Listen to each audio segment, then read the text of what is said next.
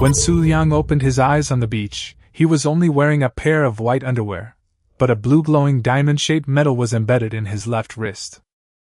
Last night he was drinking and bragging with his friends, and passed out drunk at his own home, only to be thrown onto this unfamiliar shore the next second.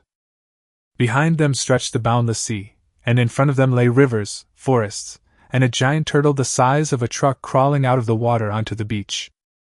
Even more strangely, despite having 800 degrees of myopia and astigmatism, he could see every single leaf in the distance clearly without wearing glasses. Xu Liang thought he was dreaming. He closed his eyes and opened them again, but the chill of the sea breeze and the itching on his wrists felt so real that it gave him the creeps. As he focused his attention on the rhombus-shaped object, a familiar blue interface that made his liver ache popped up right in front of him.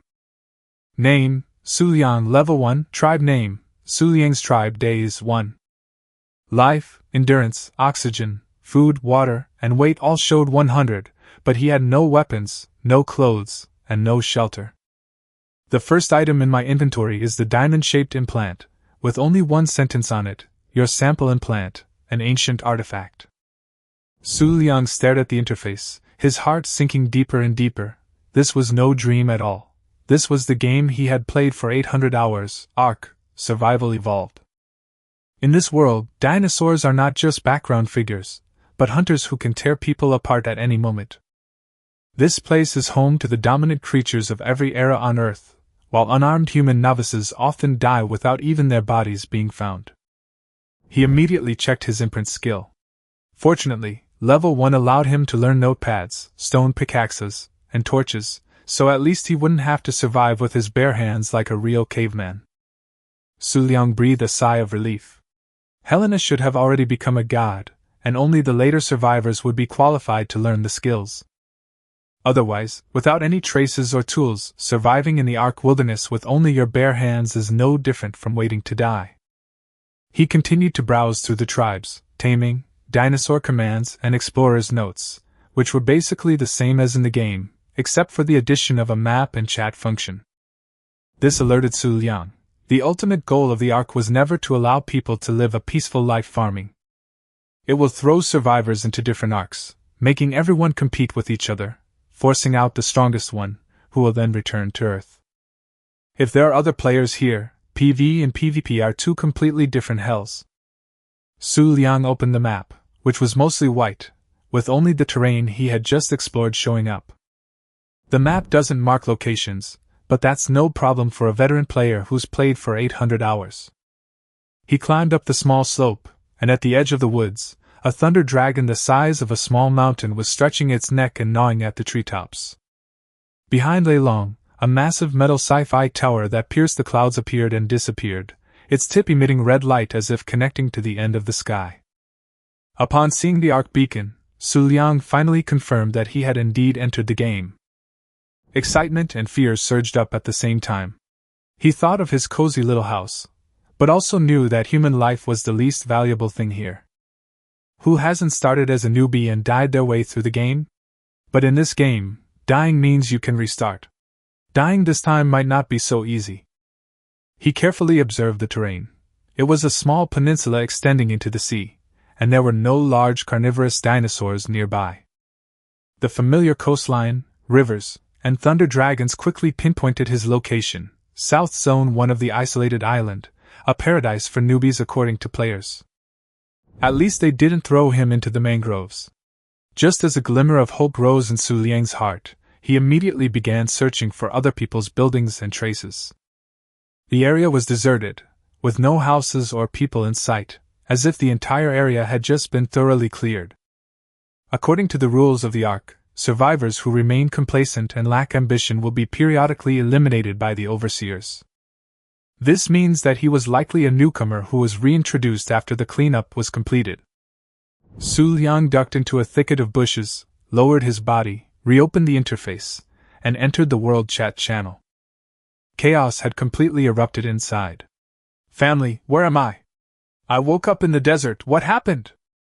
Wow, this little sheep's head glows. So cute. Why are there so many dinosaurs? What kind of place is this? Xu Liang glanced at it, and his heart sank. The isolated island had no desert, nor any glowing lamps. Those two had clearly been thrown into scorched earth and aberrations. If the survival difficulty of the isolated island is 10, scorched earth is 50, and aberration is a whopping 100. Normally, players must first complete the isolated island, ascend to scorched earth, and then ascend to aberration. But those two ordinary people who knew nothing were thrown into the late-game map right from the start, and their chances of survival were almost zero. The person who sent the message from the desert was named Wang Heng, the person on the other side of the distortion was named Zhang Yuan, and the other chat content was even more of a mess. Some people have just discovered that they can upgrade their learning of imprints, while others don't know what to do after knocking out a dodo. Someone excitedly announced that they had found a cave and wanted to become a caveman. "There's no water in this desert, I'm dying of thirst." Wang Heng suddenly sent a message. Immediately afterward, Wang Heng's name faded into obscurity, and there was no further news. Zhang Yuan only mentioned seeing a glowing sheep before disappearing as well. The luminous behemoths in the aberrant blue zone are no pets. Without glowing creatures or powerful dinosaurs to protect them, anyone who goes there will die. A moment later, Wang Heng's message suddenly popped up in the chat window. "What? I'm alive again!" The others instantly erupted in excitement. "You can resurrect? Is this a game?" Wang Heng said that after he died, he saw a beautiful older woman who told him he had 9 more chances to be resurrected. But as soon as he was resurrected, he began to suffer from thirst again, and the desert could still easily kill him. Not long after, Zhang Yuan also appeared. "Who knows? I was feeding the lambs when a glowing, monkey-like creature jumped out from the ground and killed both me and the lambs." After confirming their resurrection, the people in the chat became even more excited. "Then I can do whatever I want. Please call me the 10 Lives Cat Demon." Xu Liang immediately closed the chat interface, his expression even more grim than before. Cross-arc communication was something that didn't exist in the original game. There was also a limit to the number of resurrections, clearly indicating that this place wasn't entirely the same as the arc he was familiar with. The woman Wang Heng saw was most likely Helena after she became a god. Xu Liang knew he couldn't rely solely on his game experience, nor could he treat this place like a server that could be restarted at will. He climbed out of the bushes to check on his condition. His satiety and hydration levels had dropped by a third. As darkness fell, the nights on the ark became far more dangerous than the days, as many carnivorous dinosaurs would emerge in the darkness to hunt for food. He now needs to upgrade quickly, make tools, and build a shelter to keep out the darkness. Xu Liang bent down and felt around on the ground, soon receiving a notification: stone obtained +1. He picked up several stones, then found a dead tree by the river, clenched his fist, and smashed it down hard. Straw fell out, but the sharp pain in his hand made him grimace. After more than a dozen punches, he finally obtained a piece of wood. At the original multiplier, Xu Liang's liver began to ache again. All those memories of grinding and dying repeatedly in the game came flooding back. But this time, every mistake he made could really mean death. Since Helena came to this island, she has lost count of how many sunrises she has witnessed. Probably hundreds, and each one has been more magnificent than the last. Sometimes she would release Athena at dawn and quietly watch it fly across the dawn sky. Those simple moments always made her realize just how lucky she was. It's not that she dislikes Australia's coral reefs and rainforests, it's just that you can't see Brontosaurus in the Australian outback. Here, however, she has the opportunity to study creatures that no biologist has ever seen before. The deadwood snapped in Xu Liang's hands, its last bit of resources squeezed dry, and on this dinosaur island, he was still only wearing a pair of underwear.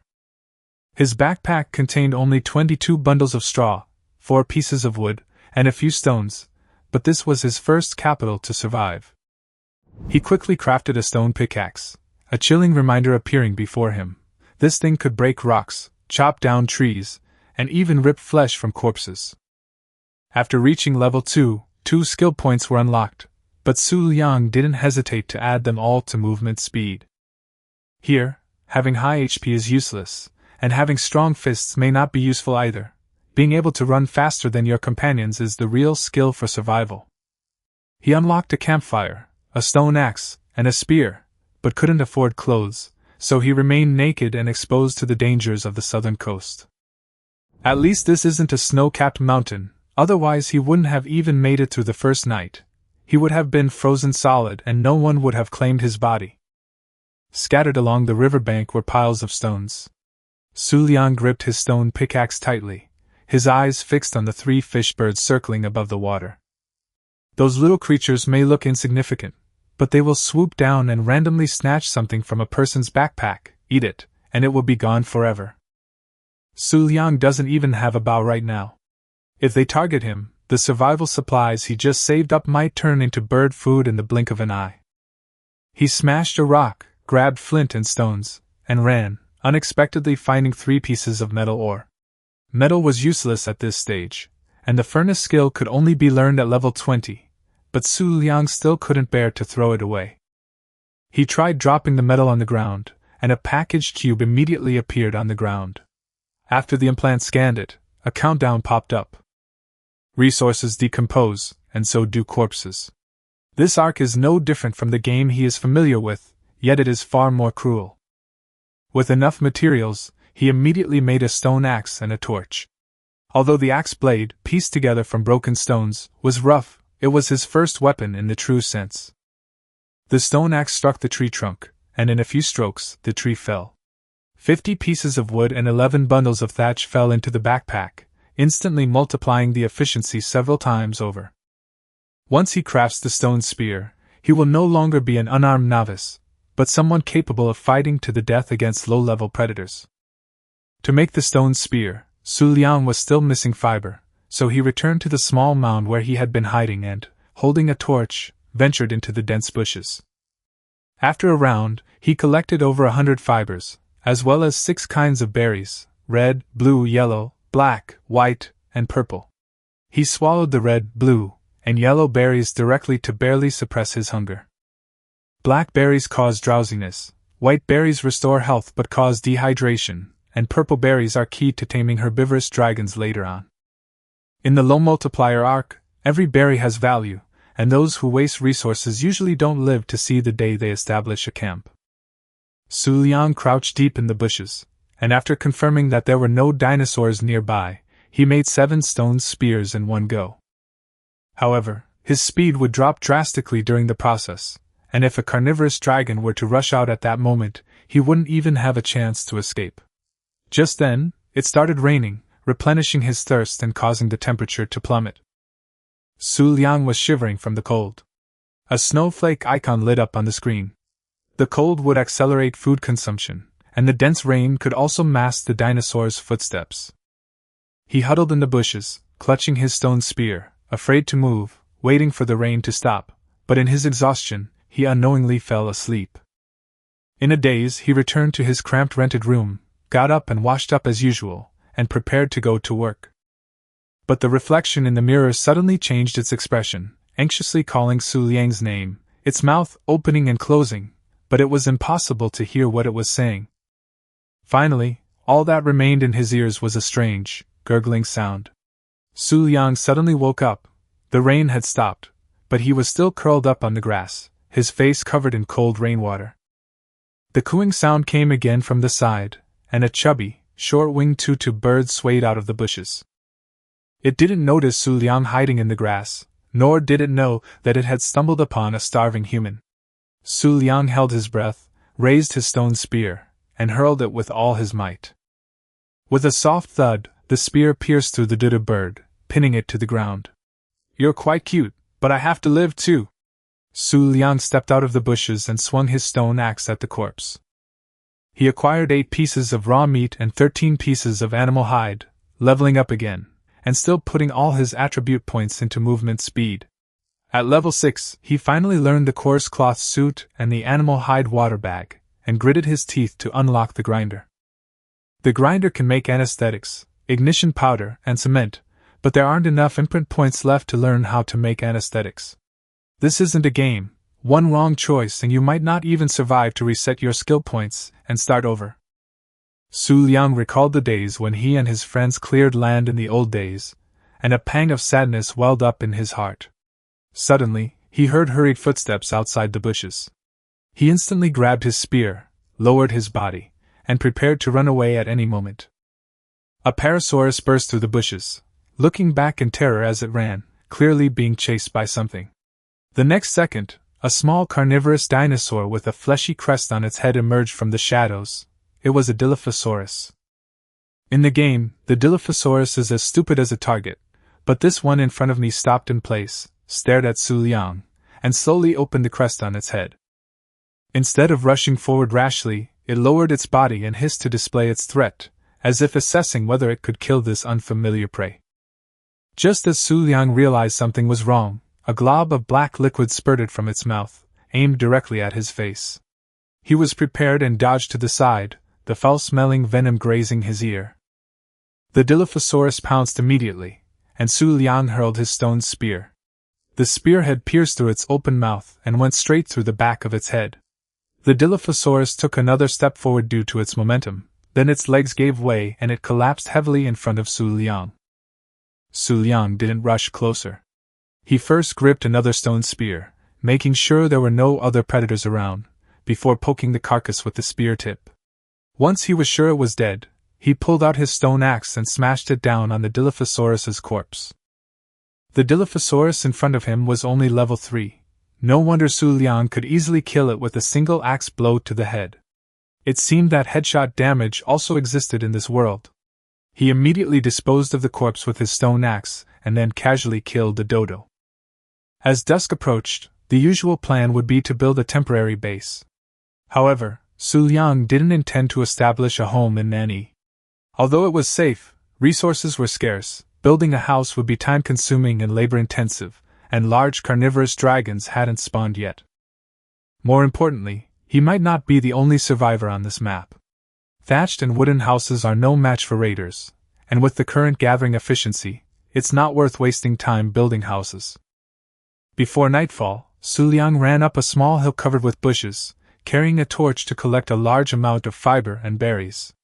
He then followed the river to the berth beach at the southernmost tip of the peninsula, made a campfire, and lit it with raw meat and wood. After finishing all that, the temperature had dropped to 10 degrees Celsius, and a snowflake icon appeared on the character interface, indicating that hunger was being consumed much faster. Xu Liang quickly crafted a set of rough cloth armor, slightly increasing his armor and resistances, and then sat down in front of the campfire, where the cold was finally dispelled by the flames.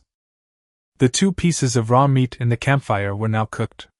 Cooked meat not only keeps longer, but also provides a higher satiety level than berries, and it restores health during digestion.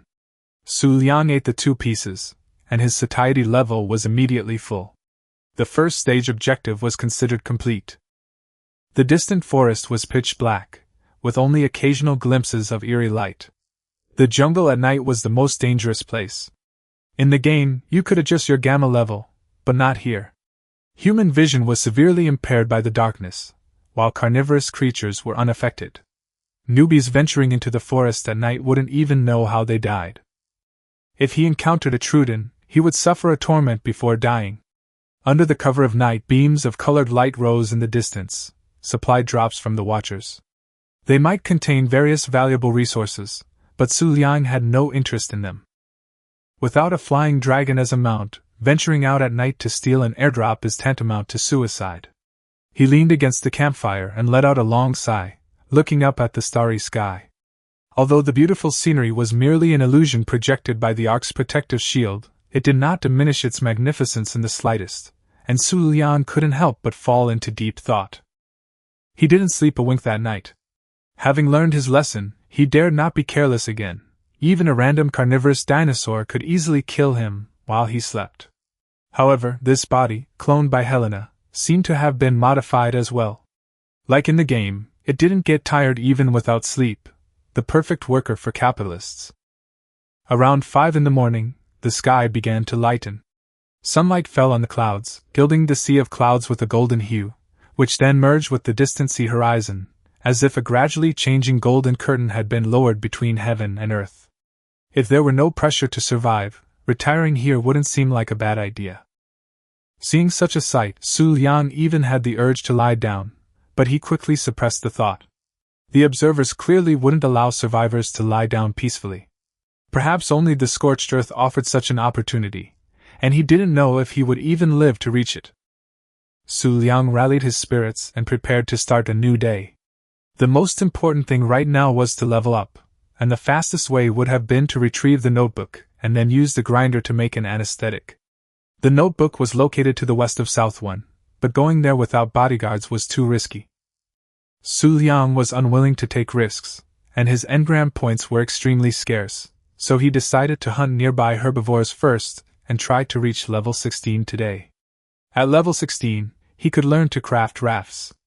Then he could try building his base on the water, just like in the game, which was the most common way to start in the early stages of Ark. After finalizing the plan, Xu Liang searched along the inner lake towards the island, taking every dodo bird he encountered along the way. Overnight, a large flock of dodo birds appeared out of nowhere, allowing him to collect a large quantity of animal hides and raw meat. After killing the last dodo, he reached level 10. The most important engravings for levels 9 and 10 are the flail and stone arrows. The flail can trap small dinosaurs and is essential for catching them in the early game. Stone arrows can be combined with tranquilizers to make tranquilizer arrows, which are the most crucial attack method before entering the firearms era. After learning those two skills, Xu Liang then learned how to make a bed and a telescope, leaving him with very few imprint points. He decided to postpone learning the remaining skills until he truly needed them. Just then, he heard a flapping sound overhead, and a pteranodon flew over Xu Liang's head, gliding towards the coastline. Xu Liang glanced at it enviously. His current level wasn't high enough to make a pteranodon saddle. If he could catch one and fly, many things would be much easier. Continuing onward, Xu Liang saw two small to medium-sized dinosaurs pacing back and forth by the woods on the opposite bank of the river. Its size and gait clearly resembled a velociraptor, and he immediately became alert, retreating back into the woods behind him to observe. Velociraptors are extremely fast and adept at ambushing in groups.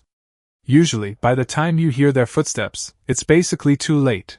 In the original Arknights, velociraptors can even pounce on lone players. Xu Liang wasn't sure if the velociraptors here would also attack, but with a large river separating them, they wouldn't be able to spot him for the time being. Just to be safe, he made 2 more brooms. The low-level velociraptors could be locked in place by the brooms, and then slowly stabbed to death with spears. Without a telescope, he couldn't determine their exact level. Telescopes required crystals, and crystals were all located high in the mountains. Climbing mountains without a flying dragon would be suicidal. Just as Xu Liang was pondering this, the velociraptor opposite him suddenly made a move. One of them stopped, as if it had heard something, then let out 2 low growls to its companion. The 2 velociraptors simultaneously retreated into the woods and disappeared. Xu Liang felt a chill run down his spine. They weren't leaving, but lying in ambush. The dinosaurs here were completely different from the stupid AI in the game.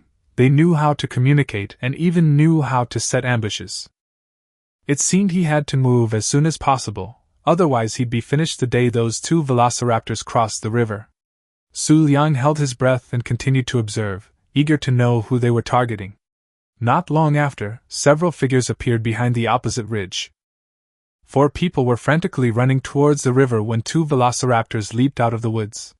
One hissed loudly, while the other quickly split up to encircle them. Xu Liang instantly realized something was wrong. Velociraptors have extremely high base speed. If these people were deployed with him, even at full speed, they wouldn't be able to outrun a velociraptor. The 2 velociraptors were clearly driving their prey, forcing the 4 men into an encirclement. All 4 were armed, and one of them even turned back to fire an arrow as he ran, but the pursuing velociraptors easily dodged it. The one running in front looked like a woman, and she was about to run into the ambush. Xu Liang judged that with 2 in front and 2 behind, each of the 4 velociraptors taking one of them, none of the 4 could escape. Should he save her or not? Xu Liang was torn. He used to think that protagonists shouldn't be saints when reading novels, but when he actually witnessed living people being surrounded and killed, he couldn't just stand by and do nothing. In the end, he decided to take a gamble. Based on his understanding of Fangzhou, even in the worst-case scenario, dealing with these people shouldn't be a problem. Xu Liang immediately rushed to the riverbank and waved to them. The 4 men, noticing someone on the opposite bank, ran even faster, clearly intending to jump into the river, unaware that a terrifying creature also lurked in the water. Without time to explain, Xu Liang used the momentum of his charge to hurl his spear across the river. The river was too wide, and the spear lost its momentum halfway through its flight, slumping limply into the bushes. But that was enough. Startled, the velociraptors hidden in the bushes sprang out, looking around and letting out cries, while another emerged, seemingly searching for its attacker. Seeing 2 more velociraptors appear ahead, the woman in the lead decisively turned and fled upstream. The 2 behind her, unaware of her intentions, immediately followed suit, causing the pursuing velociraptors to panic.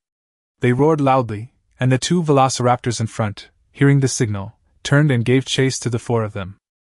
The last man was a step behind, and after only a few steps, he realized something was wrong and ran headlong into 2 velociraptors leaping out of the woods. This man was clearly skilled.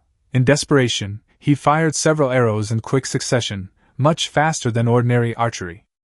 The arrows aimed straight for the velociraptor's eyes.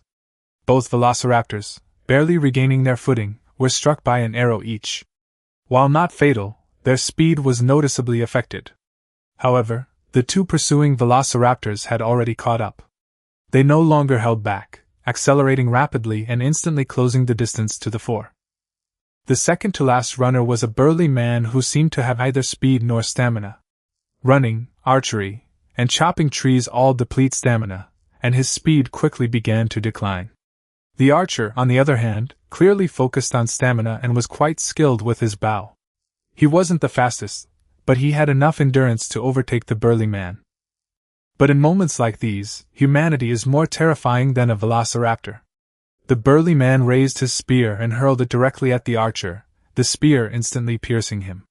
The archer gritted his teeth and didn't stop, so the burly man pulled out his slingshot and fired several more stone projectiles. The opponent clearly hadn't buffed their health. With the default 100 health points, a single spear thrust followed by several slingshots quickly brought their health to almost 0. Low health results in fractures and a significant decrease in movement speed. The same rule clearly applied here, causing the archer's speed to slow abruptly. "Ma Kui, I'll fuck your mother!" With a roar, the velociraptor running at the front leaped high into the air, knocking the archer to the ground, and a shrill wail immediately echoed in midair. Xu Liang on the opposite bank witnessed all of this. Although he felt some regret, he knew that the die was cast and had to be cast. Velociraptors have unique pouncing techniques, and encountering a herd of velociraptors in the wild is almost certain death. One cannot outrun them and will likely be controlled. The archer's corpse failed to attract all the velociraptors. The 3 remaining velociraptors bypassed the body and pounced on the 3 remaining individuals.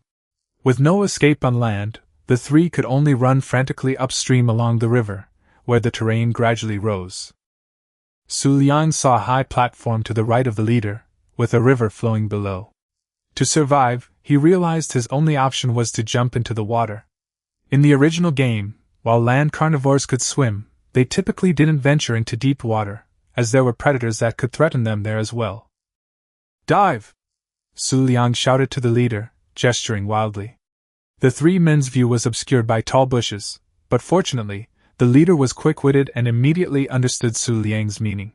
He abruptly turned, burst through the bushes, and leaped directly from the platform, plunging into the river with a splash. Whether there were piranhas in the water was left to fate. Her companions followed without hesitation, leaping down as well, leaving only Mac desperately fleeing. Seeing their prey about to take flight, the 3 velociraptors increased their speed once more. The leader, with a red mark on its head and glowing red, was clearly the pack's alpha. This meant it was the highest ranking and fastest. Hearing the approaching footsteps behind him, Ma Kui was terrified. He pulled out his slingshot and fired 2 pebbles without turning around.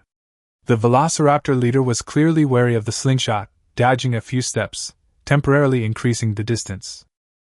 But whether drawing a bow or a slingshot, it would consume his stamina, and Ma Kui was almost at his limit. Fortunately, the high platform was right in front of him. He was exhausted and his speed was getting slower and slower, but he still stumbled and rushed up, plunging headfirst into the river. The velociraptor leader braked suddenly at the edge of the platform, kicking up a cloud of dust, and hissed twice, stretching its neck. The other two velociraptors also stopped on the shore. It seems the rule that terrestrial carnivores don't easily go into the water still holds true. Xu Liang looked at the three survivors in the water and breathed a sigh of relief, only to find the leader looking at him again. Will this guy hold a grudge? There are shallows upstream, and the velociraptors could easily bypass the river. Moving seems imminent. Fortunately, the leader only glanced at it a few times before returning with his companions, most likely to enjoy the archer's corpse. Xu Liang also noticed that in the original game, corpses would have a green beam indicating their location, but there were no markers here. The river was rushing, and Xu Liang quickly realized that the departure of several velociraptors had brought new danger to the three. Come up quickly, there are piranhas in the water, he warned the three in the river. Having just escaped, the three were terrified and swam desperately towards Xu Liang. The worst off was Ma Kuei, whose stamina had been completely depleted when he jumped into the water. In the Ark world, without wetsuits and fins, and unable to recover stamina underwater, he could only move forward at a snail's pace, watching helplessly as his two companions swam further and further away. Fortunately, the piranhas in this section of the river had swum away, otherwise they would have been attacked the moment they entered the water. Those little creatures travel in groups and are extremely fast. Newbies without armor would almost certainly die if they encountered them. The two in front climbed onto the shallows one after the other, and Xu Liang lowered his guard, put on a helpful look, and walked over. The person running in front was indeed a woman, her long hair soaking wet and clinging to her body, wearing a tattered coarse cloth outfit. The other man, a round-faced, lean figure, about the same height as Xu Liang, was slumped on the riverbed, panting heavily. The woman extended her hand. Hello, my name is Lu Xiyu. Thank you for saving our lives. Xu Liang grasped her hands with both of his and smiled, saying, It was nothing. It's not easy to find living people, so we should help each other. Lu Xiyu pointed to the round-faced man. This is Li Renjie. We're from the same tribe. After recovering, Li Renjie asked, Are you alone? Xu Liang nodded. I woke up here, surrounded by dinosaurs. I'm too scared to run around. At this moment, Ma Kuei finally climbed ashore from the water. He was a burly man, nearly 2 meters tall, like a small mountain, and immediately invited Xu Liang to join his tribe. We need to stick together and share information to survive in this awful place. My name is Ma Kuei, and I'm the tribal chief. As he spoke, the three of them unconsciously surrounded Xu Liang. Ma Kuei also glanced at Li Renjie, who nodded slightly. In the Ark world, there are no martial arts techniques, and ordinary people, without dinosaurs or equipment, rely solely on armor, weapons, and control gadgets. Faced with this situation, Xu Liang's choice was wise. All right, I was just worried about not having any companions. Surviving alone is indeed difficult. He agreed without hesitation. Xu Liang opened the interface and applied to join Ma Kuei's tribe, which was quickly approved. The tribe originally had 5 members: Ma Kuei, level 15, Duan Shuangshuang, level 13, Lu Xiyu and Li Renjie, both level 12, and Xu Liang, level 10. But the next second, the logs suddenly notified him that Duan Shuangshuang had left the tribe. The three looked embarrassed and relaxed their guard against Xu Liang a little. Xu Liang pretended not to see and took out 10 pieces of roasted meat and handed them to Ma Kuei. You've been running for so long, your satiety level must be almost gone, right?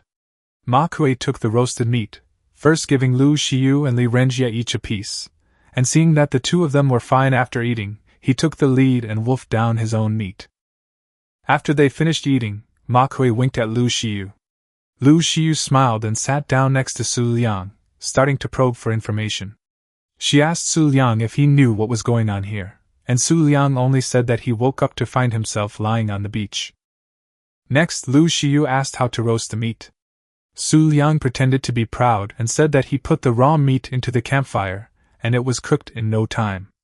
As for the source of the meat, he said that there was a group of small animals that looked like chickens on the beach, and he killed them all and got a lot of raw meat and animal hides.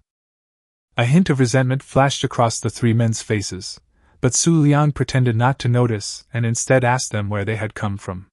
Lu Xiu said they had woken up near the swamp to the west and had crossed the jungle to get here. Xu Liang immediately understood that these men had probably suffered a great deal. That swamp was a nightmare for newbies, teeming with crocodiles, sauropods, venomous snakes, and giant insects. Even the edges weren't safe. Xu Liang feigned praise. You guys managed to survive the jungle, that's impressive. Lu Xiu's smile was a bit stiff. Hell, we've died several times already. By the way, how many resurrections do you have left? Xu Liang feigned surprise. There's a chance to be resurrected? I didn't know that. Lu Xiu explained that everyone has 10 chances to be resurrected. After death, a goddess will resurrect them at a random location and will also inform them of the remaining number of chances. Xu Liang sighed. Could there really be gods in this world? Then why did they capture us? I don't know, maybe it's just the gods' wicked sense of humor. Lu Xiu looked at him and casually mentioned that they had seen a fire here last night and had come looking for it. Lu Xiu couldn't get any more information out of Xu Liang, so Ma Kuei coughed twice, drawing everyone's attention back. He looked around and said, This place is close to a water source, and we haven't found any carnivorous dinosaurs. It's perfect for building a base. Xu Liang immediately chimed in, saying that he had been there for so long that as long as they didn't cross the river, even if there were carnivorous dinosaurs on the other side, they wouldn't be able to get across. The other two had no objections either, and Ma Kuei immediately began assigning tasks. He sent Ajia to cut down trees and collect wood and thatch, and Xiaoyu to gather berries and fiber. He himself used the extra imprint points to learn wooden construction and build a wooden house first. Xu Liang eagerly asked what he should do, so Ma Kuei asked him to lead the way to explore the terrain and, along the way, gather some meat and animal hides. Xu Liang readily agreed and led Ma Kuei into the bushes behind them. Li Renjie and Lu Xiu, on the other hand, headed towards a safer hillside to gather resources. The bushes in the center of the peninsula were waist-high, and soft grass lay beneath their feet. Various berries were hidden among the branches and leaves, and sunlight filtered through the sparse foliage. After walking for a while, Xu Liang suddenly asked Ma Kuei why he had already reached level 15 in just one day. Ma Kuei chuckled and said there was no secret, it was just that he got chased a lot, so his experience points increased quickly. Xu Liang outwardly agreed, but inwardly he knew Ma Kuei was lying. In the Ark, you could gain experience by gathering resources, crafting items, and killing creatures. They had only been out for one night, had no place to stay, and were no match for the devil frogs by the swamp. There was no way they could normally level up to level 15. Ma Kuei was 5 levels higher than them, clearly having stumbled upon a stroke of luck. Notes belonging to characters from the story are scattered throughout the Ark. Finding them grants a large amount of experience, and a significant experience boost. Ma Kuei has likely picked up most of these notes, but it's unclear whether Ajia and Xiaoyu are aware of this. Before long, the bushes came to an end, revealing a fine sandy beach. The two had crossed the peninsula and arrived at the river estuary on the east side. Several dodos were strolling leisurely on the beach, while a water dragon swayed nearby, and 2 pteranodons even flew overhead. The dodo and the water dragon are both at the bottom of the food chain, slow and defenseless. The fact that they can be so leisurely means there are no carnivorous dinosaurs nearby for the time being. Ma Kuei pushed Xu Liang aside from behind, his eyes shining as he stared at the beach, saying that this was a good hunting ground. Xu Liang pointed to the dodo and said, That's the chicken I was talking about. The water dragon next to it is also herbivorous and won't fight back. Ma Kuei corrected him. That's not a chicken, it's a dodo, which only went extinct in modern times. This place seems quite interesting. Xu Liang was surprised that Ma Kuei even knew this, and quickly flattered him. Ma Kuei casually said that he only had a slight understanding of it, and then took out his bow and arrow. He shot an arrow at the dodo bird, but failed to kill it directly. The wounded dodo bird screamed and fled, and its other companions also fluttered away. Somewhat embarrassed, Ma Kuei put away his bow and arrows, switched to a stone spear, and chased after them to finish them off. Before long, all the dodos on the beach were killed.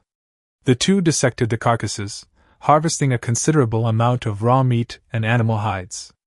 Ma Kuei wanted to continue killing water dragons, but Xu Liang reminded him that the raw meat would rot, and taking too much would be a waste.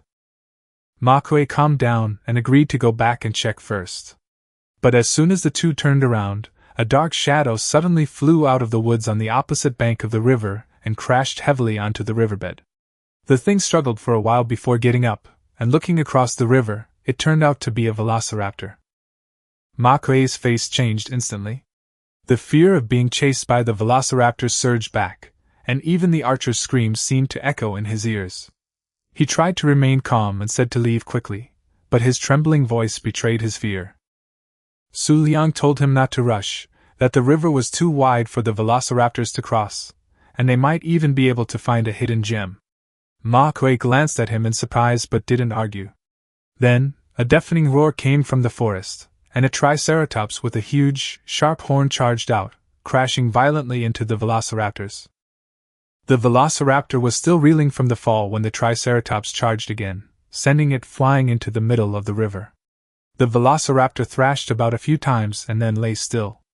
Ma Kuei, standing nearby, couldn't help but swallow hard. The triceratops charged too fast and couldn't stop, plunging far into the river. It struggled to float on the surface, trying to swim back to shore. Just then, the forest shook, and 3 velociraptors leaped out simultaneously. One of them was glowing, clearly the leader. 2 velociraptors tentatively stepped into the water, then quickly retreated to the shore, roaring incessantly at the triceratops in the river. The stench of blood emanating from the velociraptor's carcass had already attracted swarms of piranhas, causing the water to churn and boil. The triceratops sensed the danger, its breathing grew heavier, and it tried to get ashore to fight back. But after the leader, the velociraptor, roared a few times, the other 2 retreated, and the 3 velociraptors disappeared into the forest. Ma Kuei lowered his voice and said, "This is clearly a trap. They deliberately trapped the triceratops in the river, waiting for it to come ashore so they could continue their attack." Xu Liang casually praised his wit, but inwardly he was stunned by the velociraptor's actions. If they could cooperate and set traps, how clever could the other dinosaurs and the 3 main bosses be? Ma Kuei was smugly asserting that the triceratops would surely die once it reached the other side. But the next second, the triceratops turned around and swam towards Xu Liang's side of the river. It had already reached the middle of the river. It didn't matter which way it swam, but the piranhas at the bottom of the river had abandoned the velociraptor's carcass and were swarming towards it. Blood quickly gushed from the triceratops's body, yet it continued to paddle desperately. Xu Liang cheered for it in his heart, and even Ma Kuei fell silent. Finally, the triceratops, covered in wounds, crawled onto the beach, several piranhas still biting it, which it violently flung to the ground. It swayed and collapsed with a thud, its heavy breath from its mouth and nose kicking up a cloud of sand. Xu Liang called out to Brother Ma, reminding him that they could take advantage of the situation.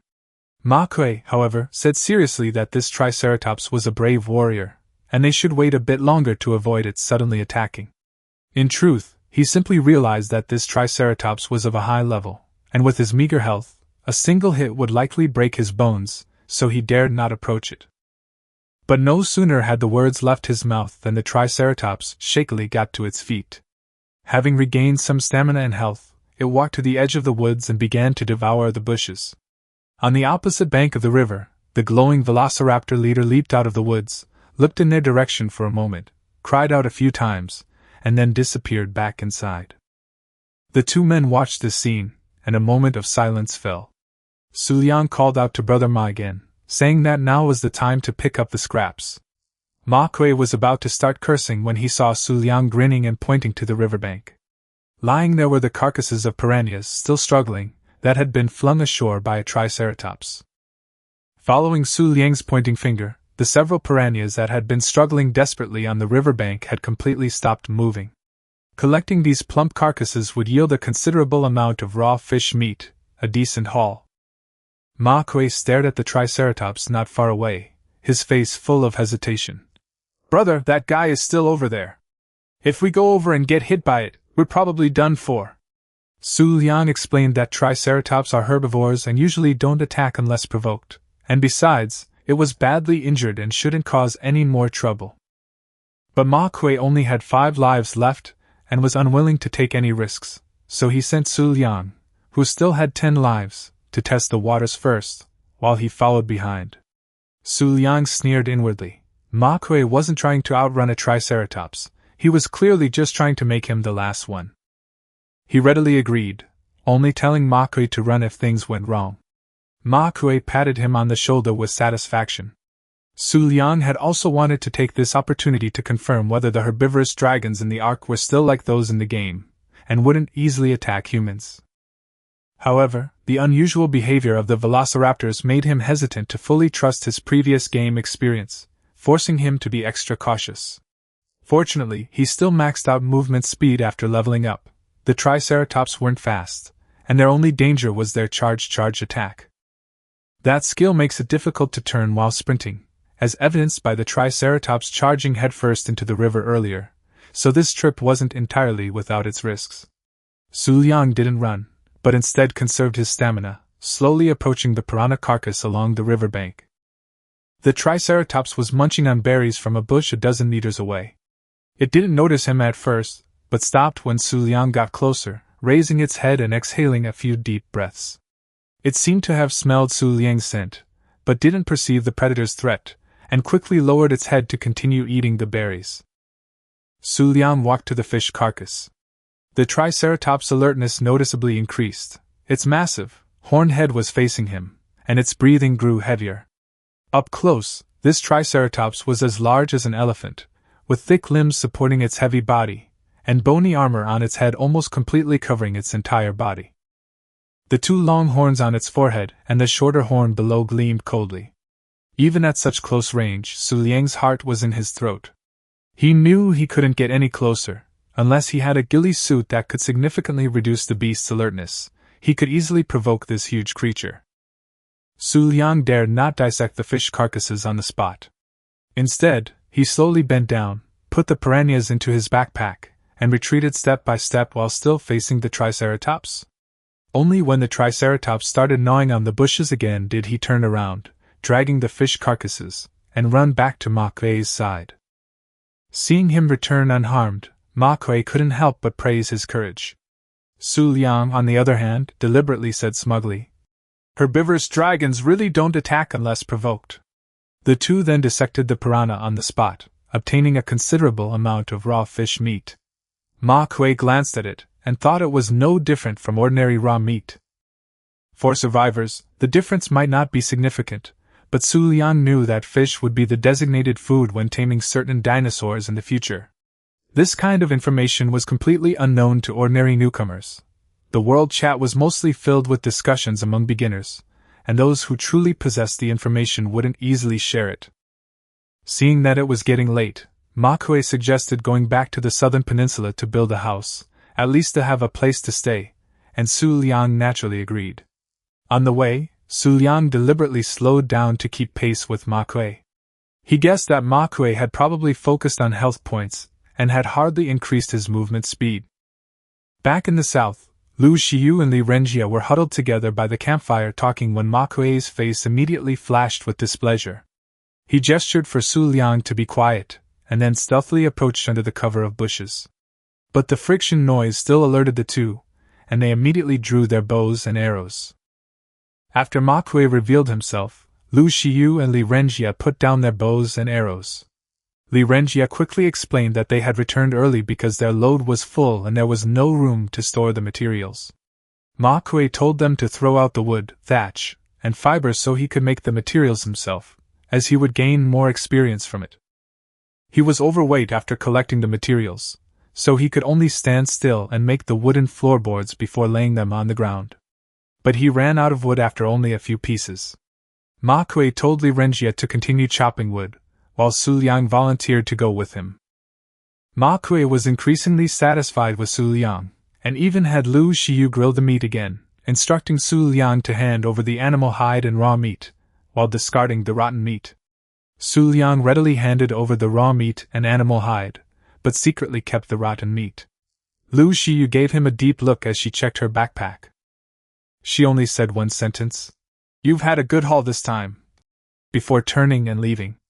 Ma Kuei, meanwhile, boasted by the campfire that he had almost killed a triceratops.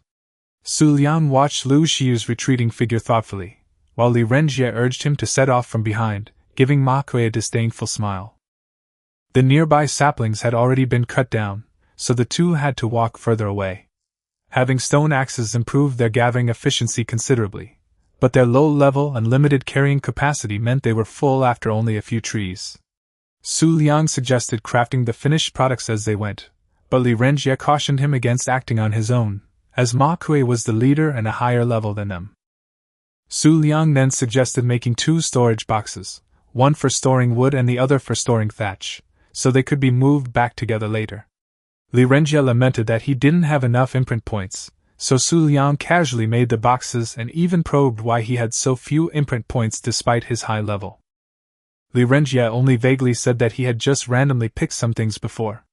The two continued working, eating berries when they were hungry and drinking water from the river when they were thirsty. During a break, Li Renjie suddenly asked Xu Liang how to tame dinosaurs, saying that it would be incredibly impressive to ride a velociraptor. Xu Liang initially claimed ignorance, but after Li Renjie's disappointment, he deliberately guessed that perhaps they would need to find dinosaur eggs, hatch them, and train them from a young age. Li Renjie immediately perked up, and Xu Liang then added that if they could catch a pterosaur and ride it into the sky, people on the ground would be completely out of reach. Li Renjie was filled with longing, but having never seen a dinosaur nest, he had to suppress the idea for the time being. As darkness approached, the two began carrying the wood back. While organizing the wood in the boxes, Xu Liang casually asked Li Renjie why Ma Kuei was 4 or 5 levels higher than them, and whether he had some secret. Li Renjie gave a forced smile, and said that Ma Kuei hadn't mentioned anything, probably because he had encountered some extraordinary adventure on his way to reunite with them after his resurrection.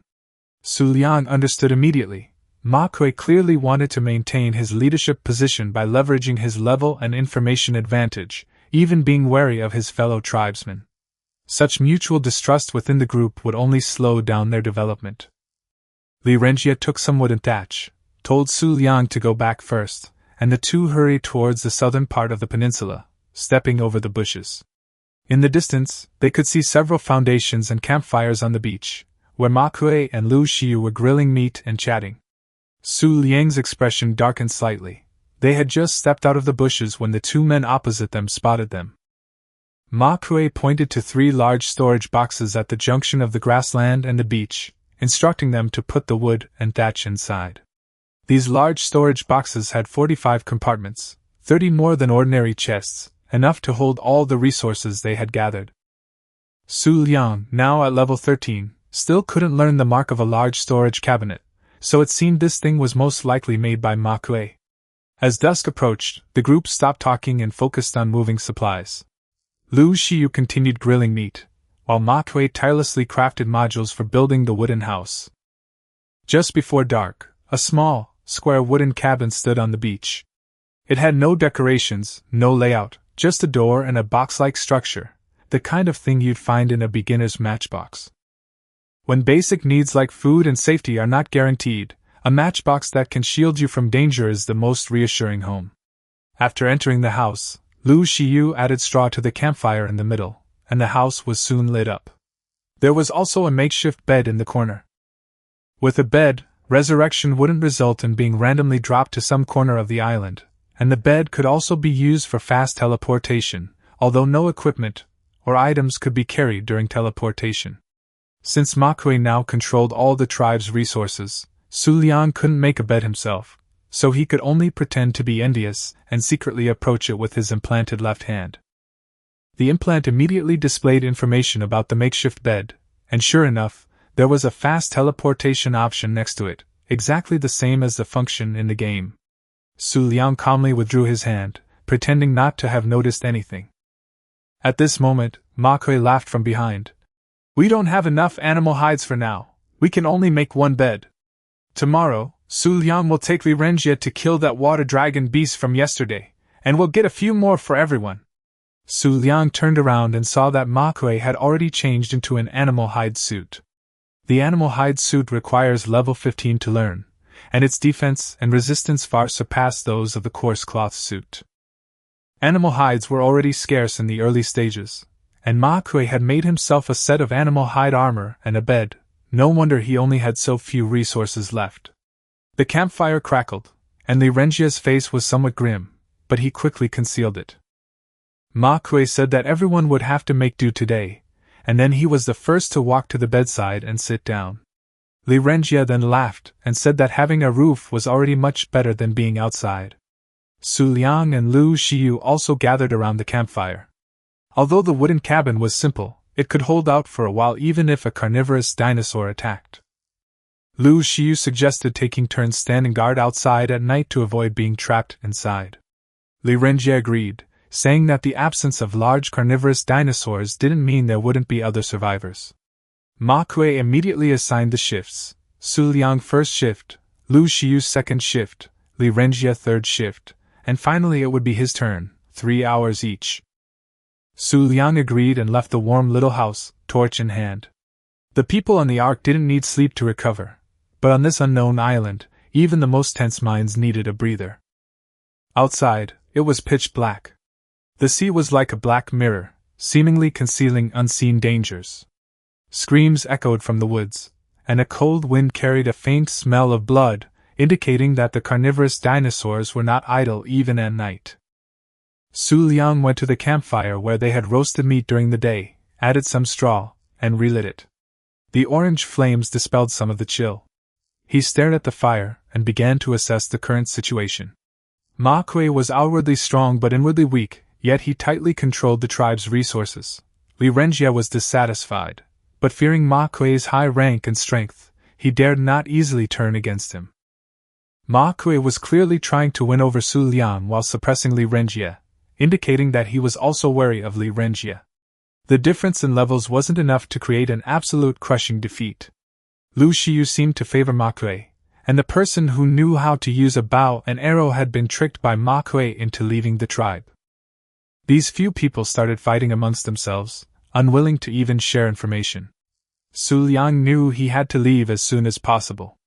There were definitely other survivors on the island, and he had to use his experience in the game to gain the upper hand and not let these people slow down his progress any further.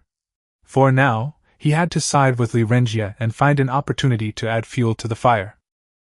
3 hours passed quickly, and Lu Xiu came out to relieve him. Xu Liang greeted her, then returned to the cabin and closed the door. It was much warmer inside than outside. Ma Kuei lay on his side on the bed with his back to everyone, while Li Renjie leaned against the wall, resting with his eyes closed. Xu Liang also found a corner to sit down. In a daze, he dreamt again that he woke up in his bed at home, as if everything in the Ark world was an illusion. In the mirror, however, he was wearing a coarse cloth suit, his mouth opening as if to say something. Xu Liang tried desperately to hear clearly, and finally, the reflection in the mirror uttered Ma Kuei's voice. "Time to get up." Xu Liang suddenly opened his eyes and found himself asleep against the makeshift bed. Ma Kuei was standing at the door urging everyone to get to work. The sky outside was already turning white. It was about 6 in the morning when the 4 of them came outside, and Ma Kuei began assigning tasks for the day. He instructed Xu Liang to take Li Renjie to the place from yesterday to gather raw meat and animal hides, while he and Lu Xiu stayed home to furnish the house. Having the 2 of them go out together would allow them to look after each other and keep an eye on each other, preventing either from hiding any valuable finds. Xu Liang readily agreed and was about to set off with Li Renjie when Ma Kuei stopped him. Lu Xiu handed him a primitive bow and several stone arrows, saying that Xu Liang had no ranged weapons and could use the bow for self-defense. Xu Liang smiled and thanked him, taking the bow and arrows. The implant revealed that these items were all made by Ma Kuei and belonged to Ma Kuei's tribe. Ma Kuei had clearly been busy since early morning, but Xu Liang wasn't particularly interested in bows and arrows. Drawing a bow consumes stamina, and in the early game without a mount, running and shooting at the same time easily depletes stamina, leaving him vulnerable to death. In comparison, he preferred a crossbow, but crafting a crossbow required iron. Xu Liang became even more determined to get rid of these people as soon as possible. He put away his bow and arrows and left the wooden house with Li Renjie. Strange, why are there so many chicks suddenly appearing on the riverbank? Li Renjie and Xu Liang walked along the eastern side of the riverbank, and after a few steps they encountered several cooing dodo birds. Xu Liang laughed and said that they probably ran out of the forest last night and were just bringing them meat. The two of them took out their stone spears and chased after them, quickly killing the dodos and sending them scattering in all directions. Xu Liang, who was familiar with the rules of the Ark, knew that these creatures were not naturally reproduced, but were products of the Watcher's cultivation and periodic release. However, he wouldn't tell Li Renjie about this. None of the three, Ma Kuei, Li Renjie, and Su Chang, were entirely trustworthy. The dodo was too small, limiting the amount of hides they could collect, so the two continued exploring, unknowingly returning to the riverbank where they had found the Triceratops the day before. The high-level Triceratops had vanished without a trace. Xu Liang guessed that its mate had most likely been dealt with by the velociraptors long ago, leaving it wandering alone. Li Renjie searched along the tree-line, casually picking red, yellow, and blue berries and popping them into his mouth. They were sweet and sour, and surprisingly, tasted quite good. The riverbank ahead gradually came to an end, and the terrain rose to the left, revealing a dense, gloomy forest behind several huge rocks, where sunlight could barely penetrate. Beside the rocks, several water dragon beasts were leisurely strolling. Xu Liang stopped and said that the forest was just ahead. Remembering the lingering fear of the velociraptors, Li Renjie immediately became alert and asked if these water dragons would attack humans unprovoked. Xu Liang didn't explain much and charged forward with his stone spear. The water dragons were stabbed and scattered, either retaliating nor moving at a pitifully slow pace. Seeing this, Li Renjie felt relieved and, as if wanting to regain the face he had just lost, killed even more ruthlessly than Xu Liang, quickly clearing out all the water dragon beasts. As the two were collecting the corpses, a light rain suddenly began to fall.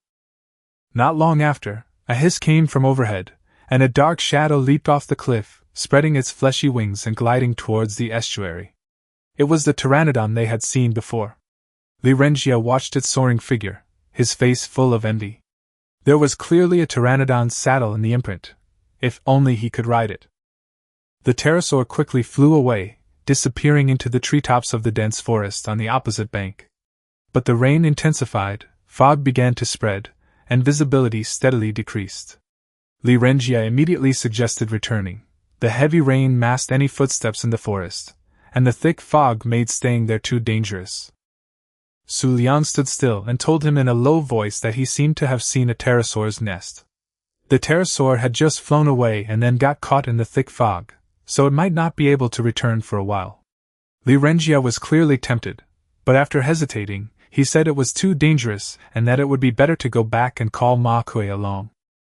Xu Liang immediately pointed out the key issue. If the pterosaur egg fell into Ma Kuei's hands, the two of them probably wouldn't even be able to touch it.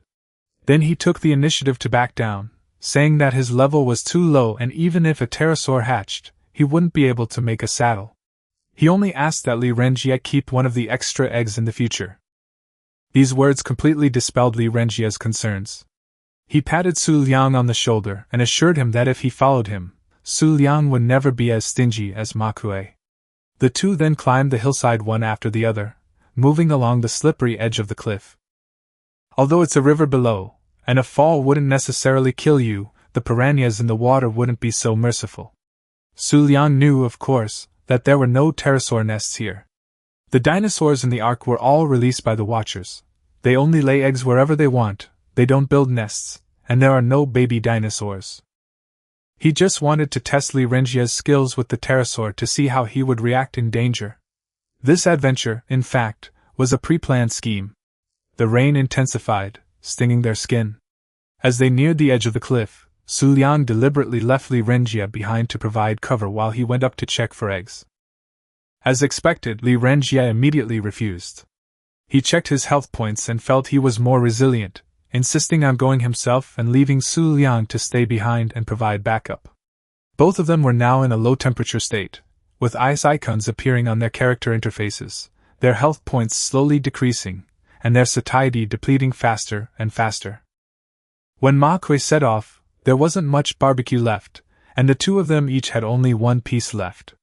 Xu Liang, however, handed his piece of barbecue to Li Renjie, saying that he would be content with just berries. Li Renjie took the barbecue, gave him a grateful look, and couldn't help but scold Ma Kuei again. After eating 2 pieces of barbecue, his condition finally stabilized.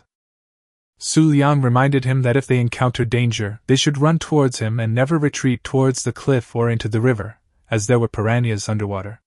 Li Renjie's expression changed, but he still nodded in agreement. Compared to Ma Kuei's selfishness, Xu Liang's behavior made him feel that this kid was indeed much more honest than Ma Kuei. Li Renjie bent low, cautiously approaching the cliff face. Xu Liang, meanwhile, quietly took out his meteor hammer, ready to strike at any moment. The pteranodon could be tethered by the meteor hammer for about 10 seconds. Once bound, Xu Liang was confident he could quickly finish it off with an arrow to the head. But Li Renjie was moving too slowly. The fog gradually dissipated, and the rain began to lessen. Xu Liang became increasingly anxious. If the other pterosaur returned, he wouldn't be able to handle 2 by himself. On the other side, Li Renjie was equally frightened. Without the cover of the thick fog, there was nowhere to hide on the bare cliff, and piranhas swam in the water. He had no choice but to grit his teeth and continue forward. Suddenly, an angry screech came from the fog, followed by a howling wind. Li Renjie rushed out in a panic, only to find a pteranodon circling above his head, relentlessly attacking with its long beak. Li Renjie screamed in pain, but instead of running straight towards Xu Liang, he frantically darted to the other side. At that moment, Xu Liang even considered abandoning him. But remembering that the subsequent plan still needed this person, he rushed out from his hiding place and shouted for Li Renjie to come to him. Li Renjie turned around when he heard the voice, but in the time it took to turn back and forth, the pterosaur hit him repeatedly. His coarse cloth clothes and hat ran out of durability and shattered on the spot. Xu Liang used his full movement speed to quickly close the distance. Just then, Li Renjie tripped over something in the bushes. Although he didn't fall, his speed decreased. The next second, the sound of bones breaking accompanied by a scream rang out, and Li Renjie's speed plummeted. Xu Liang finally entered the throwing range and hurled the meteor hammer. The meteor hammer spun and wrapped around the pterosaur in the air.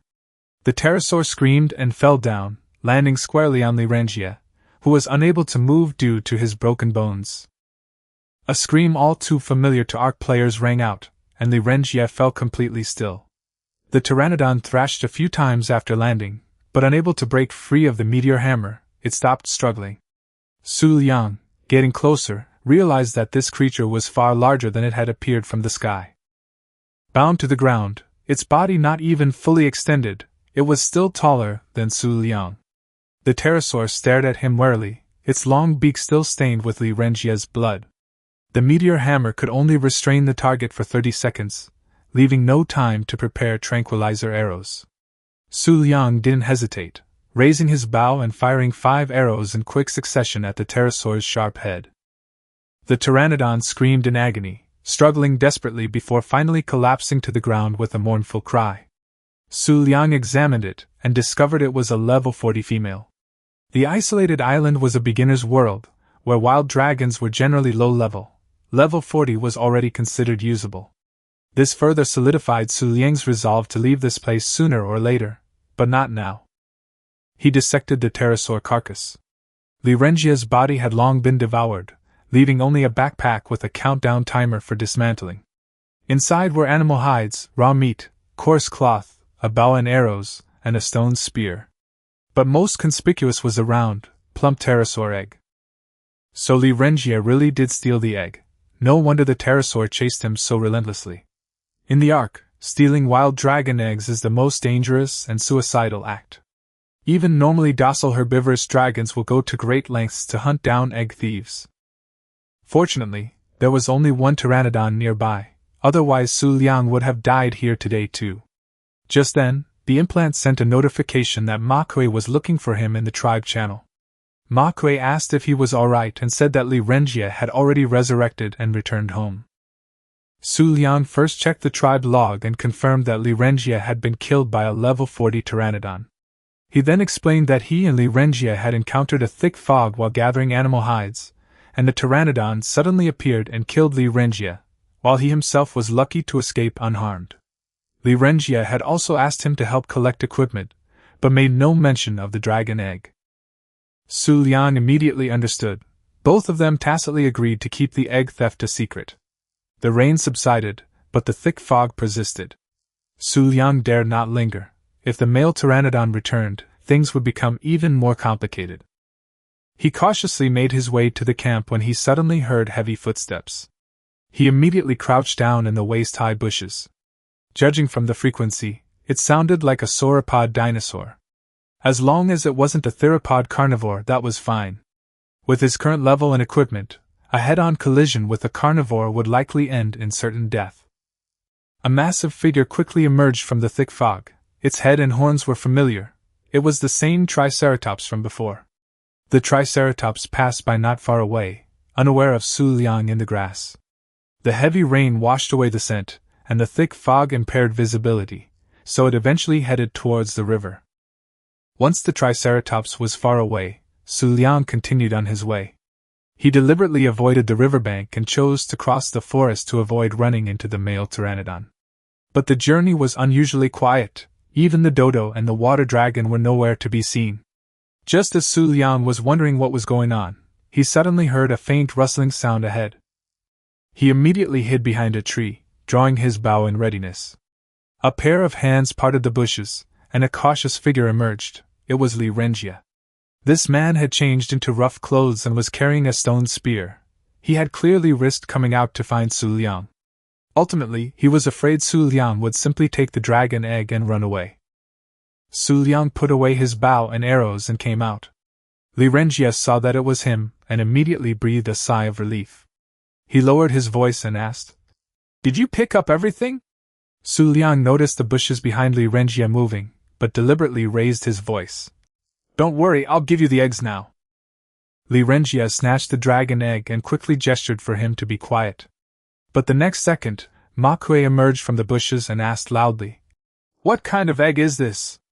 Xu Liang immediately laughed it off, saying that he was praising Li Renjie for his courage, and that he was only saved from being killed because Li Renjie had lured the pterosaur away. Li Renjie quickly chimed in, and Ma Kuei glanced at the two of them before turning around and leading the way back to camp. Behind Li Renjie, Li mouthed to Xu Liang, mocking Ma Kuei's clumsy attempt. The three walked through the bushes, and finally a campfire appeared in the fog. Lu Xiyu had already lit a fire at the campsite, and the firelight was particularly conspicuous in the gloomy sky and thick fog. The four sat down around the campfire, and Lu Xiyu handed them some roasted meat. The cold accelerated the consumption of hunger, and after a bite of hot meat, Xu Liang's satiety level quickly returned. Suddenly, Ma Kuei asked if all the collected resources were on Xu Liang. Xu Liang said he had retrieved everything Li Renjie had dropped. Ma Kuei, however, told him not to put the items in the cabinet, but to just throw them all out, and pressed down on Xu Liang's shoulder, his tone growing increasingly cold. Xu Liang had no choice but to throw the animal hides and raw meat on the ground, and hand over the bow and arrows and stone spear that Lu Xiyu had given him, leaving him with only a meteor hammer. Ma Kuei was still staring at him, saying that he felt something was missing. Xu Liang jokingly asked if he had to take off his clothes too, since these clothes didn't have any pockets. Li Renjie also tried to explain, saying that this was all the two of them had collected. But Ma Kuei seized the opportunity to ask if Xu Liang had given Li Renjie anything in the forest earlier. Li Renjie immediately denied it, and then the sound of a bow being drawn rang out nearby. Lu Xiyu had already raised his bow and arrow, the arrowhead pointed directly at Li Renjie. Li Renjie's expression was uncertain, while Xu Liang silently observed their surroundings. Not far to the west of the camp was a pool of water. Even if there were piranhas in it, he was prepared to take out his meteor hammer and flee for his life.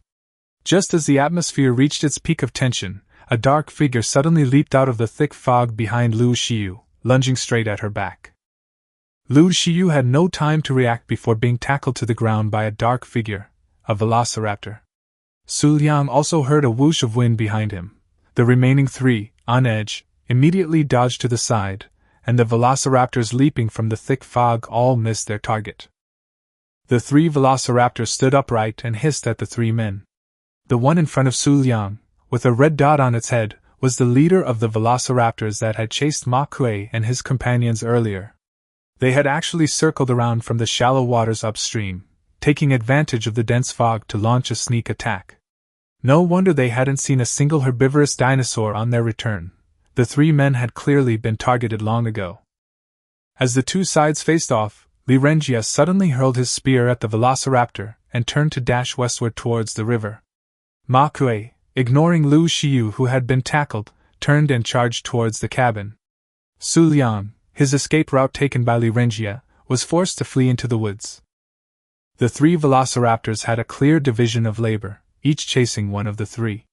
Xu Liang's advantage of maxing out speed immediately became apparent. He was slightly faster than the velociraptors and gradually widened the gap. However, his stamina was limited. Once exhausted, he would die here today. Xu Liang looked back and saw that the velociraptors chasing him were not the ones with the red dot buff from the leader. He immediately had an idea. He rushed out of the woods and ran north along the riverbank, leading the velociraptor behind him toward the Triceratops. When his strength was almost gone, the massive figure finally appeared in the thick fog. Xu Liang shouted in his heart, "Brother Horn, save me!" And without stopping, he swept past the Triceratops. Startled by footsteps, the Triceratops drinking water slowly turned around and saw a velociraptor charging towards it. Enemies meeting, their eyes blazed with fury. The Triceratops lowered its body, pawing the ground with its forelegs, and charged headfirst. By the time the velociraptor realized what was happening, it was too late. It was knocked flying. The Triceratops followed up, repeatedly ramming the velociraptor with its sharp horns. The velociraptor, smaller and with lower health, let out a few screams before falling silent. The Triceratops vented its anger on the corpse for a while longer before slowly walking to the edge of the forest to nibble on the bushes. Xu Liang watched from afar, finally letting out a sigh of relief. In the Ark, Triceratops and Stegosaurus are like guardians for newbies. If you encounter a carnivorous dinosaur that you can't shake off, you can lure it away and often use it to kill the enemy.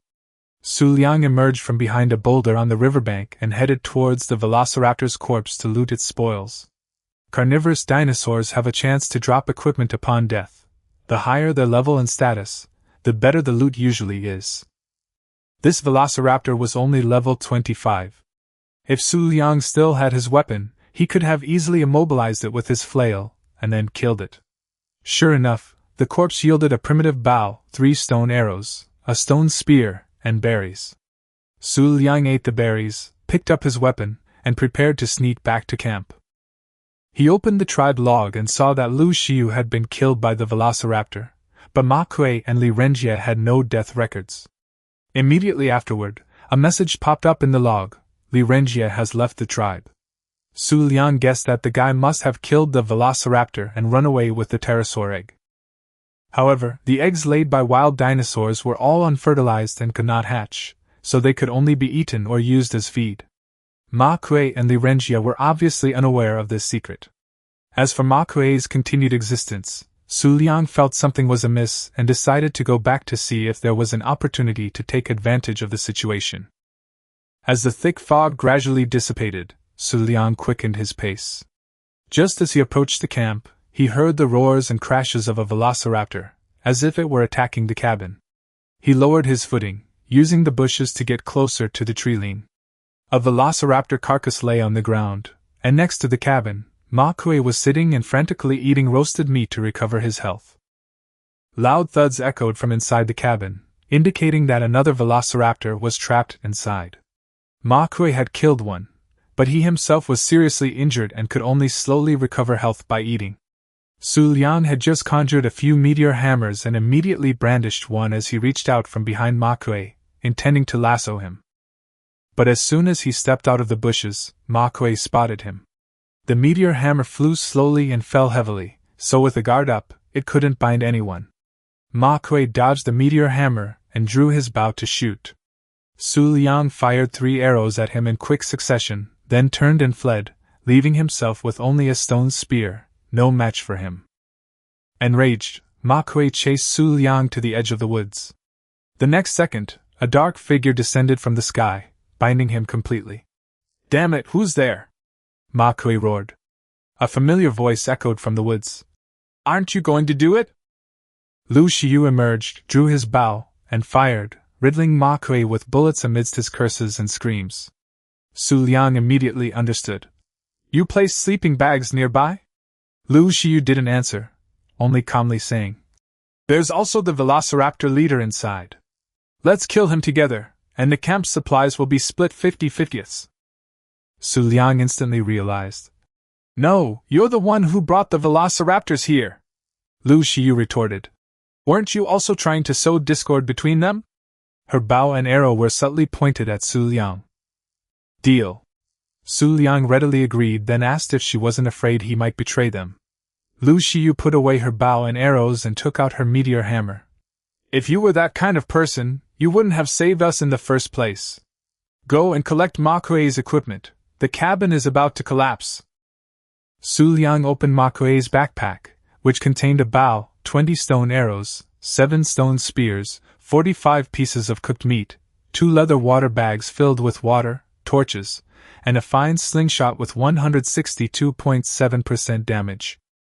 He took most of the things, gave Lu Xiu 20 pieces of roasted meat and a water bag, and tossed her the fine slingshot as a gesture of goodwill. Lu Xiu took the slingshot and immediately stated her plan. I'll throw the meteor hammer first, it will definitely dodge, then you throw it where it dodges. Xu Liang asked. Aren't you afraid I'll throw it off course? Lu Xiu shrugged. Then we'll see who it chases.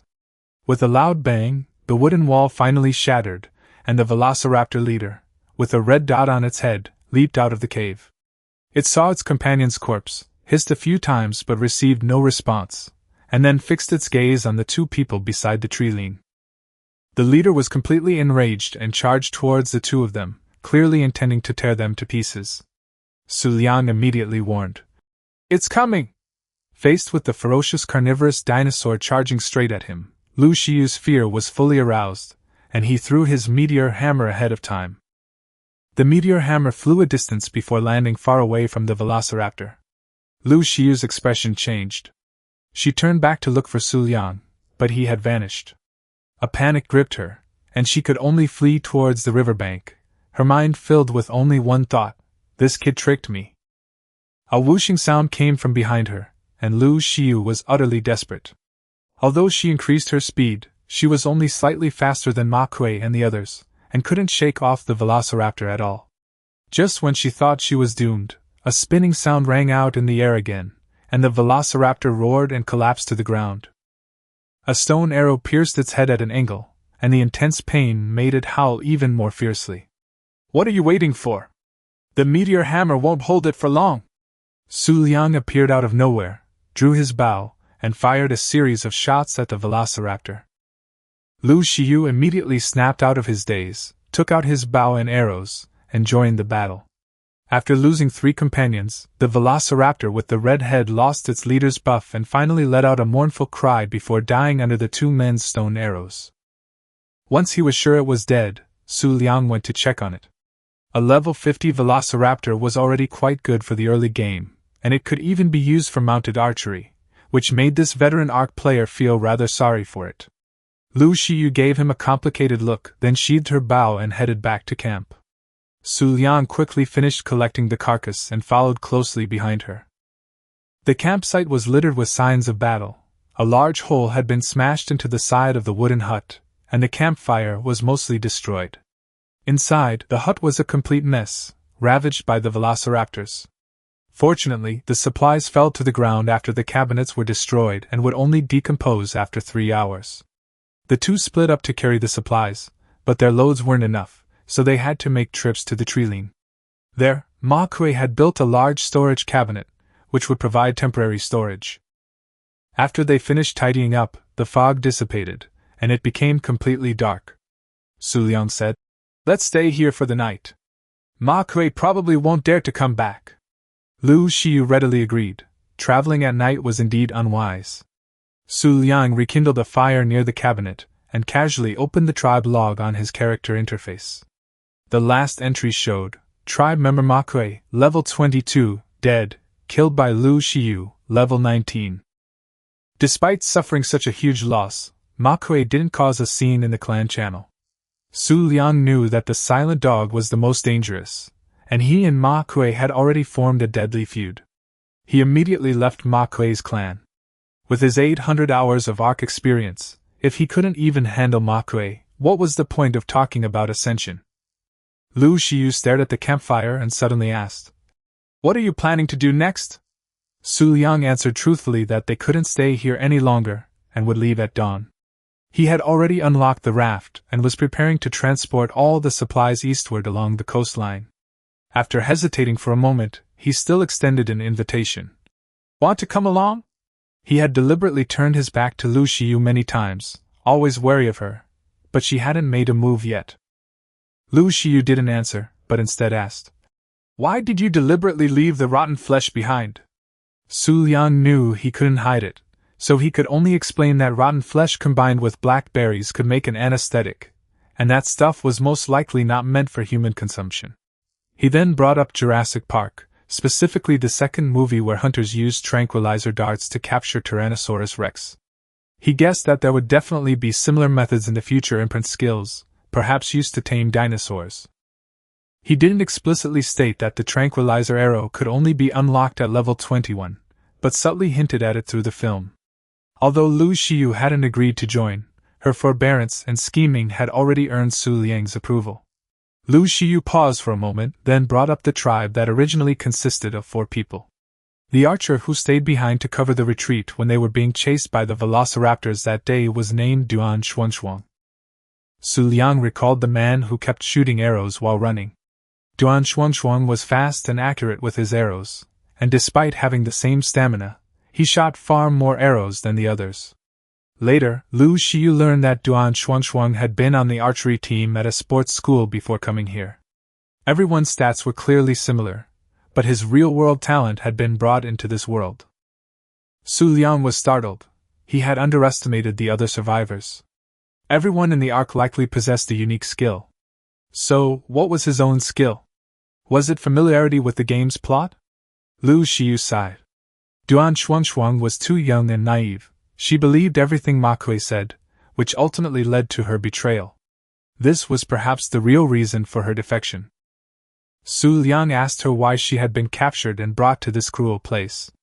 Lu Xiu smiled and said it might be punishment, or perhaps just the cruel pleasure of the gods. But she didn't care. She would definitely find a way back. Xu Liang fell silent. He was familiar with the ark's plot and its creatures, but he didn't know if there was even a way back. Or perhaps he was already dead on Earth, and now he was just a clone survivor. To find the answer, they would probably have to find Helena. But right now, the most important thing was to survive. The two stopped talking, each lost in their own thoughts. Xu Liang drifted off to sleep, and then he had that dream again. In his dream, he was wearing a coarse cloth suit, standing in front of a mirror, talking to himself. Suddenly, a strange scream rang out, and Xu Liang felt a sharp pain in his body, jerking off to sit up. The ugly bird overhead, carrying something in its beak, swallowed it whole. It was a piscine, one of the most disgusting creatures on the Arkansas. It would randomly steal items with each attack and then eat them, making them impossible to retrieve. Xu Liang checked and discovered that what had been stolen was his bow and arrows, instantly enraging him. He pulled out his flail, waiting for the piscine to swoop down again. This thing flew strangely and was small in size. It was easiest to hit its target if it attacked directly. Sure enough, the fish bird circled once, then swooped down with a strange cry. Xu Liang seized the opportunity and swung his meteor hammer, binding it with a bang. The fish bird screamed and fell onto the beach. Xu Liang rushed up with his stone spear and mercilessly stabbed it to death. After dealing with the fish and birds, he realized Lu Xiu was gone. Xu Liang hurriedly checked the locker. Only a few supplies were missing, and a note lay in one of the compartments. It read, "Don't worry, I didn't run away with the money. I just wanted to wander around and find my way home." There was no signature, but Xu Liang knew it was left by Lu Xiu. He guessed that she must have her own survival skills, otherwise she wouldn't have been able to successfully lure 4 velociraptors here. He hoped they would meet again someday. Xu Liang put down the note, took out materials to build a raft, and threw it onto the beach. Wooden rafts can support the weight of buildings, but unlike in the game, these rafts couldn't hide sails and could only hold 4 foundations, making them unsuitable as mobile sea bases. Xu Liang could only use it as a temporary campsite. He made several storage lockers and placed them beside the raft, put a makeshift bed in the middle, and then carried everything he could take from the campsite to the boat, making trip after trip. Finally, he lit a campfire on the boat, which could be used for grilling meat and for lighting. Xu Liang glanced back at the campsite, the place where his dream began. Then he boarded the raft, lowered the sail, and the sea breeze gradually filled it. He gripped the rudder at the stern, maneuvering the raft away from the shallows and slowly heading east along the coastline. This raft wasn't a nuclear-powered ship from a game. The sails were entirely wind-driven, requiring constant adjustments to the angle and corrections using the tail rotor. Fortunately, the raft wasn't large, and one person could easily control it. Xu Liang quickly mastered the rafting technique. They soon reached the estuary on the eastern side of the peninsula. Several dodo birds strolled leisurely on the riverbank, and the horned goby could be seen in the distance. Where the riverbed extended into the sea on either side, it became almost vertical cliffs, the water changing from light blue to deep blue, the bottom of the dark sea unfathomable. Xu Liang kept the raft close to the continental shelf, trying to avoid the deep sea. While there were many land predators, the deep sea was the truly dangerous place. Especially the leadsichthys, these ancient giant fish, reaching lengths of 20 to 30 meters, don't actively attack humans, but they will prioritize smashing rafts. Its head is almost the size of the entire raft, 3 blows and the raft, and its structure will sink to the bottom of the sea. Many newcomers have been ambushed by it on calm waters, ending up as fish food, their belongings and bodies lost forever. Xu Liang furled the sails, anchored the raft at the edge of the continental shelf, and peered into the deep sea. Only a few jellyfish glowed white on the surface. Jellyfish can continuously discharge electricity, paralyzing and killing people, the ultimate form of torture in the water, but they were no match for the raft. After confirming the channel was safe, Xu Liang lowered the sails again and steered close to the estuary towards the opposite shore, his eyes fixed on the deep sea behind him. Fortunately, the journey was uneventful. Only a few piranhas swam by, and within a minute or two, he was back on the continental shelf. Xu Liang breathed a sigh of relief and continued eastward along the coast, searching for herbivorous dragons he could tame. Gathering blackberries manually was far too difficult, and both development and dragon taming required large quantities of anesthetics. Tool dragons were indispensable. The southern coast is generally safe, with dodos and plesiosaurs commonly seen, and occasionally parasaurus and triceratops leisurely grazing. As long as these herbivorous dinosaurs don't panic and flee, it means there are no dangerous carnivorous dinosaurs nearby for the time being. Parasaurus was initially easy to tame, able to gather berries, thatch, and a small amount of wood, and could also use sound waves to detect nearby carnivorous dinosaurs. Xu Liang looked down on it. Its low-level attributes were too poor, and its high-level attributes required tranquilizer arrows, and it was too slow, making it virtually impossible to escape a carnivorous dragon. He didn't go ashore but continued navigating the raft.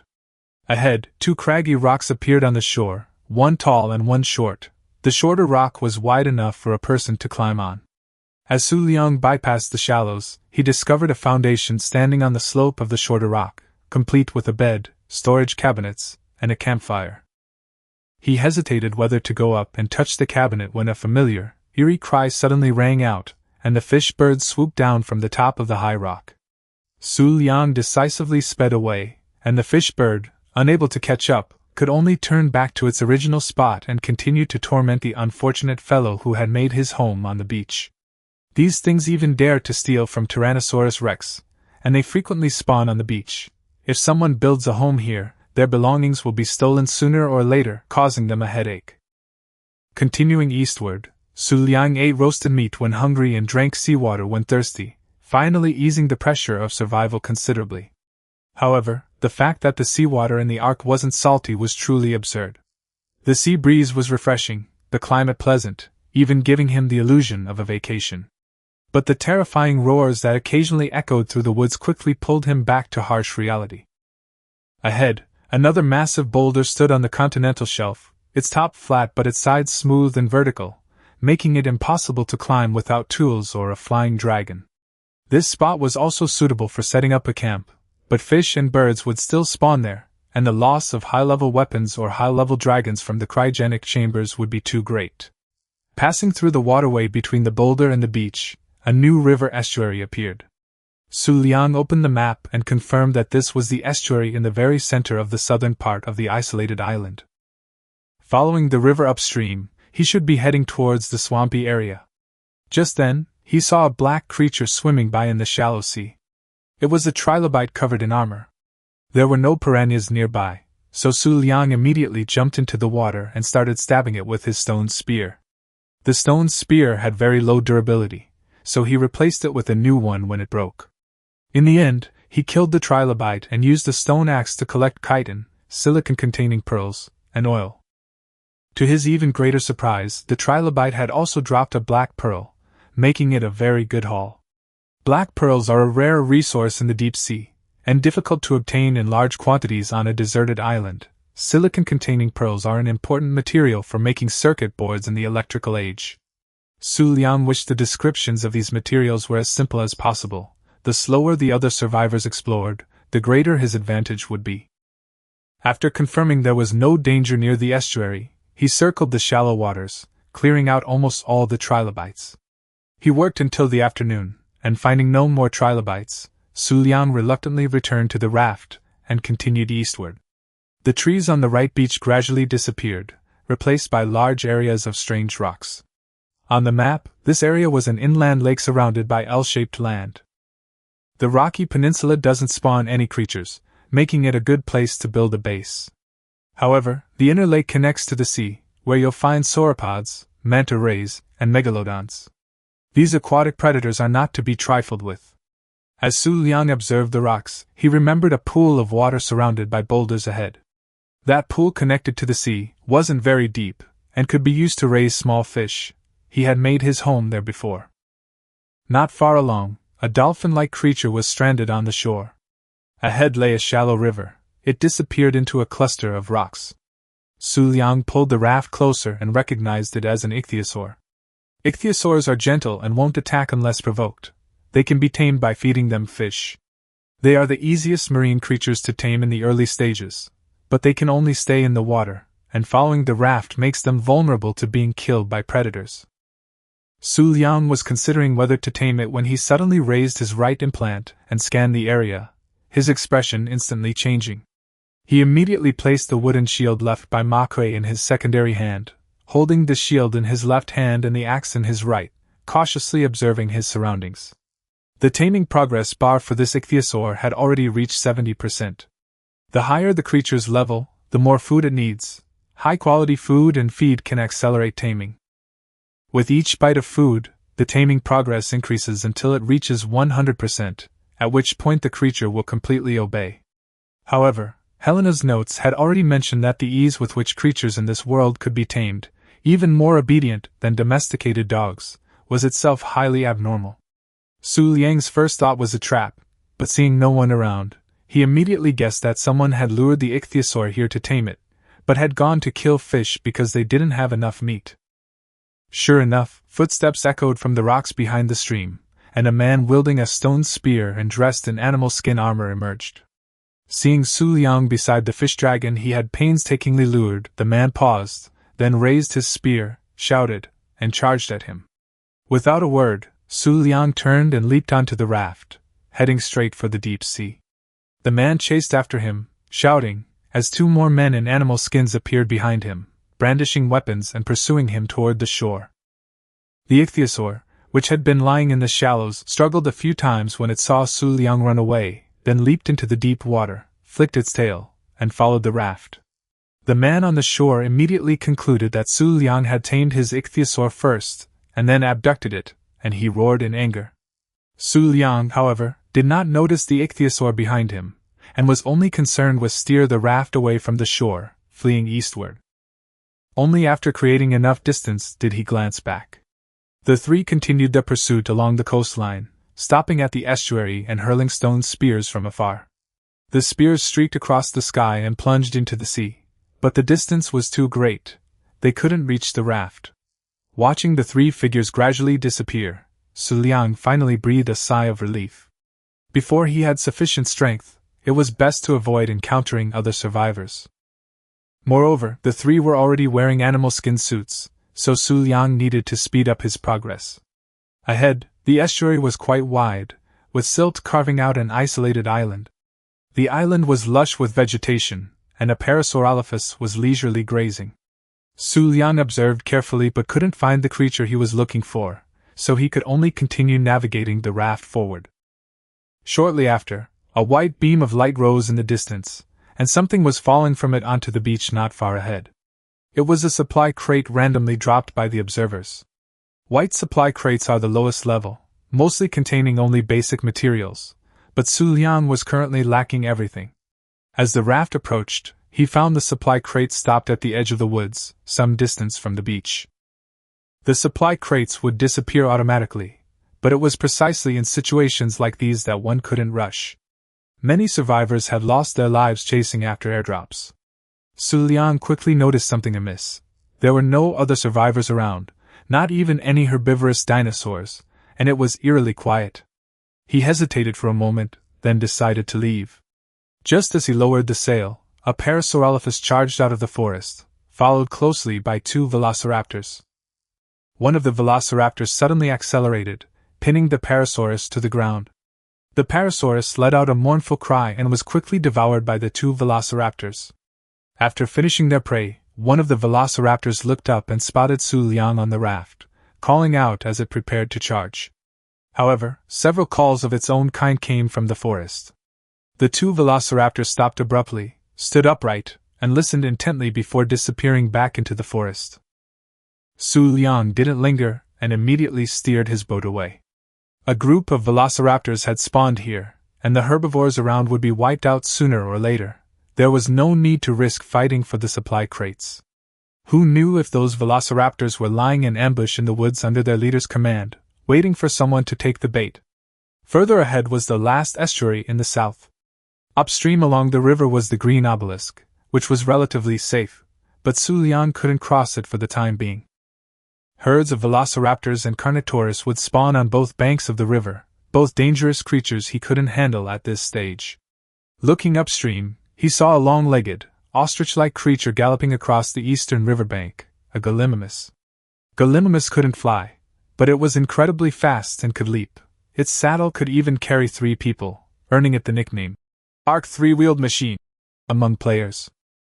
But this creature was extremely vigilant, fleeing at the slightest disturbance, and even a meteor hammer couldn't bind it, making it difficult to capture. Xu Liang suppressed his thoughts and continued sailing eastward.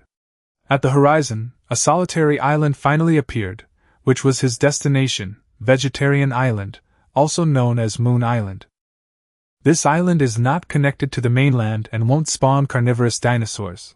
It's full of herbivorous dinosaurs and has abundant metal resources, making it a paradise for newbies in the early game. Judging from the current situation, Xu Liang is confident he can monopolize this island. However, before landing, he wants to find his ideal early-game adventurer. Continuing east, the riverbank is teeming with trilobites, and 2 freshwater carbon turtles are leisurely strolling around. The terrain ahead is U-shaped, like a horseshoe with an inward curve. Carnivorous dinosaurs hunt herbivores everywhere on both banks, and occasionally Tyrannosaurus rex will spawn. Only the shallow waters near the sea are relatively safe. Crossing the estuary, there are dodos, water dragons, Dilophosaurus, and Gallimimus on the shore, and in the distance, a huge Brachiosaurus is whipping its tail, seemingly fighting something.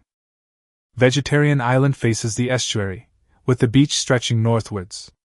Xu Liang, somewhat unwilling to give up, decided to search the other side first. After rounding several giant rocks on the continental shelf, a narrow beach stretched out before him, leading to a low cliff with scattered shrubs and thin-trunked trees. Further ahead lay the artifact cave, a relatively safe area. Standing on the raft, Xu Liang looked out and saw a dark shadow suddenly dart out from the bushes. The creature had a chicken-like head and crest, wasn't large, and moved furtively. Noticing Xu Liang's gaze, it vanished in a flash. It was an oviraptor. Stealing dinosaur eggs wouldn't get you hunted, but a survivor stealing eggs might get ganged up on by dinosaurs. Further on, the edge of the swamp could be seen. Finally, a large, swaggering figure appeared on the sandy shore, accompanied by a parasaurolophus strolling nearby. Xu Liang excitedly approached, furled the sails, and surveyed the surroundings. Only after confirming there were no other creatures did he disembark. He could still keep an eye on the parasaurolophus. If it fled, he would immediately retreat to the raft. The creature before them was slightly larger than an adult sheep, with a body like a seal, short, thick limbs, and a waddling gait. Its head resembled that of a monitor lizard, and its mouth was filled with fine, closely spaced teeth. This was one of the most timid creatures on the ark, the Mo's chops. Even a slight blow, or the mere presence of nearby fighting, would send it fleeing. However, its combat strength is actually extremely high. Once tamed, it can defeat a Carnotaurus of the same level, and it can also gather berries, fiber, and thatch, specializing in a particular gathering skill. Most importantly, it can be peacefully tamed. You just need to see what it wants to eat and feed it. The only problem is that what it wants may not be easy to find. Xu Liang tried to approach, but the Mo's chops continued to swagger along, completely ignoring him. Even as he got close, it only glanced at him before continuing to gnaw on the bushes. Now it was all down to luck. Xu Liang hoped it wanted berries. Taking advantage of the Mosasaurus's lowered head, he scanned its implant with his left hand. The information displayed: wild male Mosasaurus, level 72, requires rare mushrooms to feed. Xu Liang's spirits plummeted. Rare mushrooms are byproducts of crystals, but most of the crystals on the isolated island grow in high mountains teeming with carnivorous dinosaurs, making them inaccessible to him. It was a real shame to miss out on a level 72 Mo's chops. However, Xu Liang noticed a red heart on the skin data, a sign of a pair of opposite sexes nearby. It seemed the creatures in the ark were being released in pairs by the Watchers, and Xu Liang immediately looked up. Sure enough, on a hillside not far away, a red figure was strolling along, swaying its hips. He quietly followed, and as the Mosasaurus lowered its head to eat, he scanned it again. Wild female Mosasaurus, level 120, needs to be fed with purple berries. Xu Liang was overjoyed. Level 120 was the level cap for wild dinosaurs on the island, and he happened to have some of the purple berries it wanted on him. Besides food, wild herbivorous dinosaurs love purple berries the most, so Xu Liang always keeps some on hand so he can replenish his satiety and hydration with them. He took out a bunch of purple berries and handed them over. The Mosasaurus sniffed them, swallowed them in one gulp, and let out a joyful roar before continuing its carefree stroll. Xu Liang scanned again, and the message indicated that he needed to wait for it to become hungry again. The taming progress had risen to 41.7%, and it looked like it would succeed after 2 more feedings. He looked up at the nearby woods, hoping that no carnivorous dinosaurs would come to disturb him at this moment. Whether taming a creature by stunning it or peacefully taming it, the essence was the same. The survivor had to personally feed it its favorite food to slowly increase the taming progress. The more a creature likes a particular food, the faster its progress will increase. Once it reaches 100%, it will become a companion, and will follow its master even in the face of danger. However, the Mo's chops is an exception. If Xu Liang isn't riding and controlling it, it will often run away faster than anyone else if he gets attacked. What's more troublesome is that the food a high-level Mo's chops needs each time is random. If he gets food that he can't currently obtain, all his previous efforts will be wasted. Xu Liang felt like he was waiting for a lottery draw. He had originally wanted to tame a low-level beast, but he had only encountered these 2 along the way. The others were probably already dead. This one in front of him was max level, and he was unwilling to give up so easily. He scanned the area for a long time, and finally, the Mo's chops refreshed its requirements, this time wanting cooked meat. Xu Liang immediately breathed a sigh of relief. He already had cooked meat on him. He simply couldn't obtain high-quality cooked meat with his current strength. He placed the cooked meat in his palm, and the musk deer swallowed it whole, wagging its tail happily before casually strolling off. Only one last bite was needed. It was getting late. Xu Liang kept an eye on his surroundings, hoping to complete the taming before nightfall. Not long after, the message refreshed again, but the prompt had changed to feed with premium cooked meat. Xu Liang cursed out loud on the spot. He was just one step away from success, and now they had to give him this kind of thing. Premium cooked meat had to be cooked with premium raw meat, and premium raw meat could only be collected from the carcasses of large herbivorous dinosaurs or medium-sized carnivorous dinosaurs. With his current combat strength, he couldn't afford to mess with either of those types of creatures. He was so angry he wanted to kill the Mo's chops, but he couldn't bear to part with his max-level companion. After a moment's thought, Xu Liang returned to the raft and turned to head towards the estuary opposite Vegetarian Island. The huge Brachiosaurus on the west bank was gone. It had probably been taken away by some powerful creature, and Xu Liang naturally dared not provoke it. Fortunately, the two sides of this U-shaped bay were far apart, and the east bank was surrounded by low shrubs, offering a wide field of vision and making it less likely for carnivorous dinosaurs to ambush them. Several stegosaurus were grazing by the river. They were larger than triceratops, with bony plates on their backs and tails covered in sharp spikes. Although they were herbivorous dinosaurs, ordinary carnivorous dinosaurs dared not provoke them, as they always moved in groups, and attacking one would only attract a whole horde. Suddenly, a Gallimimus leaped out of the grass on the high slope, landing steadily on its long legs, and turned to charge towards the stegosaurus herd. Immediately afterward, the familiar, heavy footsteps echoed. A Carnotaurus, unable to stop, tumbled down the slope and crashed heavily onto the beach. Its thick hide allowed it to get up, shake its head, and finding no Galeosaurus, it turned and pounced on a dodo bird on the sand. Xu Liang, watching the Carnotaurus, quickly came up with an idea. He moored the raft behind a boulder on the shore, furled the sail, and climbed the boulder to confirm there were no other carnivorous creatures nearby. He then circled around from the shallows to the upper reaches of the Carnotaurus, where a herd of Stegosaurus was not far ahead.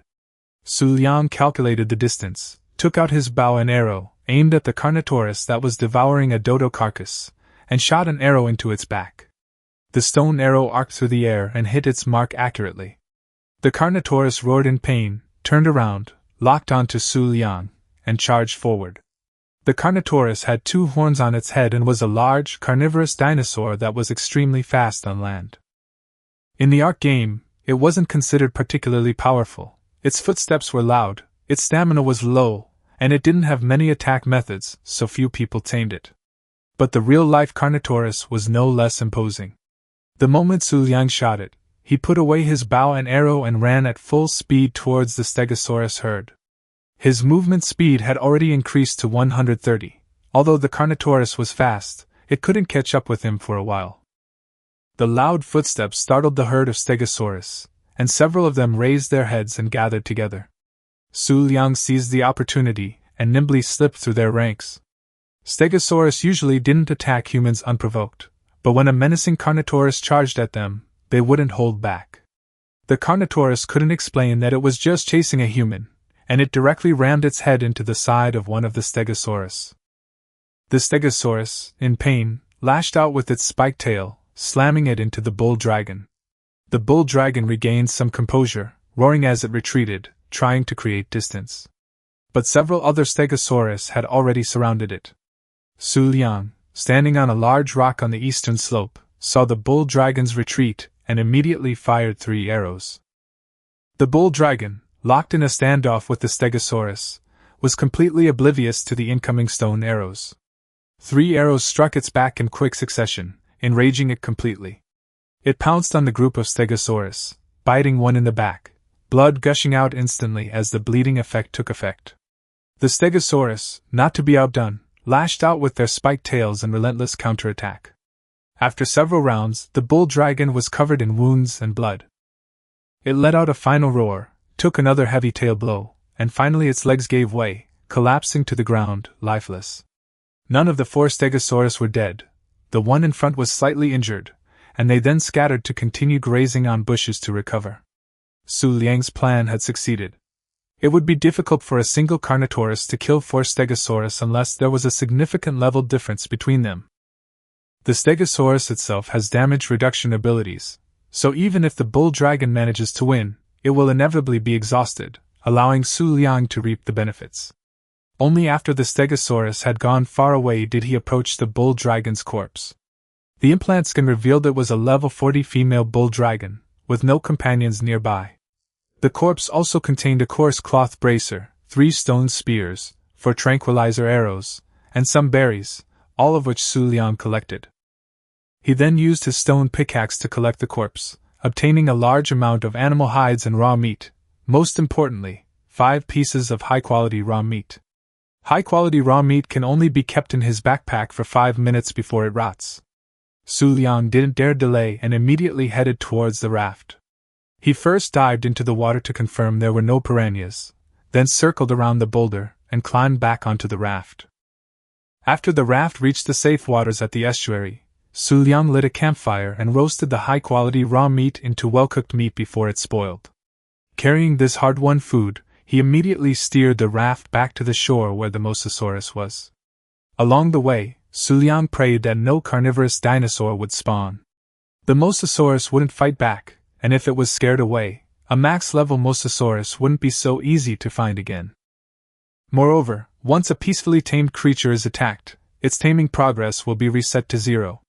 Even if it isn't killed, the taming effectiveness will be greatly reduced. As dusk fell, Xu Liang reached the original shore and saw 2 mosasaurs still strolling leisurely in the distance. He finally breathed a sigh of relief. He jumped off the raft and ran quickly towards the red mosasaurs. The creature was standing there in a daze. Xu Liang immediately scanned it to confirm that the progress was still there. The prompt still indicated to feed it high-quality cooked meat. He quickly took out a piece of high-quality cooked meat and held it to the mosasaurus's mouth. The creature swallowed it whole, shaking its head and making joyful noises. When it looked at Xu Liang again, its eyes were completely different. Xu Liang had a dog when he was a child, and that dog had looked at him with the same eyes. The mosasaurus didn't turn away again. Instead, it gently rubbed its lizard-like head against Xu Liang's palm. It's done! Xu Liang finally has his first companion. Xu Liang raised his left hand and used the implant to scan the newly tamed Mo's chops. This guy is level 180, rideable, and gained 60 levels directly after perfect taming, with its attributes increasing quite impressively randomly. Arc creatures are usually stronger after being tamed than in the wild, and can also be equipped with saddles to increase armor. The Mo's chops is even more unique. It can be ridden without a saddle, is easy to tame in the early game, and is considered a very practical mount. Xu Liang opened more options, and commands for riding, inventory, behavior settings, and gathering settings immediately appeared before his eyes. In the Mo's chops gathering settings, there were bonuses for resin, premium meat, rare flowers, mushrooms, leech blood, and organic polymers. The bonus is still 100% now, but if you continue to use gathering skills as you upgrade, it will practically be an all-around Swiss Army knife. Xu Liang opened its inventory again. 2,775 health, 1290 stamina, 292 weight capacity, and a melee damage of 329%. These stats completely outclass the Velociraptor, and it can even hold its own against the Carnotaurus. Small and medium-sized carnivores are basically no match for it. Below, one can view the ancestral genealogy, currently filled with wild ancestors. If it's a creature one has bred, one can see its parents and bloodline, and there's a very small chance of mutation. Each mutation randomly increases 2 attributes. Given enough resources and time, it's entirely possible to cultivate a large army of mutants. Xu Liang then entered the behavior settings and changed the Mo's chops to passive mode. This thing loves to run away when it gets hit. If you don't set it up beforehand, it'll be long gone by the time its owner is knocked off its mount. So, he gave it a simple and easy-to-remember name, Thigh. Since it ultimately ate premium raw meat, and premium raw meat looks like a thigh, the name couldn't be more fitting. Xu Liang rubbed the head of his thigh. Next, he had to test the Ark's most important whistle command system. Follow, stop, move, attack, target. Different whistles represented different commands. These creatures seemed to be born with the ability to understand commands, which was clearly a product of the Ark's genetic modification technology. The thigh could perfectly execute follow and stop, but when Xu Liang gave the water dragon beast on the shore the attack command, it turned tail and ran away. Xu Liang was speechless. He had ordered it to fight, and it had simply run away. He quickly whistled to stop it, finally confirming that the unridden Mo's chops was completely unsuitable for combat. After mounting it, Xu Liang sat on its short, thick neck, his weight resting precisely on its forelimbs. The creature's forelimbs were strong enough to support a person effortlessly.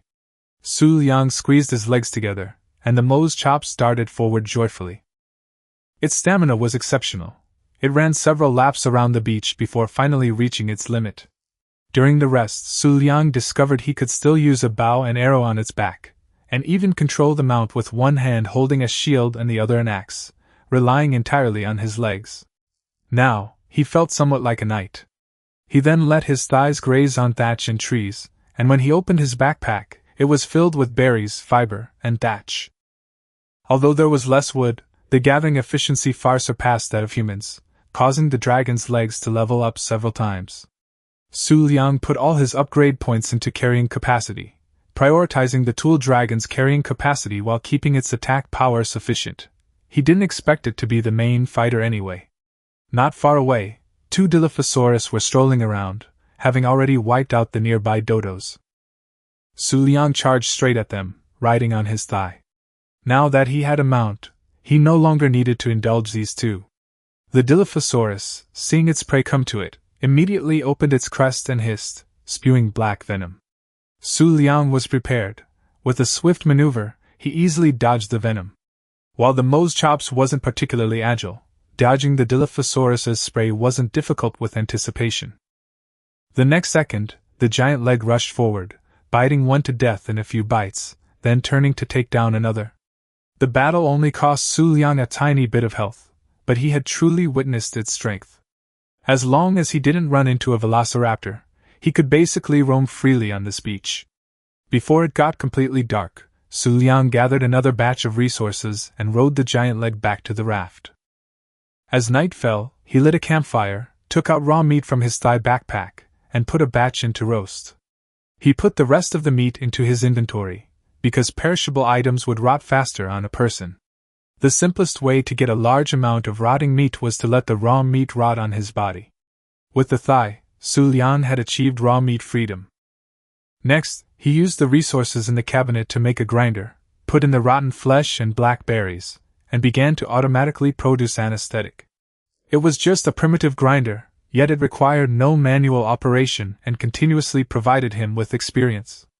Xu Liang watched the experience bar steadily increase and nodded in satisfaction.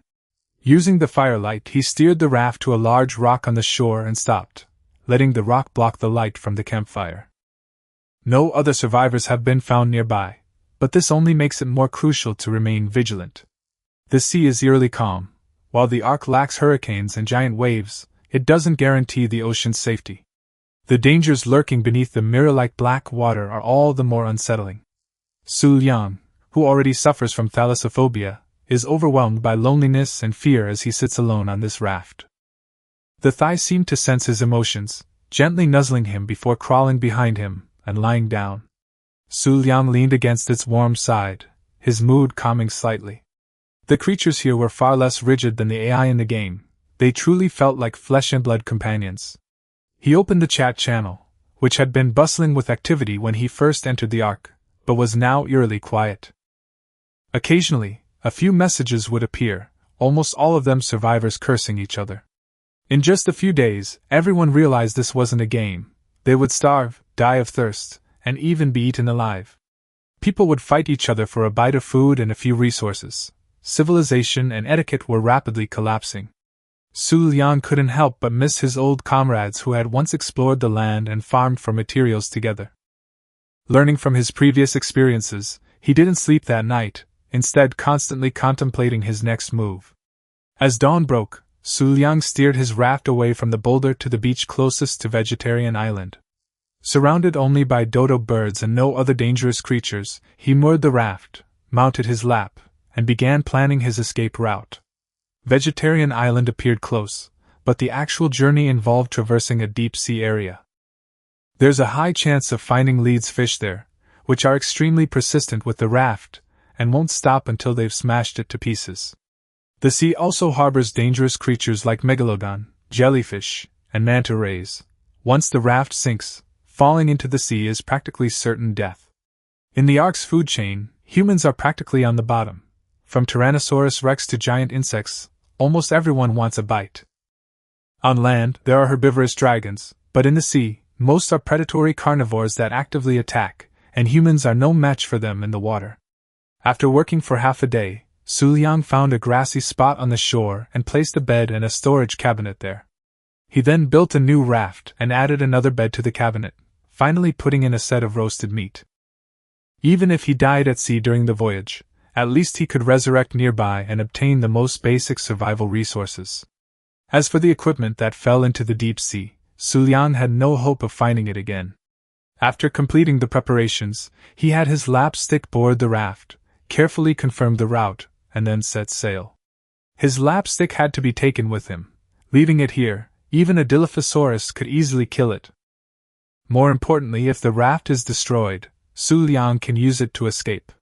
The Thai's 2,000 plus health points are far more reliable than Xu Liang's pitiful 100 health points.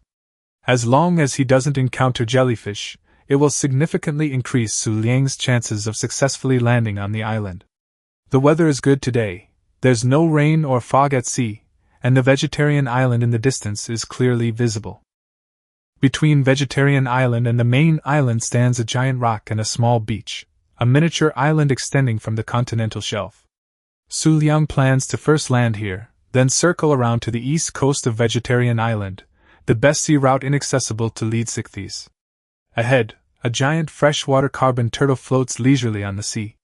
It can be tamed and used as a mount to cross the sea, but besides lead ichthyes, there are also megalodon sharks in the ocean. Sure enough, a triangular fin rapidly approached the carbon turtle. The megalodon had launched its attack. Just as the carbon turtle tried to swim back to shore, the water exploded, and the two behemoths began to fight. Seeing its companion in danger, another carbon turtle on the shore waddled into the water to help, attracting even more megalodon with its bloody scent. Taking advantage of the turtle-shark battle drawing away nearby creatures, Xu Liang lowered the sails, adjusted the tail rotor, and sped towards the island. He peered into the sea, only to find the seabed gone, replaced by a bottomless, dark trench.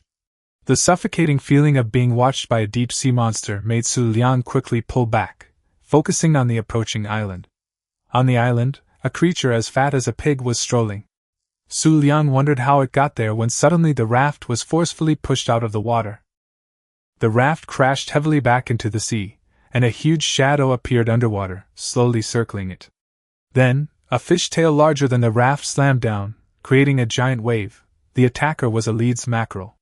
Xu Liang clung tightly to the oars to maintain balance, while the giant fish clung to the raft, trembling.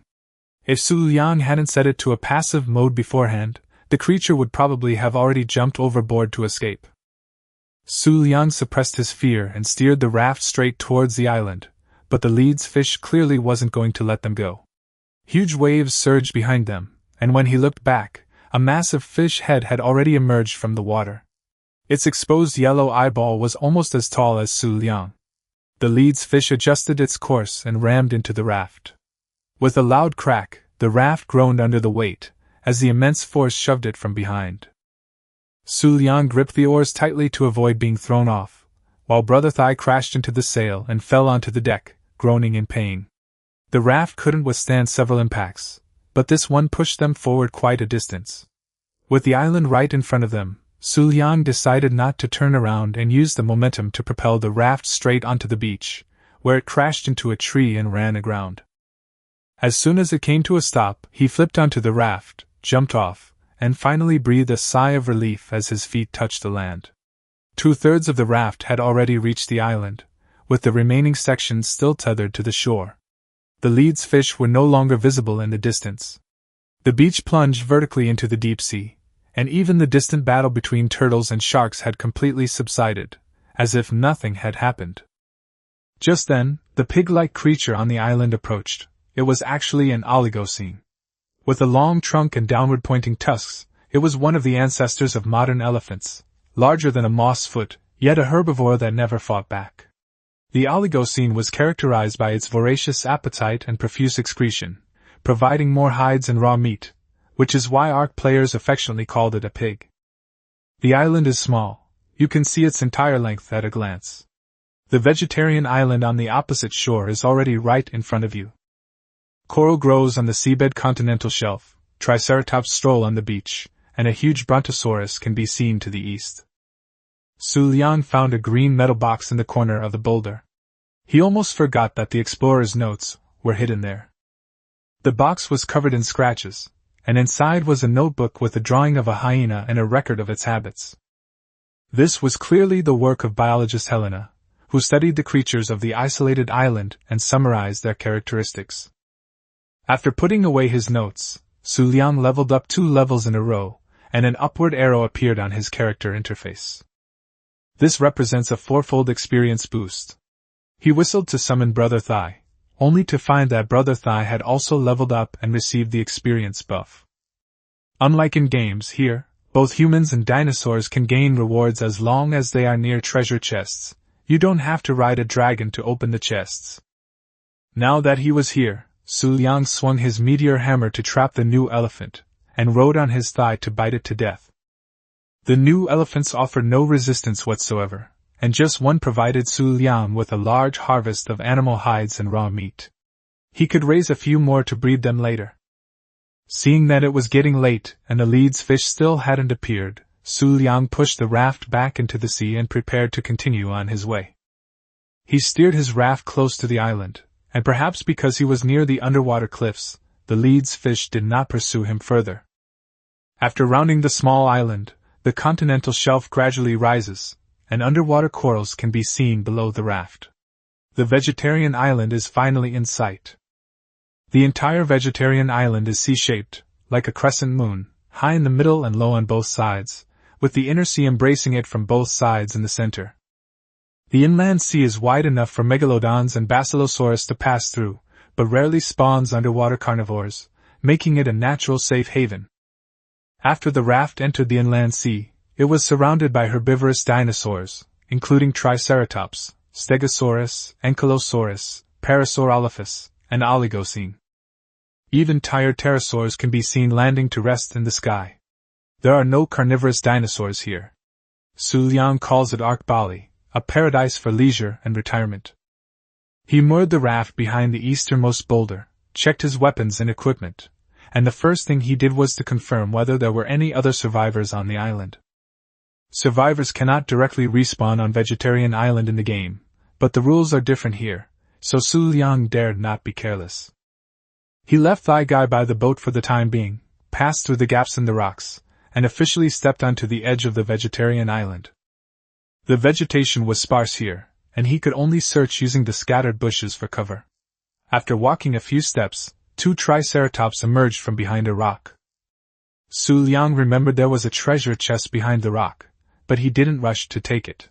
He planned to wait until he caught the tool dragon before gaining experience. There were no signs of human activity on the eastern beach, nor was there a suitable place for people to hide, so he ran towards the small hill in the center of the island. As the terrain rises, the eastern part of the island comes into view, but no trace of survivors has been found. The trees on the hillside gradually grew lush, and there were also many iron ore deposits among the boulders, enough resources for Xu Liang to enter the Iron Age. He climbed to the north side of the mountaintop, where a cliff stretched out in the direction of the main island of the isolated island, and the valley below was the location he had chosen to build his home. The valley is surrounded by terrain, so building just one wall would save a lot of materials. However, if there are other survivors on the island, the houses must be roofed. Xu Liang even plans to turn the vegetarian island into private territory for the tribe in the future. The valley is flat, with a huge rock in the middle, where an Ankylosaurus is leisurely grazing. At this point, Xu Liang was basically certain that there was no one on the island, but caution was the key to survival, so he turned to the south of the island to continue his search. The southern slope gently extends to the beach, where various herbivorous dinosaurs roam, including a brontosaurus that is over 20 meters tall. Xu Liang stood at the top of the slope, barely level with the head of the thunder dragon. Just as he was awestruck by the giant beast, a white figure emerged from behind the thunder dragon. The figure had long hooves and a snow-white body, and in the dim light, it vaguely resembled some kind of special creature. Helena once wrote in her notes that she naively thought the queen of the forest would roll out a red carpet to welcome her. At least they allowed her to stay and didn't let the dinosaurs kill her, which is perhaps a good sign. Being watched and manipulated by the queen while handling velociraptor dung was clearly more unpleasant than imagined. Xu Liang suppressed his joy, crouched behind the bushes, and slowly approached under cover. The creature remained oblivious, continuing to graze with its head down. The single horn on its forehead was particularly striking. It was indeed a unicorn. Unicorns are the rarest creatures in the Arkansas. Xu Liang has played for 800 hours and has only encountered one once, on Vegetarian Island. There is usually only one of these in the entire arc, and it will not respawn after being tamed, making it truly a rare find. Many players believe that the unicorn is essentially a phantom, just with an extra horn, but the phantom's practicality is by no means low. It can run and jump, and it also supports riding and shooting. The saddle can be used to make anesthetics and ropes, making it as convenient as a mobile grinder. Manhwa can also use ropes to lasso small and medium-sized dinosaurs, and its hind leg kicks can greatly increase the dizziness value, making it very useful for taming Tyrannosaurus rex. Stones, cement, and kaita sand can be used to reduce its weight, and Xu Liang would never let it go even if it wasn't a unicorn. However, Pom-Pom is a peaceful animal that is easily tamed. It is very timid, and carrots and feed are the best tactic to tame it. Trying to tame it with berries is likely to fail. Xu Liang quietly retreated the way he came. Now was not the time to make a move on it.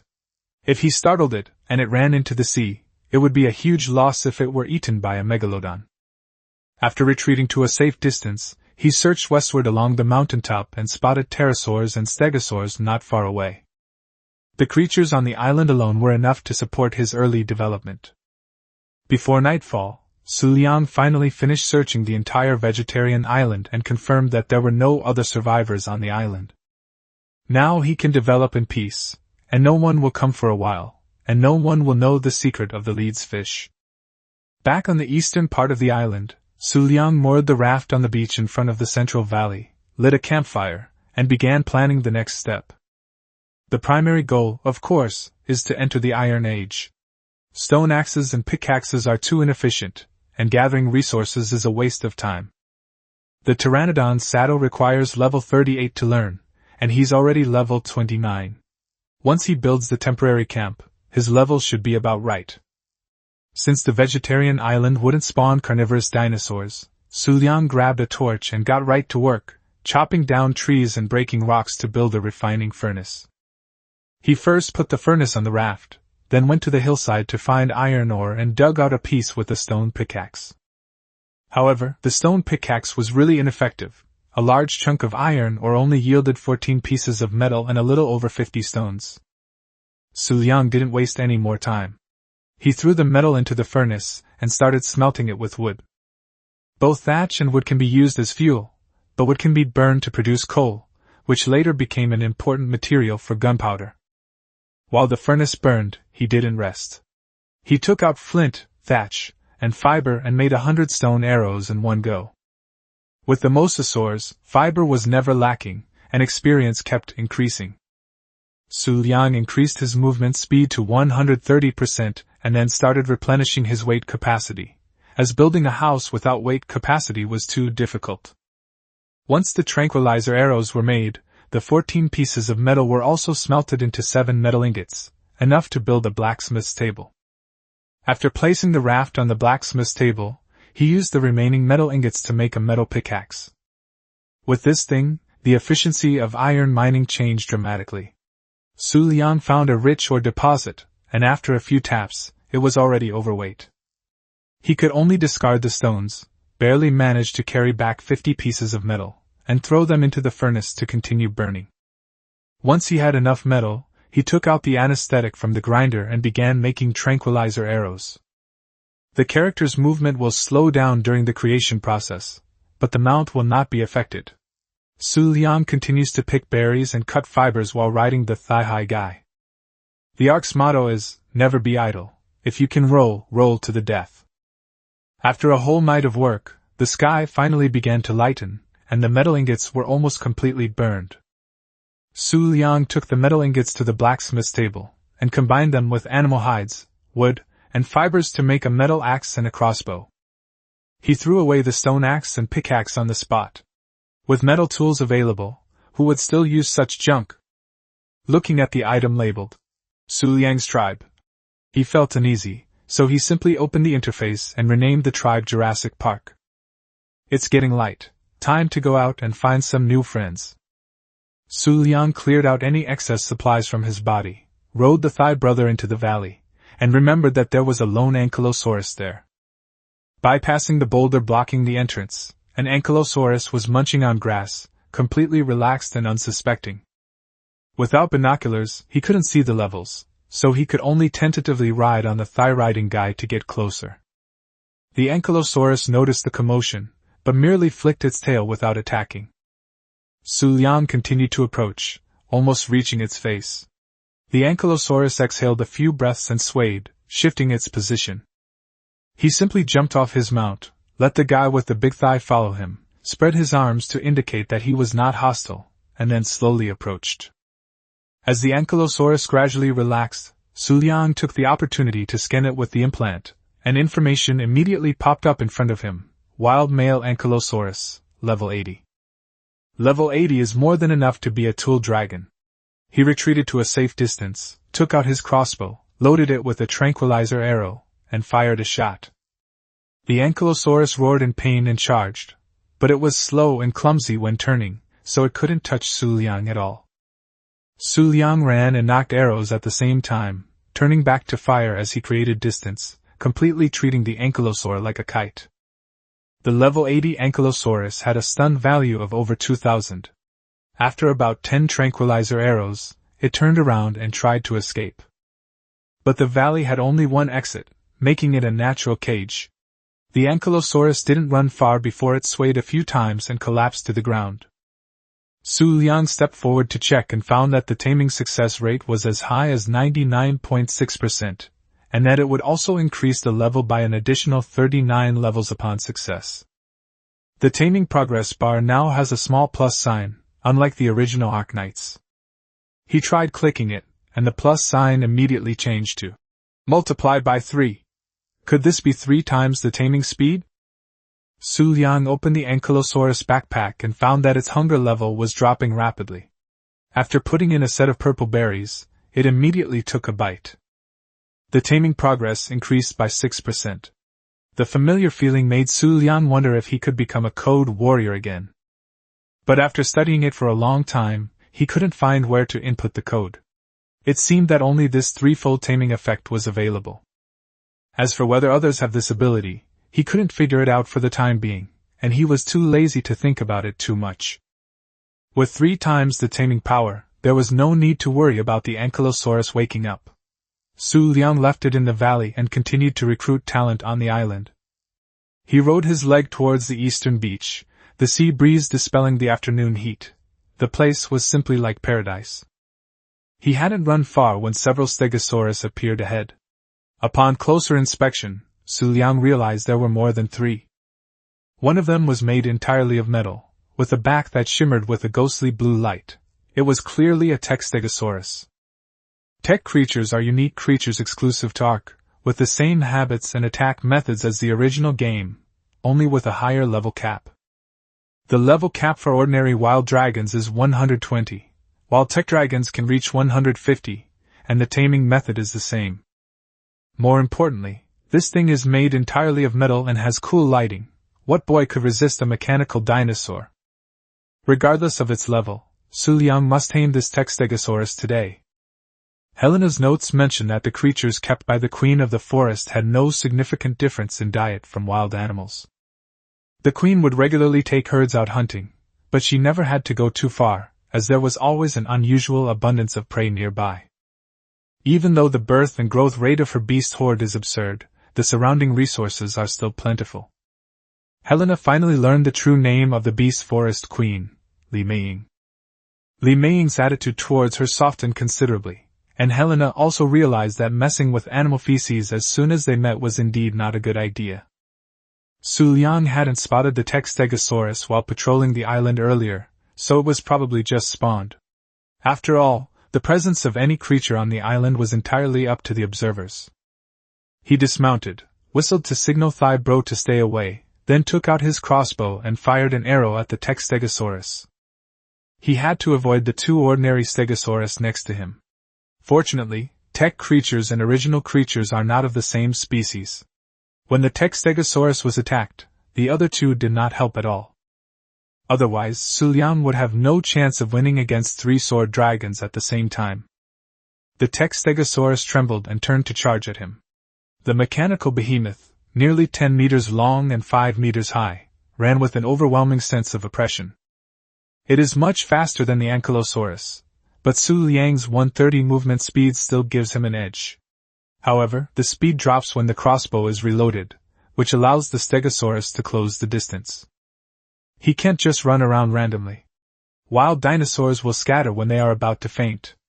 If he runs into the sea and drowns, or attracts a megalodon to eat him, the taming will be in vain. So Xu Liang deliberately diverted the water between the hillside and the island, where there were large shallow areas with water only up to the calves, making it the perfect place for the water to sink. But this was no game. The sweltering heat, the giant beast's footsteps, and its scent reminded him that every step he took here could be fatal. As he walked through the bushes, he tripped over a piece of dead wood. Although he didn't fall, his speed suddenly slowed down. The next second, a strong gust of wind came from behind him, and the tech Stegosaurus slammed into Xu Liang, pushing him far away, instantly reducing his health by 60 points. Fortunately, the slope wasn't high, otherwise, with the added fall damage, he could have suffered broken bones, and with his movement speed reduced, he would have been basically doomed. Xu Liang didn't look back. As he fled, he swallowed some roasted meat to replenish his health. He also made a mental note that the blood vial had to be made as soon as possible. Once the footsteps had created some distance, he turned back to continue firing. With no obstacles in the open area, the tech Stegosaurus could no longer touch him, only being worn down by the arrows until it was dizzy. Before long, the creature began to run away, and Xu Liang chased after it while shooting, driving it back into the island. In a panic, the tech Stegosaurus ran to the feet of the Brontosaurus. Herbivorous dinosaurs do not attack each other, but Xu Liang dared not shoot randomly. If he accidentally injured the Brontosaurus, there would be nowhere to hide on the entire island. He reduced his firing rate, relying on the lingering dizziness from the tranquilizer arrows to slowly build up. The Stegosaurus swayed a few times before finally collapsing at the feet of the Brontosaurus. Xu Liang was also worried that the Thunder Dragon would stomp it to death, since large creatures can cause trampling damage to small targets. However, the Thunder Dragon simply found it in the way and slowly walked away. Xu Liang stepped forward to scan and found that the tech Stegosaurus's taming progress also had a plus sign, confirming that it was taming at triple speed. Although it was only level 48, he decided to use it for now. He found the guy who had hidden in the crevice, took out a bunch of purple berries and stuffed them into the Stegosaurus's backpack, then let it lie there and slowly tame it. With over 20 tranquilizer arrows left, Xu Liang decided to go find a pteranodon. This creature had lower stun threshold and was easier to deal with than a Stegosaurus. He started from the west side of the island, bypassed the Brontosaurus and the giant rocks, and found a pteranodon resting on the ground in the southern area. Xu Liang pulled out his meteor hammer and charged forward. Just as the pteranodon was about to take off, it was struck head-on by the meteor hammer and froze in place. He went around to the back to scan, and the result was only level 10. His stamina was estimated to be not enough to even fly to the main island on the other side, so he had to let him go. Without a telescope, he had no choice but to use this cumbersome method to sift through them one by one. Just then, several birds that looked like seagulls flew over the sea. One of them got tired and swooped down to float on the water. That's a pteranodon, with a wingspan similar to a pterosaur. Once tamed, it can be ridden, has higher stats than a pteranodon, and can even stop on the water to recover stamina. Based on this alone, it is far superior to the pteranodon, but its saddle can only be unlocked at level 43, and it often moves on the surface of the sea, making it difficult to catch. Xu Liang suppressed his thoughts and continued sifting through the pteranodons. He bound two more, one with a snow-white body and pink wings, but unfortunately it was only level 5 and the other was only level 45. The remaining two continued to circle at sea, reluctant to land. Just as Xu Liang was about to give up, one of the green pteranodons finally ran out of stamina and swooped down toward the shore. It had barely landed and taken 2 steps before folding its wings to regain its strength when a familiar meteor hammer flew down from the sky and trapped it with a clang. Xu Liang immediately ran over and scanned from behind. Wild male pteranodon, level 145. He paused for a moment, then confirmed again that it was indeed level 145. The highest level wild dragon on the island in the game is only 120, while other maps have a level of 150. This suggests that the real-world arc is not entirely the same as the game. The highest level might be 150, or even higher. Xu Liang dared not draw any conclusions so easily. He immediately drew his bow and arrow and shot one at the pteranodon's head. The pteranodon screamed and struggled, but it couldn't shake off the flail. After another arrow, it swayed a few times and collapsed to the ground. Pteranodons have a low stun value to begin with, and even at level 145, 2 arrows to the head are enough to knock it unconscious. Xu Liang scanned the progress bar with great anticipation, and sure enough, there was a plus sign. He clenched his fist excitedly. Triple training not only saved time but also reduced the risk of accidents in the wild. Pteranodons eat meat, and high-quality raw meat is the fastest way to tame them. However, he can't afford to mess with the Brontosaurus on the island, which produces high-quality meat, so he can only throw in a batch of raw meat first. Switching to the character screen, he found that the Ankylosaurus had been successfully tamed, instantly gaining 39 levels, bringing him to level 119. He'd have to wait a while longer to tame the Stegosaurus. Xu Liang whistled to summon Thybro, and they rode back to the valley. After all this, he had reached level 36. Back on the raft, he learned how to make an Ankylosaurus saddle and a Stegosaurus saddle, and made 2 saddles using readily available materials, each with 25 armor points. Don't underestimate those 25 points of armor. Having armor and not having armor are 2 completely different things. A domesticated dinosaur wearing a saddle is more than capable of defeating a wild dinosaur of the same level. Of course, higher quality saddles are more effective, and survivors can also improve their equipment armor through crafting skills. But before the Forgotten Soup is available, putting all your attribute points into crafting skills is no different from suicide. Xu Liang returned to the valley with the saddle, equipped it on the Ankylosaurus, and checked its stats. Health 3640, Stamina 437, Weight Capacity 340, Melee Damage a staggering 339%. The attribute bonuses are quite good, with the focus on attack power. It doesn't turn you into a master of holding your breath, nor does it make you a glutton who only knows how to eat. Since it was caught in a valley, Xu Liang named it Shanguzi. He rode up the valley, ready to go up the mountain to mine metal. Ankylosaurus has an extra bonus when mining metal. Metal in its backpack is 50% lighter. A stack of metal would weigh 300 on its own, but on its back it only weighs 150. Ankylosaurus can also obtain a large amount of flint when mining stones, and Xu Liang rode the valley slowly up the mountain. Although this guy's speed was appalling, his mining efficiency was extremely high.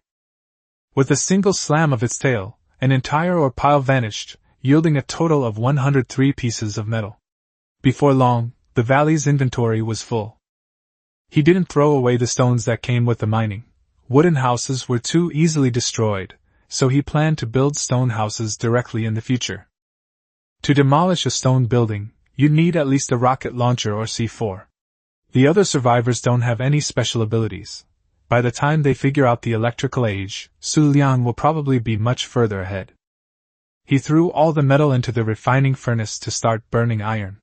Later, as industrialization was required, a massive amount of metal ingots were needed, so they had to be stockpiled in advance. When he checked the interface, both the Stegosaurus and the Pteranodon showed as successfully tamed. Next, he needed to go and bring his 2 new companions back to work. Helena mentioned in her notes that Mei Ying's herd had a very strange phenomenon. They never fought each other. Logically, different animals kept together should cause constant conflicts. Zoos know that they should be kept separate, but Meiying even allowed herbivores to join carnivores, and they remain unharmed. She uses the thick hide of herbivores to protect herself from flames and explosions, and this unusual peaceful coexistence is clearly not in line with biological instincts. But putting all that aside, Meiying is indeed taking good care of and training her animals. Helena thought that as long as she didn't always remain silent, she might be a decent companion. From afar, Xu Liang could see that the Stegosaurus on the west side of Vegetarian Island had already gotten up. Xu Liang wasn't riding the thigh guy. Right now, this guy couldn't even run as fast as him. He approached with the Stegosaurus saddle, and the Stegosaurus stood leisurely in place, turning its little head and staring at him with its white glowing eyes. Its plate armor on its back was white with a hint of blue, and its metallic body was cold and hard, yet it rubbed against Xu Liang's outstretched hand, appearing very docile. A quick scan of the implant revealed that this Stegosaurus was not a high-level creature, with 1430 health, 840 stamina, 600 weight capacity, 265% melee attack power, and 196% movement speed. Its attributes weren't particularly outstanding, but it was perfectly adequate as a tool dragon in the early stages. Xu Liang immediately equipped it with a saddle and climbed up the rope. The saddle was fixed between two rows of sword armor behind the neck, and the rider knelt between them, his body protected by the sharp sword armor on both sides. As soon as Xu Liang got on the horse, the sword dragon roared excitedly, and the blue and white sword armor on its back instantly turned orange-red, looking quite cool. It's a little faster than an ankylosaurus, but it's still not a great mount for traveling. Its real strength lies in its 3 sword armor attack modes. In hardened mode, the sword armor rises to protect the rider, and the Stegosaurus itself gains up to 50% damage reduction, making wood gathering extremely efficient. Heavy armor mode causes the sword armor to unfold to the sides, and attacks can deplete the enemy's stamina and slow them down. It is especially effective for gathering thatch. The sharpening mode will retract the sword armor, adding armor-piercing effects to attacks, and providing a high bonus to berry gathering. It can also gather wood and thatch. Wild Stegosaurus are in hardened mode by default, and with their terrifying damage reduction, they can't gain an advantage over Velociraptors and Carnotaurus of the same level. Xu Liang switched modes one by one. Accompanied by the sound of mechanical friction, the sword armor continuously unfolded and closed, and its color changed accordingly. This mechanical transformation reminded him of childhood cartoons, so he simply named this Stegosaurus Ironclad Treasure. He controlled Iron Man Treasure to enter a dense area of vegetation, and with a flick of its tail, it instantly harvested hundreds of berries of various colors. Xu Liang was very satisfied with the collection efficiency. He could finally enjoy berries freely in the future. However, the travel speed was really worrying. He whistled, signaling Ironclad Treasure to take the berries home, while he continued searching for the pteranodon he had previously tamed. Along the way, he saw Triceratops eggs and Ankylosaurus eggs, but he didn't pick them up rashly, because picking up unfertilized eggs would easily lead to him being ganged up on. Upon arriving at the southwest side of the island, a green pterosaur stood on the beach with its wings folded. It was the one Xu Liang had tamed. It is dark green overall, with light green wing membranes, a distinct head, a semicircular notch in the crest feathers on its forehead, and a mouth full of fine teeth. When it saw Xu Liang running over, it tilted its head and gave him a fawning look, which, combined with its pointed snout, made it look somewhat sleazy. Xu Liang touched its long beak, and the pterosaur immediately lowered its head to cooperate. The implant showed that it was level 216, with 1587 health and 386 melee attack. But his endurance is only 442, his load capacity is only 211, while his oxygen level is ridiculously high, making him seem more like a diving champion. However, the pteranodon was only SOSO in its early stages, so Xu Liang planned to make do with it for now and then switch to the Argentavis later. Since this guy was both green and sleazy, he decided to name him Old Wang, and then whistled as he led him back to the raft. Back in the valley, Ironclad Treasure was already waiting by the raft. Xu Liang took the blackberries and put them into the grinder to make anesthetic. The demand for anesthetic drugs is huge, and they also provide experience points when they are made. He is only a little short of level 38. Xu Liang used a metal axe to clear the rocks in the valley.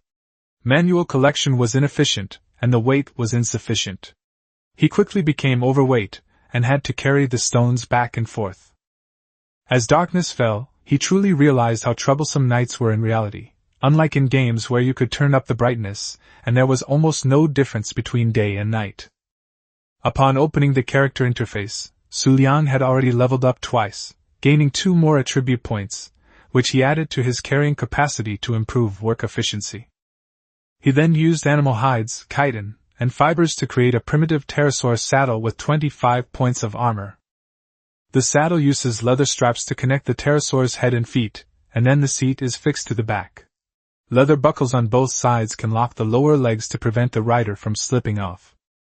Just as Xu Liang was about to take off, he first got off the pterosaur's back and made a parachute out of animal hide, fiber and thatch.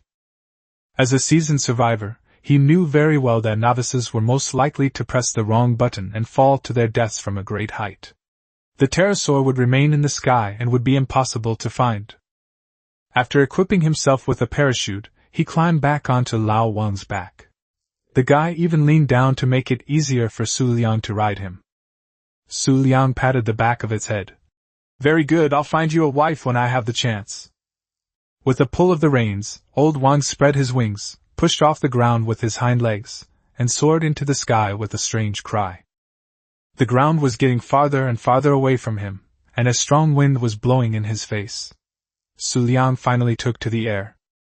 Flying has always been a dream of mankind, and riding a pterosaur into the sky is a completely different feeling from flying in an airplane. He controlled the old Wang bar to keep climbing, and the entire vegetarian island was in full view. The dinosaurs on the ground were almost invisible, but the huge body of the Brontosaurus was still very clear. The setting sun turned the opposite beach golden. If you didn't have to worry about the pressures of survival, this scenery would be enough to make you linger. As darkness fell, Xu Liang did not continue flying to the main island. The pterosaurs had limited endurance, and had to land to rest after flying for a while. Since it was difficult to see the ground at night, a hasty landing could easily be fatal, so he only circled the vegetarian island once, taking the opportunity to test his pterosaur skills.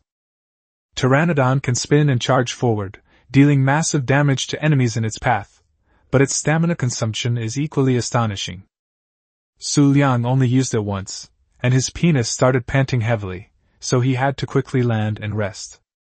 After landing, Lao Wang took a few steps with the momentum, then folded his wings. Xu Liang got down to check on the current tribe members. Old Wang is the flying pet, Big Thigh is in charge of gathering, Valley is in charge of mining metal, and Ironclad Little Treasure is in charge of berries and thatch. These few creatures are enough for the time being. Among the other creatures on the island, only the unicorn can still pique Xu Liang's interest. He rode on the thigh-like creature and led his companions to the giant rock on the east side of the vegetarian island. The 2 triceratops from before were gone, and only the Parasaurolophus was strolling around nearby. Xu Liang found the metal box behind the boulder, gathered his companions together, and opened it. Inside was a notebook by Helena. The notebook depicts a creature that resembles a penguin but is more slender, called the Hesperornis, which is usually found along rivers and coastlines and will attack if you get too close. The dusk bird poses little threat. Its carcasses can be used to collect organic polymers, it feeds on fish, it can be tamed, and it lays both ordinary eggs and extremely rare golden eggs. The golden egg provides a 10% experience boost for 600 seconds after consumption, and it also sparkles when you ride it. While it looks cool, it also makes you an easy target. It is also an ingredient for top-tier and extraordinary feed, but this thing is too torturous. Xu Liang felt it was better to catch feathered Tyrannosaurus rex than collect its eggs. Helena was not only an excellent biologist, but also had extremely high drawing skills. Each illustration was exquisite and detailed, recording the habits of the creatures and how they were tamed. After reviewing her notes from the Perfect World Camp period, Helena concluded that the island's animals were not only accustomed to the presence of humans, but also to being domesticated. Even if their development rate is abnormal, This behavior suggests that they have been regularly domesticated for at least several decades. Otherwise, these animals would not easily submit to humans who do as they please, and her theory that the island is manipulated behind the scenes does seem to make sense. It's not just animal populations that are being controlled, they themselves may also be genetically modified. However, before telling Rockwell about these findings, Helena needed to confirm a rumor. After checking the pets, Xu Liang confirmed that they had all received the buff. Although night had fallen, the buff was still active, so he had to get to work quickly. Before ascension, level 105 is the maximum level. Even at the maximum level, you are still just slightly stronger food in the eyes of dinosaurs, but you can unlock key imprints and improve your strength with tools and biological partners. At the original multiplier, enclosing the entire valley with stones would be extremely difficult. Xu Liang decided to lay the foundation first, set up the basic infrastructure, and then gradually improve the walls later. At his current pace, no player should have found this place yet. But even setting up a campsite has taken up a lot of time. His load capacity was too low, and he couldn't carry a torch to quarry stones at night, so he could only let ironclad treasure carry the stones, and use its light for illumination. Working until dawn, Xu Liang finally managed to set up a corner, lay out the bed, and after planning the layout, place the storage cabinet, table, blacksmith's table, and refining furnace in that order. One furnace was too slow, so he set up 4 and placed 4 grinders on the table, which was enough for the initial resource processing. All the supplies on the raft were moved into the camp, and the pets were called in and put to rest. The basic structure of a base was finally taking shape. Then, he rode the valley up the mountain, pushed down all the remaining metal ore, and stuffed it into the furnace for smelting. Fan Zhou wanted to speed things up. People couldn't rest, and neither could the furnace. An endless supply of supplies is the key to survival. Xu Liang lit a campfire, stuffed it with raw meat, and watched as the firelight illuminated the entire valley, finally finding a sense of peace. He put the extra equipment into the cabinet, took several extra sets of roasted meat, and prepared to ride his pterosaur out to explore and collect key resources along the way. It's almost noon now, the perfect time to go up the mountain to collect crystals. The temperature drops and he loses health in the evening, and since he doesn't have any resistance, and can't make a fursuit, he can only act during the day. With crystals, you can make a telescope to observe dinosaurs from a distance, saving you the trouble of luring them away only to catch a low-level one. Once ready, Xu Liang mounted the pterosaur. With a strange cry from Lao Wengba, the man and the pterosaur soared into the sky, heading straight for the main island on the opposite shore. With the arrival of pterosaurs, crossing the ocean became much easier. Looking down at the sea, visibility was still very low, with only a few megalodon sharks faintly visible swimming by. On the cliff behind the beach, a beam of light from a white supply crate shot into the sky. Xu Liang thought for a moment, then decided not to go and pick it up. The white supply crate only contains basic materials, which he doesn't lack right now. If he were to die for these things, it would be a net loss. He controlled the pterosaur to increase its altitude and headed towards the nearest green obelisk. It was his habit to check the obelisk's information before mining the crystal. Heading north, the vast tropical rainforest of the east stretched out beneath our feet. After flying for a while, Lao Wang sent a message saying his stamina was almost gone. Xu Liang descended, revealing a valley below. Steep cliffs lined both sides, with a small river flowing through the middle. A red misty figure lingered at the bottom of the valley.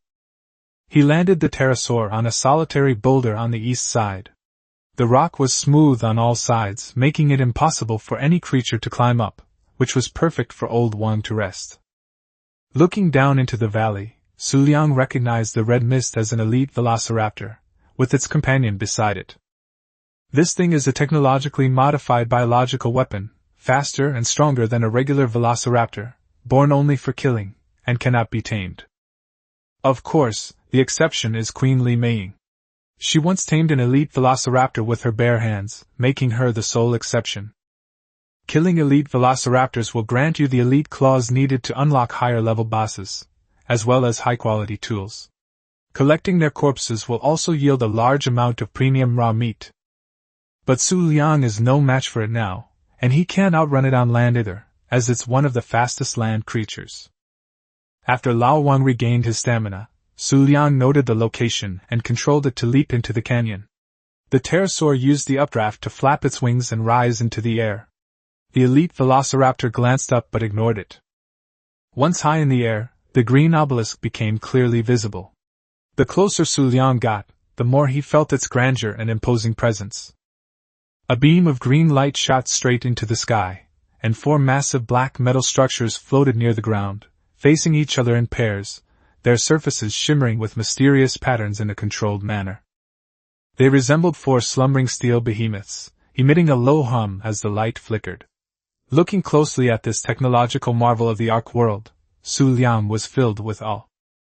On the ground, 7 sharp stone pillars form a circle, with a sunken and raised altar in the center, and green light is being injected into the metal structure at the center of the altar. Outside the altar was a vast grassland, where various creatures roamed about, including an elite velociraptor that was tracking its prey. Xu Liang landed the pterosaur atop the outer stone pillars and discovered a large amount of metal and gleaming white crystals protruding from the base of the pillars. None of the creatures chased by the elite velociraptors managed to escape into the altar. It was as if some force existed here, causing all living beings to instinctively avoid it. After confirming that the altar was safe, Xu Liang ordered Lao Wang to land. Old Wang, who was usually obedient and even somewhat ingratiating, showed obvious resistance. Only when Xu Liang gave it a strong command did it reluctantly fly to the altar. After landing, Xu Liang noticed its unease, took out some raw meat to feed it by hand, and stroked its head to comfort it. Old Wang gradually calmed down. A metal rhombus-shaped pillar extends from the center of the altar, its sloping surface inlaid with red gemstones. The green beam of light that pierces the sky originates from this pillar. Xu Liang was familiar with the plot and naturally knew that this was the tribute terminal, and also the source of the Ark's power. Each Ark had 3 pillars of light, providing energy for the entire Ark. He approached the beam of light, and the implant in his left hand reacted. After the scan, the interface displayed, Green Obelisk Terminal, Open Inventory. The terminal includes options such as a teleporter, tribute terminal, Ark data, creatures, and tributes, and can also be used to upload survivors. However, you absolutely must not click this option carelessly. It will upload your character to the Ark database, and all your items will disappear during the teleportation. Even if you teleport back immediately, you will have to run back all the way back. Xu Liang suspected that there was more than one isolated island Ark. If they were mistakenly transported to another island that had been developed for many years, facing unknown technology and survivors, their fate might be worse than death. The Ark data interface allows you to upload items, and by going to other Arks and then downloading the creature interface, you can upload creatures within the altar's range. At this point, there is only one uploadable target in the list, Lao Wang, a level 226 pteranodon. The real focus is on the offering interface. The boss corresponding to the green obelisk is the broodmother spider. Easy difficulty requires the ancient artifact of wisdom, hunter, and steadfast. Medium and advanced difficulties also require materials dropped by other island creatures. The isolated island contains 10 artifacts, scattered throughout various caves. The Watchers have released numerous terrifying creatures into these caves, specifically to test the survivors. Only by defeating 3 bosses and collecting special loot can you challenge the Overseer. Only after succeeding will you be eligible to ascend to the next Ark. This is difficult even for veterans, let alone newcomers just deployed to the Arkansas. The terminal can also craft 3 key items, a tech replicator, an empty cryogenic chamber, and a cryogenic freezer. Tech replicators can create tech items, but require elements and corresponding imprints. Cryogenic chambers can capture creatures and then summon them. Cryogenic refrigerators require electricity to maintain the operation of the cryogenic chambers. Helena's notes, record, to the northeast lies a small island entirely composed of carnivores. Such a small landmass, yet maintaining a high density of carnivorous creatures, is completely contrary to the laws of nature. They couldn't possibly survive by preying on each other. The only reasonable explanation is that someone deliberately created this island. The cryogenic chamber requires level 51 to unlock, the cryogenic refrigerator requires level 88, and the tech replicator can only be obtained by defeating a boss. Xu Liang checked the imprint skill, and sure enough, all 3 items were in a black state, confirming his guess, and then he didn't delay any longer. He mounted Old Wang, and the pterosaur soared into the air, heading straight for the distant peak in the northeast of the isolated island. The area around the distant peak is filled with the scent of carnivorous creatures. Only high-level Ankylosaurus, star-tailed beasts, and Stegosaurus can survive here. The hillsides and mountaintops are covered with metal mines, and the crystal that Xu Liang is looking for grows on the mountaintop. He always kept flying at high altitudes. Although pterosaurs have poor endurance, and need to land to rest from time to time, this made it less likely for other survivors to spot him. Even if someone looks up, they will only see a black dot, and will not know that there is a person riding on it. Meanwhile, the other survivors are still struggling to survive and have no time to study dragon taming, and the tribes will inevitably compete for resources. This information gap is Xu Liang's greatest advantage. He can spot supply crates from high altitude, and there are white and purple airdrops ahead, but he's not in a hurry to grab them. After flying for a while, Lao Wang's stamina was running out. Xu Liang discovered that below was a vast, deep blue lake, and to his right was the eastern plains. The plains are rich in life, but groups of velociraptors often appear in the lakes. Although the lakes seem eerie, they are actually relatively safe. He landed on a boulder on the cliff by the lake, allowing Old Wang to regain his stamina. The view was expansive from there, and if there was any danger, he could simply fly towards the lake. Just as the pterosaur was gnawing on the raw meat, the white airdrop in front of it suddenly disappeared. Xu Liang immediately became alert. This couldn't possibly have vanished naturally, someone was nearby. He had the recovered Lao Wang jump off the cliff, fly close to the lake surface, and quietly approach the east bank where the airdrop was located by taking advantage of the low altitude. The lake water became shallower as you went further, and sparse, strange trees grew in the black silt. Beyond the forest was a valley. 2 thunder dragons blocked the view on the right. A purple supply box stood on a pile of rocks, and a pteranodon rested nearby. Once Xu Liang confirmed that no one was approaching, he immediately descended to the supply box, dismounted from the dragon, grabbed the items, and then leaped back onto the dragon's back, soaring into the sky. Just as the supply crate disappeared, he flew to the treetops, his back instantly breaking out in a cold sweat. A red mist hung in the distance, and an elite velociraptor was searching the area. Had he been even half a second slower, he wouldn't have had time to escape on his velociraptor. The elite velociraptor suddenly sniffed, then tilted its head to listen carefully, before lowering its body and lunging towards the other side of the rocks. 2 survivors emerged from behind the pile of stones. They were clearly not novices, and upon seeing the velociraptor, they simultaneously swung their flails. But the elite velociraptor didn't dodge at all, and the meteor hammer missed its target. The 2 even tried to retaliate with bows and arrows and stone spears. As a result, the person targeted was unable to even fight back. The elite velociraptor's attacks were so fast they left afterimages, tearing him to shreds in just a few moments. The other man stabbed him a few times, then realized something was wrong and turned to run away, but he was eventually caught up, leaving only shrill screams and the sound of chewing. Xu Liang understood that these 2 were well-trained and ordinary velociraptors might not be able to do anything to them, but the wrong intelligence directly cost them their lives. In retrospect, the biological information he possessed was invaluable. He continued flying northeast, found a treetop to hide in, and then remembered that he hadn't checked what he had taken from the airdrop. Upon opening his inventory, Xu Liang was overjoyed to find that it was an epic lucky leggings. With an armor rating of 94.2, it also provides resistance to low and high temperatures, and its outer layer is covered with leaves, providing excellent camouflage. He equipped himself on the pterosaur's back on the spot. Although he needed to collect a complete set to achieve the desired camouflage effect, the pants alone made the trip worthwhile. Arriving at the foot of the southern side of the distant peak, one is surrounded by large areas of exposed iron ore, and the slope ahead gradually becomes steeper. This suited Xu Liang's wishes perfectly, as resting on a steep slope made it less likely for him to be ambushed.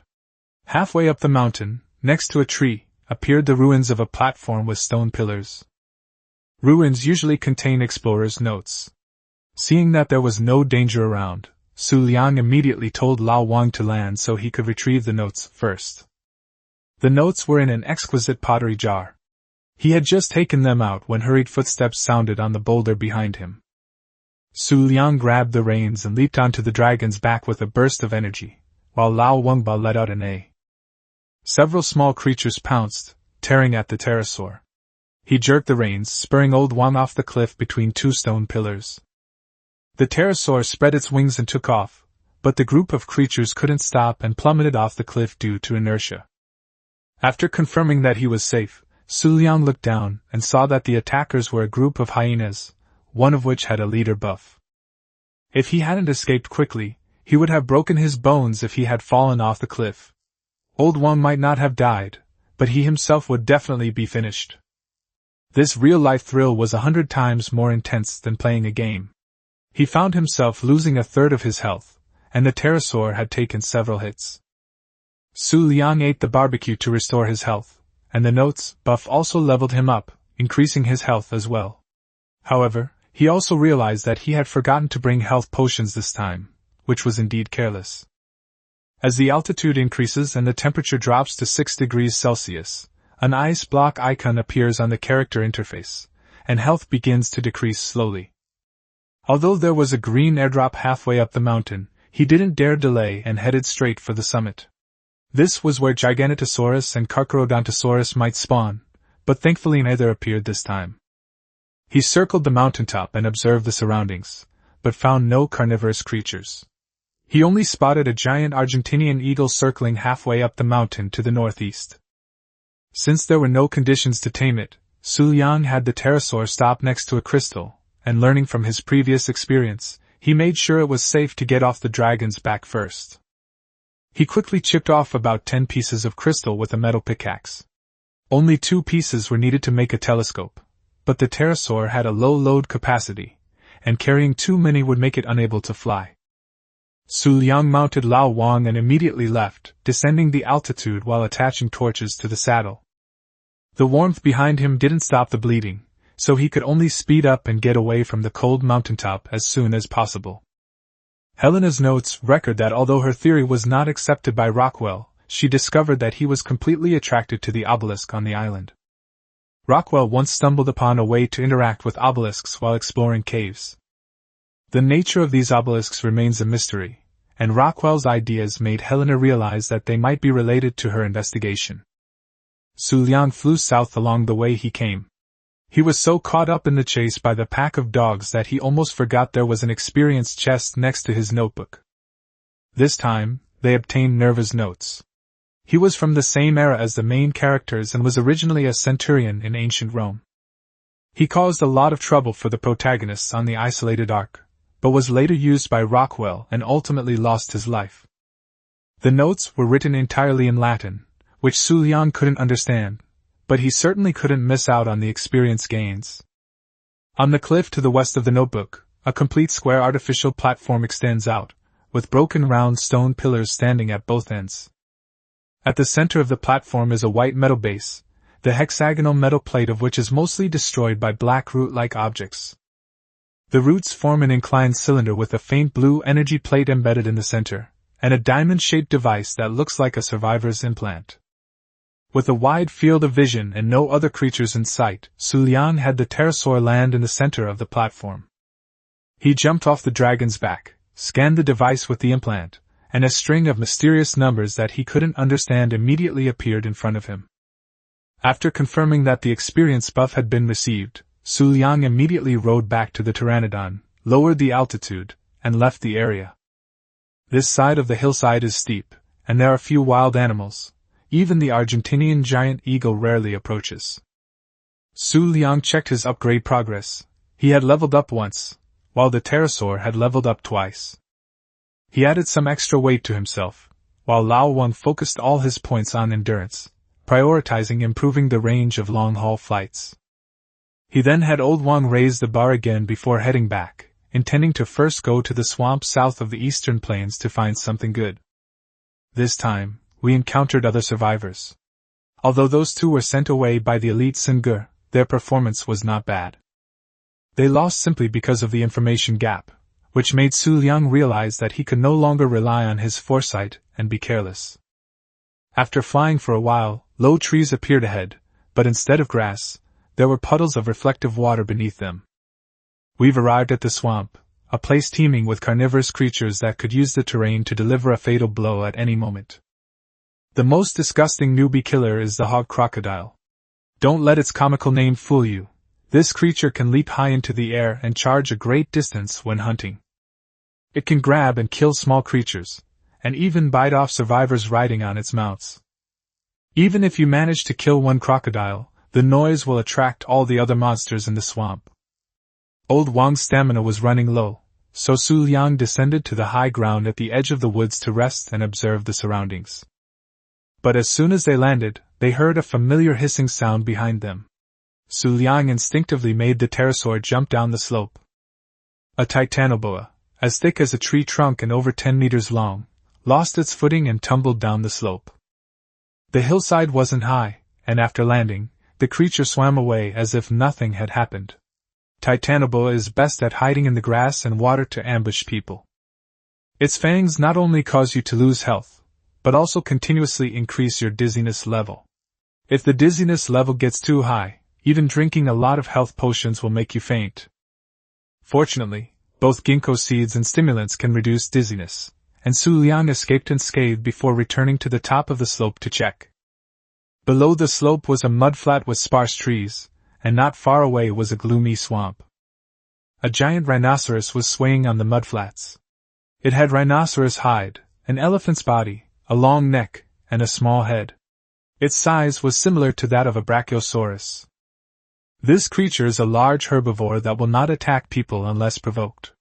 Once tamed, it can be equipped with a platform saddle, turning it into a mobile base.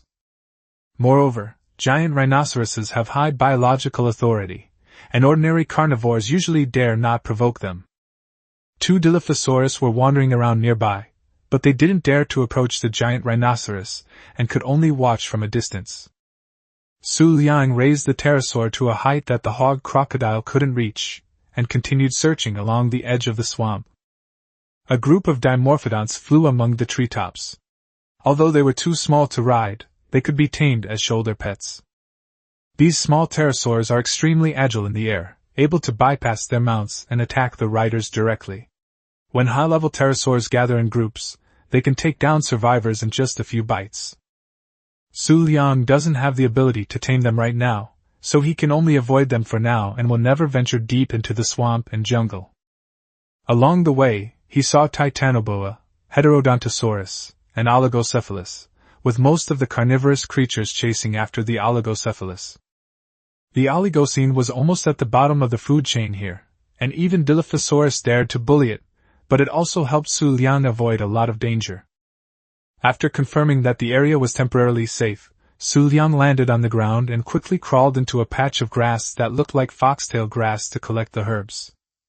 Besides berries and fiber, he quickly gathered rare flowers and, most importantly, X-type plant seeds. The rare flower smells unpleasant, but eating it grants a 10-second floral fragrance buff, which will enrage and swarm nearby creatures. Even the dodo bird is no exception. It can be incredibly mischievous most of the time, but it can be surprisingly effective in certain situations. As for the X-alien plant seeds, when planted in large farmlands, they can grow into aggressive carnivorous plants. The carnivorous plant sprays toxic spores at intruders, capable of damaging both air and ground targets while significantly slowing them down. It doesn't need bullets. It can work as long as it's continuously supplied with fertilizer, a veritable biological fortress. At this stage, Xu Liang cannot build automatic turrets, but the man-eating plants are enough to defend the base, and they are also a powerful weapon against ordinary survivors. Just as he was getting into the swing of things, a devil frog jumped out of the swamp, glanced at Xu Liang, and then croaked away. The devil frog is also a well-known cement king in Arkansas. After being tamed, it can be ridden, and its long tongue licks can cause slight dizziness. It deals extra damage to insects, and yields a large amount of cement when collecting insect carcasses, which is precisely the material most lacking in industrialization. More importantly, the devil frog is amphibious, able to jump far on land and swim fast in water, making it difficult to catch up with even a slight increase in speed. Unfortunately, Xu Liang can't catch it now either. He can only remember its location and deal with it later. He cleared the grass completely, harvesting a total of 50 X-type plant seeds, which was enough for the early stages. With the pterosaur's load almost full, Xu Liang discarded the excess supplies, keeping only the most crucial seeds, and then immediately returned. After all this commotion, it was getting late. Xu Liang controlled the pterosaur to take off, climb the altitude, and head towards the vegetarian island camp. Old Wang's stamina was really poor. He had to rest twice along the way, and by the time he flew to the opposite side of Vegetarian Island, the coastline was already completely dark. Along the way, he also saw Tyrannosaurus Rex, but after hesitating, he didn't take action. This delay made it even darker. Xu Liang took out a torch and stuck it on the pterosaur's back. He flew across the ocean in the dark, as the wilderness at night was too dangerous, and he dared not linger.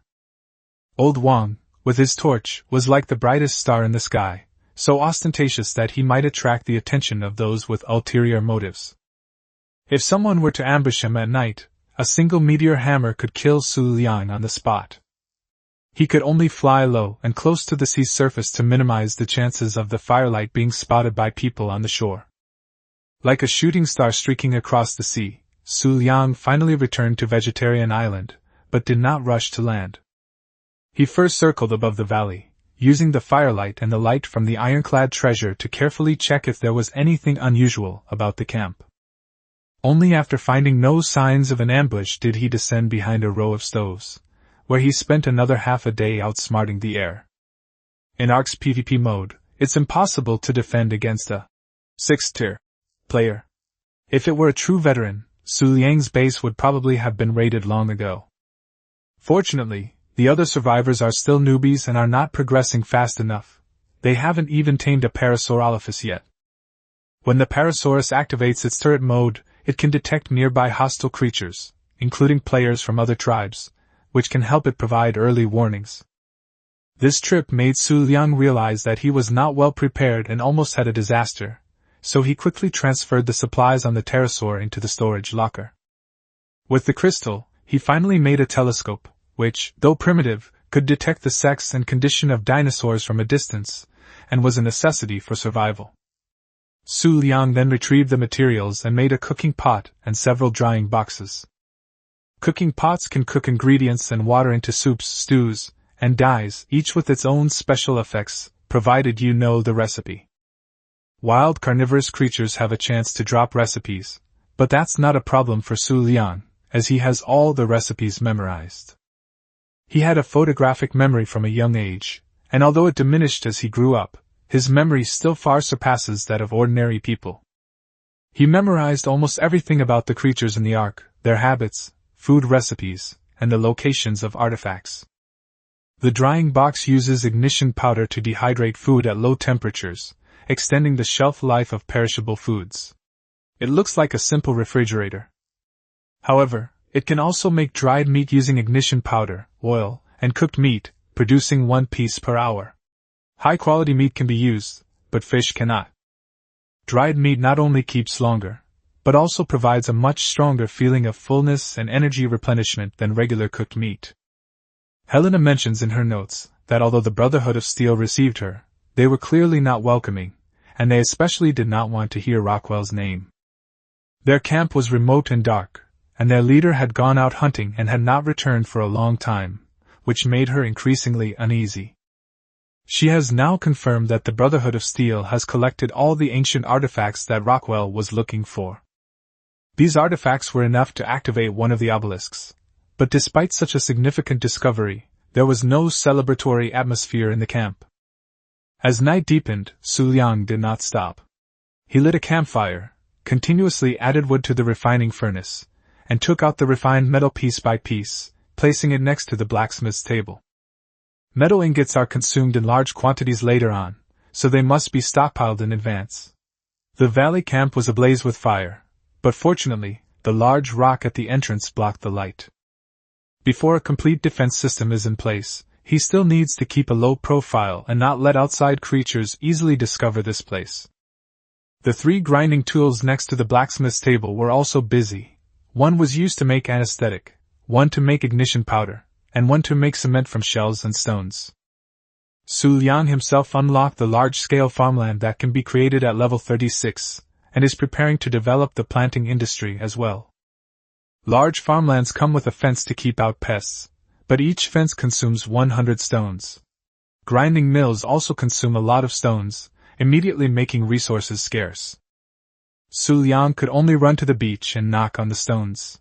He couldn't help but think of the star-tailed beast, which was good at quarrying and could also reduce its burden, but there was no such creature on Vegetarian Island. With limited materials, he was able to create only 8 large plots of farmland. This was far from enough to grow X-type heterogeneous plants, so he temporarily abandoned further land reclamation. He then began laying the foundation for the valley, intending to use these 8 plots to grow vegetables. After all, there was a unicorn waiting for him to tame on the south side of the island. After daybreak, Xu Liang brought the farmland to the outside of the valley, chose a spot near the shallows, and neatly arranged the 8 plots of farmland in 2 rows. Farming requires irrigation, and the easiest way is to lay water pipes to bring water in, otherwise you have to come over every few days to add water. The entire Vegetarian Island is now his territory, so he naturally built his farmland on the mudflats closest to the water source. In the early days, cement was in short supply, and metal water pipes were too wasteful, so he directly used stone water pipes to bring water into the farmland, and then placed 2 fertilizer bins next to it. They were still short of fertilizer, so Xu Liang slung his crossbow and tranquilizer arrows over his shoulder, preparing to capture a Siberian elephant. This creature was a veritable manure-producing machine. On the beach not far away, a female Oligocene elephant of level 75 was strolling around. Xu Liang confirmed its level with his binoculars and immediately swung his meteor hammer. The newborn elephant had just been resting on the beach when it was suddenly bound, struggling and letting out panicked cries. Its dizziness level wasn't high. A few tranquilizer arrows later, it collapsed to the ground. Xu Liang opened its backpack, stuffed in a bunch of purple berries, and activated triple taming. Its hunger level dropped rapidly, and the taming progress bar surged accordingly. Before long, the elephant was successfully tamed. After being tamed, it reached level 112 and had a food stat of over 8,000, making it perfect for producing manure. Xu Liang whistled, making it stand next to the fertilizer box, and then stuffed all the white berries that ironclad treasure had collected into its backpack, beginning to force-feed it. Accompanied by crackling sounds and a foul stench, the newborn elephant began to defecate frantically. The white berries were like an unstoppable feast for it. Xu Liang only stopped when its food supply was completely depleted. Looking back, he saw that a magnificent mountain of excrement had been piled up behind the new elephant. He endured the stench, collected all the excrement into his backpack, and patted Jiang Xingxiang's head. "Thank you for your hard work." Then, he replaced the berries with other ones. Seeing that it grunted and slurped its food like a pig, Xu Liang simply renamed it Fatty. Fatty stayed by the fertilizer bin to rest, while Xu Liang rode ironclad treasure out to gather resources. When the stegosaurus swept through the bushes, it could not only obtain berries but also dig up various seeds. In addition to berry seeds, Xu Liang also collected corn, lemon, potato, and carrot seeds. These 4 vegetables have no wild plants, and can only be grown by himself. He boosted Ironclad Treasure's attack power, significantly improving its gathering efficiency. With a few sweeps of its tail, it quickly gathered the necessary seeds. There are only 4 types of vegetables in the Ark, and 2 of each type are planted on the 8 plots of farmland. Xu Liang buried the seeds, added manure, and then used the implant to scan the condition of the farmland. The farmland has been irrigated, and the carrots are starting to sprout. Each large plot of farmland can hold 10 portions of manure or fertilizer, although the manure has a lower fertility. Greenhouse technology can significantly shorten crop maturation time, but it requires a large amount of crystal and cement, which Xu Liang simply cannot afford right now. After inspecting the 8 plots of farmland and confirming that everything was in order, he put the remaining manure and straw into the fertilizer bin, where they were slowly transformed into high-quality fertilizer. Next, Xu Liang took out the red berries from Ironclad Treasure's body, filled the water bag, returned to the valley, and put the red berries, water, and anesthetic into the cooking pot. After the wood is lit, the 3 ingredients gradually simmer into a restorative elixir, also known as a blood potion. This substance has no nutritional value, but it can heal wounds. He suffered a loss last time he went out because he forgot to bring the medicinal wine. This time, Xu Liang made 20 bottles to carry with him, and put the rest of the materials away for later. With his telescope, he planned to continue exploring the island, looking for mates for his dinosaurs. Pairing males and females not only provided a synergy but could also produce a second generation of dinosaurs. With enough breeding dinosaurs, they can mass-produce stronger dinosaurs. Xu Liang began searching from the east side of the island and soon discovered 2 Parasaurolophus. These 2 creatures had been loitering around the area ever since he landed on Vegetarian Island. A quick scan with his binoculars revealed one to be level 115 and the other level 125, but unfortunately, they were both female. Since that's the case, Xu Liang decided to capture the higher level 125. He used his meteor hammer to trap the target, then fired a tranquilizer arrow at its head, and the Parasaurolophus quickly fell to the ground. He activated triple taming, placed purple berries on the monsters, and continued onward. However, the creatures he encountered next were mostly level 10 or 20, not worth catching at all. Upon reaching the southernmost tip of Vegetarian Island, Xu Liang dared not approach too closely, fearing he might startle the unicorn. From a distance, he recognized the unicorn as a level 80 female. He'll come back to tame the carrot once it's ripe. There's also a level 125 female Brontosaurus next to the unicorn, but catching it is too much trouble at this stage, so we'll have to wait. While continuing his wanderings, Xu Liang spotted a Stegosaurus in the southwest corner. However, his binoculars revealed that it was only a level 18 male, completely unsuitable for taming. Xu Liang went back and called Ironclad Xiao Bao, and they killed it directly. If you don't capture a wild Tektronix, killing it will actually yield oil, circuit boards, elemental dust, and scrap metal. These are all valuable resources. Scrap metal can be put into a refining furnace and smelted into scrap metal ingots just like ordinary metal ingots. Tektronix is a treasure trove from head to toe. After returning home, Xu Liang took Shanguzi up the mountain to mine metal, only to find that the mining sites that had been exhausted long ago had been refreshed. It seems the island's resources, like in the game, replenish periodically. But this Ark world is, in essence, still a brutal survival game. After finishing the forging, darkness fell again. Xu Liang returned to the valley camp, ready to embrace new developments, as his level had already reached 62. Level 62 is a significant milestone. He can finally learn the markings of the Argentavis saddle. The Argentavis has a wingspan of up to 7 meters and is a top aerial predator on isolated islands. Its attributes surpass those of the Pteranodon in every aspect. Its saddle can be used as a blacksmith's workbench, and it has a weight-reducing effect on most materials, making it arguably the best transport aircraft in Ark. Although it doesn't fly as fast as a pterosaur, its overall capabilities far surpass those of the Quetzalcoatlus. The Quetzalcoatlus, without reducing material weight and almost never touching the ground, is virtually impossible to catch. Xu Liang learned several key markings and made a bulletproof suit and a long-barreled rifle at the blacksmith's table, officially entering the Iron Age.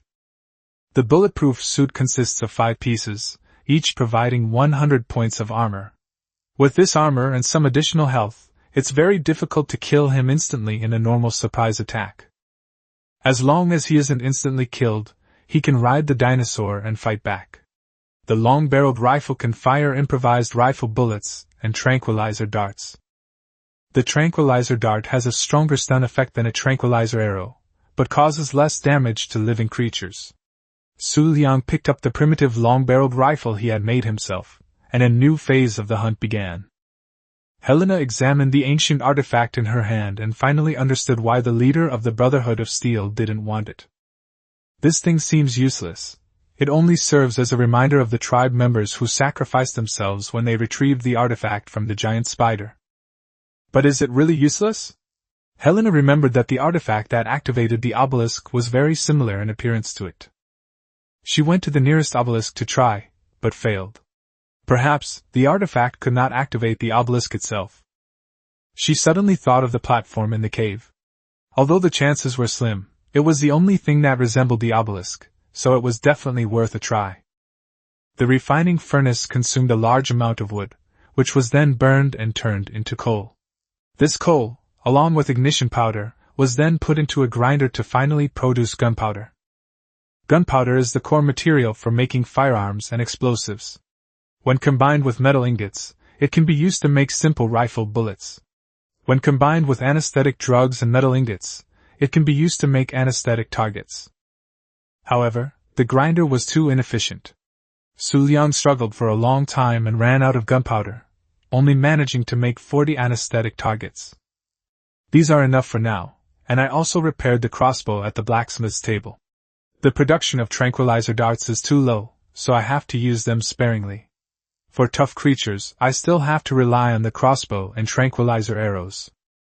With cement and crystal, he also made a water bottle. The animal skin water bag would leak, but the water bottle wouldn't, and you could even take a sip, although it took up more weight. After checking his equipment and packing the necessities, Xu Liang rode on the pterosaur's back to test it out. His speed wasn't affected. The food was too heavy. This time, health potions would be enough. But then he suddenly remembered that he seemed to have forgotten something. The tamed Parasaurolophus was still outside. Fortunately, this was a vegetarian island. If it were on the main island, that guy would probably have been devoured to the bone long ago. He made a comb dragon saddle, took a torch, and hurried towards the east coast. The Parasaurus had been awake for a while and was standing there blankly. It was brown all over, with white from its crest to the tip of its nose, and gradually turning green from the tip of its nose to its lips, as if it had its own makeup on. Xu Liang named it Radar. It was level 187, with average health, stamina, carrying capacity, and damage. Although it wasn't suitable for combat, it was a decent mount.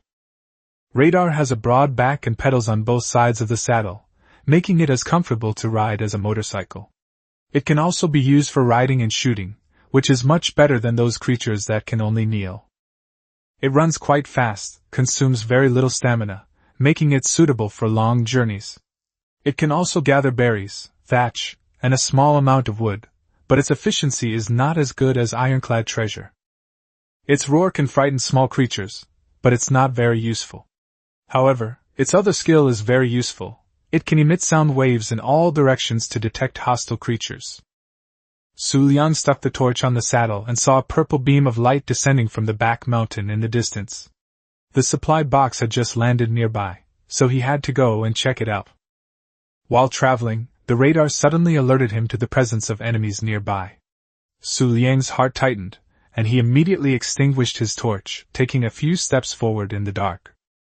He looked in the direction indicated and saw a red circle flashing on the left, but that direction was clearly the dark sea, and the red light was still below the surface. It turned out to be a megalodon from the water. Radar's sound waves are centered on itself and can be detected both above and below ground. It was just a false alarm. Xu Liang relit the torch and rushed to the southeast hillside. After opening the supply box, he found an epic-level Startail Beast saddle with armor of 54.5 inside. Startail Beasts aren't combat dragons, so saddles and armor aren't that important. However, a finished saddle can save him a lot of materials, and he doesn't even need to waste points learning imprint skills. He rode the radar back to the valley camp, constantly collecting resources along the way. After upgrading, he prioritized increasing carrying capacity and damage. This is a common way to allocate skill points for utility dragons. After returning home, Xu Liang put the black berries into the grinder and continued to grind the anesthetic. He couldn't stop taking the medicine. It would give him experience, and also allow him to stockpile anesthetic. Next, he opened the radar settings and activated the alarm and turret modes. From then on, the radar would immediately sound an alarm whenever hostile creatures or intruders appeared nearby.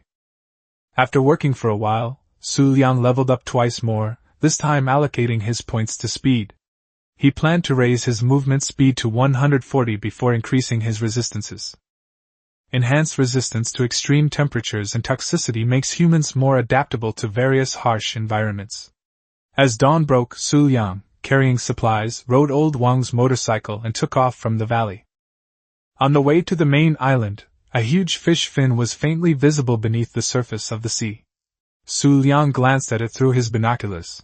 The giant beast had already submerged into the deep sea. But it was this one glance that allowed him to see the information clearly: elite lizardfish, level 1. Xu Liang wanted to scream 3 times in his heart. The elite leadsfish were much larger than the ordinary leadsfish. They were killing machines deployed by the overseers. Although it is only level 1, it is by no means weak. With it roaming between the vegetarian island and the main island, ordinary people dare not approach it from the sea. Xu Liang paused briefly on the giant rock at the mouth of the main island, then continued flying north along the coast, his target being the small island opposite the distant peak he had seen while stealing the crystal. That island, like the vegetarian island, is isolated overseas, but the environment is completely different. The island is full of carnivorous creatures and no herbivorous creatures will spawn there. That place is a battlefield, where carnivorous creatures fight each other to the death, and low-level creatures simply cannot survive. Precisely because of this, it is a suitable place to find high-level creatures to tame, and no one will easily come to the island to disturb it. Old Wan had just accelerated to the vicinity of the artifact cave when his stamina ran out, forcing him to land on the beach to rest. Xu Liang raised his binoculars to observe the surrounding situation. The Moschops was gone. There were only 2 pterosaurs on the beach, one on the ground and the other circling. Nearby were also a carbon turtle, a dodo, and even a pink one. Xu Liang looked at the pterosaur on the ground, his eyes widening instantly. Level 120 female. Then he looked at the one in the sky, level 130, also female. That's how the Ark world is. When you want to find something, you can't find it anywhere, but when you don't want to tame it, high-level creatures just walk right into your path. Xu Liang patted Old Wang on the shoulder. You're in luck, kid. The level 130 female pterosaur landed exhausted, and Xu Liang jumped off its back and used a meteor hammer to bind it. He initially intended to use a long-barreled rifle, but after thinking it over, he switched to a crossbow. With practiced ease, he shot the pterosaur in the head with 2 arrows, and the pterosaur let out a miserable cry before crashing to the ground.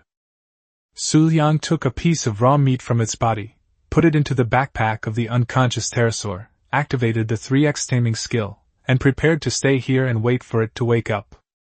If you don't take what heaven has given you, you will surely suffer the consequences. With these 2 species of dragons, we will never lack pterosaurs again. Rain began to fall, followed by fog. The fog would perfectly conceal him and the pterosaur, preventing them from being discovered by predators or other survivors.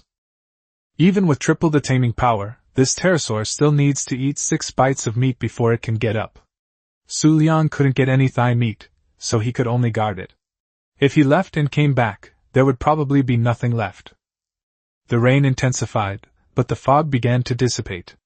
A triceratops slowly approached, and Xu Liang instructed Lao Wang to stop on a boulder on the beach, cautiously observing their surroundings. A flash of orange suddenly appeared at the edge of the woods not far away. Xu Liang raised his binoculars and discovered it was a level 5 elite velociraptor. Fortunately, they were still far away. Immediately afterward, a commotion arose from the forest.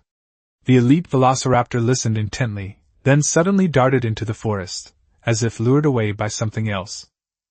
The danger has temporarily passed. Xu Liang examines the unconscious pterosaur and finds it is still missing 2 pieces of meat, but its dizziness level is dropping rapidly. To prevent any accidents, he immediately picked some black berries from the bushes and forced them into the pterosaur's mouth, finally stopping its continuously dropping dizziness level. After waiting anxiously for a while, the pterosaur finally finished the last bite of meat and stood up unsteadily. Xu Liang quickly led it to hide behind a boulder on the beach. After being tamed, the pterosaur reached level 194 with 1247 health, 375 stamina, and 408% damage, making its overall attributes quite average. He patted its head and said with a smile, "Since you're old Wang's wife, I'll call you little wife."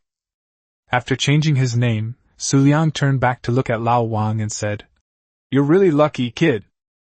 Old Wang seemed to understand, and he took the initiative to rub against his young wife. The young wife dodged a couple of times, but finally gave in. Hearts appeared atop the two-winged dragon heads, a sign of male and female superposition. Xu Liang always felt that Lao Wang's forum seemed to be getting increasingly lewd. Helena's notes read, "The ancient artifact fits perfectly into the slot on the platform. How could she not have noticed it immediately? She's so stupid." If activating an obelisk yields a key, then the other two keys should be located at the other two obelisks. Once you collect all three keys, you might be able to open the door on the platform to the secret chamber that controls the isolated island's ecosystem. But if the other obelisks were like the first one, requiring her to gather a bunch of random things first, Helena felt that she probably didn't have the ability to do so. The rain gradually subsided and eventually stopped, and the sun shone brightly on the earth again. Xu Liang mounted Lao Wang, whistled, and told his young wife to continue following, heading north along the coastline. Not far ahead lies a swamp. Before flying over, the pterosaurs must rest and recover their stamina. The large rocks on the swamp's edge may look safe, but they are actually traps. Pig crocodiles will leap out of the water and drag their riders directly into the swamp. Xu Liang had learned his lesson here before, so he deliberately chose a large, protruding rock outside the swamp to stand on. A brontosaurus was strolling to his left, and a parasaurolophus and a triceratops were nearby. As long as the parasaurolophus didn't wander off, it meant the area was temporarily safe. Just as we were preparing to take off, the sea's surface to our right suddenly churned, and a bright red megalodon emerged from the deep sea, swimming lazily with a rather striking color scheme. Xu Liang looked through his binoculars, and saw that it was only level 10. Too low a level to be worth taming, he could only leave disappointed. Old Wang swept across the swamp in one breath, his stamina almost completely depleted. Xu Liang lowered his altitude, and noticed a wooden building that had appeared on the beach in the distance. The last time Xu Liang passed by here, there were clearly no houses.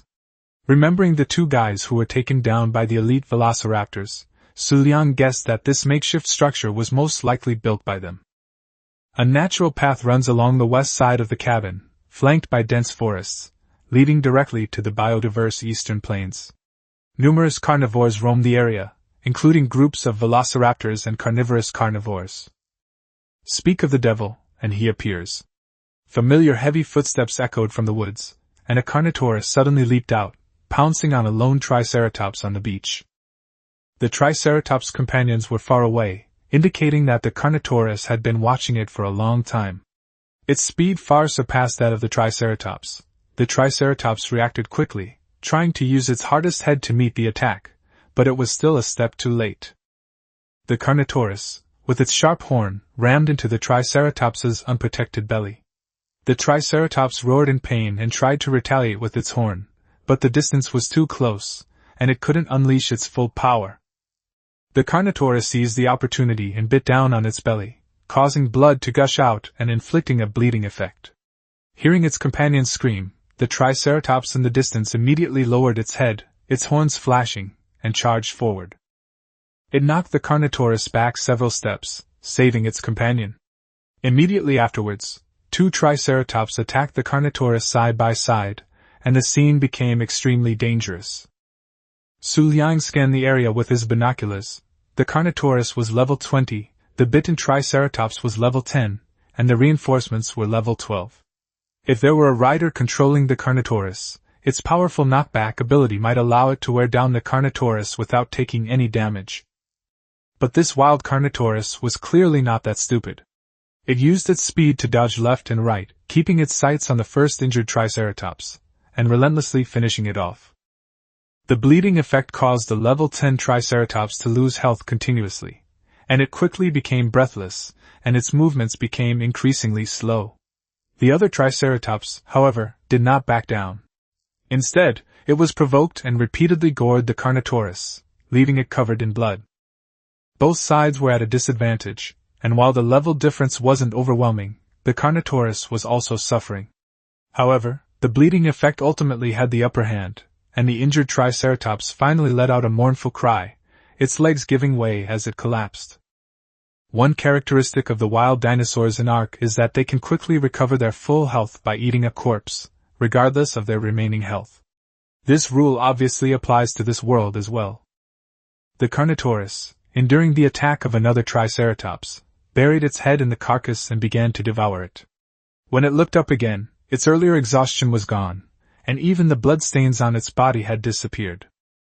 In a one-on-one fight, and with a significant level difference, even the fiercest Triceratops couldn't withstand the onslaught.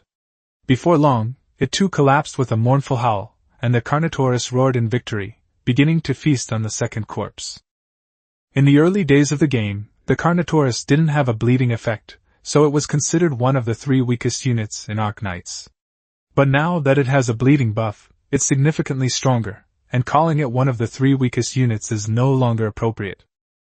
Xu Liang thought for a moment, whistled to make his wife switch to passive follow mode, and then rode Old Wang, whose stamina had been fully restored, and flew over the bull dragon that was eating with its head down. Taking advantage of the Carnotaurus's relaxed vigilance, he controlled the pterodactyl to swoop down and peck at the Carnotaurus, immediately increasing the altitude so as not to give it a chance to bite and bleed. Xu Liang paused for a moment, as if to say, "There's another expert?" It roared and looked up, only to find Xu Liang deliberately flying around in the air. It immediately buried its head and ran after him. Xu Liang controlled Lao Wang to maintain a height just out of Xu Liang's reach, deliberately slowing down as he flew towards the wooden matchbox. Xu Liang, seeing the food right in front of its mouth but unable to bite it, angrily charged wildly all the way. As the cabin drew closer, Xu Liang lowered his flight altitude, deliberately blocking Xu Liang's view. Old Wang was now over level 200 with over 1,000 health points. Even if he took a hit, it wouldn't be a big problem. There was no one outside the matchbox. Seeing that the distance was right, Xu Liang suddenly controlled the pterosaur to climb vertically and accelerate away. The next second, the wooden door creaked open, and a somewhat familiar, burly figure rushed out in a panic, holding a bow and arrow. He had just stepped outside when he saw a carnivorous carnivore charging straight at him. But instead of retreating back into the house, the man circled around to the other side of the cabin. The bull dragon couldn't brake in time and crashed headfirst into the wooden wall, causing the entire wall to groan under the weight. Shaking its head, unable to find the flying food it had just found, it vented its anger on the wooden house, starting to destroy it. The people on the other side of the cabin peeked out and, finding that Xu Liang wasn't paying attention to them, immediately crouched down and, using the cover of the beech bushes, disappeared into the jungle, vanishing without a trace. Xu Liang sat atop the pterosaur's back, watching the scene through binoculars. The more he looked, the more he felt the man resembled Ma Kui. Ma Kui had suffered at the hands of the velociraptor, so he must know that a wooden house couldn't stop a Carnotaurus. But the person had already escaped, and the matchbox was definitely beyond saving. Looking at Brother Xu diligently destroying the house below, Xu Liang decided that he would never call Xu Liang Ark, 3 Wastes, again. He then continued north, flying all the way to the northeastern foot of the distant peak. The outline of Death Island was already visible in the distance. Next, he would have to cross the ocean. Xu Liang found a large rock to rest on. Nearby, many false-toothed birds were fishing, but their levels were too low to be of any interest. He quickly steered Old Wang into the air and flew towards Death Island. Death Island consists of a main island and a secondary island. The main island is slightly larger than Vegetarian Island, and a yellow supply crate can be seen in the center. The secondary island is located southwest of the main island, and the seabed between the 2 islands is very shallow, with the water only reaching knee-deep. The secondary island doesn't spawn any creatures. Carnivorous dinosaurs fight each other on the main island. Unless someone deliberately lures them, they won't venture to the secondary island, making it a perfect place to build dinosaur traps to specifically lure and tame carnivorous dinosaurs. Xu Liang first circled the secondary island to confirm that there were no living creatures. Then he whistled to make his wife land on top of the boulder, while he rode old Wang to the main island to scout. He had just settled his wife in and taken off again when he saw a purple supply crate land in the northwest of the main island. The terrain there was open, perfect for him to go down and try his luck. Upon reaching the airdrop area, Xu Liang repeatedly confirmed that there were no living creatures around before controlling Lao Wang to dive and land. After waiting a moment and confirming safety again, he skillfully jumped off the dragon's back and opened the supply crate. Without even glancing at the items, he stuffed them all into his backpack. With a soft click, the supply crate disappeared, and Xu Liang immediately climbed back onto the pterosaur's back, only checking his loot after reaching a safe altitude. Inside is a silencer blueprint and a legendary long rifle blueprint. The silencer can be mounted on long-barreled rifles, pistols, standard assault rifles, and standard sniper rifles, and needs to be crafted at a blacksmith's table. Legend has it that the spear is used while riding, dealing up to 226.6% damage and capable of knocking enemies off their mounts. However, in Xu Liang's opinion, either of the blueprints is of any practical use. Especially that spear, the material requirements are ridiculously exaggerated, requiring more than 2,000 of various resources, and more than 6,000 metal ingots, almost equivalent to building an industrial furnace. With so much material, we might as well make assault rifles and bullets. If we encounter a rider with a long gun, we'd just riddle him with bullets. There'd be no point in talking about chivalry. Chapter 26 Death Island. Chapter 26 Death Island. After wandering around the western part of Death Island, I only found some bull dragons and giant scorpions. In the distance, I could see the silhouette of Argentavis in the northeast direction of the island. There is another smaller sub-island in the northeast of Death Island. In the center of this sub-island is a huge rock that stands upright as if it were cut by a knife and axe. It is surrounded by a ring of beaches. The probability of Argentavis spawning here is relatively high. Piloting the pterosaur to the center of Death Island, the surroundings came into view. The small Death Island was teeming with all kinds of carnivorous creatures, bustling with activity. On the north side of the island, a Carnotaurus was fighting a one-on-one battle with an Argentinian eagle. The Carnotaurus had thick skin and tough flesh, while the Argentinian eagle could fly. The two fought fiercely, with feathers flying everywhere. Beside the boulder next to them, a level 55 Tyrannosaurus Rex was fighting with an Argentinosaurus. Its companion, a level 5 Tyrannosaurus Rex, was rushing over to help. Before Xu Liang could even see what the Argentinosaurus looked like, it was devoured by the two Tyrannosaurus Rex until there was nothing left of its corpse. Not far from Xu Liang's feet, an elite velociraptor emitting an orange glow charged at an Argentinian giant eagle that was circling on the ground, devouring carcasses. In the world of Ark, the carnivorous creatures on the ground are all in groups and do not attack each other, and those in the water are also in groups. Only the creatures in the sky are the least united, and they fight as soon as they meet. So you can see all kinds of creatures fighting with Argentavis everywhere. The dead corpses are quickly eaten, and then new creatures will spawn after a while, just like a breeding ground for poisonous creatures. We flew to the northeastern side of the island and stopped to observe. We had just seen an Argentinian giant eagle there, but now there was nothing left but bones. In a small area, a group of velociraptors, a few saber-toothed tigers, and giant scorpions were wandering around. On the shallow waters connecting the secondary island and the main island, there are some broken walls and ruins, relics left by previous survivors. Xu Liang remembers there was a notebook inside, but now is not the time to retrieve it. Upon further observation, I noticed that a level 70 Argentavis, which had been flying peacefully in the sky, was suddenly killed by an elite velociraptor that had appeared out of nowhere. That guy was too powerful. In the blink of an eye, the first round ended, and all the Argentinian giant eagles on the island were defeated, leaving no trace. Xu Liang decided to make some arrangements first and come back later, as the creatures here respawn very quickly. Since ancient times, humans have used bait and traps to capture wild animals. Players in the Ark game have taken this method to the extreme, creating all sorts of dragon traps. Due to the game's AI mechanism, Dragon traps can even be built with the simplest materials and tamed by controlling aggro. When a carnivorous creature has aggro on the player, it will not attack the building. However, according to Xu Liang's observation, the creatures in Ark are quite intelligent, which can be understood as a version of Ark with normal creature intelligence without bugs. Therefore, simplified dragon traps are definitely not enough. Stone traps are still necessary, as most carnivorous creatures cannot destroy stone structures. After gathering some resources on the secondary island in the southwest, Xu Liang built a 1x1 trap for the dragon. It had a foundation, 2 layers of stone door frames, and instead of a roof, a stone ceiling that he placed on his body. Next, he prepared the bait.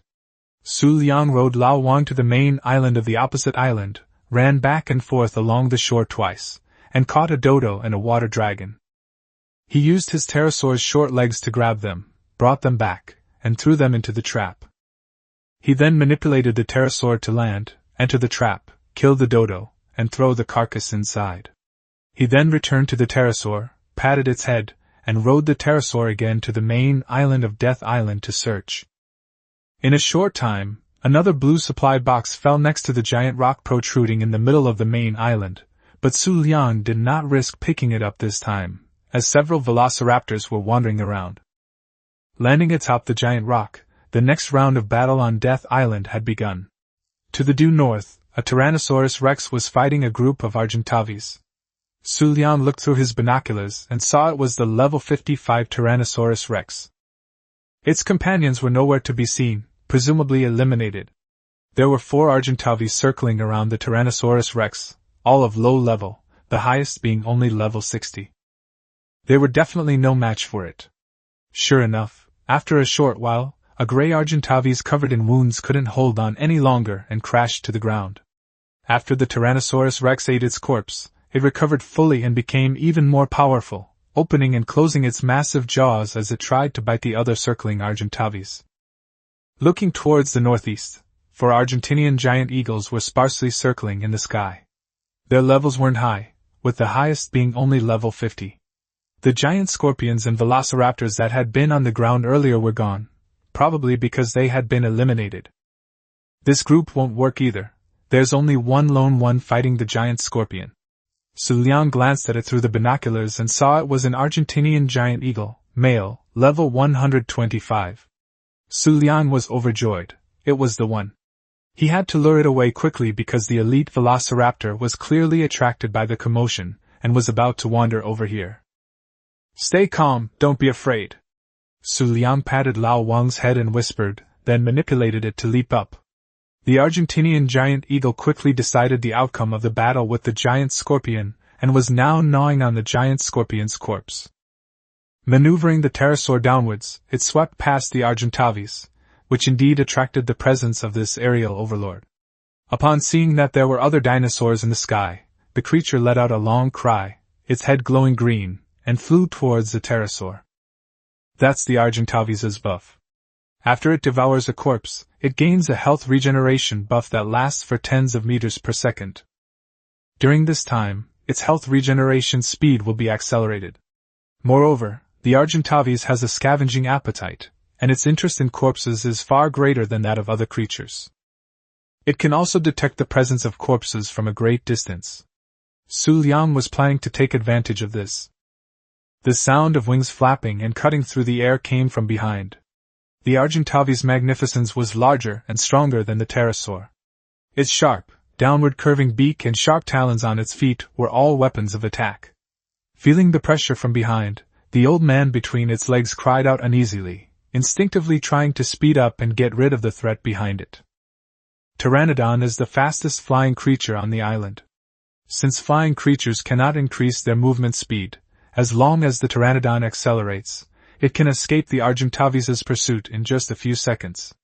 However, Xu Liang's purpose is to lure it away, so he cannot escape its pursuit range. He can only keep stroking Lao Wangba's neck, whispering to soothe it, and controlling the Pteranodon's speed to maintain the maximum distance from the Argentavis. Death Island wasn't large, and they soon arrived above the secondary island.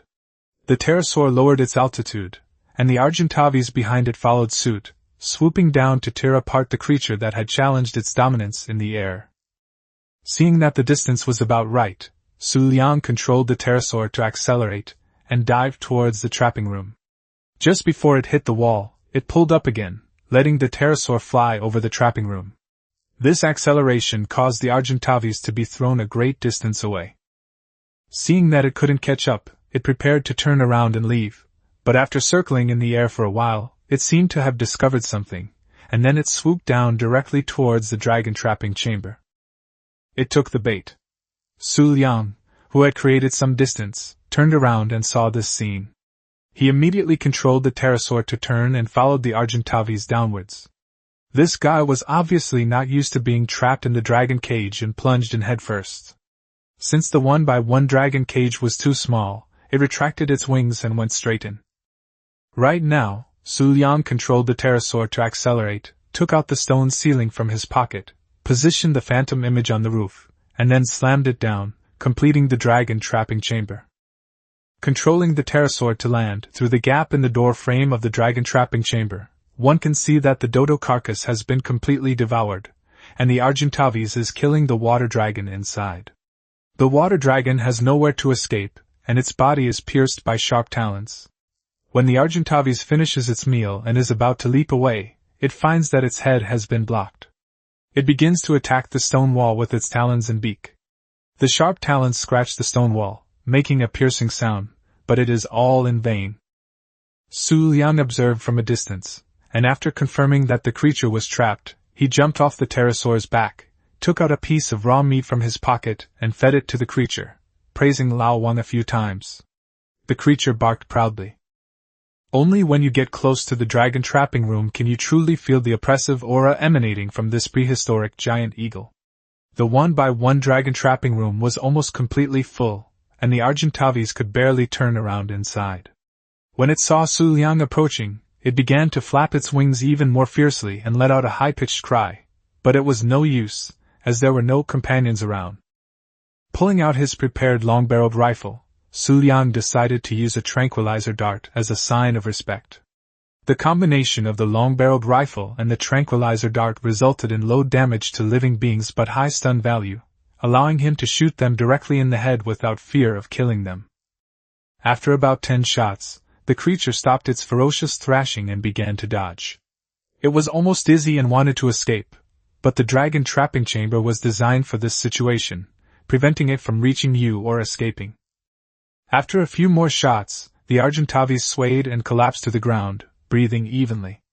Xu Liang excitedly went forward to check its attributes.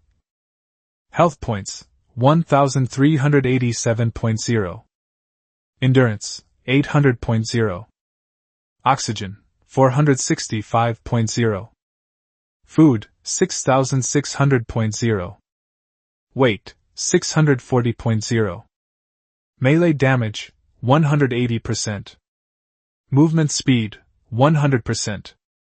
Vertigo value, 4989.0 to 5064.0.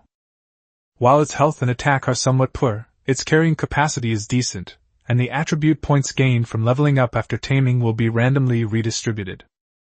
The best way to obtain Argentavis from taming is through high-quality raw meat. There's a carnivorous island nearby where you can fight fiercely. You can also collect high-quality raw meat from the carcasses of Argentavis, Carnotaurus, and Tyrannosaurus rex. You can even use a pteranodon to steal some. However, Xu Liang did not intend to do that. He had his sights set on the elite velociraptor, because this thing had wandered over to the other side of the secondary island. If it came over, he would definitely lose his hard-earned Argentavis, which could stick its head through the door frame and bite the unconscious Argentavis. While killing an elite velociraptor with a pterosaur is difficult, a skilled rider can kite it to death without taking damage if they control it well. Besides, Lao Wang's level is not low at the moment, and the elite velociraptor will not knock the rider off the mount.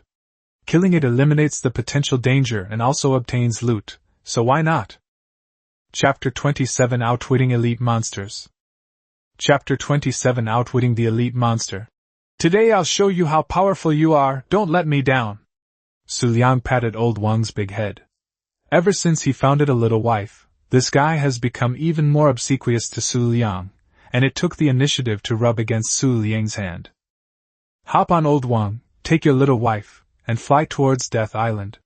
The elite velociraptors are currently strolling on the beach south of Death Island. First, give the little wife a passive buff. Without rider control and saddle damage reduction, if the little wife isn't controlled well and charges straight down, she'll be killed by the elite velociraptor. Giving her a passive buff will prevent her from being pulled in. Then, whistle to make her land on a large protruding rock on the beach. This rock is smooth all around and its top is much higher than the beach, so most creatures can't climb it. Then, control the old man to stand on it as well, and restore his stamina to full.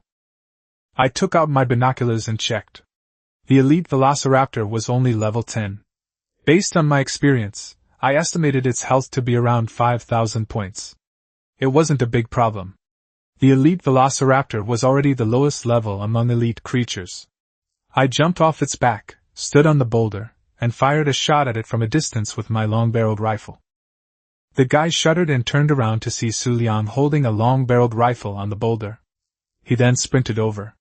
The area around the boulder was relatively flat and open, with no other carnivorous creatures. At this distance, Lao Wang could enjoy the male-female buff from his wife, which would provide damage reduction and increase damage to the enemy. With everything ready, Xu Liang mounted the pterosaur, leaped down, and taking advantage of the pterosaur's speed and flight, swooped down, biting the elite velociraptor. He then circled and gained altitude, dodging the velociraptor's counterattack, and continued to swoop down to attack. Each time, he could take away about a dozen points of damage. The elite velociraptor roared incessantly in frustration, but it was helpless. This was the advantage of flying pets. I started scraping my skin, and when I ran out of stamina, I flew back to the nearby boulder to rest.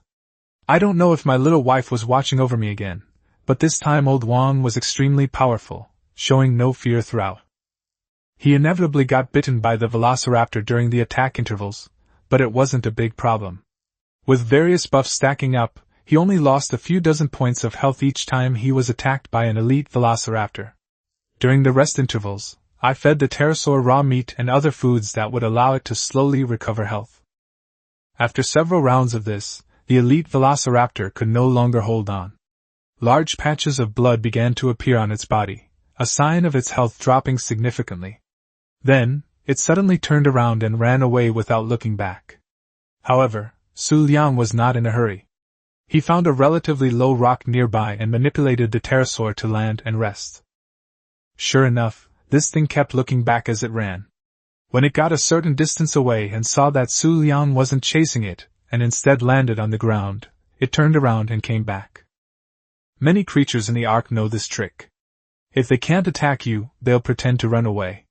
If you let your guard down and go down from an advantageous position to chase after them, they'll immediately turn around and attack you. It's very insidious. The usually imposing elite velociraptor looked miserable, covered in bloodstains, and even the orange mist surrounding its body had diminished considerably. However, as expected of a biological weapon specializing in killing, it remained incredibly ferocious, charging at high speed towards Xu Liang. Estimating that its health had dropped below 1,000, Xu Liang simply controlled the pterosaur to jump off the boulder and stand and fight the elite velociraptor. Holding onto Lao Wang's reins, he tried to calm the velociraptor's agitated emotions. The velociraptor got closer and closer and pounced. Xu Liang was not to be outdone. The moment it came at him, he controlled the pterosaur to counterattack. The two went back and forth, punches landing hard. The elite velociraptor's attack speed was incredibly fast, and it did not decrease at all due to injury. Instead, it aroused its ferocity. Unfortunately, it encountered the experienced rider Xu Liang. In the Ark world, the three factors that determine the status of carnivorous creatures are size, attack range, and attack speed.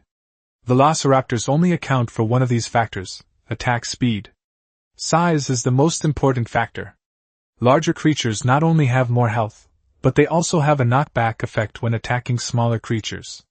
However, large creatures are not flexible in turning, and if their attack range is relatively narrow, they are easily ambushed from behind. The elite velociraptor and the pterosaur were about the same size. The pterosaur's long beak obviously had a slightly longer attack range than the elite velociraptor.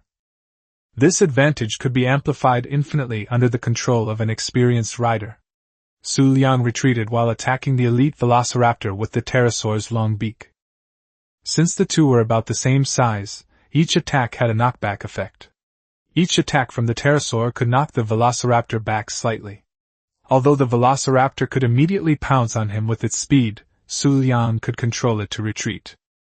However, due to the pterosaur's relatively low attack frequency, he still had to take a few hits.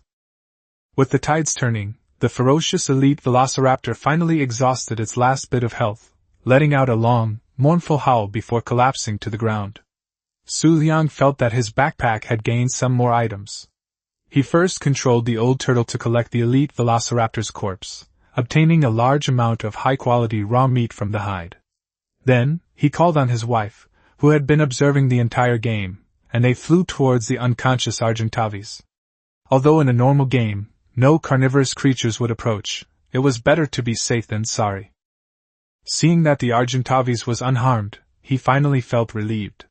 He first checked his backpack and found a variety of berries, an elite velociraptor claw, a fine crossbow with 187.2% attack, an excellent crossbow with 120.3% attack, a metal axe with 179.8% damage, and a pair of coarse cloth pants with 28.2 armor. It was a great haul. Hunting elite dragons was indeed very rewarding. The old crossbow could be discarded, and the elite velociraptor claw was loot from unlocking high-level bosses, so he had to keep it safe. Elite raptor claw, this loot proves your worth as a hunter. Good job this time. After praising Old Wang, he took out a piece of high-quality thigh meat from its backpack and fed it to the dog. The dog was so happy that it let out an ugly, strange cry. You too. Then he walked over to the side and watched the little wife eagerly. He patted its long snout and fed it a piece of high-quality raw meat. The little wife nuzzled against Xu Liang ingratiatingly. Having been away for so long, the Argentavi's appetite had decreased significantly. Xu Liang walked over to it, and could hear the creature snoring. He opened its backpack and threw in the remaining thigh meat. The Argentavis seemed to sense something in its unconscious state, raised its large head, and took 2 large bites. It would be tamed in no time. At this moment, a purple beam of light descended from the sky and landed not far from Xu Liang. A supply box that was shining brightly in the sky slowly fell down along the purple light track. What a good thing! Xu Liang waited for the supply crate to land, then rode Lao Wang over, skillfully dismounting, picking up the crate, and mounting it again. Only after returning to the giant eagle at the southernmost point did he open his backpack to check what he had picked up. C4 Remote Detonator. This device uses radio waves to detonate all C4 explosives set at the same frequency. Blueprint. Excellent crossbow, more powerful than a bow and arrow. However, its reload speed is slower. Can be fired underwater. Craftable at blacksmith's table. Weapon damage, 167%. Blueprint. Legendary composite bow, a high-tech bow made of durable alloy, capable of firing arrows at very high speeds. Requires arrows. Craftable at machine tool. Weapon damage, 240.5%. Apart from the C4 remote detonator, everything else is good. Blueprints are better than finished products. With blueprints, as long as there are enough resources, you can manufacture them infinitely, so that every member of the tribe can have one. Finished products are gone once they are lost. However, for Xu Liang, who is a lone commander at this stage, finished products are still better. The supply crates on Death Island spawn too frequently. If you settled here, you could obtain many high-quality items and check and tame advanced carnivorous creatures at any time. However, now is not the time. A loud cry reminded Xu Liang that the Argentavis had been tamed and was now huddled in its cramped enclosure, its eagle eyes looking at Xu Liang with a pitiful expression. Sorry, I'll let you out right away. Xu Liang chuckled and stepped forward, dismantling the foundation of the dragon trapping house. Without the foundation, the buildings on top collapsed with a crash, kicking up a cloud of dust. The Argentine giant eagle stretched out its wings and protected Xu Liang like a chick under its wings, preventing him from being hit by the collapsing buildings. Very good, very loyal. Xu Liang stroked the soft feathers on the giant eagle's belly. The Argentavis retracted its wings, shook off the dust, and lowered its head to rub against Xu Liang. As the dust was dispersed by the sea breeze, the tamed Argentavis revealed its full form. This creature was a size larger than a pterosaur. Perhaps coincidentally, its feathers were also a gradient of green, with a dark green body, light green wings, and a tuft of white feathers on its head. Its sharp eagle eyes were fixed on Xu Liang, and its gleaming beak sent chills down one's spine. In 4 words, it was majestic and imposing. Let's open its attribute panel and check its attributes after it stood up. Health points, 2044.3. Endurance, 1000.0. Oxygen, 615.0. Food, 9800.0. Weight, 712.0. Melee damage, 342.8%. Movement speed, 100%. Vertigo, 7296.5. This attribute adds a whopping 9800 to your food stamina, making you a complete glutton. However, it also increases your carrying capacity quite a bit, which gives Xu Liang some comfort. At least you're a glutton with a high carrying capacity. In that case, let's name you Big Eater. Equip the large stomach with the saddle that was made at home and brought over. You can see that its backpack is like a blacksmith's table, which can be used to make and repair things, which is very convenient. Its saddle is similar to that of a pterosaur. When you climb on it, you kneel on it. There is no support for your legs, so you can't ride and shoot. He stroked the feathers on the back of Big Stomach's head. They were incredibly soft and comfortable, much more so than the lizard skin of the pterosaur. Controlling Big Stomach to take off, he saw it spread its wings and flap them twice forcefully, its entire body carrying Xu Liang into the air. As soon as they took off, they saw another purple airdrop land in the distance of Death Island, where Xu Liang had first picked up the supply crate. Xu Liang called to Old Wang and his wife, and they headed straight for the airdrop. Chapter 28: The Return Journey. Chapter 28: Return Journey. The Argentinian giant eagle's flight is more stable than that of the pterosaur, but its turning and control are not as flexible. When its wings are fully extended, it is as large as a small single-seat airplane. Its flight speed is far inferior to that of the pterosaur, but with an initial stamina of 1000 points, it no longer has to worry about kidney deficiency. Upon arriving at the purple airdrop location, you can see 2 saber-toothed tigers wandering around. The saber-toothed tiger is one of the 3 most useless creatures in this version of Arknights. This guy has long fangs, moves quickly and can jump, but his health is too low. Perhaps because he doesn't have the tough skin of a dinosaur, his defense is also low. Apart from startling you when he ambushes you, he will be bitten to death by other creatures after a few bites in a fight. His attack frequency is also low, and he is not as good as Sun Gur. Generally, no one would tame him. Simply control the Argentavis to swoop down, use its talons to attack the saber-toothed tigers on the ground, then whistle to get the pterosaur couple to help. In no time, it will tear the 2 saber-toothed tigers to pieces. Hi, trash. After landing, he lingered for a moment, waiting for the other survivors, but this time they didn't appear. He dismounted, looted the supply crate, returned to the back of the Argentinian eagle, and flew into the sky. This time, he picked up an epic scythe, which was of little use. Out of the corner of his eye, he seemed to see a red light in the distance.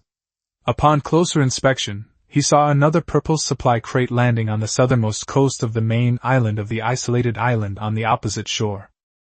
However, the distance was too far. As Xu Liang hesitated, the purple supply crate, along with the purple beam of light, shattered and disappeared. Other survivors had gotten there first. He opened the map and looked at the northeasternmost point of the isolated island, where there was a volcanic lake surrounded by a flat grassland with few carnivorous creatures. It seemed that there were also survivors active in that area. After wandering around the island again, I found 3 more Tyrannosaurus rex, but they were all around level 10 or so and not very useful. It was getting late, so I decided to head out now to get home before dark. With the Argentavis, there is no danger in the sky. You can fight and run away, and come and go as you please. The Argentavis is not susceptible to flails. As long as you don't easily dismount from its back, you can fly freely in the sky. Heading south, on the coast east of the distant peak, Xu Liang found another blue supply crate, which gave him an epic mammoth saddle and an epic ghillie chestplate blueprint, both of which were good items. After picking up the supply crate, Xu Liang turned and flew towards the distant peak to the west. With his large appetite, he was no longer afraid of the Argentavis on the mountain. He circled the distant peak to see if there was a suitable tool dragon. After circling around the distant peak for a while, I found 2 Ankylosaurus couples, both around level 10, and a Pachycephalosaurus, around level 50. The Pachycephalosaurus had a swollen head, as if it had a giant tumor on its head. It walked on 2 thick hind legs and was a type of ornithopod dinosaur. Its skull was bulging high and 25 centimeters thick. Its main attack method was to bury its head and charge, using its head to ram into the enemy. This could increase the stun value while causing damage. This guy was a herbivorous dinosaur and would not actively attack survivors. However, it would not be very useful to tame it. Finding dinosaurs at high altitudes is a real test of eyesight, and some dinosaurs' skin color has a camouflage effect, making them hard to spot if they stand still. Xu Liang lowered his altitude and circled around again, finally spotting the creature he was looking for on the western hillside, a star-tailed beast. The star-tailed beast was surrounded by a round, hard shell, like a turtle, with 4 short legs and a long, thin tail. The tip of the tail had a bone hammer, similar to that of an ankylosaurus, but much smaller. This creature's entire carapace was grayish-white. If it didn't move, from high above it would look like any other rock in the area. The camouflage was too good. I controlled my large stomach to land on a nearby boulder, took out my binoculars, and took a look. It was a level 60 male. The level was a bit low, but I wasn't in a hurry. I could look around and see where its companions were. This creature didn't have any male or female markings above its head, so its companions were definitely not nearby. Expanding the search radius, they didn't find the star-tailed beast, but they did find a ruin. A familiar, mottled iron box lay quietly in the corner, untouched. After confirming there was no danger nearby, they led 2 pterosaurs forward to open the box. It's the notes of the expert Helena, which records the habits of Baryonyx, how to tame it, and includes a lifelike picture. Baryonyx is an amphibious dinosaur that mainly lives in swamps and some inland lakes. It has a slender body and looks rather thin. This body structure makes it very agile underwater. It has about a 20% attack damage bonus against aquatic and amphibious creatures. Its tail swing in the water can stun small and medium-sized creatures for 10 seconds. When injured, feeding it fish meat will restore its health very quickly. Baryonyx's tail swish in the water can knock survivors off their mounts, which is one of the reasons why Xu Liang dislikes going to swamps. Baryonyx has no oxygen level and can stay underwater indefinitely. At the same time, this creature is also quite fast on land and can jump. It can fight, run, and go into the water, making it a very versatile dragon.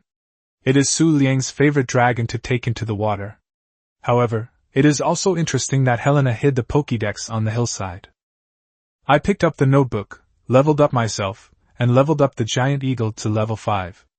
I first increased the giant eagle's carrying capacity, and then increased its stamina, turning it into an aerial transport aircraft. I continued to increase my speed, aiming to reach 140% first. Since I couldn't find any other star-tail beasts, I had to catch this level 61. I went back to where I found it, took out my binoculars, and saw that it had a male/female buff above its head. I put away the binoculars and looked around.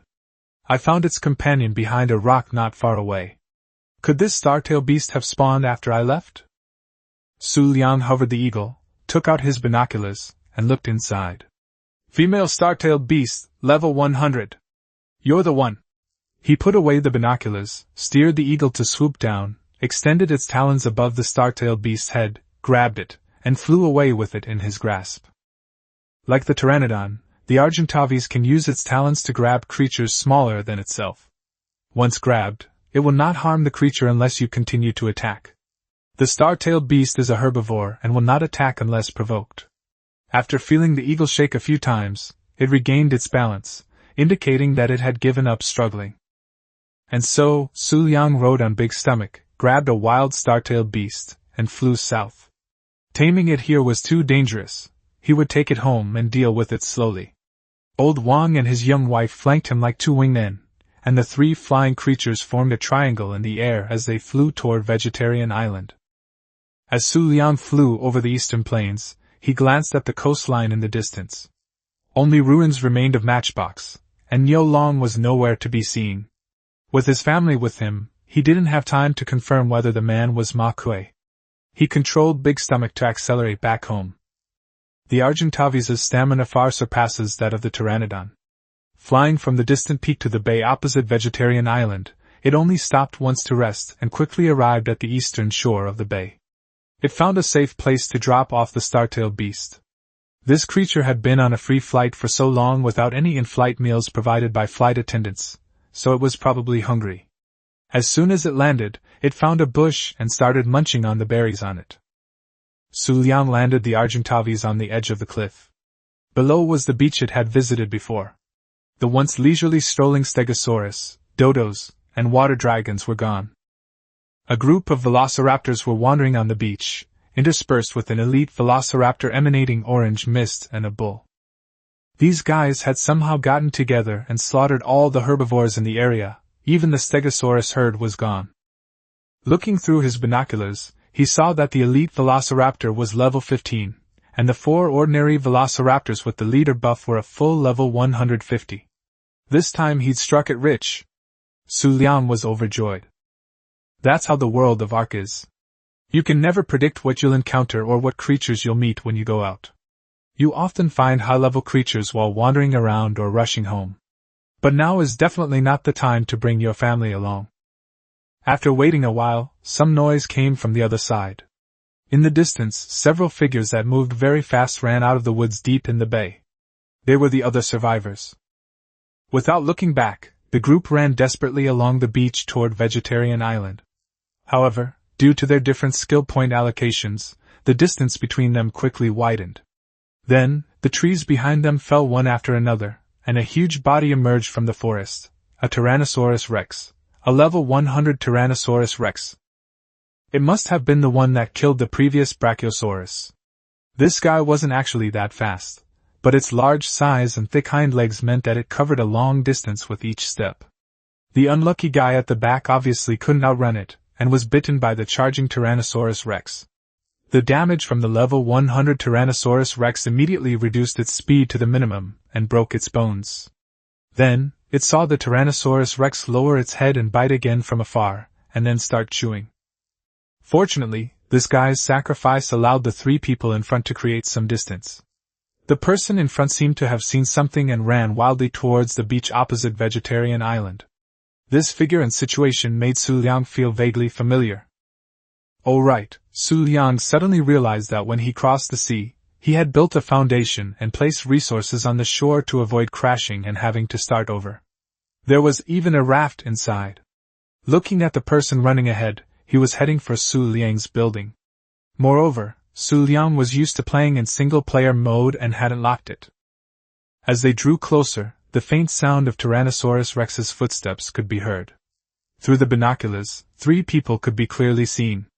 The 2 at the back were men in animal skin suits, their faces covered in stubble, running with expressions of fear. The Tyrannosaurus Rex behind them had just finished eating the last one and was clearly not full, so it was already catching up. The one running in front was a woman, also wearing an animal skin suit. She looked somewhat familiar.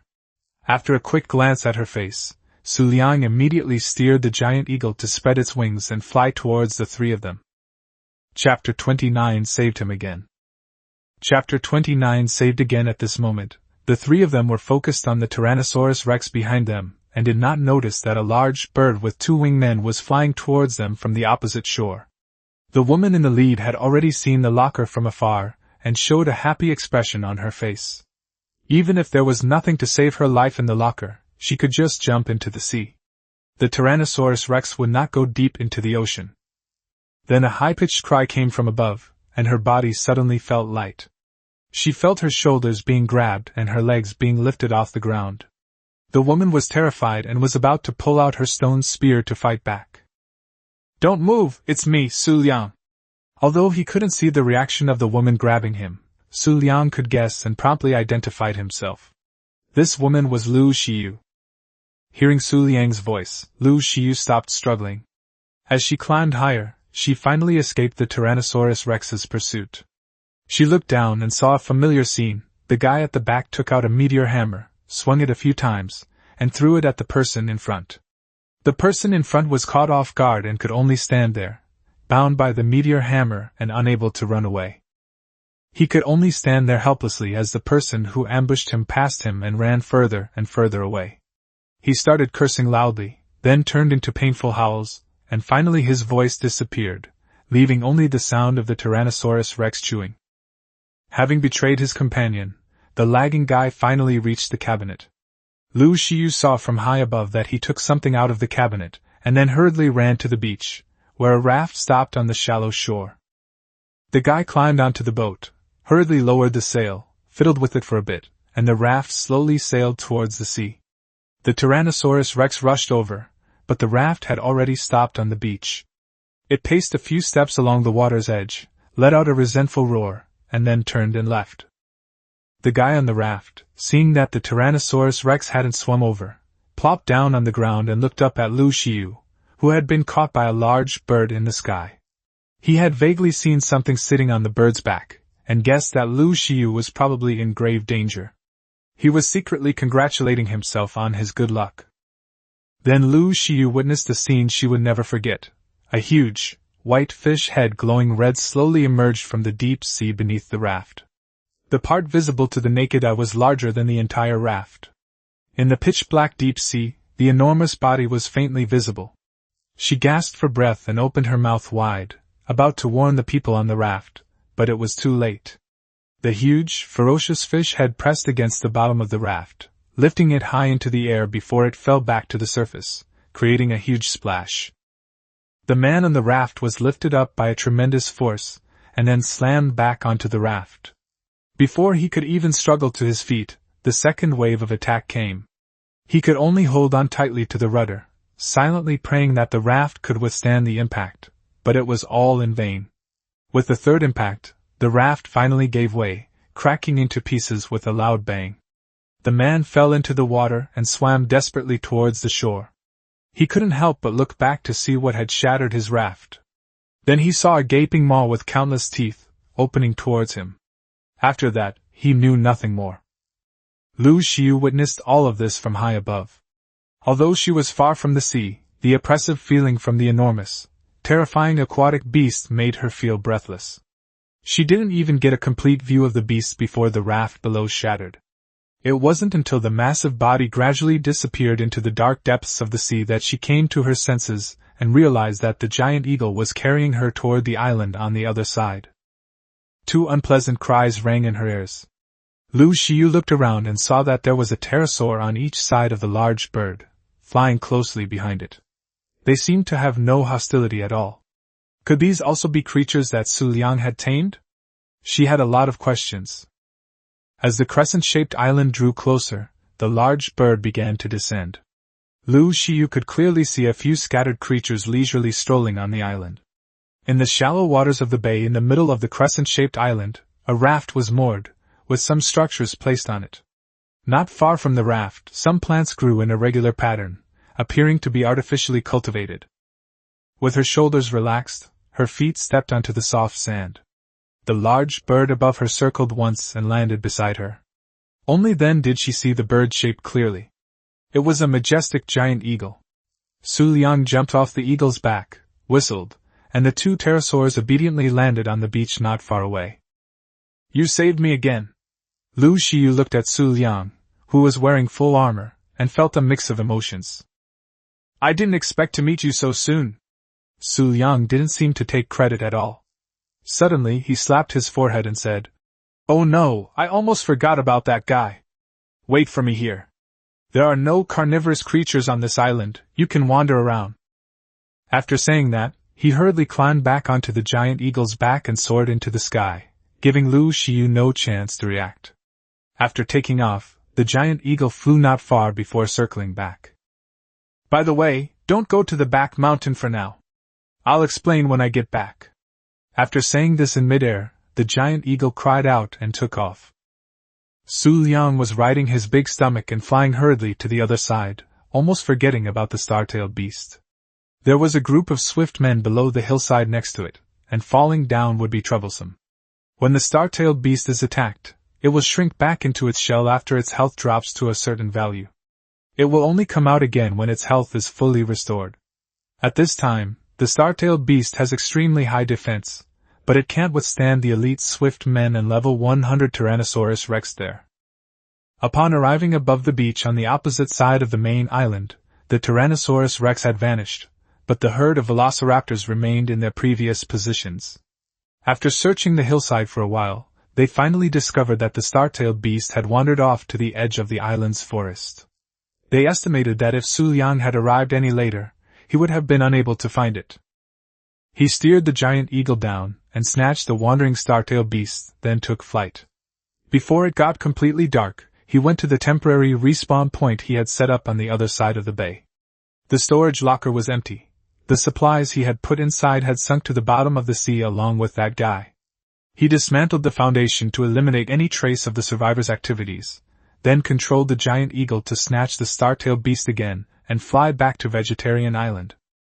As soon as they entered the Vegetarian Island area, they saw a warning from the Parasaurolophus indicating a hostile creature.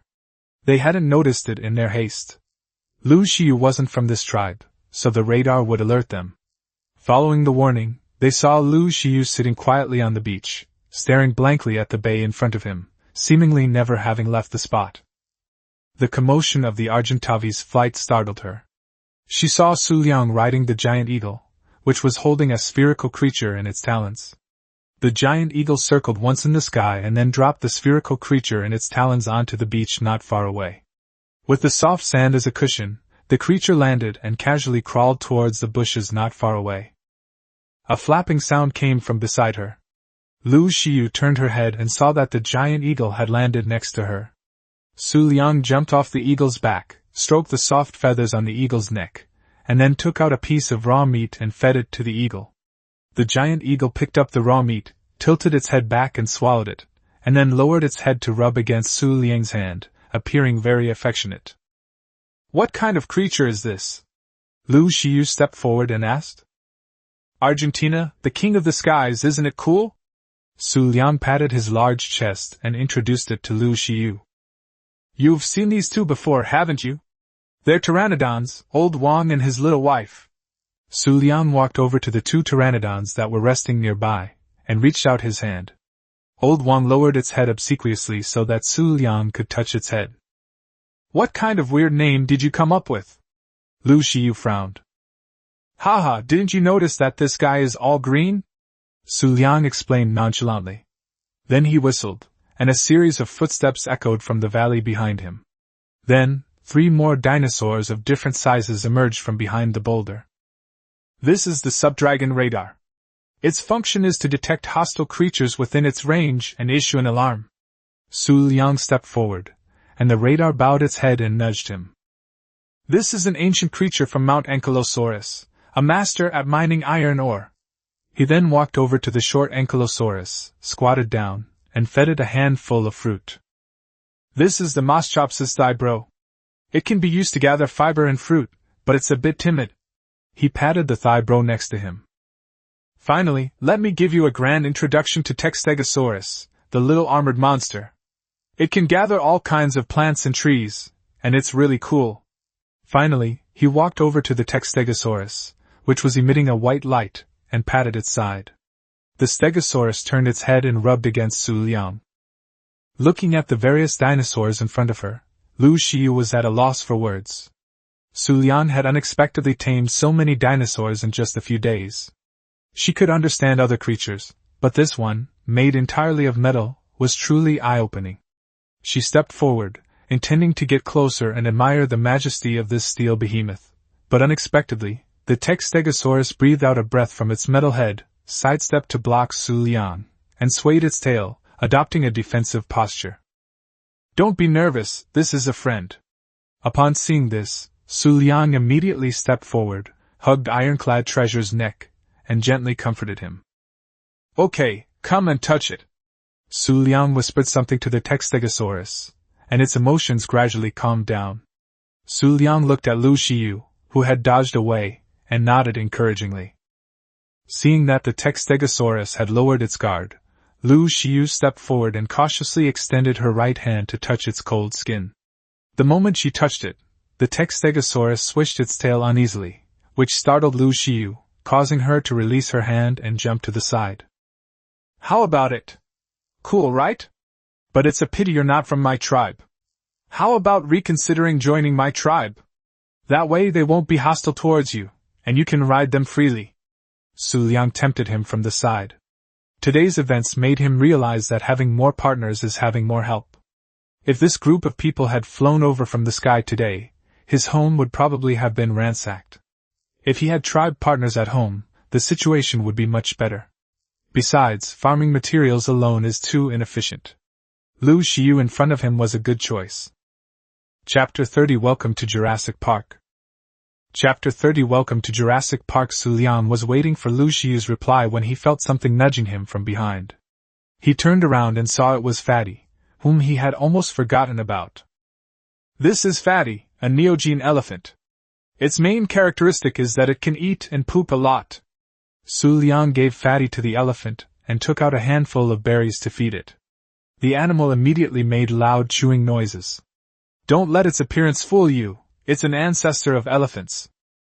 Okay, I'll join. What did you say? Xu Liang was feeding the pigs and didn't hear him clearly. I said I'm willing to join your tribe, Lu Xiu repeated earnestly.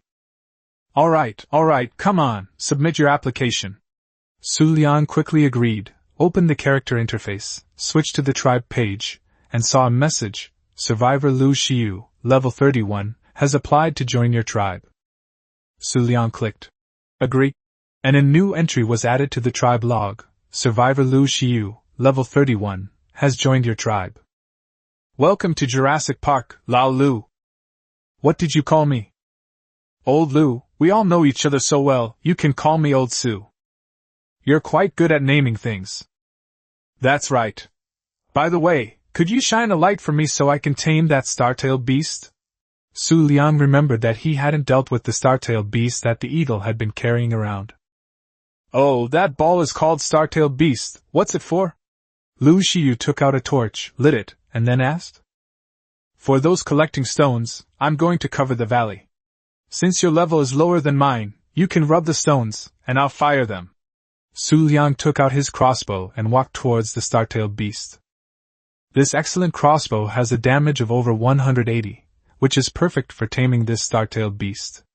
It wasn't until we reached the eastern part of the island that we finally spotted the star-tailed beast under a few scattered trees. This guy had come all this way. The star-tailed beast moves very slowly, so just keep your distance from it and don't get hit, Xu Liang instructed. I understand. Xu Liang had reminded Lu Xiu before they parted ways that creatures could be domesticated, but they probably couldn't outrun a Tyrannosaurus Rex and would be eaten. In a critical moment, one could leave their pet behind to lure the enemy while they escaped. This was a common practice. Aim the crossbow at the star-tailed beast's tail and fire an arrow. The turtle shell on its back reduces damage, so it's best to shoot at its exposed head and tail. A soft thud of flesh being pierced rang out, and the star-tailed beast roared, clearly enraged. It quickly turned around with its short legs, and although it was clearly trying hard, its speed was still very slow. During this time, Xu Liang fired 2 more arrows. There are enemies! Lu Xiu warned from the side. It's a star-tailed beast. Look at the marker. Xu Liang explained that attacking the star-tailed beast had caused it to become hostile towards him, which is why it was detected by the radar. So that's how the secondary comb dragon can be used, Lu Xiu exclaimed. Xu Liang didn't reply and started kiting the star-tailed beast. After firing about 10 shots, the beast began to run away. Xu Liang followed at a leisurely pace. When the star-tailed beast saw that Xu Liang had caught up, it turned around and prepared to attack again. Xu Liang was prepared and kept shooting while maintaining distance. After more than 10 shots, the star-tailed beast turned and ran away. This time it seemed to be for real. He chased after it and fired a few more arrows. The beast staggered and fell on the hillside. Lu Xiu saw all of this practiced movement. "Do you have any purple berries on you?" Xu Liang opened his backpack and looked around, finding that he had used up all the berries he had, and asked casually. "Yes, I usually carry a set of each with me," she explained. "Good habit. Then put a set of purple berries on it." Since the creatures tamed by the tribe members were all shared by the tribe, Xu Liang said directly. "Okay." Lu Xiu agreed, excitedly ran forward, and stretched out her right hand to begin scanning with the implant. "What is this plus sign?" came her surprised voice. "What plus sign?" Xu Liang stepped forward and asked. "There's a plus sign next to the taming progress. It looks like it's clickable, but I'm afraid to click it randomly." "Didn't you have this when you were taming dragons before?" Xu Liang immediately asked. "No, I've tamed Parasaurolophus and Dilophosaurus, and I don't have this kind of creature," Lu Xiu replied definitively. "Go ahead and use it. That's a skill from our tribe, it speeds up taming," Xu Liang said, his heart filled with joy, but his expression remained calm. Lu Xiu nodded, then clicked the plus sign to activate triple taming and added purple berries. "By the way, how did you end up being chased by a Tyrannosaurus Rex? I remember you had a talent for hiding, didn't you?"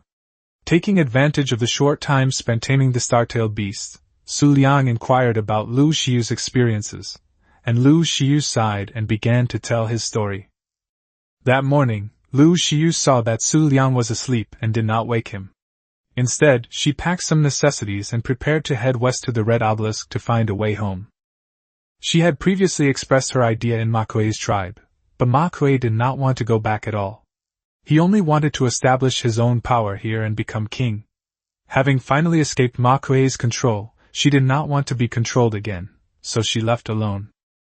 The velociraptor herd to the west had been cleared out, and they encountered no danger along the way until the next estuary.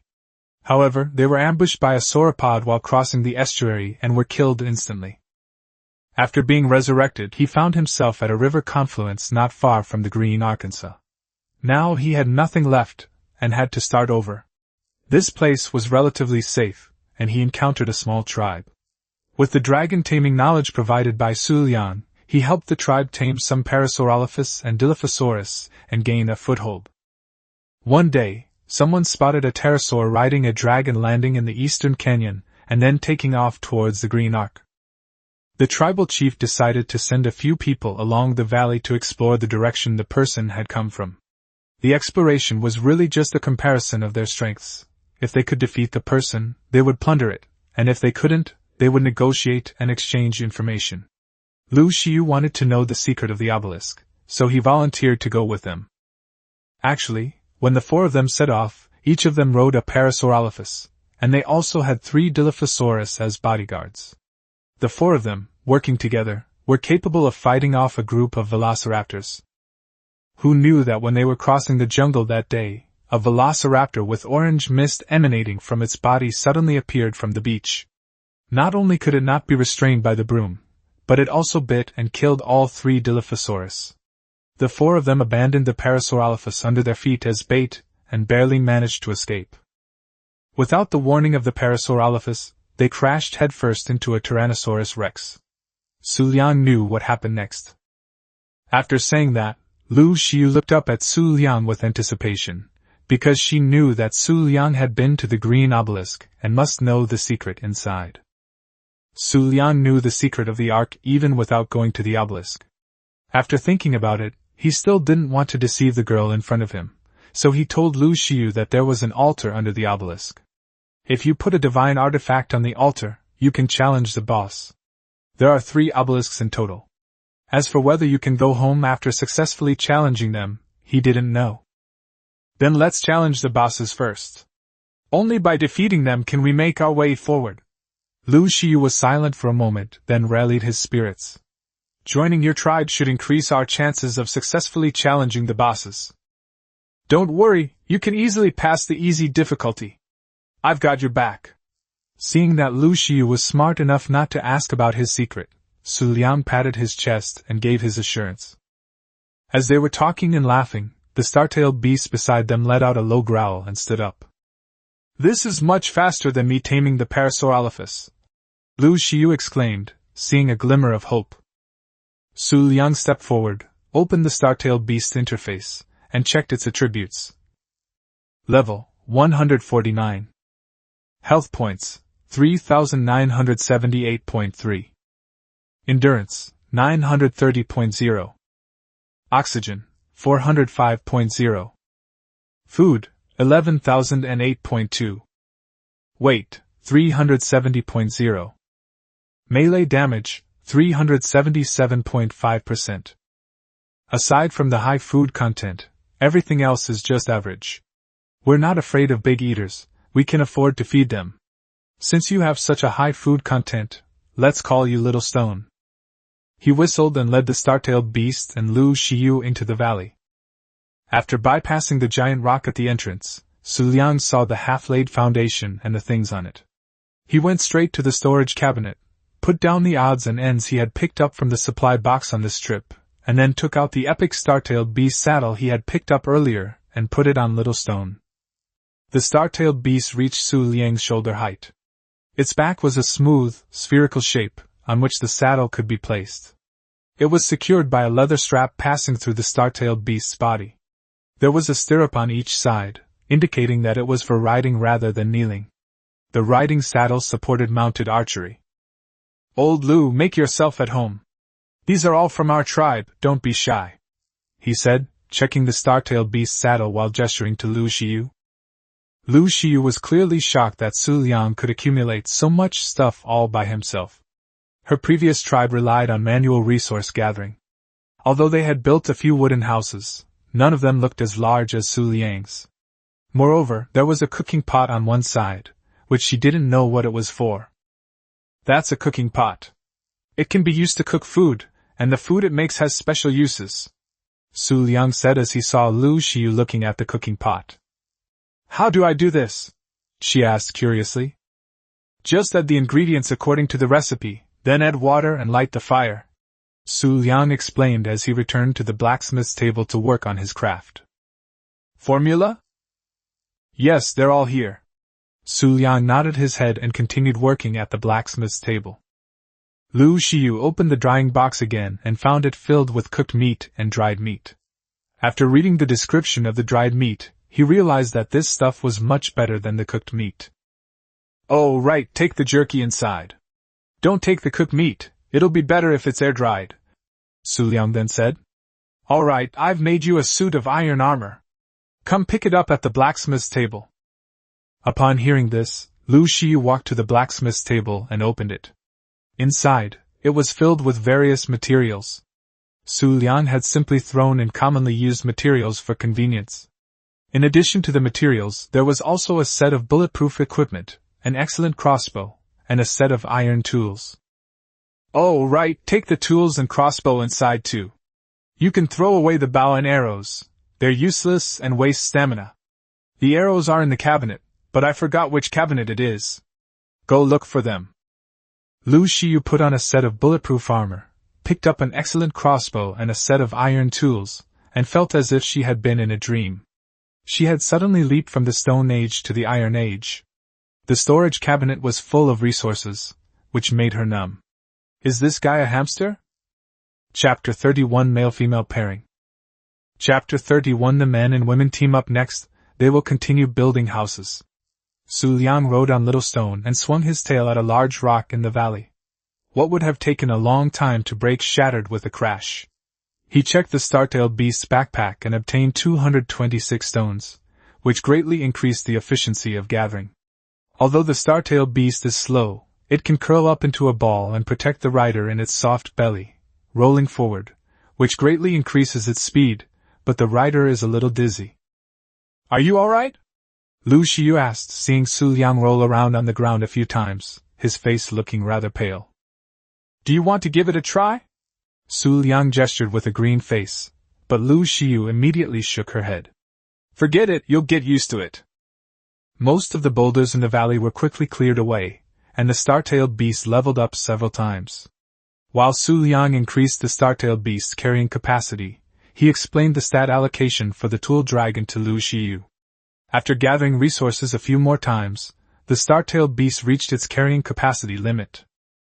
Lu Xiyu stepped forward to help move the stones, but Xu Liang stopped him.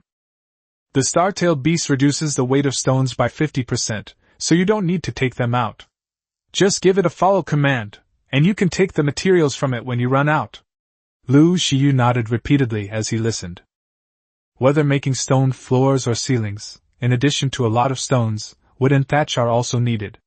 Next, Xu Liang switched between the two modes with the Stegosaurus, waving his tail to collect all the trees in the valley, and told Lu Xiyu about the different uses of each mode. After the preparations were completed, Xu Liang made a rough calculation in his mind and asked Lu Xiyu to start making the foundation, stone pillars and stone ceiling. After they were finished, he put them directly into the dragon's backpack and took them out to build. The two of them started working by the light of the fire in the valley. When they didn't have enough materials, Lu Xiyu would ride the corresponding tool dragon to collect them according to the method Xu Liang had just taught her. This speed was much faster than the tribes she had been to. The night passed just like that. Xu Liang climbed up and down and finished the house roughly. 3 sides were close to the valley wall, which could save a lot of materials. The height was level with the top of the valley and supported by several stone pillars inside. We'll continue with the house later. There are more important things to do during the day. After the brutal survival of the fittest, some survivors have managed to stay alive based on their experience, and have begun exploring their surroundings. Although he tried his best to hide, he was discovered several times while riding a pteranodon back and forth. He estimated that it wouldn't be long before the other survivors would also start taming pteranodons and flying. Now he needed to start preparing the base's defenses and set up defensive measures for the entire island. First, he had to tame the unicorns on the back mountain to avoid scaring them away when he went to work there. When he returned last night, he vaguely saw that the vegetable garden had already borne fruit. Calling on the puzzled Lu Xiyu, they arrived at the vegetable garden outside the valley. The corn stalks and lemon trees were already laden with fruit, and potatoes and carrots were sprouting from the ground. Did you plant all of these? Lu Xiyu asked in surprise. Although they would occasionally get some seeds while weeding shrubs, no one had started to study how to plant them yet, but Xu Liang was already eating fresh vegetables. Yeah, come help harvest the vegetables, Xu Liang called out. Using these vegetables to tame herbivorous dinosaurs is much more efficient than using berries, and they're also great cooking ingredients. Potatoes. These starchy tubers grow in densely populated areas. They taste better after cooking. Spoilage time, 250. Lemon. This citrus fruit grows naturally along the coast. It may prevent scurvy. Spoilage time, 240. Corn. This grain crop grows best in open, fertile areas. While the corn itself can be eaten directly, a savvy cook will consider using it elsewhere. Spoilage time, 230. Carrots. This root vegetable seems to be more commonly found near mammals than dinosaurs. Furthermore, it primarily grows in mountains. Decomposition time, 220. Xu Liang picked up a lemon and took a bite. The sourness made him grimace. Eating raw vegetables could restore satiety, and it was more effective than berries. Try it, Xu Liang gestured to Lu Xiyu. Lu Xiyu took out a carrot, washed it in the water, took a bite, and found it crunchy and sweet. The two looked at each other and smiled. By the way, this thing goes bad very quickly. It needs to be put in a drying oven. Xu Liang mumbled, the lemon was just too damn sour. Come on, I'll take you to tame this guy in the back mountain. He was tamed peacefully, so we didn't need to knock him out, but taming him is quite troublesome. He put the vegetables in the drying box, keeping only a few carrots on his person, and led Lu Xiyu towards the back mountain. Once you climb to the top of the mountain, you can see the enormous body of the Thunder Dragon. This vegetarian island is so small, doesn't the Thunder Dragon feel cramped with its huge size? Here you go. Xu Liang handed over the binoculars. No need, I'm not blind, it's so big. Lu Xiyu declined. Not this one, the one down there, by the water. Xu Liang pointed to a white figure on the beach next to the massive body of the Thunder Dragon, who was drinking water. Lu Xiu took the binoculars and glanced at them. Unicorns? There are mythical creatures here? She exclaimed in surprise. This guy is easily startled. If he gets frightened and runs into the water, it'll be easy for a shark to eat him. You wait here and watch me go down and subdue him. Okay, once you've tamed it, I have to play with it. What girl could resist the allure of a unicorn? Neither could a boy. Xu Liang readily agreed and ran towards the unicorn. The correct approach would have been to approach it fully dressed in a ghillie suit, which would have effectively reduced the unicorn's range of fear. However, Xu Liang was skilled and daring. Lu Xiu saw through his binoculars that when he got close enough, he crouched down and, using the bushes for cover, shuffled forward, stopping occasionally to move left or right. Looking at the unicorn through the binoculars again, Lu Xiu suddenly realized that Xu Liang was dawdling around, staying right behind the unicorn. Since it wasn't a motorcycle and didn't have a rearview mirror, it naturally couldn't spot him. Stopping and moving intermittently, Xu Liang finally got close to the unicorn. Through the binoculars, it was clear that Xu Liang reached into his pocket and pulled out a few carrots, placing them in his palm. The unicorn, which had been looking down, raised its head, twitched its nose a few times in the air, and then turned around. Seeing the carrots in Xu Liang's palm, tempted by its favorite food, the unicorn did not choose to run away. It snorted a few times, watching the person in front of it warily, but dared not approach any further. Xu Liang slowly raised his left hand to indicate that he meant no harm. Then, he lowered his feet and brought the carrot in his right palm towards the unicorn's mouth, staring intently at the unicorn. Seeing that the man in front of him meant no harm, the unicorn, unable to resist the temptation of the food, came closer, smelled the carrot in Xu Liang's palm, then stuck out its tongue, rolled it up, and put it in its mouth to chew. The long-awaited sweet taste made the unicorn lower its remaining guard. Xu Liang took the opportunity to stroke the mane on its neck with his left hand, muttering to himself as he did so. Then he leaped up and mounted the unicorn. It's done! Lu Xiu was overjoyed. Then she saw Xu Liang riding the unicorn and galloping across the beach. She was about to wave to him when she realized something was wrong. The unicorn didn't seem to be under Xu Liang's control. Instead, it was running around like a headless fly. She raised her binoculars and continued to observe. She saw Xu Liang on horseback with his legs tightly gripping the horse's belly, his hands holding onto the mane on the horse's neck, and his body pressed tightly against the horse's back to avoid being thrown off. This looked exactly like the way cowboys trained horses in the movies. Cowboy horse training is a very dangerous activity. If you are not careful and are thrown off and kicked, you will suffer a fracture or even die. She was worried for Xu Liang. The unicorn ran tirelessly across the beach, but it hadn't lost its mind. It would avoid obstacles and wouldn't rush into the sea.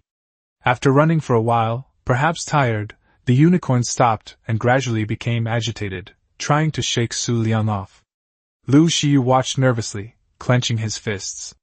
Xu Liang calmly pulled out a carrot from his pocket, gently patted the unicorn's neck with his left hand to soothe it, and offered the carrot with his right. Whether it was Xu Liang's soothing words or the aroma of the carrot, the unicorn calmed down and then tilted its head to eat the carrot in one bite. After the unicorn ate the carrot, it raised its front hooves, stood upright, let out a long, hoarse cry, and then turned and ran towards Lu Xiu. Xu Liang, on its back, waved triumphantly at her. This time, it must have been successfully tamed. Only then did Lu Xiu realize that her palms were already wet with sweat. Soon the unicorn came to Lu Xiu's side. Xu Liang made the unicorn stand up and let out a long cry. Then he dismounted, took out a carrot, and fed it to the unicorn. After eating the carrot, the unicorn rubbed against Xu Liang affectionately. Seeing that Lu Xiu was watching with envy, Xu Liang handed him a carrot. Give it a try? Lu Xiu took the carrot and approached the unicorn. They were from the same tribe, and this creature didn't show any hostility like the Stegosaurus had before. Instead, it brought its mouth to Lu Xiu's palm and stretched its neck to reach the carrot. Try riding it. Just tuck your legs into the horse's belly and hold on to the mane with both hands. Don't be nervous, this guy is very smart, Xu Liang encouraged from the side. The unicorn ate the carrot from Lu Xiu's palm, nuzzled her affectionately, lowered its head, and gestured for her to come up. Lu Xiu grabbed the horse's mane, nimbly mounted the horse, and the unicorn let out a soft neigh before starting to trot. It seemed to be waiting for Lu Xiu to get used to it. Seeing how intelligent this creature was, Xu Liang nodded with satisfaction, realizing that all those carrots he used to tame it hadn't been in vain. At first, Lu Xiu was a little nervous, but with the unicorn's help, she became more and more familiar with it. She rode the unicorn at full speed, and after running around the beach a few times, she wasn't satisfied. She then manipulated the unicorn to climb up the hillside and head straight for Xu Liang. Xu Liang smiled and didn't dodge or flinch. Just as they were about to collide, the unicorn used all four limbs to leap high into the air and pass over Xu Liang's head. Xu Liang looked up and saw that the creature was male. Chapter 32 Taming the Thunder Dragon. Chapter 32 Taming the Thunder Dragon. After riding the unicorn and galloping wildly on the beach for a while, Lu Xiu gradually slowed down and approached Xu Liang. Since coming to this world, she had been living in constant fear. The wild horseback riding just now was a release of pressure. She began to believe that this smiling young man in front of her had the ability to lead her home. "How was it, Lao Lu? Was it fun?" Xu Liang greeted him with a grin and patted the unicorn's neck. "Not bad." Lu Xiu dismounted and replied casually, but he almost lost his balance when he landed, and Xu Liang reached out to help him. "It's a bit difficult to ride without a saddle. I'll make it a saddle when we get back." "Saddles are quite fun," Xu Liang said. He let go of Lu Xiu's legs once the soreness subsided and continued. "Are you all right now? I still need your help to tame a creature." "What?" Lu Xiu stomped his foot, feeling his mobility restored, and looked up to see Xu Liang staring intently at the enormous creature beside him. "You want to tame a thunder dragon? Can you outrun it?" she asked in surprise.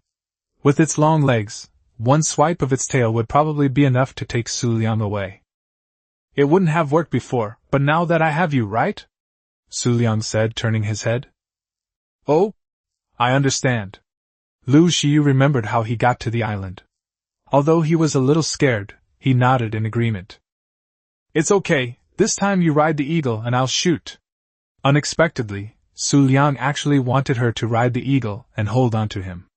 She was silent for a moment, afraid that she was not skilled enough and would be thrown off by Xu Liang. "It's okay, you need to familiarize yourself with the controls. Once you're flying, this guy can't reach you," Xu Liang encouraged, patting Lu Xiu on the shoulder. "By the way, how do I allocate skill points for the unicorn?" Lu Xiu nodded and then asked. "I saw that its interface indicates it has been upgraded."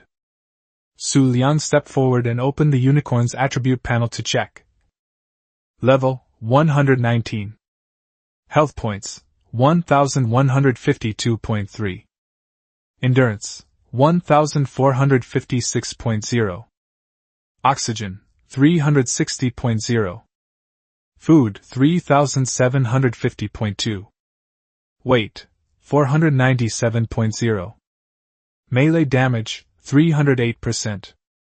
Vertigo 0 to 3394.1. I rode it for a while and leveled up to level 9. I thought about it and put some points into health. This thing is quite rare, and it would be a pity if it died. I put some points into stamina and speed. Endurance and speed, Xu Liang said. Its back kick can cause dizziness, but it consumes stamina. It can be used to tame creatures. The two returned to the valley with the unicorn, made some preparations, and Xu Liang handed Lu Xiu several parachutes. Bring the parachute with you. Remember to bring the parachute every time you ride a flying dragon. It's better to be prepared. Lu Xiu approached the Argentavi's Big Stomach. Big Stomach became very affectionate towards her. When Lu Xiu got closer, it lowered its head and rubbed against her, no longer showing the aloofness it had at first. Lu Xiu couldn't help but stroke the soft feathers on its neck. Be careful with your stamina later. Don't accelerate. Control the eagle to climb to a suitable height, and then hover. Xu Liang gave a few instructions, then checked his inventory. Come on. The thunder dragon is too big. In order to avoid affecting the planting of man-eating flowers, it is necessary to tame it first. This guy can sweep down a whole group of man-eating flowers with one swipe of his tail. Upon hearing Xu Liang's words, Lu Xiu mounted the Argentavis and took flight. These creatures had already been modified when they were resurrected by high-tech humans, so the tamed creatures, with absolute loyalty, became easy to control. After Lu Xiu piloted the Argentavis into flight, he circled a few times over the bay and mastered the technique. Then it controlled the giant eagle to swoop down toward Xu Liang, and just before it touched Xu Liang, it made the giant eagle extend its claws to grab him, and then pulled up. Good, caught it. Xu Liang's voice came from under the giant eagle's body. Lu Xiu's tense nerves relaxed, and then she controlled the giant eagle to climb higher and fly towards the thunder dragon in the back mountain. Before this, Xu Liang had already observed the situation. One of the two brontosaurus on Vegetarian Island was on the back mountain, and the other was on the west side of the island. The two giant beasts were far apart, and would not support each other. The brontosaurus on the back mountain was level 125 and could be tamed. The level 10 brontosaurus on the west side could be killed by riding an eagle. As the overlord of flying creatures on the island, the eagle could kill many land dinosaurs without taking damage if the rider operated it properly.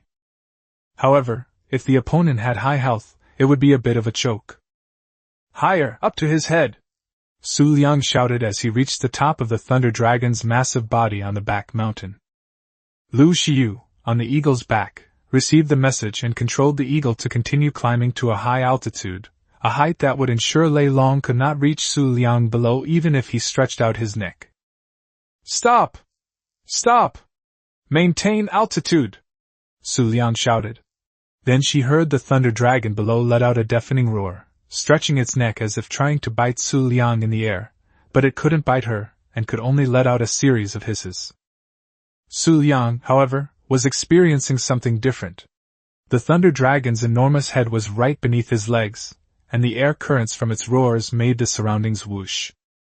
If the claws on his shoulders loosened their grip even slightly, he would be dead. It was too exciting. Although he was terrified, he didn't stop shooting, firing one tranquilizer arrow after another at the thunder dragon's head. After firing about 10 shots, the creature began to flee, its massive limbs creaking with heavy footsteps. Lu Xiu, lacking experience, tried to control the giant eagle to give chase. Stop! Don't chase! Xu Liang shouted in a panic. It was too late. The creature suddenly turned around and took a bite. Due to the pursuit, the giant eagle had dropped in altitude and grazed Xu Liang's leg. A metallic scraping sound came, and Xu Liang felt a sharp pain in his leg. His bulletproof pants were damaged, but luckily he was wearing armor. He hurriedly pulled out a blood vial and drank it frantically while shouting at his head. Pull him up! Pull him up! Lu Xiu also saw this scene. Hearing Xu Liang's voice, he knew that Xu Liang was alright. He hurriedly pulled up the giant eagle. When it reached a certain height, the thunder dragon had already turned around, and the situation had returned to what it was before. Xu Liang, whose health had recovered, continued to shoot. This guy has an extremely high dizziness level. He tried to fake his escape several times, but Lu Xiu became particularly cautious after being fooled once. Without Xu Liang's instructions, he stayed put to avoid being caught. After firing dozens of shots, Thunder Dragon turned and ran away again, not looking back after running a distance. Chase after them! Xu Liang shouted. Upon hearing the shouts, Lu Xiu controlled the giant eagle to give chase. The giant eagle was much faster than the Thunder Dragon and easily caught up. Hurry up the mountain! Xu Liang shouted as he watched the creature flee westwards towards its companions. Lu Xiu, on the back of the giant eagle, spotted another thunder dragon not far ahead. Hearing Xu Liang's shout, she immediately understood and steered the giant eagle to accelerate and overtake, appearing to the left front of the thunder dragon. When the thunder dragon saw the creature attacking it appear in front of it, it had no choice but to slowly turn around and flee up the hillside. When it reached the top of the mountain, it finally collapsed with a thud, kicking up a cloud of dust. All right. Get down! Xu Liang shouted up after seeing Lei Long faint. The giant eagle descended and first threw Xu Liang onto the soft grass. After landing, Xu Liang nimbly rolled to dissipate the force, then stood up. The giant eagle flapped its wings and landed beside him. Lu Xiu jumped down from above, first calming the eagle, and then walked over. The two saw a body before them that resembled a small mountain. Xu Liang gestured at its feet, noting that its feet were larger than Xu Liang himself. A tremendous roar, like thunder, echoed as its belly rose and fell. This was a prehistoric behemoth. Xu Liang stepped forward, opened its backpack, and put in the various basic vegetables he had prepared, which were more efficient at domesticating berries than berries. Back beside Lu Xiu, she was staring blankly at the enormous body, muttering to herself, "How is it possible to ride on that?" Although the taming speed bonus was activated, it would still be a long time before this creature was successfully tamed. The Thunder Dragon saddle could be learned at level 63. The two returned to the valley camp and made the Thunder Dragon saddle. Then, they split up with Lu Xiu to gather resources and begin creating large farmland. With the heavily laden Stegosaurus following behind, carrying dozens of large farmlands, Xu Liang began planning the island's layout. Along the coastline, he photographed a large farmland at regular intervals. Lu Xiu followed behind with a curious expression, knowing that Xu Liang would explain it himself. Upon arriving at the west side of the island, another Brontosaurus was standing on the beach, leisurely strolling and making huge, heavy footsteps. "We have to take care of this eyesore," Xu Liang said to Lu Xiu. Then, one of them rode a giant eagle and the other rode a pterosaur. With the previous experience, Lu Xiu was more skilled at controlling the giant eagle. She imitated Xu Liang's dive attack and then used the speed of the giant eagle to gain altitude. Then, under the two's kiting technique, the level 10 Thunder Dragon quickly couldn't hold on and died. After collecting its corpse, they obtained a lot of animal hides, raw meat, and high-quality raw meat. Without the interference of the Thunder Dragon, Xu Liang finally completed the last part of the deployment. He even rode the pterosaur to the two small islands between the vegetarian island and the isolated island and set up two large farmlands. Next, Xu Liang demonstrated the function of the fat girl to Lu Xiu. With a series of crackling sounds, a large amount of feces sprayed out, piling up into a mountain of excrement. He took out the fertilizer from the top of the fertilizer box and filled it with feces. Unexpectedly, Lu Xiu also frowned and came to help pick up the feces. With the star-tailed beast, there was no shortage of stones at home. With the star-tailed beast following behind, Xu Liang and Lu Xiu began to plant seeds. Because there was too much farmland, there was not enough fertilizer. Only 1 or 2 fertilizers could be placed on each plot of farmland. Then, the previously collected X-type plant seeds were placed on the plot. Stones were taken out from the star-tailed beast's back to make water pipes and faucets so that the plant could irrigate automatically. "What is this?" Lu Xiu couldn't help but ask. She had lived on the island for so long and had pulled up so many shrubs, but this was the first time she had seen such a strange seed. It was bluish-purple all over, with sharp thorns all around it. At the bottom, it had 4 openings like a baby's mouth. According to the description, it could spray poisonous spores. After Xu Liang introduced water and added fertilizer, it quickly broke through the soil and grew into a strange plant with serrated leaves around its edges and several flower buds clustered in the middle. "The secret weapon, just as it's described, I call it the man-eating flower. You'll see its power when it grows up," Xu Liang explained while beckoning Lu Xiu to come and help. She was used to it. This guy seemed to know everything. Helplessly, she stepped forward to help. Chapter 33 needs a security guard. Chapter 33. The amount of fertilizer was still too small, so in the end, we had to use manure instead. Manure can also produce fertilizer, but it is less than that provided by fertilizer. In order to ensure the power of the man-eating flower after it matures, we still have to find a way to catch some dung beetles. The two worked tirelessly and finally planted carnivorous plants on all the foundations. Now all they had to do was wait for them to mature. At this time, the Thunder Dragon on the mountaintop had already stood up. They put on the Thunder Dragon saddle they had made and went up the mountain to check the Thunder Dragon's attributes. Level 187. Health points 13,413.8. Endurance 792.0. Oxygen 540.0. Food 36,996.5. Weight 2,240.0. Melee damage 398.7%. Dizziness 24,320.5. Without any stat allocation, the Brontosaurus's initial health reaches a terrifying 13,000 points, and its base carrying capacity is as high as 2,240. These terrifying attributes make it the undisputed overlord among herbivorous dinosaurs, and apart from the Tyrannosaurus rex, no one can provoke it. Its enormous size allows for the placement of platform saddles on its back as a mobile base, but it's not necessary. In PvP situations, if you can't completely encase its body in metal, it becomes a sitting duck. Therefore, Xu Liang only made a basic saddle for it, as a tool for gathering resources. How are we going to get up here? After the saddle was set up, Lu Xiyu asked the quick-witted question. In the game, you can automatically mount a dinosaur by simply pressing E while facing it. Perhaps the developers were lazy and didn't include any actions for mounting and dismounting, but this caused the two players some trouble. Xu Liang tried to pat the guy's thick thighs. Unexpectedly, the Thunder Dragon seemed to sense it, lowered its head and brought its head close to Xu Liang's face, indicating that he should climb on it. Xu Liang climbed up the Thunder Dragon's neck along the crisscrossing leather straps, and then slid down to the saddle on its back. The Thunder Dragon's back is as broad as a small platform, with the saddle occupying only the middle section. Xu Liang could even walk on its back. He could control the Thunder Dragon through two leather straps in front of the saddle, similar to horse reins. Stay away from me! Xu Liang leaned out and shouted to Lu Xiyu below. This guy was really too big. Standing on its back would be 7 or 8 meters off the ground. Hearing Xu Liang's shout, Lu Xiyu knew he wanted to try, so he quickly ran away and watched the excitement from a distance.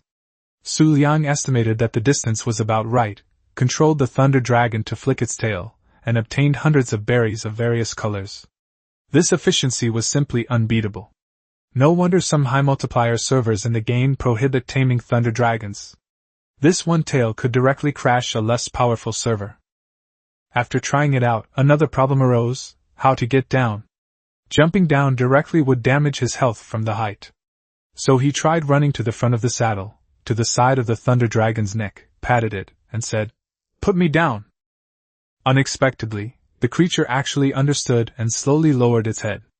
Xu Liang slid down its neck to the ground, just like riding a slide in a park. Xu Liang patted its head approvingly, and then waved to Lu Xiyu in the distance. Go up and have some fun. Remember to take all the blackberries you collect back and put them in the grinder to make anesthetic. You can also gain some experience points while you're at it, Xu Liang said to Lu Xiyu after she ran over. Lu Xiyu had been itching to try it out since she had seen the giant beast's majesty from afar. Hearing Xu Liang's words, she couldn't wait to grab the reins from the Thunder Dragon's neck and climb up. Hey, wait until I get a little further away, don't let your tail whip me off. Oh, and when you're done playing, throw the Thunder Dragon on the hillside behind the mountain. This guy is too slow, it's too much trouble to run back and forth. Okay. Next, before it got dark, Xu Liang went home and took Jialong Shinguzi to climb to the top of the mountain to collect metal in preparation for industrialization. The hallmark of industrialization is industrial smelting.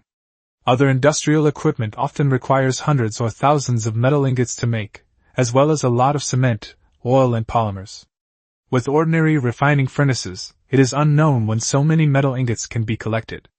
Now, they need to collect the 2,500 metal ingots required for the industrial furnace. The Ankylosaurus was incredibly efficient at mining metal, especially in reducing the weight of the metal by 50%. It could push all the metal ore off the mountaintop in one trip. After returning home, Xu Liang built 2 more refining furnaces, bringing the total number of furnaces to 6. He then placed the metal from the Ankylosaurus into the 6 furnaces and let them slowly burn. As night fell, Lu Xiyu returned to the valley camp. As soon as she entered, she excitedly said, "The little wife at the gate laid an egg. I picked it up. Can it hatch into a baby pterosaur?" "Eat it," Xu Liang said casually. "Huh? Why?" Lu Xiyu exclaimed in confusion. These are unfertilized eggs and cannot hatch. Fertilized eggs need to be mated by two people to lay eggs. Oh, I see. Then what's the use of this egg? It's such a waste to eat it. She held the pteranodon egg in her hands with reluctance. It can be used to make low-grade feed, but low-grade feed is useless and a waste of materials, so it's better to eat it, Xu Liang said. By the way, if you see wild dragon eggs in the wild in the future, don't be tempted to pick them up. Why? Lu Xiu asked, pouting. After confirming it was no use, the pteranodon egg in her hand was already in her mouth. If you steal someone else's cub, won't they come after you? The entire tribe will come after you, Xu Liang explained. It's purple, Lu Xiu answered indistinctly. Then she went to the grinder and put the blackberries in to make an anesthetic. However, there were too many blackberries, and the grinder couldn't hold them all, so she had to store them in a storage cabinet next to her. Keep building the house, it should be finished by dawn, Xu Liang urged. So the two continued the project, working through the night, and finally, as the first rays of dawn shone into the valley, they lowered the last piece of the ceiling. Standing in front of the house, the two of them couldn't help but feel relieved. They finally had a home. The house still has the classic matchbox design. Lu Xiu had suggested adding a few windows, but Xu Liang rejected it. Now is not the time to worry about aesthetics. Other survivors may also successfully land on the island. The main gate uses a stone dinosaur door frame with two reinforced dinosaur doors. The dinosaur doors are mainly for the convenience of the tool dragons to enter and exit. If the tool dragons cannot enter and exit, people will have to carry resources in one trip after another, which will reduce efficiency. With the dinosaur doors, you can ride the tool dragon directly to the blacksmith's table or the cabinet, and then dismount and transfer directly. There was a ladder on each side of the gate leading to the roof, which was level with the top of the valley. When planting the X-type plant seeds, Xu Liang had specifically reserved a few to plant on the roof for air defense. It seemed like something was missing. Xu Liang fiddled around in the cooking pot for a while, then took some materials and made a wooden ADS board. He painted a classic logo on it and wrote, Jurassic Park, below the logo. He took a few steps back and looked at it. It had the right feel to it. Naive, Lu Xiu muttered, then asked, What should we do next? Our anti-aircraft guns are ready. Next, we need to hire some security guards for the park, Xu Liang said mysteriously. What kind of dragon do we need to catch? Lu Xiu asked curiously. Let's go. I've had my eye on a promising talent before. This time, I'll ride the eagle. Xu Liang didn't answer directly. Instead, he whistled, and the eagle and two pterosaurs on the beach flew over together. Before the giant eagle landed, he grabbed the reins, did a graceful somersault, and jumped onto the eagle's back. Then, he controlled the giant eagle to soar into the sky and fly towards the main island on the opposite shore. Lu Xiu quickly caught up on the pterosaur and followed behind the giant eagle. The operation was just across from Vegetarian Island, not far away, so there was no need to leave anyone to guard the place. Therefore, he simply brought Lu Xiu along to demonstrate to her how to catch a dragon. Upon reaching the beach on the opposite bank where they found the velociraptor herd, Xu Liang controlled the eagle, which circled around. The velociraptors, with their wide range of activity, had disappeared, but Brother Neo and the velociraptor herd were still there. Look at that glowing guy, it's the highest level and has the leader buff of the beast horde. That's our target, Xu Liang explained to Lu Xiu, who was riding a pterosaur beside him. As Lu Xiu was observing through binoculars, he heard heavy footsteps not far away. A Tyrannosaurus rex was chasing a gallimimus as it emerged from the forest upstream of the bay. Xu Liang raised his binoculars and looked. It was only level 10, not the level 101. That was good. This was like a piece of meat delivered to his door. There's a Tyrannosaurus rex down there. Lu Xiu pointed. It's okay, it's only level 10. Xu Liang waved his hand dismissively, then gestured for the two to land at the top of the cliff. The two had been looking around for a while, and the top of the cliff was the safest place. The Tyrannosaurus rex, bull brother, and velociraptor below couldn't get up. Xu Liang jumped off the eagle's back, took out the dragon trapping house made from leftover building materials, and explained it to Lu Xiu as he placed it down. First, lay a foundation, then place 2 layers of stone window frames on all 4 sides. Velociraptors are very good at jumping, so 2 layers will prevent them from jumping out. After setting up the trap, he climbed onto the eagle's back and continued to explain. When we go down later, use a pterosaur to lower the velociraptor swarm into the forest. Be careful of the height so they don't get pounced on. I'll go catch the leader. Understood. Lu Xiu had already understood Xu Liang's intention. Using the Argentavis's grabbing skill to directly grab the smaller velociraptor and throw it into this taming enclosure, she had to admire Xu Liang's strategy. However, she didn't know that this was a strategy that Ark players had used to death. After preparing themselves and calming their mounts, the two took to the air one after the other, flying towards the herd of velociraptors below the cliff. Lu Xiu's pteranodon was quite fast. She flew over the velociraptors first, and then, taking advantage of their inattention, swooped down to attack a lone velociraptor. This stirred up a hornet's nest. After being attacked, the velociraptor let out a cry, and the other 3 velociraptors turned around and charged at Lu Xiu, who was riding the pteranodon. This scene reminded her of the fear she had once felt when she was dominated by Sengur. She quickly rode her pteranodon towards the forest, and the 4 velociraptors scattered and gave chase. Chapter 34 The Smartest Guy. Chapter 34 The Smartest Guys. From high in the sky, Xu Liang saw the velociraptors spreading out in formation and couldn't help but admire their intelligence. The lead velociraptor occasionally let out a cry, seemingly giving orders. The remaining 3 velociraptors maintained their formation, preparing to flank from both sides, which gave Xu Liang the opportunity to capture them. None of the 4 velociraptors noticed the eagle high in the sky. Xu Liang controlled the giant eagle to swoop down towards the velociraptor in the middle that had the leader buff. This guy was very alert. He even caught the sound of his wings rubbing against the air. He lowered his feet, tilted his head to listen for a moment, and then let out a cry.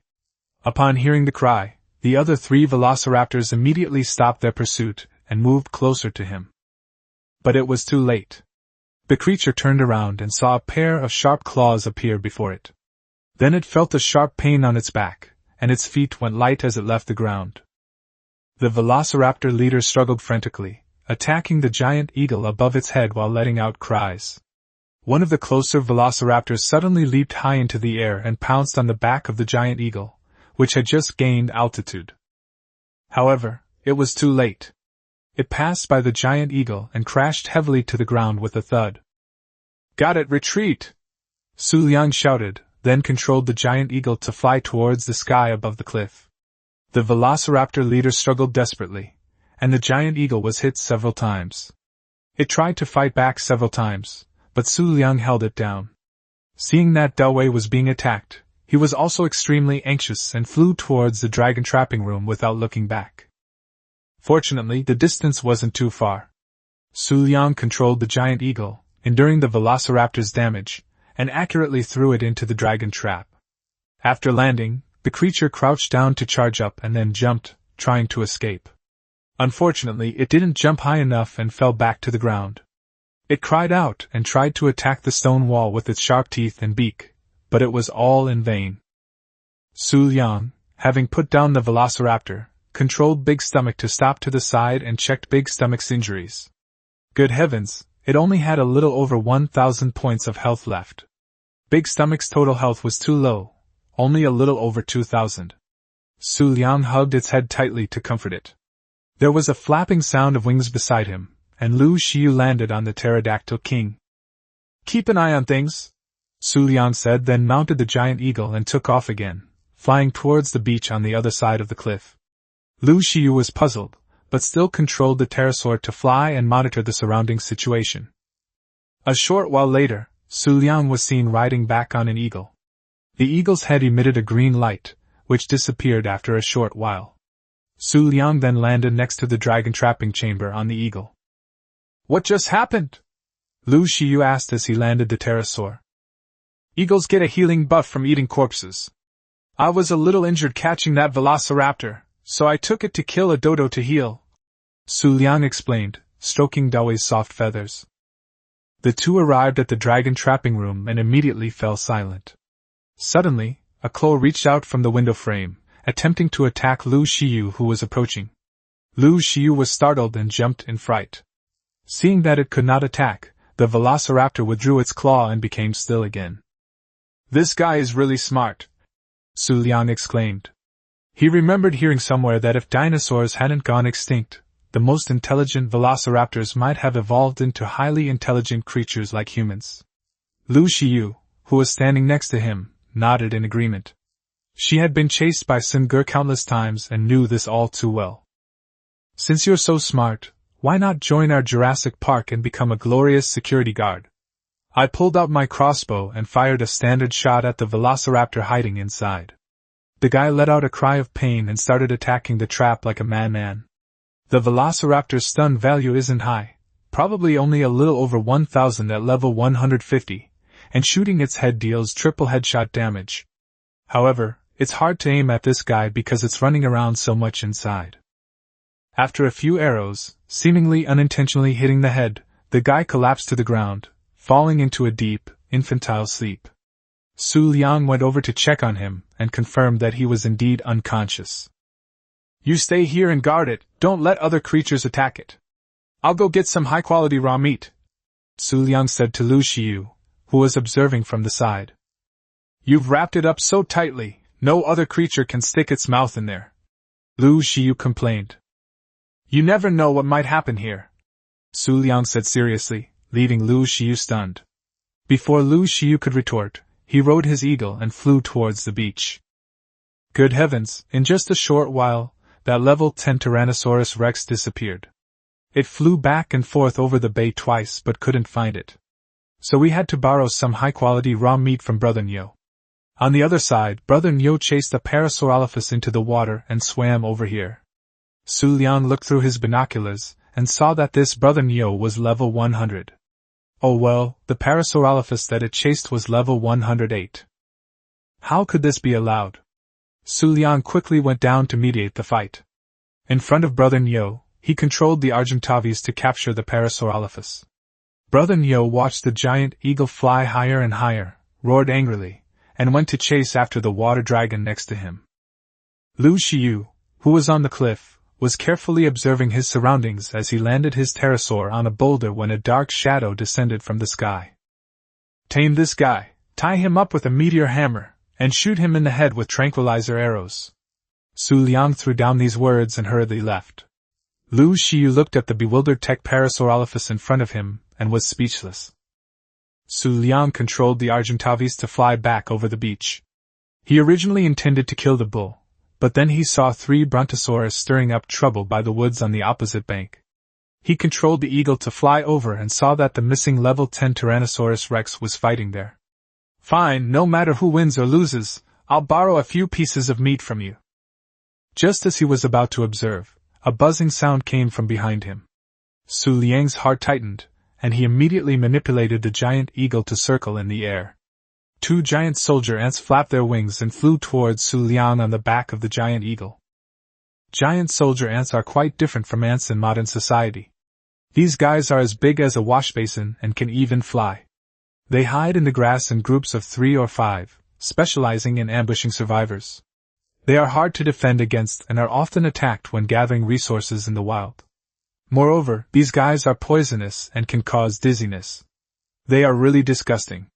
Quickly control the giant eagle to kill 2 giant soldier ants. Under the eagle's sharp talons, they had no chance and their bodies fell on the beach. After dealing with the giant soldier ants, one of the 2 Brontosaurus was already dead. The Tyrannosaurus Rex, which was already covered in blood, immediately recovered its health after eating the corpse and started fighting the other Brontosaurus. Xu Liang took out his binoculars and looked around. This Brontosaurus was only level 8.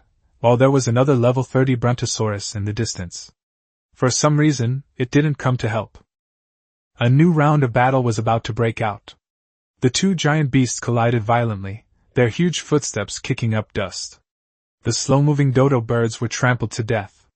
The Brontosaurus desperately swung its tail at the Tyrannosaurus Rex, but the Tyrannosaurus Rex was too big and its movements were too slow to dodge. It took a hit hard, and the sound of it falling was heard far away. Even Xu Liang felt pain when he heard it. As mentioned before, to judge how fierce a creature is in a fight, you also need to look at its attack speed. The Brontosaurus has a very slow attack speed and a long wind-up. It swung its tail again, and the Tyrannosaurus Rex took the hit, waiting for the Brontosaurus to swing its tail. Then it charged at the Brontosaurus's rear, opened its blood-red maw and bit down. The Brontosaurus let out a painful roar and swung its tail, hitting the Tyrannosaurus Rex. The two ancient behemoths were enormous, neither of them agile nor skilled. It was a clash of flesh against flesh, a battle of strength against strength, to see who would fall first. The tremendous sounds of their collision and the roars of the behemoths made Xu Liang's blood boil with excitement. The Tyrannosaurus Rex took several hits, and blood spots began to appear on its body. It took the opportunity to bite a few more times, which aggravated the Brontosaurus's wounds. Finally, the Brontosaurus could not hold on any longer, and prepared to turn around and run away in the direction of its companions. How could the Tyrannosaurus Rex give up this opportunity? It chased after it and bit it wildly. From the moment the Brontosaurus started to run away, the outcome was already decided. More and more blood spots appeared on its body. With a long cry, it crashed to the ground, stirring up a cloud of dust. Right now, Xu Liang hadn't forgotten his purpose for coming. He steered the Argentavis towards the massive body of the fallen Brontosaurus, scooped some flesh from the corpse with its claws, and then quickly took off. The furious roar of the Tyrannosaurus Rex echoed behind him. But Xu Liang didn't take it seriously. He opened his backpack and saw that he had obtained 4 pieces of high-quality raw meat. He had succeeded. Without lingering, he directly controlled the Argentavis to fly towards the cliff on the opposite bank. Across the bay, in the distance, one can see Lu Xiu still riding a pterosaur on guard on the giant rocks of the cliff, but the Parasaurolophus that was thrown down earlier has fallen down next to the dragon trap. Controlling the giant eagle to land, Xu Liang jumped off its back and immediately took out a high-quality thigh meat from its back. He went to the side of the dragon trapping room, demolished one of the walls, and put the high-quality raw meat on the Velociraptor. After all this commotion, the Velociraptor's satiety level had dropped to almost 0. It ate a few bites and stood up, letting out a high-pitched cry. Unlike other dinosaurs that stand still and wait for commands after getting up, this creature first looked at Xu Liang with its snake-like eyes, then slowly walked out from the gap in the wall, looked around, then let out 2 calls and lowered its head to Xu Liang, seemingly acknowledging Xu Liang's leadership. Xu Liang took out a piece of raw meat and handed it over. The Velociraptor lowered its head, sniffed it, and then ate it in one bite. However, it did not show Xu Liang any affection like other tamed creatures. This guy was very aloof. Xu Liang went forward to check its attributes. Level 224. Health points 1320.5.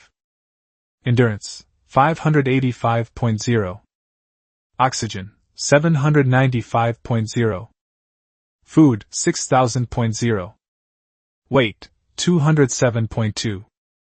Melee damage 391.8%.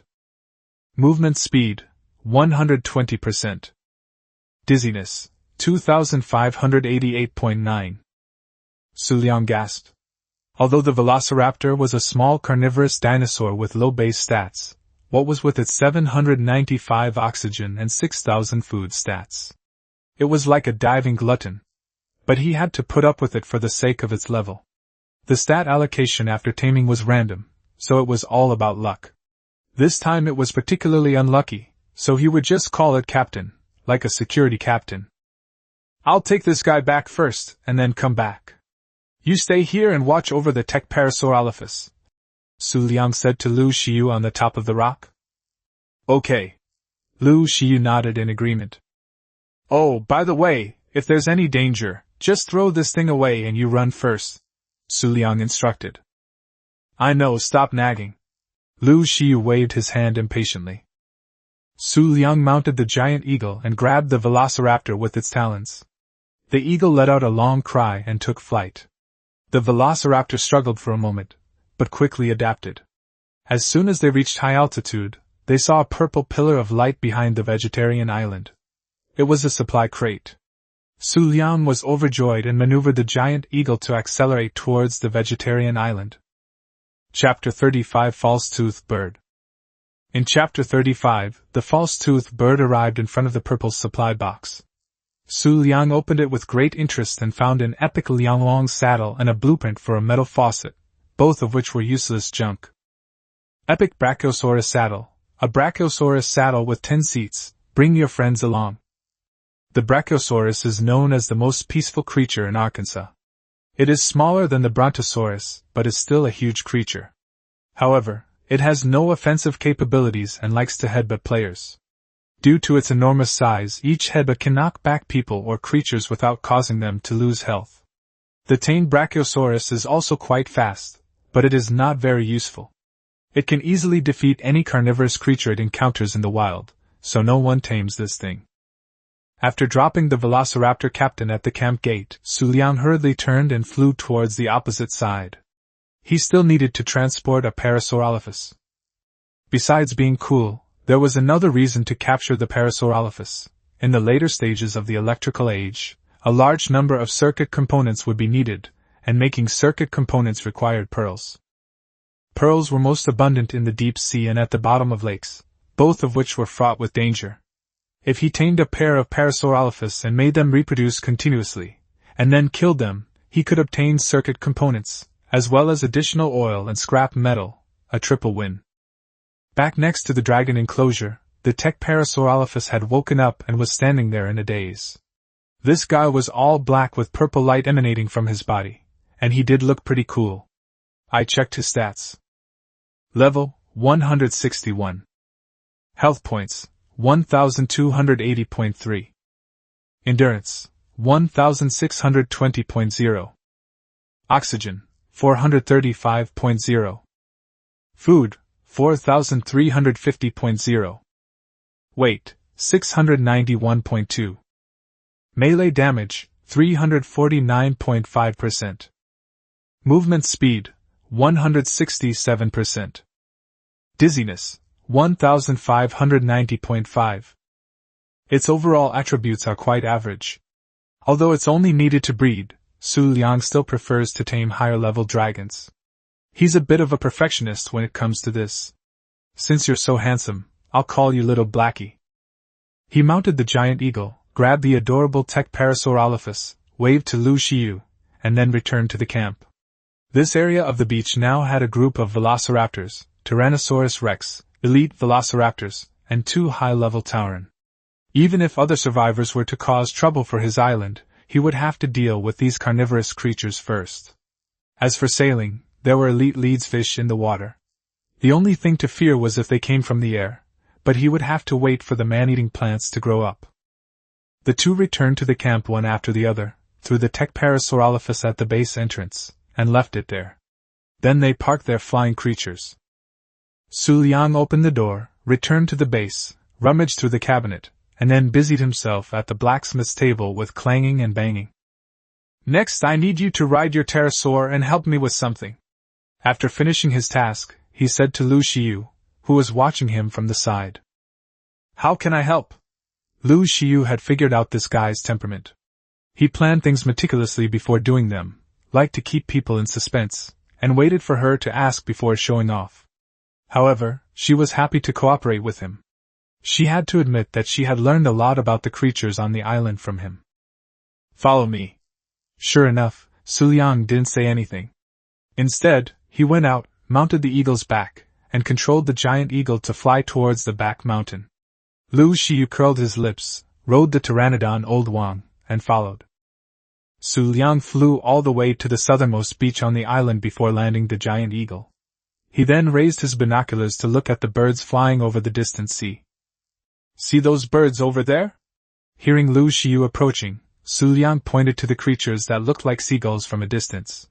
These birds were hovering in the air with their wings spread out, which were twice the length of their bodies. I see them. Lu Xiu could see those small dots without binoculars. That's a false-toothed bird. It can land on the water to regain its stamina. It's a skilled fisherman. This guy rarely comes ashore. It runs away as soon as you hit it, so it's hard to catch. See that one? Xu Liang put down his binoculars and pointed to a false-toothed bird to his left. Lu Xiu looked in the direction he was pointing. This guy is level 110. I've had my eye on him for a while.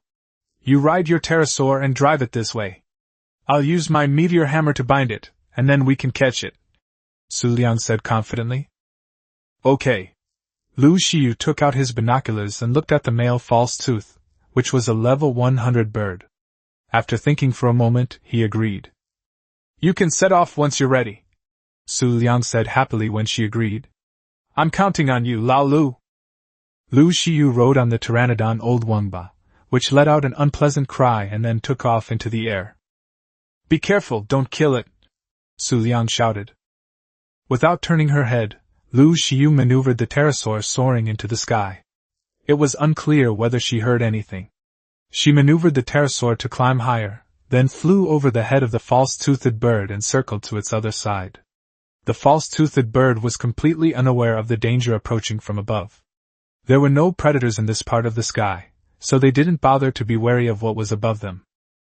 Lu Xiu maneuvered the pterosaur to make a nimble turn in the air, then swooped down towards the false-toothed bird, deliberately making the old bird make an unpleasant, strange cry, as if it were about to attack. The false tooth was gliding leisurely in the sky when it heard a strange cry from the high sky to its side. It turned its head to look, and was immediately alarmed. It began to flee in another direction. The pterosaur was very fast. Lu Xiu manipulated the pterosaur to hang behind the false tooth and drive it towards the island.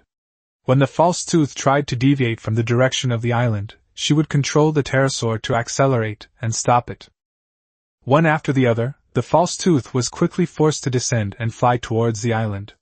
Suddenly, a meteor hammer flew diagonally from the bushes on the island and smashed into the false tooth.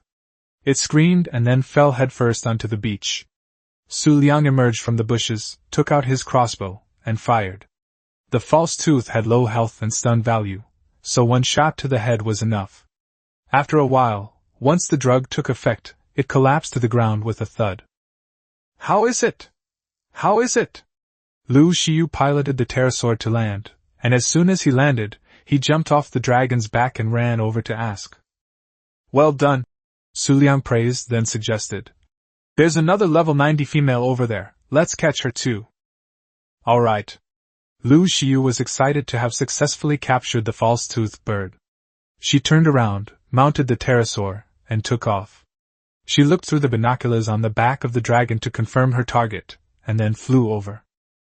The dizziness level of the false-toothed bird dropped very quickly, but Xu Liang was prepared. He took out a black berry, pried open its beak, and stuffed it in. The dizziness level slowly began to recover. Then, the same trick was used again, and another poor false-toothed bird also collapsed on the beach, emitting heavy breathing sounds. The dizziness level of the false-toothed bird drops very quickly. I put a few sets of blackberries in their backpacks. Keep an eye on them and force-feed them when their dizziness level drops. I'll go get some fish meat, this guy only eats fish meat, Xu Liang instructed Lu Xiu, who was running over excitedly, before walking into the sea and diving down. This was the first time Lu Xiu had seen such a large bird that resembled a seagull. It was slightly smaller than a pteranodon. Pteranodons had no feathers on their wings, only a thin layer of skin, while the pteranodon was covered in fine feathers and looked more like a modern bird. He fed the two pteranodons some blackberries. A splash came from the sea nearby, and Xu Liang emerged from the water. He went to the two false-toothed birds, checked them over, and then stuffed some raw fish into their backpacks. The two of them each guarded one bird. After activating triple taming, the first fainted pteranodon let out a cry and stood up after a short while. Xu Liang took out the saddle he had prepared beforehand and fitted it with the saddle. The pteranodon's saddle could be unlocked at level 43, and the materials were simple, the same as the pteranodon's saddle. After checking the bird's attributes, they were similar to those of the pteranodon, but the pteranodon could stay on the water's surface to recover stamina, which was much better than the pteranodon. The pteranodon also had a high damage bonus against small fish in the water, which could kill them instantly. Since it could move on the water's surface, you could even fish with a fishing rod on its back, making it an essential pet for fishing enthusiasts. Give it a try? Xu Liang suggested, looking at Lu Xiu, who was eager to try. Lu Xiu had been holding back for a long time. Hearing Xu Liang say this, he finally couldn't restrain himself, jumped onto the false-toothed bird, and manipulated it to spread its wings and fly away. Lu Xiu skillfully maneuvered the false-toothed bird to circle in the sky for a while, and then manipulated it to land on the sea. The false-toothed bird folded its wings and floated on the water like a duck, and could swim at high speed on the water. Watch out for sharks! Xu Liang remembered something and shouted to Lu Xiu, who was happily manipulating the false-toothed bird on the sea's surface. No sooner had she finished speaking than she saw her piloting the false-toothed bird frantically take flight and then fly towards the shore, a triangular fin flashing across the sea's surface. Even after landing on the beach, Lu Xiu was still shaken. She was maneuvering the false-toothed bird on the water and noticed that it was particularly efficient at catching fish. Just as she was peeking out to look for fish, a gaping maw suddenly appeared from the deep sea, startling her. She quickly maneuvered the false-toothed bird into flight. I forgot to remind you, false-toothed birds attract sharks when they land on the water, Xu Liang said, stepping forward to comfort him. Another pseudodont also woke up. The two of them each rode a pseudodont, along with the giant eagle and the pterosaur, preparing to return to the base.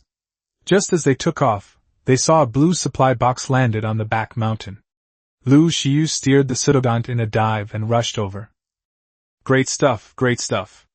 The supply box turned into starlight and disappeared. Lu Xiu excitedly rode the false-toothed bird to catch up with Xu Liang and showed it to him. An excellent sword, the undisputed ruler of melee combat. Requires extremely intense flames to forge. Weapon damage, 135.7%. Legendary simple pistol blueprint. This simple revolver is convenient and maneuverable, but its accuracy is low. Weapon damage, 238.9%. Keep the sword for self-defense. We can't afford the revolver right now. It costs close to 2,000 metal ingots, Xu Liang said after looking at it. Oh, I thought we could upgrade our weapons. Lu Xiu was slightly disappointed. She saw the legendary blueprint, but didn't notice the materials required. But once we enter industrialization, these things won't be a problem, Xu Liang comforted him. He had originally planned to work on the cryogenic chamber today, but it was already dark, and going out at night wasn't a good habit. Making cryogenic chambers requires polymers, which in turn require cement and obsidian. Both of these materials are very precious and difficult to make. However, polymers can be replaced with organic polymers, which need to be collected from specific creatures. False-toothed birds have a bonus for collecting polymers, which is why he specifically tamed false-toothed birds. Chapter 36 Cryogenic Chamber, Arc Poke Ball. Chapter 36 Cryogenic Chamber. With the eagle and ankylosaurus in the Arc Poke Ball, collecting metal became very convenient. You could ride the eagle, grab the ankylosaurus, and hover above the metal ore. The ankylosaurus would automatically collect the metal. However, if its backpack's weight exceeded 50%, it would stop collecting automatically. You would have to go down occasionally to clear the stones out of its backpack. Xu Liang told Lu Xiu about this method, and she excitedly rode the giant eagle, carrying the ankylosaurus, and flew towards the mountaintop. Under the cover of night, Xu Liang made saddles for all the newly captured creatures and fitted them with them. The primitive saddles also provided armor to reduce damage, so it was necessary to equip each one with a saddle. Next, he checked the man-eating flower, which he estimated would be mature by tomorrow. This plant grows very fast. Then he started fertilizing the man-eating flower, harvesting vegetables, and feeding the creatures. With more and more creatures in the house, feeding them became a hassle. Xu Liang used materials from the cabinet to make 2 feeding troughs and placed them at the front door. He rode the creatures around and filled one trough with berries and the other with raw meat. Feeding trough, place food in it, and nearby creatures will automatically eat when they are hungry. After a flurry of activity at home, dawn broke quickly. I went to the beach to check on the plants, and they were all mature. The mature plants were nearly 3 meters tall, with a ring of green leaves at the base and a ring of orange flowers above them. The flowers were covered in white slime, and a long, purple plant tentacle extended from the center of the flower. The tentacle was covered with spores of all sizes, which gave me goosebumps. This thing is disgusting, what's the use of it? Lu Xiyu was clearly not impressed by its ugly appearance.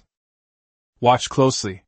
Xu Liang stepped forward, scanned with the implant in his left hand, entered the settings, changed the attack range to long distance, and then changed the attack target to wild creatures only. At this moment, the tentacles on the head of the carnivorous plant bent slightly, and shot towards an innocent pterosaur passing by at low altitude with a whoosh. The pterosaur screamed and tried to escape by vibrating its twin spikes, but it could not fly fast no matter how hard it flapped its wings. With a rhythmic whooshing sound, the pterosaur fell from the sky with a mournful cry and lost its life. The demonstration was over. The attack target was changed to survivors and domesticated creatures only so that it would not attack wild creatures. This thing is an automatic turret? Lu Shi looked at the man-eating plant in shock. The man-eating plant is the nickname of ARC players. In reality, this thing is an automatic biological turret. As long as fertilizer is provided, it can continuously produce spores. Moreover, any creature that is attacked, whether it flies in the sky or runs on the ground, will be greatly slowed down when hit. In the later stages, when combined with automatic turrets, it is very powerful for defending the base. The entire island is now covered with mature carnivorous plants, which is enough for the time being, given the current progress of the other survivors. Xu Liang's next plan is to find a wife for the velociraptor captain, have a bunch of offspring, and have them patrol the island to give those who come to visit a surprise. Let's go, let's make a cryogenic chamber. He grabbed the materials, called Lu Xiyu over, and prepared to set off. Is it the mark of the empty cryogenic chamber at level 51? Lu Xiyu asked. It seemed that she had also studied the mark skill carefully. The cryogenic chamber required a lot of things, but not many of each one. Animal hides 5. Crystal 10. Oil 4. Fiber 15. Polymer 8. Metal ingots 2. Lu Xiyu was also tempted when she saw the cryogenic chamber, but some of the materials inside were completely beyond the understanding of a novice survivor who had just escaped danger, so she gave up. However, she had seen these materials in the cabinets at the base, except for the polymer. Well, we've got the materials. This time, we'll ride the pseudo-toothed bird out to get some organic polymers. This stuff can replace polymers, Xu Liang explained. The two of them rode the pseudo-toothed bird and flew up one after the other. Xu Liang led the way while explaining to Lu Xiyu the locations and methods for obtaining the various materials. Polymerization is very troublesome, so we can use organic polymers instead. Organic polymers can be collected from living organisms. Penguins are the biggest producers of organic polymers, but they live on Penguin Island in the far northwest, which is extremely cold. Without a fur suit, you'll freeze to death there. However, to obtain a large amount of fur, you have to hunt fur-bearing creatures living near the snow-capped mountains, Xu Liang continued to explain. Isn't this a vicious cycle? Lu Xiyu retorted then, seeing Xu Liang's confident expression, she realized. You must have another way, right? By this time, the two had arrived at the beach of the main island on the opposite shore. They flew westward along the coastline. Xu Liang did not answer, but looked down at the sea below, as if searching for something. That's when we need to borrow some organic polymers from them, Xu Liang said smugly, as if he had found them.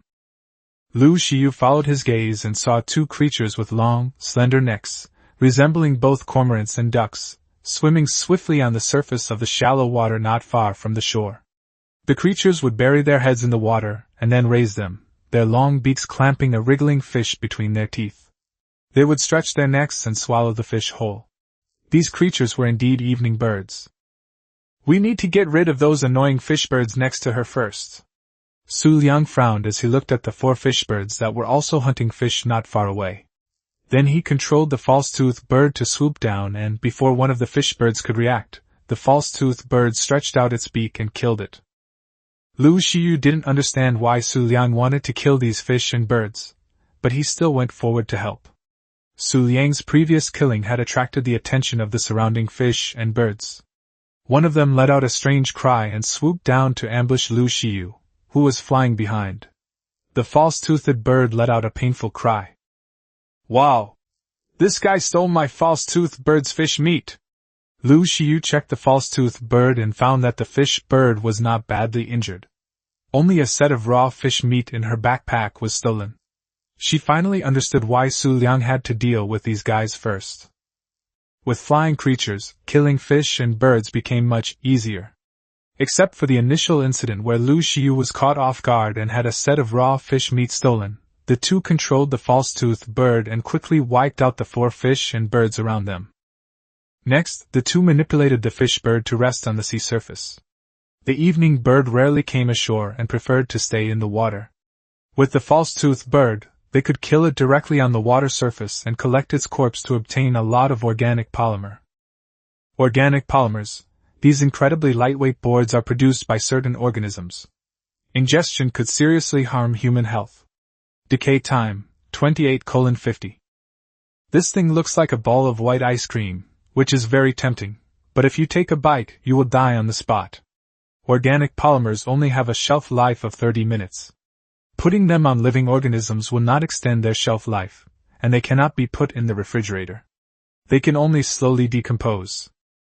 After leading Lu Xiu westward for a while, they found a few more at the mouth of a river. These were the ones Xu Liang had seen when he sailed down. After dealing with these few, they had accumulated several sets of organic polymers, 20%, which was about enough. Other materials were also limited, so they would make a few cryogenic chambers for emergency use. So the two controlled the false-toothed bird to turn and fly upstream along the river toward the green Arkansas. When they passed the confluence of rivers, they could clearly see several wooden buildings in the open space below, with figures of people working around them. Xu Liang glanced at Lu Xiu, and she nodded at him. Below was Lu Xiu's former tribe, but she didn't feel any sense of belonging to it. The tribe had taken her in using the dragon taming method Xu Liang had revealed, and she had even tamed quite a few dragons for them. On the contrary, the man in front of her, with his various amazing abilities, made her trustworthy. Following him, she might really be able to find her way home. Xu Liang didn't ask any further questions. He piloted the pseudodon towards the Green Arc, flying north along the river. Not far upstream from the confluence of the rivers, he could see a creature with huge fins on its back hunting fish in the middle of the river. It was a Spinosaurus, known as the Arc fisherman. It usually appears in inland rivers, loves to eat fish, and its hatred for fish is higher than that of other creatures. Its forelimbs are huge, unlike the short arms of a Tyrannosaurus rex. It can stand up on its thick hind limbs and attack with its foreclaws, giving people one big slap after another. The attack frequency is also quite high. It is also a top predator. Moreover, when this guy gets wet, he gets a wet buff, which makes him run very fast. Even if you increase your movement speed, you may not be able to outrun him. Xu Liang took out his binoculars and looked. Level 115, wow! But there are no conditions to tame it now, so it's easy to protect it. This guy is being attracted by the fish in the water and is walking towards the confluence of the rivers. Xu Liang pointed to the Spinosaurus below and gestured to Lu Xiu. If this guy went any further down, he would probably run into the tribe ahead. Lu Xiu waved her hand to indicate that she didn't care. She had no feelings for that tribe. Xu Liang glanced at the Spinosaurus with resentment, then manipulated the pseudodon to leave. After resting once along the way, they arrived at the green Arkansas. Upon closer inspection, Lu Xiu was somewhat shocked by the magnificent and mysterious creation that resembled that of a god. Xu Liang, having already been there, directly manipulated the pseudodon to land on the central altar. After landing, he first comforted the pseudodon, as there seemed to be a device here to repel creatures. Creatures felt uncomfortable entering this place and wanted to leave. Lu Xiu also landed, curiously examining the mysterious altar. Xu Liang took out the materials and put them into the offering terminal to begin the process. The offering terminal emitted a crisp sound, immediately as if some device was running, which startled Lu Xiu, who was peeking out from the side. I have enough materials to make about 10, which is about enough. I'll make a few more when I have more materials later. I also need to make a special cryogenic refrigerator to charge the cryogenic chamber. The creatures inside will die if the cryogenic chamber runs out of power, but one charge can last for 30 days. After 30 days, I will definitely have entered the era of electrical appliances. Only after putting away the cryogenic chamber did he realize that Lu Xiu was looking at him curiously next to him, so he simply moved aside to let her check the offering terminal. Don't be tempted to click on the upload of survivors, Xu Liang reminded him.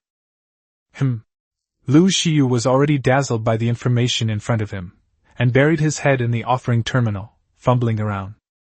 What's the point of uploading this data and these organisms? She fumbled around for a while, not daring to click randomly, feeling a bit confused. Try this first. Xu Liang tossed him a cryogenic chamber. How do you use this? Lu Xiu reached out and caught it, examined it for a moment, and asked curiously. The object in front of him was about the size of a hand. It was a disc-shaped crystal, with an unknown metal fixing the outer ring. You could see through the crystal that it was empty inside. Hold it in your hand and place it next to the creature you want to collect. Xu Liang gestured for her to try it with the false-toothed bird. Lu Xiu followed instructions and went to help the false-toothed bird. He held the cryogenic chamber close to the bird, and blue light began to emanate from its body. The light grew stronger and stronger before disappearing. The false-toothed bird also disappeared, leaving only a backpack on the ground containing the items from the false-toothed bird's inventory. Items from the biological inventory cannot be stored in the cryogenic chamber together, Xu Liang explained. At this moment, the cryogenic chamber emitted mysterious blue patterns on the fixed metal. Lu Xiu held it up to his eyes to observe. Blue light emanated from the center of the crystal, and the figure of a pseudo-toothed bird could be vaguely seen.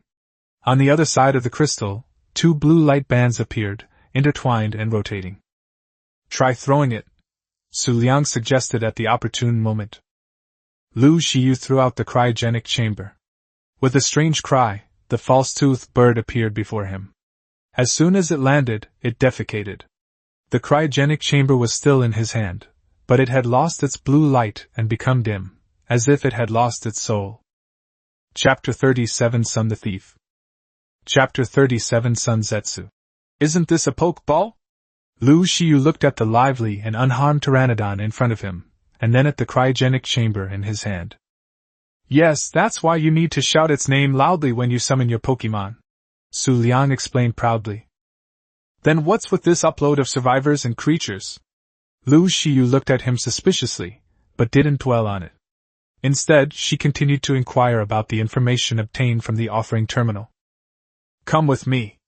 Xu Liang rode on the false-toothed bird, said to Lu Xiu, and then controlled the false-toothed bird to take off, flying straight towards the top of the green light pillar. Lu Xiu quickly followed, and the two of them continued upwards along the obelisk. Just when Lu Xiu thought Xu Liang was going to take her to the top of the obelisk, a transparent and invisible energy shield appeared above Xu Liang's head, preventing him from riding the false-toothed bird upwards. Soon, she also came into contact with this energy shield. She tried to fly a little further away, but was still blocked by the energy shield.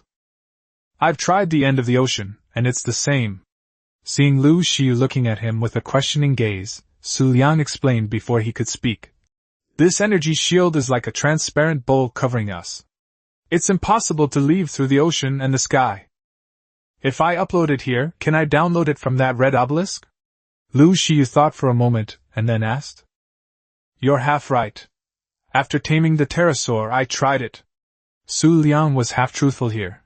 He hadn't actually tried it, he was just using his game experience. But strictly speaking, it wasn't exactly a lie. Items and creatures work.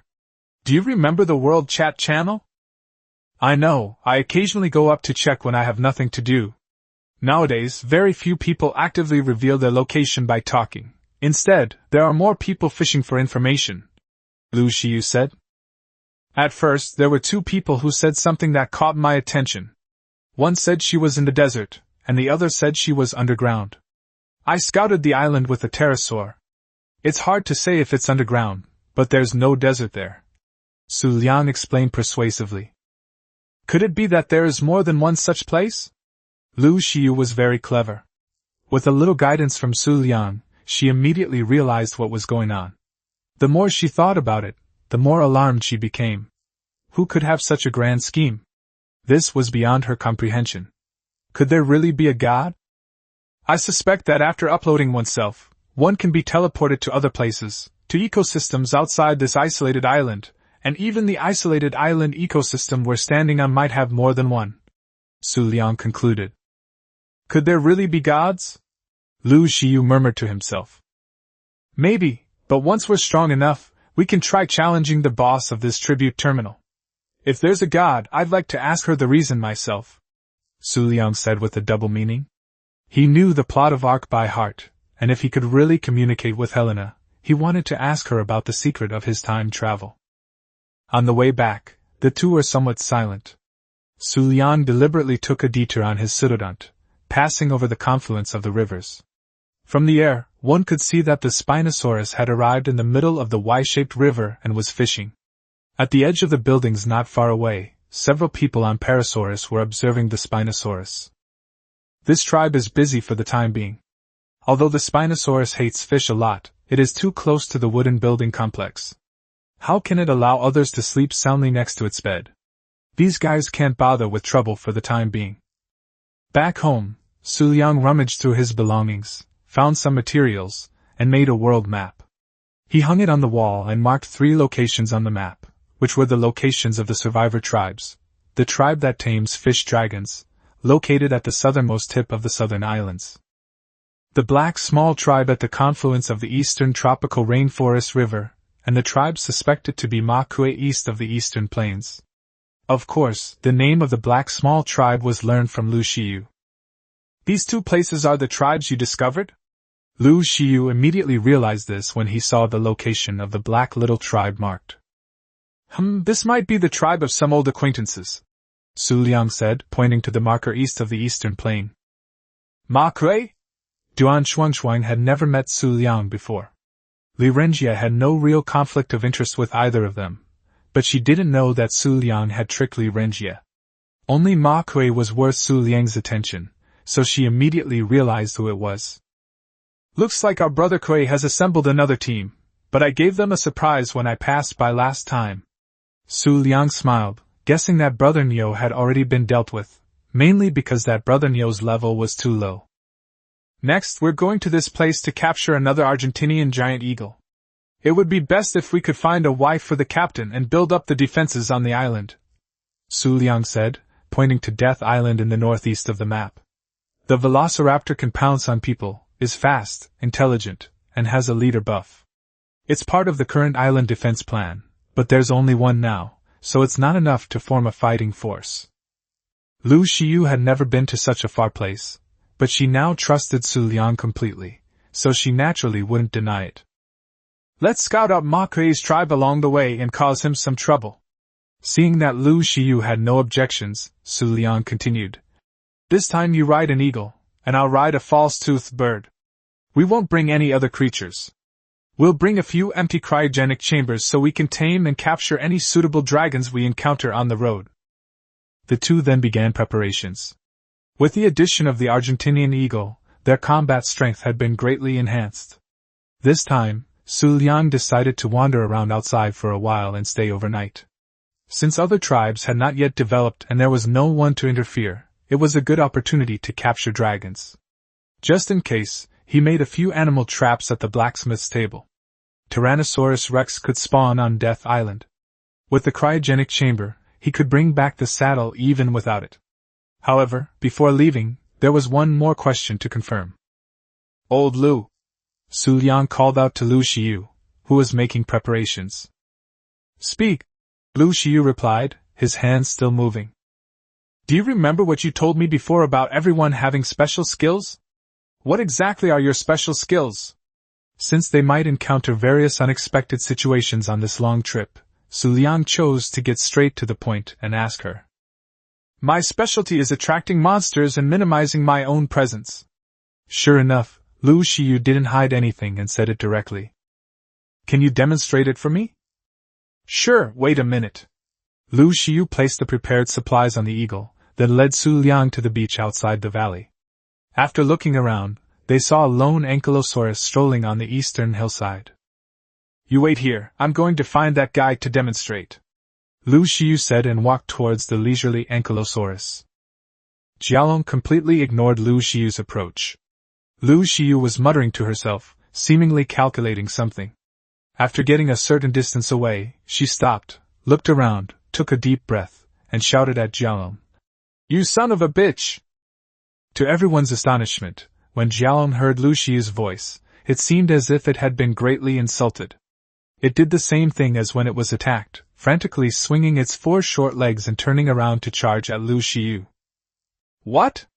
Xu Liang exclaimed involuntarily. "Isn't this the MT's taunt skill? The effect is the same as eating a rare flower." The demonstration wasn't over yet. The ankylosaurus was moving very slowly, so Lu Xiu waited patiently for it to turn around before running up the hillside. Right under the ankylosaurus's nose, he disappeared into the bushes and hid. A magical scene unfolded. The ankylosaurus seemed to have lost its target, using its momentum to rush forward a few steps. Then, a big question mark seemed to appear on its small head, and it lowered its head to leisurely nibble on the grass again. Lu Xiu peeked out and, after confirming it was safe, strolled back past the armored dragon. The armored dragon then returned to its previous state, completely ignoring her. "That's how my skill works. If there are other creatures around, they'll all rush up and attack me. I just need to hide for a while and then stop the skill," Lu Xiu said as he took out some cooked jerky and stuffed it into his mouth. "Using the skill makes me hungry quickly. Once I run out of food points, I can't use it anymore." "Awesome." Xu Liang only then realized his lack of vocabulary, and could only say, "If the monster luring phase was unremarkable, then the disengagement phase was amazing. Old Lu." "Huh? May I ask what you did before?" "I haven't graduated yet, I'm studying in England, but I like to argue with idiots on Weibo." "Liaoran, have you ever tried riding a dragon?" Xu Liang understood instantly, and then asked another question. "No. Dried meat provides more satiety than cooked meat," and Lu Xiu recovered after eating a few pieces. "Why don't we give it a try? Let's use a velociraptor, it's faster," Xu Liang suggested. So the two of them began to mentally torture the poor ankylosaurus again, and the effect was the same. To everyone's surprise, when Lu Xiu jumped off the velociraptor's back and hid in the bushes, the velociraptor captain also crouched down and hid as well. This guy was quite a surprise. "In that case, we'll have to give Brother Kui a good drink," Xu Liang said with a smile to Lu Xiu, who was riding over on a velociraptor. The unicorn, Little White, was put away in a cryogenic chamber. By the way, Lu Xiu named it. Her naming skills aren't exactly great. Lu Xiu rode a giant eagle, and Xu Liang rode a false-toothed bird. The two took off one after the other, flying towards the opposite direction. Unlike when Xu Liang went out alone, the two slowed down and headed north, searching the area from the forest to the beach, observing the creatures below, and occasionally taking out their binoculars to check for any potential talents. They soon reached the edge of the swamp. The stamina of the pteranodon was similar to that of the pteranodon, so it needed to stop and rest before flying across the swamp in one breath. Xu Liang explained the creatures in the swamp to Lu Xiu while searching with binoculars. Lu Xiu nodded repeatedly as she listened. She had survived on the edge of the swamp with Ma Kuei before and knew how powerful the Deinosuchus and Titanoboa were, but she did not expect there to be other more disgusting things in the swamp. When he mentioned leeches, she felt goosebumps all over her body. Like a clumsy tour guide, Xu Liang introduced the area while his eyes darted around. At the edge of the forest, he seemed to spot a familiar figure. He raised his binoculars and saw a level 145 female Therizinosaurus slowly emerging from the forest. Its confident stride, stylish movements, and nearly 2-meter-long claws on its upright forelimbs all spoke volumes about its status. This was Arx Therizinosaurus, ruthless and taciturn. If you got too close, they would launch an attack, using their claws, longer than your body, to teach you what respect truly meant. Moreover, the Therizinosaurus was incredibly fast. Without specifically increasing its movement speed, you couldn't escape it. Its sexy figure made Xu Liang drool. Not only was Daoga powerful in combat, but it could also gather most resources like the Stegosaurus. It was very useful, as it could fight or gather resources. However, there were 4 velociraptors strolling around it at the moment. Dao Ji's powerful deterrent made the cunning and ferocious velociraptors dare not challenge it. Should it be caught or not? Chapter 38 Melee. Chapter 38 Melee.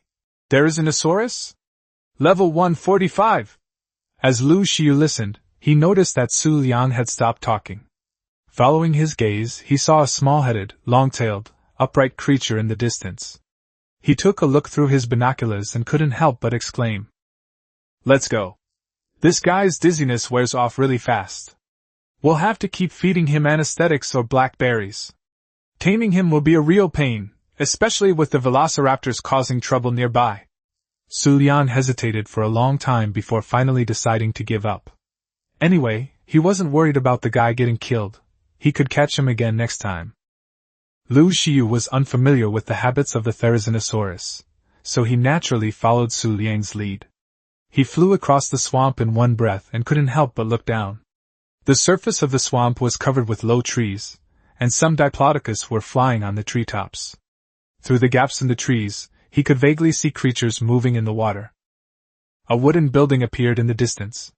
Xu Liang signaled to Lu Xiu that the false-toothed bird needed to rest, so the two landed on the cliff next to the swamp. This was the place where Xu Liang had rested when he rode the pterosaur. It was on higher ground and relatively safe. The area below the cliff was bustling with activity.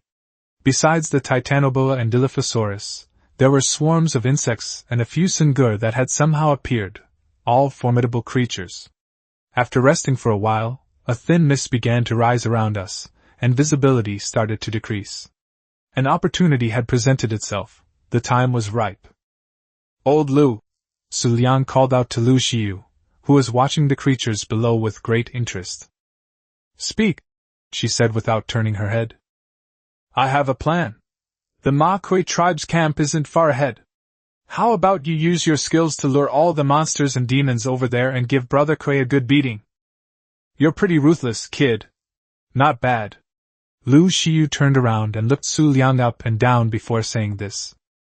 "Hee, I fly fast. I'll clear the way for you. Just follow my instructions," Xu Liang said nonchalantly. "Good." Lu Xiu manipulated the giant eagle to fly up, heading towards a group of snakes, insects, and rodents at the edge of the swamp. It circled once, chose the center position, and then lowered its altitude slightly. Then she saw the group of creatures rushing towards Lu Xiu like madmen. Even though she was riding an eagle in the air, she felt her scalp tingle at the sight of this overwhelming force. She had never had the chance to be so arrogant before, so she quickly steered the eagle towards Xu Liang. Seeing this, Xu Liang spun the pseudodon into flight, leading Lu Xiu toward the cluster of wooden buildings that were faintly visible in the mist. The pseudodon was faster than the eagle, and Xu Liang had to stop and wait every now and then. Looking back, good heavens, on the ground behind the giant eagle, 4 velociraptors were leading the way, spreading out and running at the front. Behind the velociraptors were Dilophosaurus, which were a step slower. Several Titanoboa were at the very back, swimming desperately. Huge footsteps came, and the figure of a giant rhinoceros appeared faintly in the mist. This guy had also been lured over. The flying creatures were not idle either. Several Dilophosaurus closely followed behind the giant eagle. If Lu Xiu hadn't urged the giant eagle to fly desperately, they probably would have been caught up. The most terrifying thing was that behind the Dilophosaurus was a dark mass of giant soldier ants. As Lu Xiu desperately followed Xu Liangfei, a large number of Triceratops and Parasaurolophus joined the army along the way. The carnivores and herbivores did not fight, but instead chased after the person on the giant eagle's back with red eyes. Her face was ugly, and she was about to cry. "Don't be afraid, we're almost there," Xu Liang shouted. He didn't know if Lu Xiu heard him, but he continued forward, while Lu Xiu led the herd of beasts to follow. The wooden buildings ahead became clearer. Compared to before, several smaller matchboxes were scattered around the matchbox buildings, and some wooden barricades were sporadically placed around them. In the mist, one could vaguely see people carrying out construction work. Wooden barricades. Touching these wooden spikes is extremely dangerous. Larger creatures are more likely to be injured. The figures had clearly heard the commotion ahead, but due to the fog, they couldn't see clearly and didn't notice Xu Liang above. Shouts came from below, and several more people ran out of the matchbox and began to defend themselves using the barricades.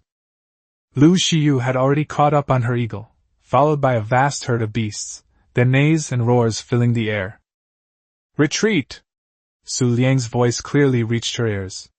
She saw her riding the giant eagle accelerate, quickly climb higher, and her figure slowly disappeared into the mist.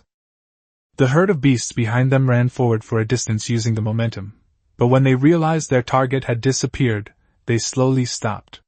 The velociraptor running in front had already come face to face with the humans behind the barricade.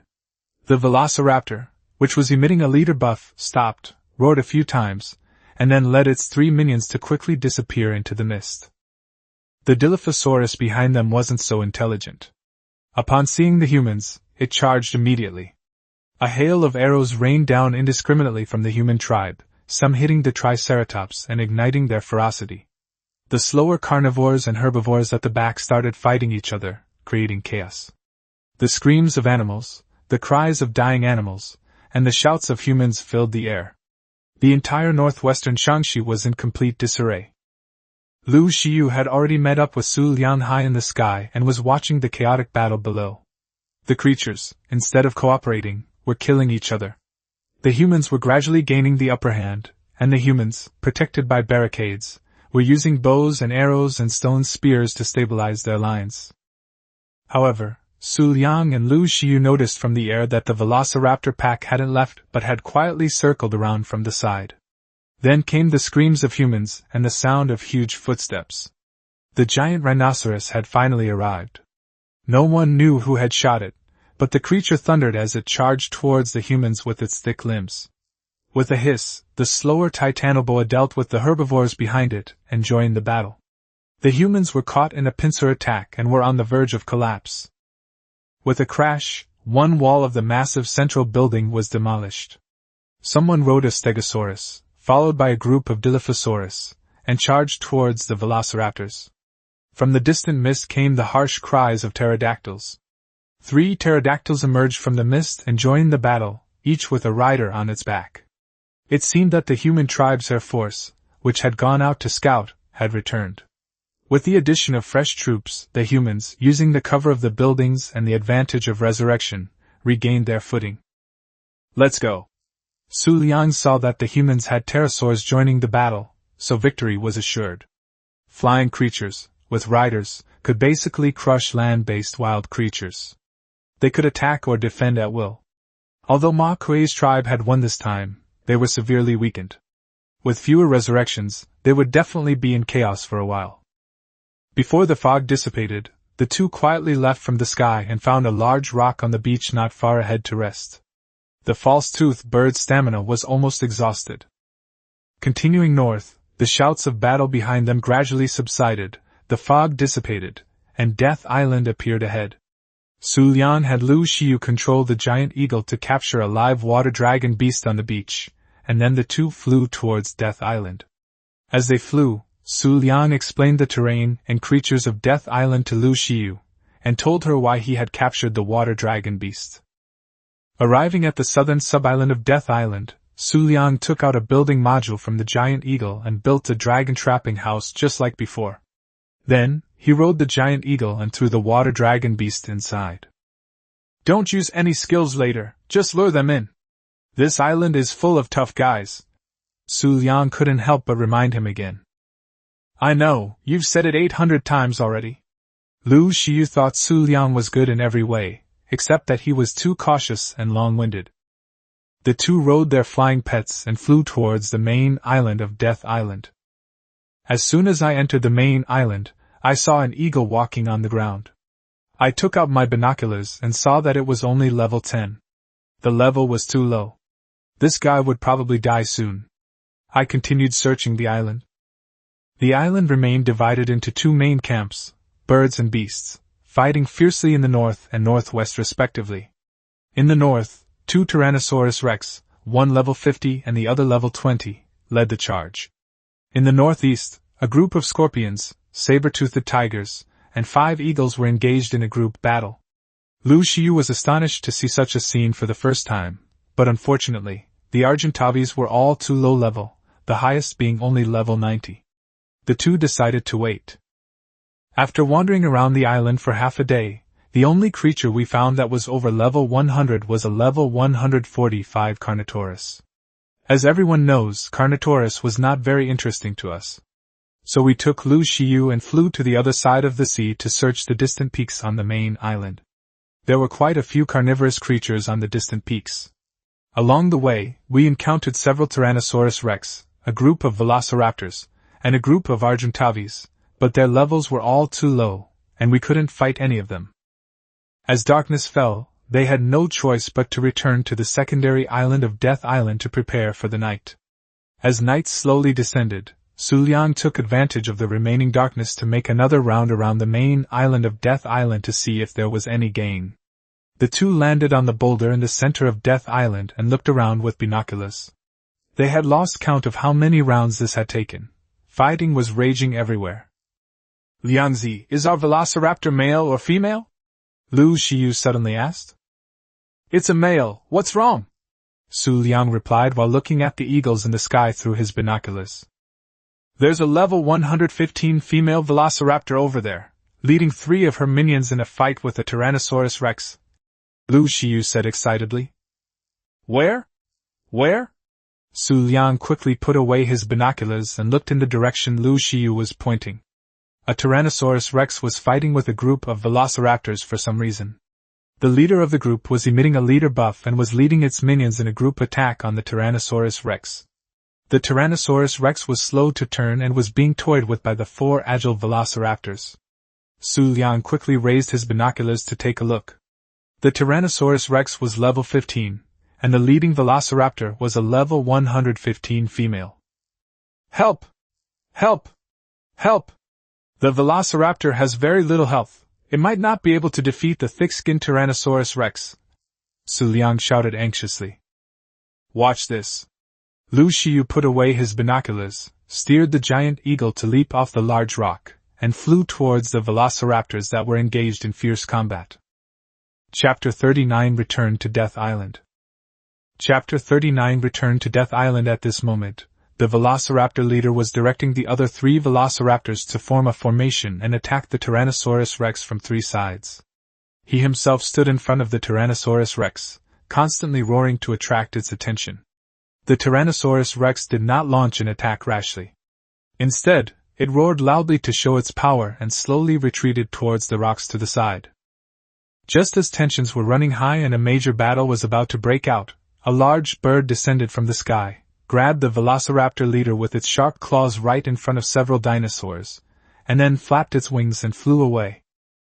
The balance was broken, and the Tyrannosaurus rex seized the opportunity to immediately turn sideways and bite the velociraptor on its right. The velociraptor herd suddenly lost its leader and froze for a moment. The Tyrannosaurus rex seized the opportunity, biting the velociraptor on its right and throwing it away with a flick of its head. The other 2 velociraptors quickly reacted and jumped onto the Tyrannosaurus rex's massive body. The Tyrannosaurus rex swung its thick, long tail and lashed it hard at the velociraptor that had attacked from behind, sending it flying. However, the velociraptor on the other side still jumped up. It used the sharp claws on its legs to pierce the left side of the Tyrannosaurus rex's abdomen, and then began to bite desperately. The Tyrannosaurus rex roared in pain from this heavy blow, but its 2 short front claws could not hurt the velociraptor that was clinging to its body. It could only shake its huge body, trying to throw the velociraptor away. Xu Liang had no time to pay attention to what happened next. He had already secured his target, so he manipulated the pseudo-toothed bird to take flight and followed the wobbly giant eagle ahead toward the secondary island. After leaving the velociraptor herd, the velociraptor's leader buff gradually disappeared, but it still struggled desperately to bite the Argentavis magnificens that was holding it. However, the magnificens had learned from experience, and stretched out its claws to keep the velociraptor away from its body as much as possible, reducing the number of times it was bitten. Lu Xiu lived up to expectations, maneuvering the giant eagle to steadily throw the velociraptor into the dragon trapping room, and then landing the giant eagle next to the dragon trapping room. Well done! You knock it out, and I'll go get some high-quality raw meat from the island. Xu Liang, who had followed closely behind, praised her, then switched to the giant eagle and flew back to the main island of Death Island. With the Argentavis, obtaining high-quality raw meat became relatively easy. He rushed into the midst of the fierce battle, grabbed a few pieces of meat from the dead Argentavi's carcass amidst the chaos, and immediately made his escape without lingering. These creatures were so engrossed in their fight that they didn't even bother to pursue Xu Liang. When he passed by the battlefield where the Tyrannosaurus Rex and Velociraptor had fought, it was already empty. He didn't know who had won, or perhaps they had been killed by other creatures as well. This was all too common on Death Island. Back on the secondary island, it was completely dark. A campfire was lit up next to the dragon trapping room. Xu Liang controlled the giant eagle to land, and Lu Xiu had successfully stunned the Velociraptor. He placed some high-quality raw meat on it, plopped down next to the campfire, and waited for it to get up. It was pitch black all around, with the occasional roar of dinosaurs coming from the main island of Death Island. Spots of white light appeared on the dark sea surface, which were jellyfish moving around. Bored, the two opened their chat interface to check the messages and discovered that Ma Kuei had sent a message not long ago. Xu Liang, Lu Xiu, did you two bastards lure the dinosaurs to our tribe? You just wait. Ma Kuei's tribe. It seems that Ma Kuei wasn't stupid. He must have discovered the two people on the flying creature, but the situation was too urgent to deal with them at the time. He guessed that it must have been done by the two people who had a grudge against him, so he let out a helpless roar. Lu Xiu, you're still alive? You traitor, you deliberately lured our tribe to their deaths. You better wash your neck and wait. He Lao's tribe. You've become a traitor, Lao Lu. Xu Liang smiled and glanced at Lu Xiu, then shrugged. The two continued reading. Brother, do you also have a grudge against Lu Xiu? Ma Kuei's tribe. Yeah, did this girl offend you too? He Xiao, He Lao's tribe. The enemy of my enemy is my friend. Let's work together to deal with those two bastards. Ma Kuei's tribe. Okay, where is your tribe? I'll send people to form an alliance with you. He Lao's tribe. Hey, tell us where your tribe is, and we'll come over. Ma Kuei's tribe. Hee, little brother, you're not being very sincere. He Lao's tribe. Hee, likewise. Ma Kuei's tribe. Unhatched pteranodon eggs for sale. Contact me if interested. Lirengia's tribe. Yeah, still lying to people here. Ma Kuei's tribe. After that, no one spoke. These two had impure motives and were testing each other. It seems that after the harsh realities of life, the naive ones have been eliminated. But Lirengia is still alive, and it seems he hasn't joined anyone else's tribe yet, and is out there scamming people. With nothing else to do, Lu Xiu began cleaning the eagle's backpack. Women are generally cleaner than men. The messy storage cabinets at home were all sorted out and organized by Lu Xiu during her free time in the evening. Hey! Here's a recipe for an energy tonic, Lu Xiu said, waving the piece of paper. Rockwell recipe, medicated wine consumable. This simple tonic will immediately begin your body's natural healing process. 2 handfuls of red berries. 1 to 2 spoonfuls of anesthetic. Add water until it is submerged. Cooking in a cooking pot. This thing is useless. Didn't I make you blood vials every now and then? Xu Liang waved his hand without turning his head. Then I'll just throw it away? Lu Xiu casually tossed it into the fire. Wait, let's keep it for now. We'll keep it when we get the formula. Just because we don't need it doesn't mean others don't. Xu Liang thought for a moment and stopped Lu Xiu from putting it away. It was just a piece of paper and not heavy. Just then, a roar came from the dragon trapping room next door. The Velociraptor had been successfully tamed.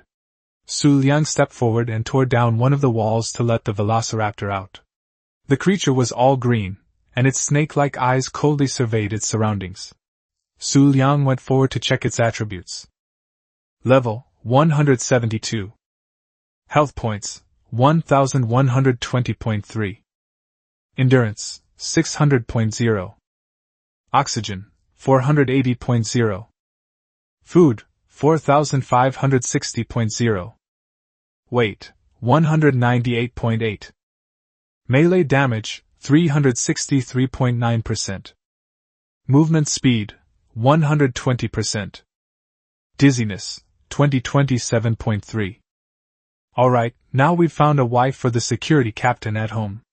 Let's go back and breed some more, and we'll have ground guards on the island. Are you going to rename it Little Green? Xu Liang was about to rename it when Lu Xiyu stopped him. How did you know? He asked curiously. Come on, look at what you've given it. This is just something I caught. I'll name it. Lu Xiyu stepped forward and changed its name. Nini? A fierce and cunning velociraptor, and you call it Nini? Xu Liang couldn't understand. She's a girl? Lu Xiyu said. Alright, whatever you like. It's your mount anyway. Put it in its cryogenic chamber so it won't get bitten to death by a Tyrannosaurus Rex later. We can ride the bird away then. A flash of blue light appeared, and Lu Xiyu put the velociraptor Nini into the cryogenic chamber. Nothing happened that night. The next morning, Xu Liang rode the giant eagle to the beach on the other side and caught another water dragon beast. The one he had thrown into the dragon trap yesterday had been killed by the velociraptor Nini. After leaving the water dragon beast behind, he put the stone walls back on and set up the traps. The two continued their search on Death Island. That night, the fighting on the main island of Death Island never stopped. One batch died, and another batch would be reborn shortly afterward, like a never-ending battlefield. Xu Liang and Lu Xiyu controlled the creatures beneath them to land on the boulder in the center of Death Island, and both of them held up binoculars to search. On the main island, there are only a few giant eagles, all around level 10, which are not worth mentioning. However, behind the towering boulders on the northeast side of the island, there are a few Argentinian giant eagle carcasses, but they are hidden by the boulders and their levels cannot be seen. Let's go take a look over there. Xu Liang pointed and rode his mount over there. Over the boulder, they could see 3 Argentinian giant eagles. 2 of them were circling in the air, making sneaky movements, while the other was chasing a false-toothed bird on the sea. That level 100 female! Lu Xiyu exclaimed in surprise. Xu Liang followed her gaze and saw that it was the guy chasing the false tooth. He confirmed with his binoculars that it was a level 100 female Argentavis, and the false tooth was actually level 130. Goodness, all the high-level ones have gathered together. The rest was simple. Lu Xiyu went to lure the beast, and Xu Liang went back to deal with the water dragon. The eagle was more interested in corpses than living people, and before coming, he had told Lu Xiyu how to catch the eagle. Everything went smoothly from then on. This guy was all alone on the sea, with no other creatures around. For Lu Xiyu, who had lured monsters many times before, this was already a piece of cake. When the eagle crawled into the dragon trapping chamber to eat the corpse of the water dragon beast, Xu Liang rushed out and closed the lid of the dragon trapping chamber. This guy couldn't escape and could only rage helplessly inside the dragon trapping chamber. They used tranquilizer arrows on it, firing more than 10 shots, and the creature collapsed to the ground with a thud. Xu Liang patted the neck of the Argentavis magnificens beside him. You're in luck, kid. Big Eater didn't understand, but just lowered his head and rubbed against Xu Liang. After activating triple taming and placing high-quality raw meat, Xu Liang wandered around the island a few more times while waiting for the giant eagle to get up, but he didn't find anything. It seems he still needs to establish a branch base here, place some supplies, and use his bed to teleport over to check on it from time to time, as it's too far to come back every time. While waiting, a blue supply box landed on the secondary island. Lu Xiyu rushed forward to touch it, and was given a blueprint for a water bottle and a common saddle for a thick-nosed dragon. The thick-nosed dragon looks very similar to a triceratops, except it doesn't have a pointed horn on its head. This guy can release purple smoke to hide himself and release red smoke to taunt other creatures, but it is ineffective against most large creatures, so it is rather useless. Lu Xiyu asked what the thick-nosed dragon was used for, and Xu Liang explained it to her. She curled her lip in disdain, saying that the skill was not as good as hers. It seemed that this was indeed the case. Lu Xiyu was a stronger version of the thick-nosed dragon. While the two were joking around, the Argentavis woke up, and Xu Liang went forward to check its attributes. Level 149. Health points 2482.3. Endurance 760.0. Oxygen 465.0. Food 6600.0. Weight 592.0. Melee damage 405.9%. Movement speed 100%. Dizziness 5928.5. This guy is definitely a fighting eagle with high base attack, but his stamina is terrible. When we get back, we'll let him mate with big appetite to have offspring and inherit the superior attributes from both sides. Since this guy is all gray, Xu Liang will rename him Gray Feather. Chapter 40 Ambush. In Chapter 40, after being ambushed and putting away the false-toothed bird, the two dismantled the dragon trapping house and the campfire. They circled Death Island again but found no promising talents. However, this trip had already achieved its goal, and it was time to return. So, each of them took an Argentinian giant eagle and flew along the coastline of the main island towards Vegetarian Island. As Xu Liang passed by the Manhwa tribe, he peeked down and saw that the damage from yesterday had been repaired. The wooden barricades around the tribe had all been put up, but there was no one in sight. He guessed that the losses were heavy and that the tribe had all gone out to gather resources during the day. Since both of them were riding Argentine giant eagles, they didn't need to rest frequently, and arrived at the edge of the swamp in one go. Xu Liang gestured for them to go down and rest, not only for the newly collected gray feathers to rest, but also because he wanted to catch a special creature here to take back.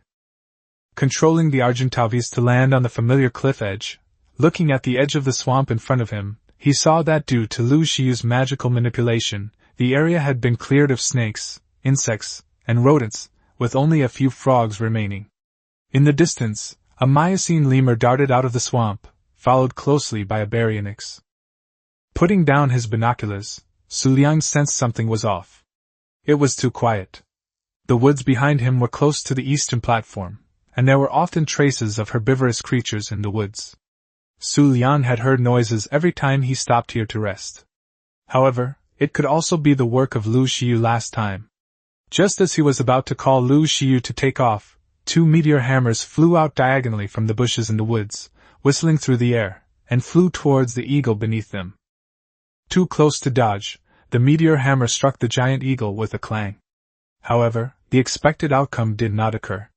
Before Xu Liang could give the signal, Lu Xiu had already controlled the giant eagle to take flight. Several people rushed out of the forest with bows and arrows and began shooting at Xu Liang and Lu Xiu in midair. The giant eagle was hit by several arrows and let out a painful cry. However, as the two climbed higher, the arrows lost their threat. However, from behind the forest, two pterosaurs took off, emitting unpleasant cries, and flew towards the two people in the sky. The pterosaurs were much faster than Argentinian giant eagles and quickly caught up with them. The one leading them was none other than Manhwa, an acquaintance. Xu Liang! Lu Xiu! You two little brats, don't run away if you have the guts! Manhwa shouted. Neither the Argentavis nor the pteranodons supported mounted archery. Both sides attacked by having riders control the flying creatures to fight hand to hand. Although the Argentavis was not afraid of the pteranodon, Manhwa and the other young rider clearly discovered their speed advantage and just kept harassing them while waiting for reinforcements from the ground. Old Lu Swamp! Xu Liang didn't want to get entangled with him. Since Lu Xiu had messed things up around them, the ground was very safe. The reinforcements from the Manhwa tribe on the ground swaggered up to them, so he shouted at Lu Xiu. Lu Xiu immediately understood, ignoring the harassment from the pteranodon, and controlled the giant eagle to fly towards the sky above the swamp. Manhwa and another rider followed closely behind, controlling the pteranodon, which would occasionally come up and peck at him, which was very annoying. The grassland at the edge of the swamp wasn't large, and the four flying creatures instantly flew over the swamp. The pursuers on the ground stopped at the edge of the swamp. Their tribe was located on the eastern plains not far away, so they naturally knew how dangerous the edge of the swamp was. However, after Lu Xiu's antics yesterday, this area was relatively safe, which allowed them to step into the swamp for the first time. As the group hesitated, The bushes beside them rustled, and they were immediately on high alert. Then, with a croak, a devil frog jumped out, startled by the sight before it, and turned and jumped back into the swamp. Just as the group breathed a sigh of relief, a scream came from the side. They turned around and saw a slender, smooth figure flash by, along with one of their companions. The scream gradually subsided, and the swamp returned to calm, with occasional squeaking sounds from the frogs. Without Manhwa's restraint, and seeing their companions die inexplicably, without knowing who started it, the group turned around and fled towards the tribe. Meanwhile, Manhwa harbored deep resentment towards the two and relentlessly pursued them. The four of them and the four dragons soon arrived at the center of the swamp, where the low trees began to thin out and a river meandered into the sea. Xu Liang controlled the eagle to lower its altitude and fly close to the water's surface, and Lu Xiyu naturally followed suit. "It's no use. Hand over your belongings and mounts, and I might spare your lives." Manhwa was still shouting behind him. Only an idiot would believe him. He was in the middle of his rant when a whooshing sound came from behind, followed by a scream that faded into the distance before disappearing into the nearby swamp. Manhwa looked back and saw that the riders who had been following him had disappeared, leaving only the pteranodon hovering alone on the water. What was that? He was horrified.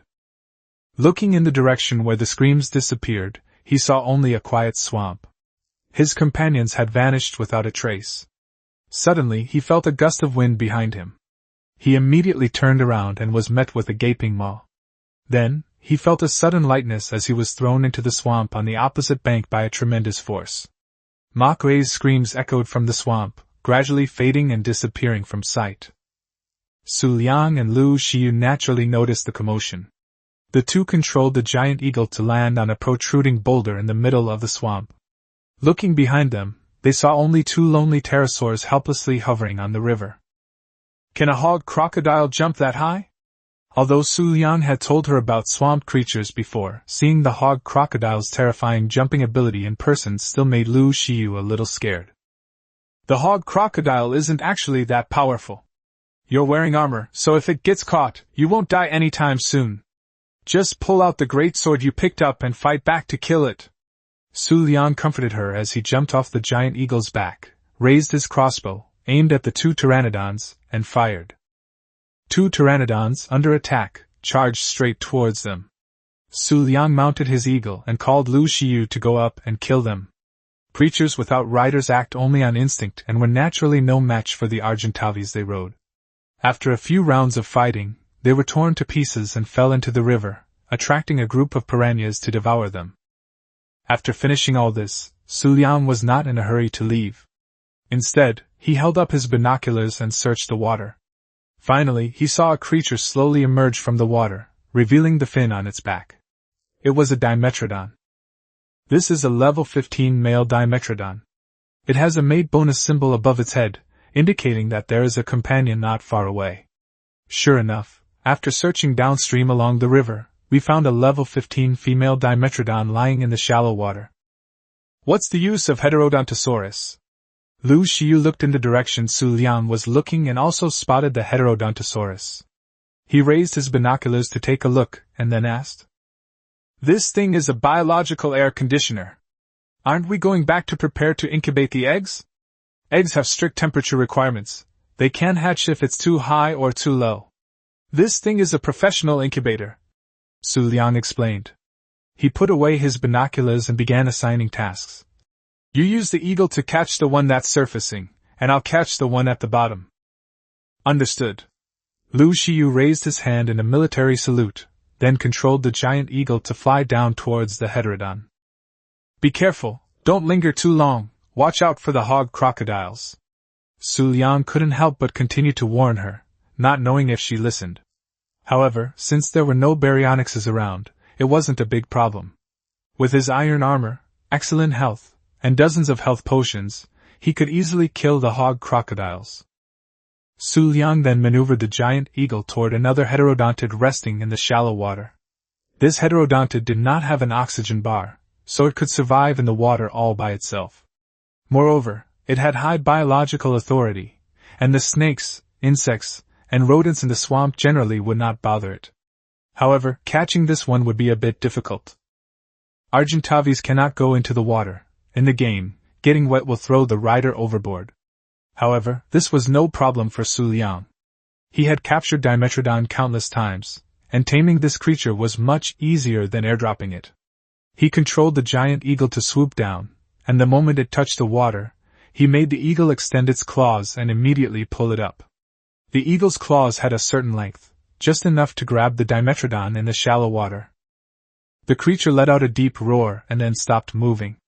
Dimetrodon is a peaceful creature. Although it eats meat, it will not attack other creatures unless provoked.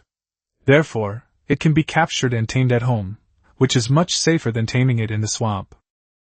Controlling the giant eagle's ascent, Lu Xiu successfully caught another one.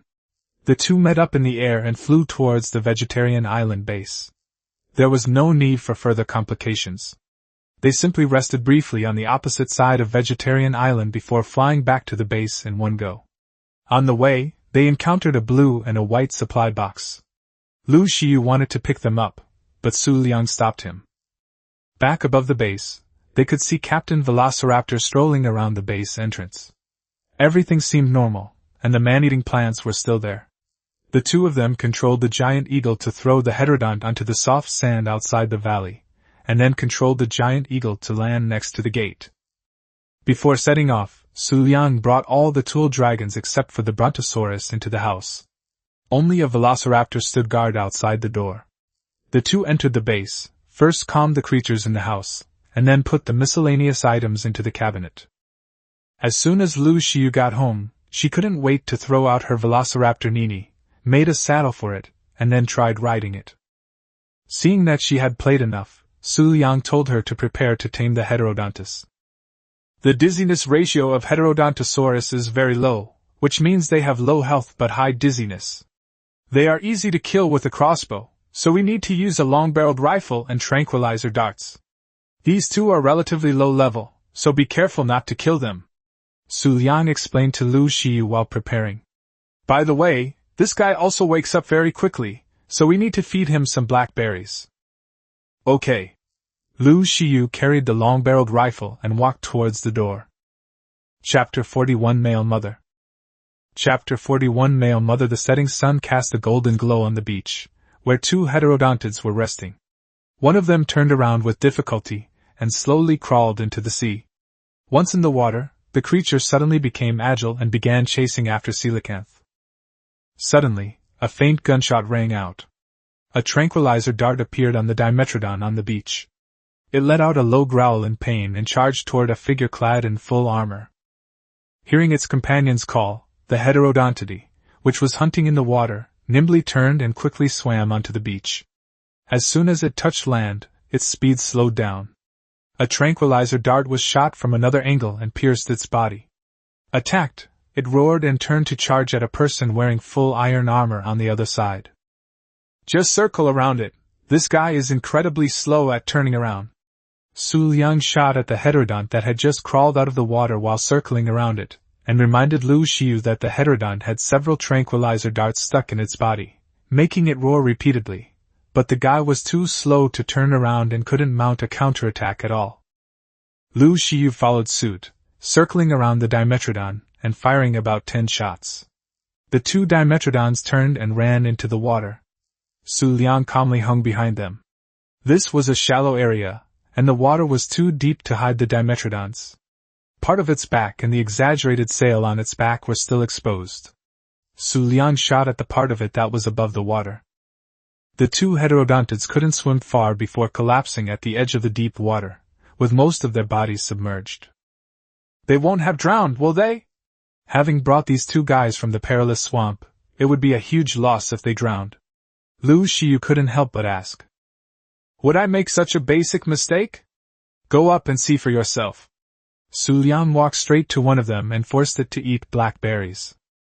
Lu Xiu then walked over to the one she had knocked out, opened its interface, and found that it seemed to be missing an item in the familiar section, no oxygen. She suddenly realized this and then noticed that the dizziness bar of the heterodont was dropping rapidly. In just a short while, it had dropped by a third.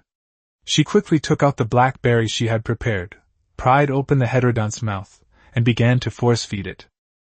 "These two are of a lower grade, so raw meat will suffice," Xu Liang advised. "Okay." With the taming speed boosted by 3 times, the 2 guys woke up after eating 2 bites of raw meat, although they were fed quite a few blackberries. "Why don't I see the heterodontous saddle?" Lu Xiu looked down and searched the imprint interface for a long time. "This thing is unrideable. Look at its back, is there even any space for us to ride it?" Xu Liang explained, then whistled to signal the 2 guys to follow him as they headed towards the base. Back home, I found a corner and had the 2 guys stand side by side. I walked between them and tested them. The Dimetrodon's huge dorsal fin was like an air conditioner, making me feel very comfortable when I got close. I checked my character interface and found that its high and low temperature resistance had reached over 400. Then, with Lu Xiu's help, they called out the paired creatures from the house, arranged them in pairs, and prepared to begin breeding. "Let's get started. Pterodactyls, velociraptors, eagles, pseudodons, get each of us a second-generation mount. As long as there's 1 male and 1 female, our family's creatures will never run out, and Jurassic Park will thrive forever," Xu Liang said smugly, looking at the pairs of breeding males and females in front of him. Unfortunately, no one was there to support him. Lu Xiu looked at him like he was an idiot. "Ahem, let's begin. We need to get them into mating mode one by one," Xu Liang said suddenly, coughing awkwardly. Then the 2 activated the mating modes of the 4 couples who had gathered together. The paired creatures began to rub against each other, touching heads and probing each other for a while before officially communicating and making indescribable sounds. Xu Liang stared blankly at the magnificent scene of animals lying in the valley before him, realizing that he had overlooked this detail despite all his calculations. "Well, they take quite a long time," he said with an awkward laugh to ease the tension. "If you can't speak properly, then shut up," Lu Xiu scolded, her face flushed. Yes, let me tell you about the 2nd generation of breeding." Then Xu Liang began to explain to Lu Xiu.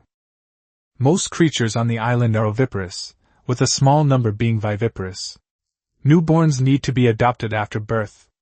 Although the creatures tamed by the tribe belong to the tribe, the creatures that one adopts from childhood have a special function, which is to leave a trace. Just like human babies, creatures need attention as they grow. They will make requests from time to time, such as wanting to be hugged or eating certain foods. If you meet their requests, the creature's imprint value will increase. The imprint value has a cap, and you can increase it by meeting the creature's requests multiple times. When the creature with the imprint value grows up, it will have a rider buff. When an adopted rider rides it, the buff will take effect. The rider buff will provide the creature with a percentage of damage reduction and increased attack. The higher the imprint value, the greater the bonus. Lu Xiu had no idea about this mechanism. She was listening intently to Xu Liang's explanation and was successfully distracted, ignoring the awkward situation in front of her. With a series of unintelligible hisses, the chaotic scene finally ended. Xu Liang, his throat dry from talking, took out his water bottle, took a sip, and gestured for Lu Xiu to go and collect the eggs. Following Xu Liang's instructions, Lu Xiu placed the egg between 2 heterodontids and then scanned it with the implant, which showed that it was incubating and there was a countdown timer. "It's a success," Lu Xiu said excitedly. "Come and look, there's a plus sign on this one too." "What?" Xu Liang stepped forward to check and sure enough, there was a plus sign after the incubation interface. He quickly checked the others and found that they all had the same sign. He decisively clicked the plus sign, and the Argentavi's egg in front of him, which originally showed that it would take 19 minutes to incubate, now only needed a little over 6 minutes. He hurriedly ran to Greyfeather, the Argentavi's giant eagle beside him, and used the implant to scan her. It showed that Greyfeather's remaining mating interval was 7 days. Normally, after giving birth, females need a few days to recover, while males are not restricted. Mating is not allowed during this time. However, there was now a small plus sign next to the mating interval time. Without hesitation, he clicked the plus sign, and the interface flashed, reducing the remaining 7-day interval to 3 minutes. Ha! Xu Liang couldn't help but laugh out loud. With this speed boost, as long as he could find a high-level dragon, sweeping across the island was only a matter of time. "It's out! It's out!" Lu Xiu's exclamation brought Xu Liang back to reality. The chicks that had been hatching next to the Heterodontosaurus were still emerging. Xu Liang couldn't wait to go over and check.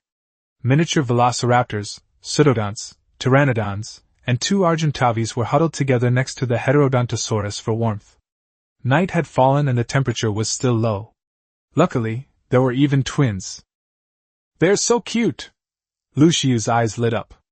The baby creatures all had big heads and small bodies, looking like miniature dolls, which was very cute. However, Xu Liang wasn't focused on that. He stepped forward and scanned an Argentinian giant eagle. There was also a plus sign next to their development progress. Xu Liang suppressed his joy and checked the other little guys one by one. They were all the same. He clicked the plus sign and silently estimated that their growth rate was about 3 times faster. His cheat code was really too domineering. Moreover, the countdown for the follow-up was only a few minutes, while the original version required follow-up every hour. "You can adopt one first. Each person can adopt 1 Argentavis," Xu Liang said. Lu Xiu couldn't wait any longer. These miniature dinosaurs were so cute, no girl could resist them. Just then, strange noises came from the side. The mating interval had ended, and the couples started messing around again. Xu Liang quickly stepped forward and turned off the mating mode one by one.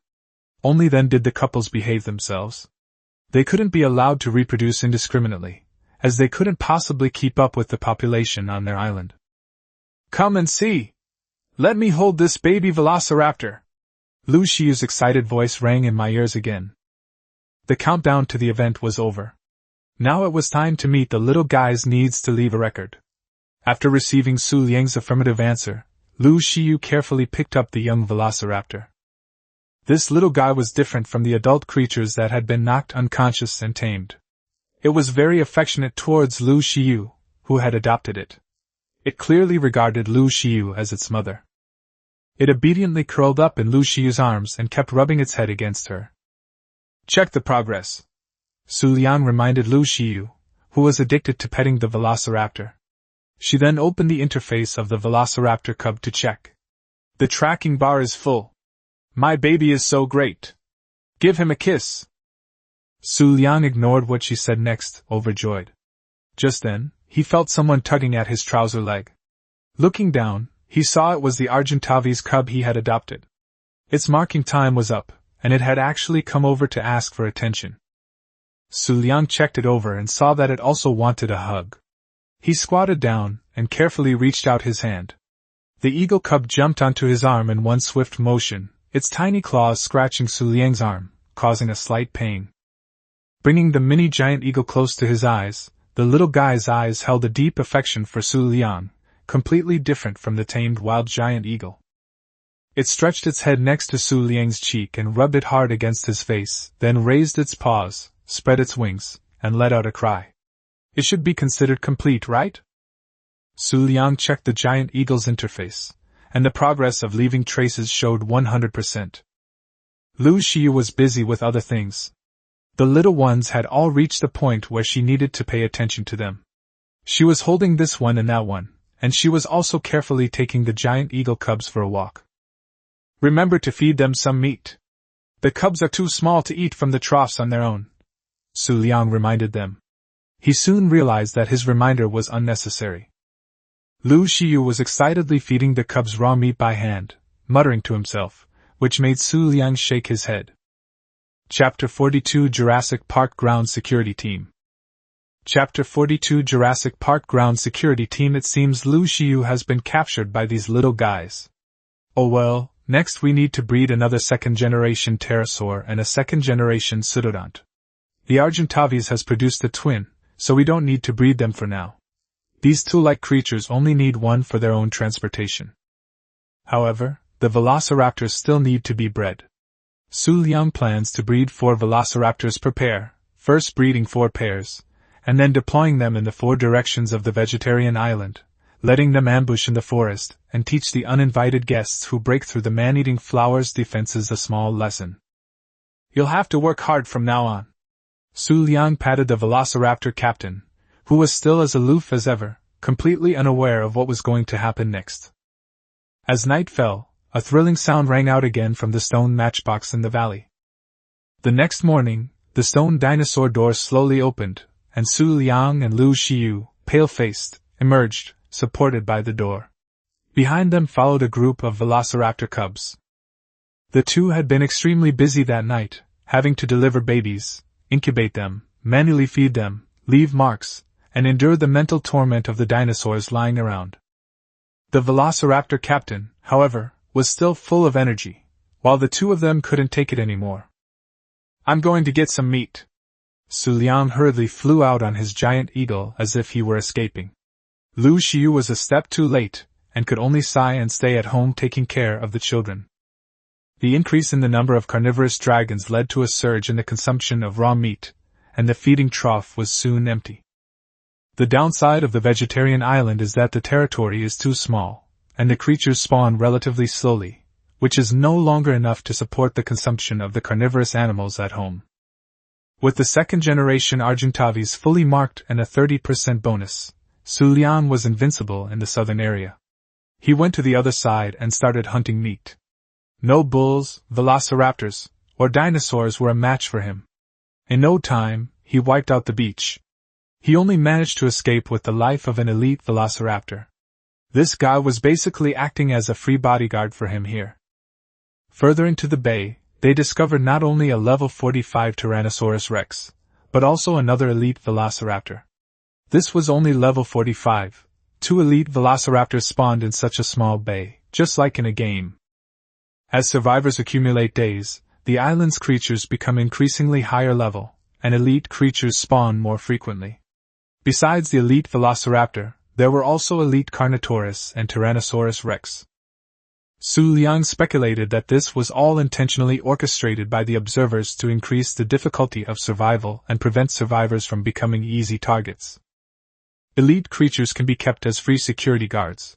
This level 45 Tyrannosaurus rex can be killed, and the second-generation Argentavis can be leveled up at the same time. Controlling the giant eagle, it leaped down from the boulder and flew towards the back of the Tyrannosaurus rex that was gnawing on the carcass of the Carnotaurus. The Tyrannosaurus rex was huge, and its attack range was limited to the area that its head could reach. Its back and rear were weak points. Riding the giant eagle, it extended its sharp talons and scratched the Tyrannosaurus rex's back hard, tearing out a large chunk of flesh. Suddenly attacked, the Tyrannosaurus rex roared to the sky and opened its huge mouth to bite its back.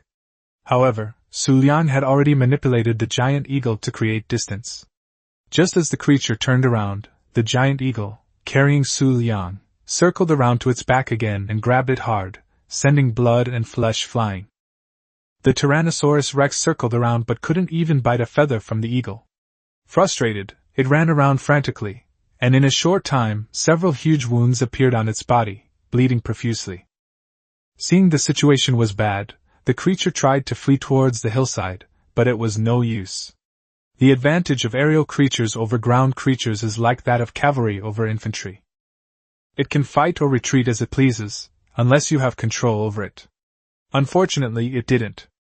After letting out a roar of unwillingness, the Tyrannosaurus rex crashed to the ground. Xu Liang rode the giant eagle and scrambled around its massive corpse, collecting a lot of raw meat, animal hides, and other spoils. Tyrannosaurus rex arm. This loot proves your worth as a one-life hunter. This description seemed useless, but Xu Liang knew it was a tribute for challenging a high-level boss, so he could keep it for now. He had collected enough raw meat to head back home, where there was a bunch of hungry little creatures. On the way back, he saw a tech velociraptor, but it was only level 15, so he killed it without hesitation. Tech velociraptors can be tamed for collection purposes, but they are not practical for combat. Velociraptors are like assassins in games, capable of stealth and ambushes. The tech velociraptor's cool lights make it easy to spot from afar, especially at night, where it acts as a beacon. Its role determines its value.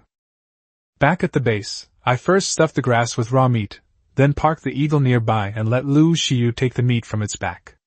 I then started another busy day. The tribe doesn't support idlers.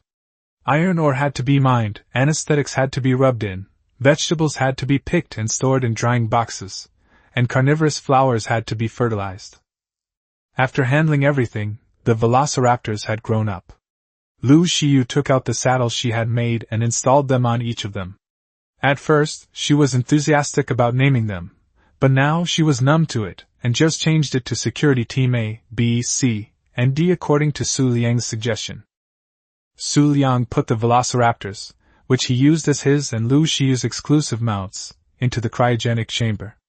Then he grouped these 16 second-generation velociraptors together, ensuring that each pair had a mate bonus. When the 16 were together, the highest level one would get a leader buff.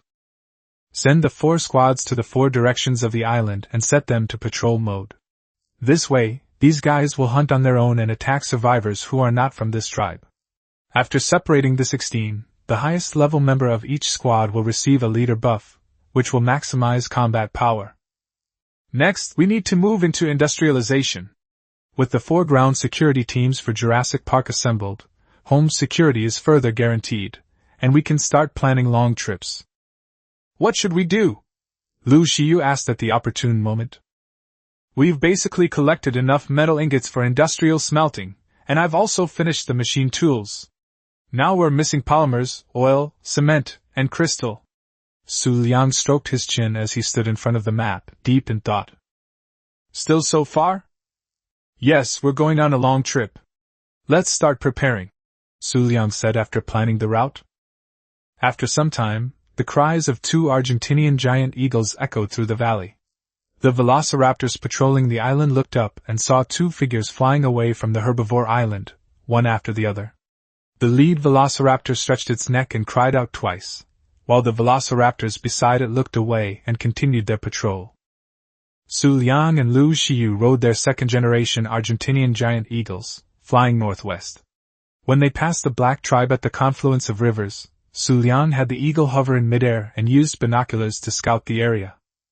The level 115 Spinosaurus from before was still there, fishing in the middle of the river. The few matchbox-like buildings near the riverbank, not far from it, had been reduced to ruins, presumably having been attacked once. However, they didn't see anyone. It must be extending into the forest, Lu Xiyu said. Back in the tribe, they were always cutting down trees and extending buildings into the forest. Then they're finished. They won't be able to develop anytime soon, Xu Liang said, then continued flying northwest with Lu Xiyu. Behind the forest was a swamp. Extending further back would be suicide. It would be better to move to the cliff on the other side of the river, where the terrain is flat and open, much safer than below.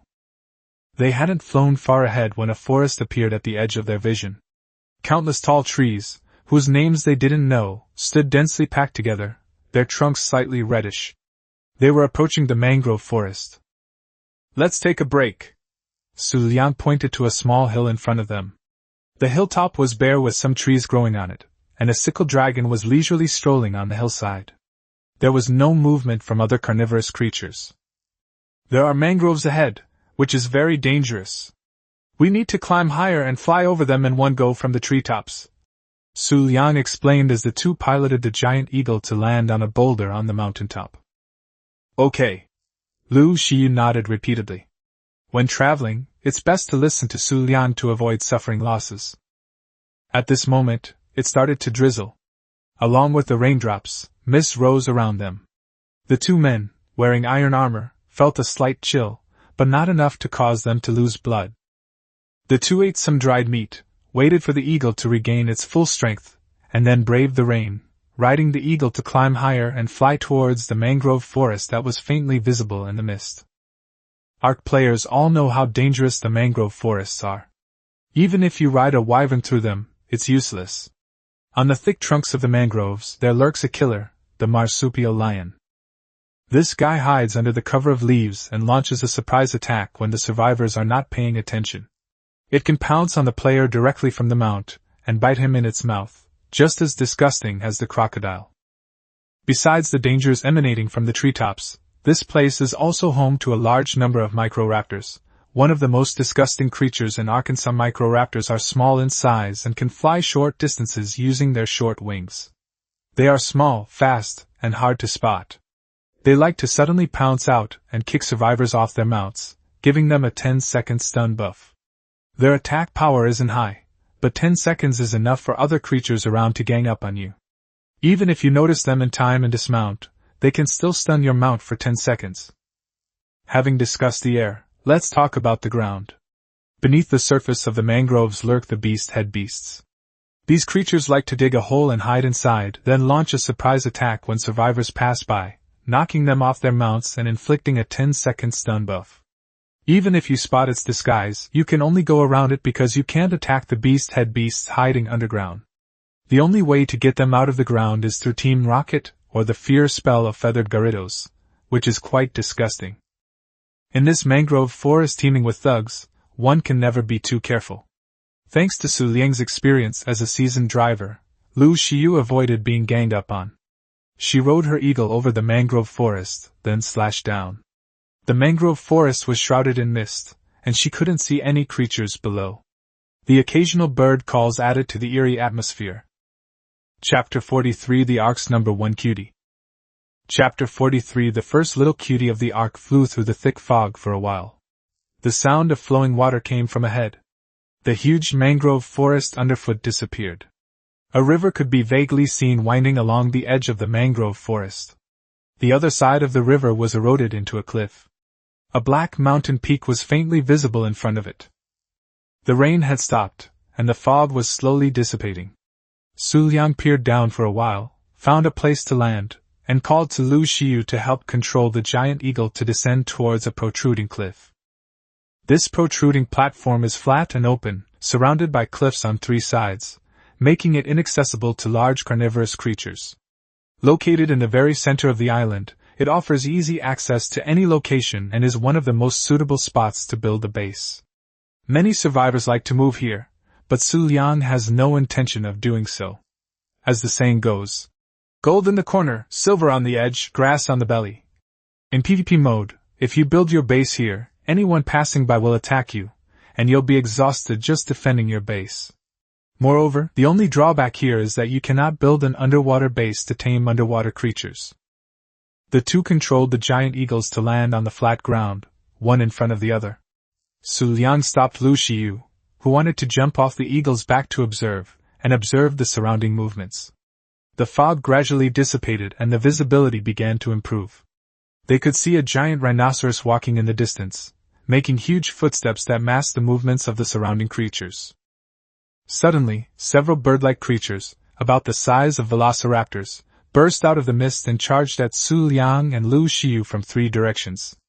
They were incredibly fast and kept emitting unpleasant cries. It was a terror bird. Luckily, I didn't jump off the giant eagle's back. Terror birds are fast and attack frequently, and their attacks on survivors have a strong knockback effect. They appear in groups in the mangrove forest and on its edges. There's a cliff behind me. If I had been pushed off, I would have become food for the piranhas in the river. Xu Liang felt a little relieved. As long as it wasn't Sengur, things were fine. He didn't control the giant eagle to take off. Instead, he stood still and controlled the giant eagle to attack the terror birds with its sharp beak. These guys were no match for the second-generation Argentine giant eagle. Lu Xiu followed suit and quickly slaughtered the three terror birds. Just after dealing with the terror birds, a group of giant soldier ants came. However, with the protection of the second-generation giant eagle, they were easily dealt with. After dealing with the wild creatures that had come to warmly welcome them, the fog had completely dissipated, revealing the true face of the black mountain peaks ahead. The peaks were exceptionally steep, with no summit, and from below they looked like a volcano. Without even checking the map, it was clear that they were the large volcano in the center of the isolated island. As Lu Xiu was looking up at the mountaintop, he saw Xu Liang jump off the giant eagle's back, take out the cryogenic chamber containing the false-toothed bird, and throw it out. After a grating cry, the false-toothed bird appeared before him. "We're going to be working in the river. I'll ride the false-toothed bird, and you ride the eagle to follow and protect me," Xu Liang said as he put away his giant eagle. Lu Xiu naturally had no objection. Xu Liang mounted the false-toothed bird, controlled it to fly, and plunged off the cliff.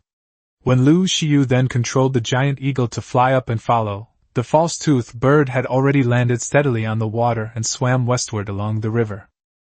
The side of the river closest to the mangroves is teeming with life. Diplodocus, Pteranodon, and Gallimimus are all strolling on the beach. In addition to the creatures that Lu Xiu has already seen, there are also hairy, moose-like creatures on the ground that she can't name. On the wet riverbank, there are also giant snail-like creatures wriggling on the ground with their shells on their backs. Occasionally, you can see Carnotaurus and Terror Bird chasing Gallimimus, creating a lively scene. Found it! Xu Liang's joyful voice came from the water. Lu Xiu looked down and saw that the river was not deep and the water was crystal clear. Xu Liang was riding a false-toothed bird and following behind a small swimming creature. The little guy was very agile in the water and swam very fast. Use the eagle to pick it up. Xu Liang was riding a false-toothed bird, which was unable to catch any creatures, so he shouted to Lu Xiu. Besides using its sharp talons to grab creatures, the Argentavis can also use its beak to pick up small creatures. Xu Liang had already told Lu Xiu this knowledge, so he used the word pick up. Lu Xiu understood immediately, and controlled the giant eagle to swoop down and try to pick up a creature in the water. However, the little guy was very alert, and could dart far away in the water with a twist of its body, and the eagle missed its target. Don't rush, take your time. Controlling an eagle to catch underwater creatures is difficult, especially small ones like this, Xu Liang shouted to Lu Xiu. After several attempts, he finally managed to pick up the little guy. The area around the mangrove forest was very dangerous. Xu Liang had already seen a microraptor chasing a Gallimimus out of the forest. He quickly called Lu Xiu to the other side of the river and led her back to the platform. There was a platform on this side of the river, which was relatively safe. After landing, Xu Liang quickly approached the giant eagle to observe it. He saw that the Argentavis magnificens had a small, wriggling creature in its beak. The creature had glossy fur and was making whimpering noises as it struggled. Wow, isn't that an otter? It's so cute! A hand reached out from behind Xu Liang, ready to touch the little otter struggling desperately in the giant eagle's beak. Unexpectedly, the otter didn't appreciate it at all and even bared its teeth at Lu Xiu, which made her shout again. Xu Liang shook his head, rode the false-toothed bird onto the water's surface, and soon all the piranhas surrounded it, preparing to attack the false-toothed bird that was resting on the water's surface. Piranhas are the most brainless creatures in the Arkansas. No matter what creature you ride, as long as you go into the water, they will try to bite you a few times. They are not afraid of the false-toothed bird, a natural enemy of fish. With a peck from the false-toothed bird, Xu Liang killed a large number of piranhas. In just a few bites, he wiped out the piranhas that had gathered around him. Then he jumped into the water. In the sweltering heat, the cool river water felt very comfortable to Xu Liang. He dived to the bottom and looked around. The river was rich in fish resources. Schools of coelacanths swam in the water, attracting many evening birds to catch them. In addition to coelacanth, there were also many large golden saber-toothed salmon with sharp teeth. These fish were large and had delicious flesh, making them a favorite food for many creatures. However, their sharp teeth were not just for show. If he attacked one, the others would retaliate. This was exactly what Xu Liang was looking for. Gunpowder weapons cannot be used in water, so he took out his crossbow, loaded it with a stone arrow, aimed at a lone saber-toothed salmon, and fired a shot into its head. The sharp stone arrow, amplified by the crossbow's immense power, pierced through its skull, killing it instantly. Before the other saber-toothed salmon could react, Xu Liang dragged the fish's carcass ashore. Hey, chicken soup is here! Xu Liang dragged the saber-toothed salmon carcass to the giant eagle's side. Lu Xiu had already noticed his strange behavior, and quickly asked him a question. Is this fish for the little one? You're right. Otters are peaceful and docile creatures. We need to feed them fish carcasses, as we won't be able to do without this little guy later on. Xu Liang handed over the carcass of the saber-toothed salmon. The little guy was still struggling when it saw the saber-toothed salmon carcass in front of it. It sniffed it, and then began to devour it. In no time, it had finished off the plump saber-toothed salmon carcass. Xu Liang took the opportunity to get closer and scanned it with his implant. This ferocious little guy was a level 80 female. After eating the fish, the taming progress had increased to 60.8%. It was still one fish away from being tamed. I'll do it. Lu Xiyu pulled out her greatsword and walked towards the river before Xu Liang could agree. Let's make it clear first, this little cutie is mine. Be careful of the piranhas. Xu Liang couldn't help but warn. Lu Xiyu waved his hand without turning his head and jumped into the water. After a while, the water made a splashing sound, as if something was fighting underwater. Before Xu Liang could go forward to check, the water calmed down again. With a splash, Lu Xiyu emerged from the water, dragging a huge saber-toothed salmon carcass in his hand. She struggled to the shore, threw the saber-toothed salmon carcass on the ground, took out a vial of blood, took a sip, and then dragged the carcass over with difficulty. These guys even fight back in groups. Old Lu is really fierce. He probably slaughtered the entire school of saber-toothed salmon and dragged back the largest carcass. Facing her, who is clad in iron armor and wielding a great sword, there is no opponent for her in the water here. Little cutie, come and eat some fish, Lu Xiyu said solicitously, holding a saber-toothed salmon carcass twice the size of an otter. The little guy sniffed it warily at first, then began to devour it. As the corpse disappeared, the otter let out a soft whimper, having been successfully tamed. Lu Xiyu couldn't wait to take the little guy out of the eagle's beak, put him in his arms and stroked him wildly, calling him his precious darling. The little guy rubbed against Lu Xiyu's arms and made whimpering noises. Who could resist that? After playing for a while, the little guy climbed up her shoulder and onto her neck, lying down like a scarf. The otter's smooth fur made Lu Xiyu feel very comfortable, and she couldn't help but ask. Is this little guy meant to be used as a scarf? You're right. When an otter wraps around your neck, it provides a significant boost to your resistance to high and low temperatures. Besides that, you can also use it to catch fish and collect pearls, Xu Liang explained. How do I do it?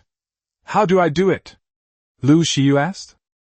Just put the otter on your arm and throw it towards where there are fish. Xu Liang made a throwing motion. Won't it be able to beat the fish? Lu Xiyu was actually worried about the otter, which showed that she really liked it. As long as we don't encounter a swarm of piranhas, there won't be any problems, Xu Liang said. Lu Xiyu placed the otter on her arm and hesitated for a long time by the river. The little guy, however, was eager to try. Finally, she made up her mind and threw the otter out. The little guy entered the water with a beautiful movement, without splashing a drop of water. Then he swam towards a coelacanth about the same size as him, tearing and biting it, and killed the coelacanth in a few bites. Then he turned nimbly and swam back to Lu Xiyu. He ran a few steps ashore, stood up upright in front of her, and presented a pearl to her in his two little hands like a treasure. Wow, this little cutie is so cute. Lu Xiyu squatted down and hugged the little guy in her arms, petting him vigorously. The little otter whimpered twice, climbed up her shoulder and onto her neck, and stopped moving. Chapter 44 Confiscating Property. Chapter 44 Raiding the House. Lu Xiyu tried a few more times and had a great time playing with the otters. Xu Liang noticed that two dimorphodonts flew over from somewhere nearby. The two small pterosaurs were hovering low over the riverbank. I took out my binoculars and looked. Both were female, one of them was level 100. A marsupial lion had appeared on the other side of the river at some point, and was wandering around. I guess it was chased over by the marsupial lion. Like the pteranodon, the dimorphodon would also land to rest after its stamina was exhausted from flying for a while. He pulled out his meteor hammer and, taking advantage of the moment the level 100 creature landed, threw it, firmly binding it to the ground. Another dimorphic pterosaur, which was circling in midair, saw its companion attacked and let out a strange cry before swooping down at Xu Liang. However, he was prepared, and his other meteor hammer was already swinging. Before he could throw it, a dark shadow flew out from the side and bound the creature with a thud. It fell to the ground, thrashing about. Turning its head, it saw Lu Xiyu. Xu Liang pulled out his long-barreled rifle and fired 2 shots into the head, paralyzing the 2 creatures before they could break free. Why are you grabbing this thing? Lu Xiyu ran over, wearing a small otter pendant around his neck. This guy can bypass the mount and attack the rider. I saw that its level was pretty good, so I tamed it without much trouble. After saying that, he told Lu Xiu to watch over it while he rode the eagle to hunt for meat. Many brachiosaurus lived on both sides of the mangrove forest, which was the most convenient source of high-quality raw meat. With the help of triple taming, 3 bites of raw meat were enough to turn this dimorphodon into a member of Jurassic Park. Xu Liang stepped forward, picked up the guy, and let it sit on his shoulder, which was just right. The two continued westward along the river. The ecosystem in this area was truly rich. In addition to the creatures they had seen before, they also saw therizinosaurs, giant ground sloths, freshwater carbon turtles, dire bears, giant apes, and many other creatures, leaving Lu Xiu overwhelmed with their sights. Soon, another small otter was found not far west of the river. After looking through the binoculars, it was a level 60 male. They could make a pair and go home to breed. Once they had a pair, they wouldn't have to risk going out to catch them anymore. Using the same trick again, Xu Liang quickly replaced the dimorphodon apron on his shoulder with a cute little scarf. Checking the character interface, he saw it provided around 300 points of high and low temperature resistance. Continuing westward along the river gradually widens, and a large bend appears on the right, with several huge rocks standing on it. Further ahead, the river narrows at the mouth, and the edge of the swamp can be seen in the distance. "Let's rest up ahead," Xu Liang said, pointing to the huge rock on the river bend. Lu Xiu controlled the giant eagle to follow Xu Liang and land on the boulder. Xu Liang looked around at the water, as if searching for something. "Ha, found it!" Xu Liang said excitedly. Lu Xiu followed its gaze and saw a triangular nest made of branches on the shallows of the river bend. A third of the nest, built by some unknown creature, was visible above the water. It was the nest of the giant beaver. "Go raid their house!" Xu Liang took out his binoculars and looked around again before putting them away. "You stay here and keep watch. I'll ride the false-toothed bird." After Xu Liang finished speaking, he controlled the false-toothed bird to jump off the boulder and land on the water. It swam towards the triangular nest. As it approached, Xu Liang looked around but didn't see any creatures. Then he jumped off the false-toothed bird's back into the water, skillfully opened the nest in front of him, and transferred everything he saw to his backpack. He then immediately climbed back onto the false-toothed bird's back, threw away the wood from his backpack, and then controlled the false-toothed bird to take off. The whole process was swift and efficient. Standing on the boulder, Lu Xiu could see that after Xu Liang jumped down, he floated next to the triangular nest. Then, the triangular nest collapsed with a crash, and 2 round figures in the middle of the river not far away swam towards Xu Liang at an extremely fast speed. Just as they were about to touch the false-toothed bird, the false-toothed bird spread its wings and flew away from the water with a splash. "The wind's getting strong, let's get out of here." Xu Liang waved to Lu Xiu and rode the false-toothed bird up the road they had come from. Lu Xiu quickly controlled the giant eagle to follow. After flying far away, she secretly looked back and saw 2 round figures on the ground still chasing after them, but the distance between them was getting farther and farther until they gradually disappeared. "You mean raiding someone's home when you say that?" Lu Xiu asked as he caught up with Xu Liang on his giant eagle. "Yes, there's a lot of cement in the giant beaver's den, which is exactly the kind of supplies we need," Xu Liang replied without turning his head. "The giant beaver is arguably the most pitiful creature on the Arkansas. Its den contains a lot of cement, so survivors regularly go there to raid it. It's constantly building a home, and constantly having its den raided. It's truly pitiful." Back on the platform opposite the mangrove forest, Xu Liang tallied up his supplies and found 4 sets of 400 cement, a small amount of pearls, a few rare flowers, and rare mushrooms, a good haul. Looking at the sky, Xu Liang decided to go and collect another one before it got dark. So he led Lu Xiu on another journey, flying towards the east side of the river.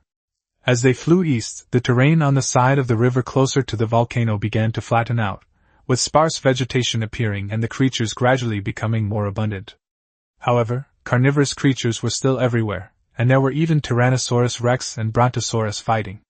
A Spinosaurus was seen fishing in the water. Not far ahead, the river's surface began to narrow, and a valley mouth appeared that could only be passed by one giant eagle.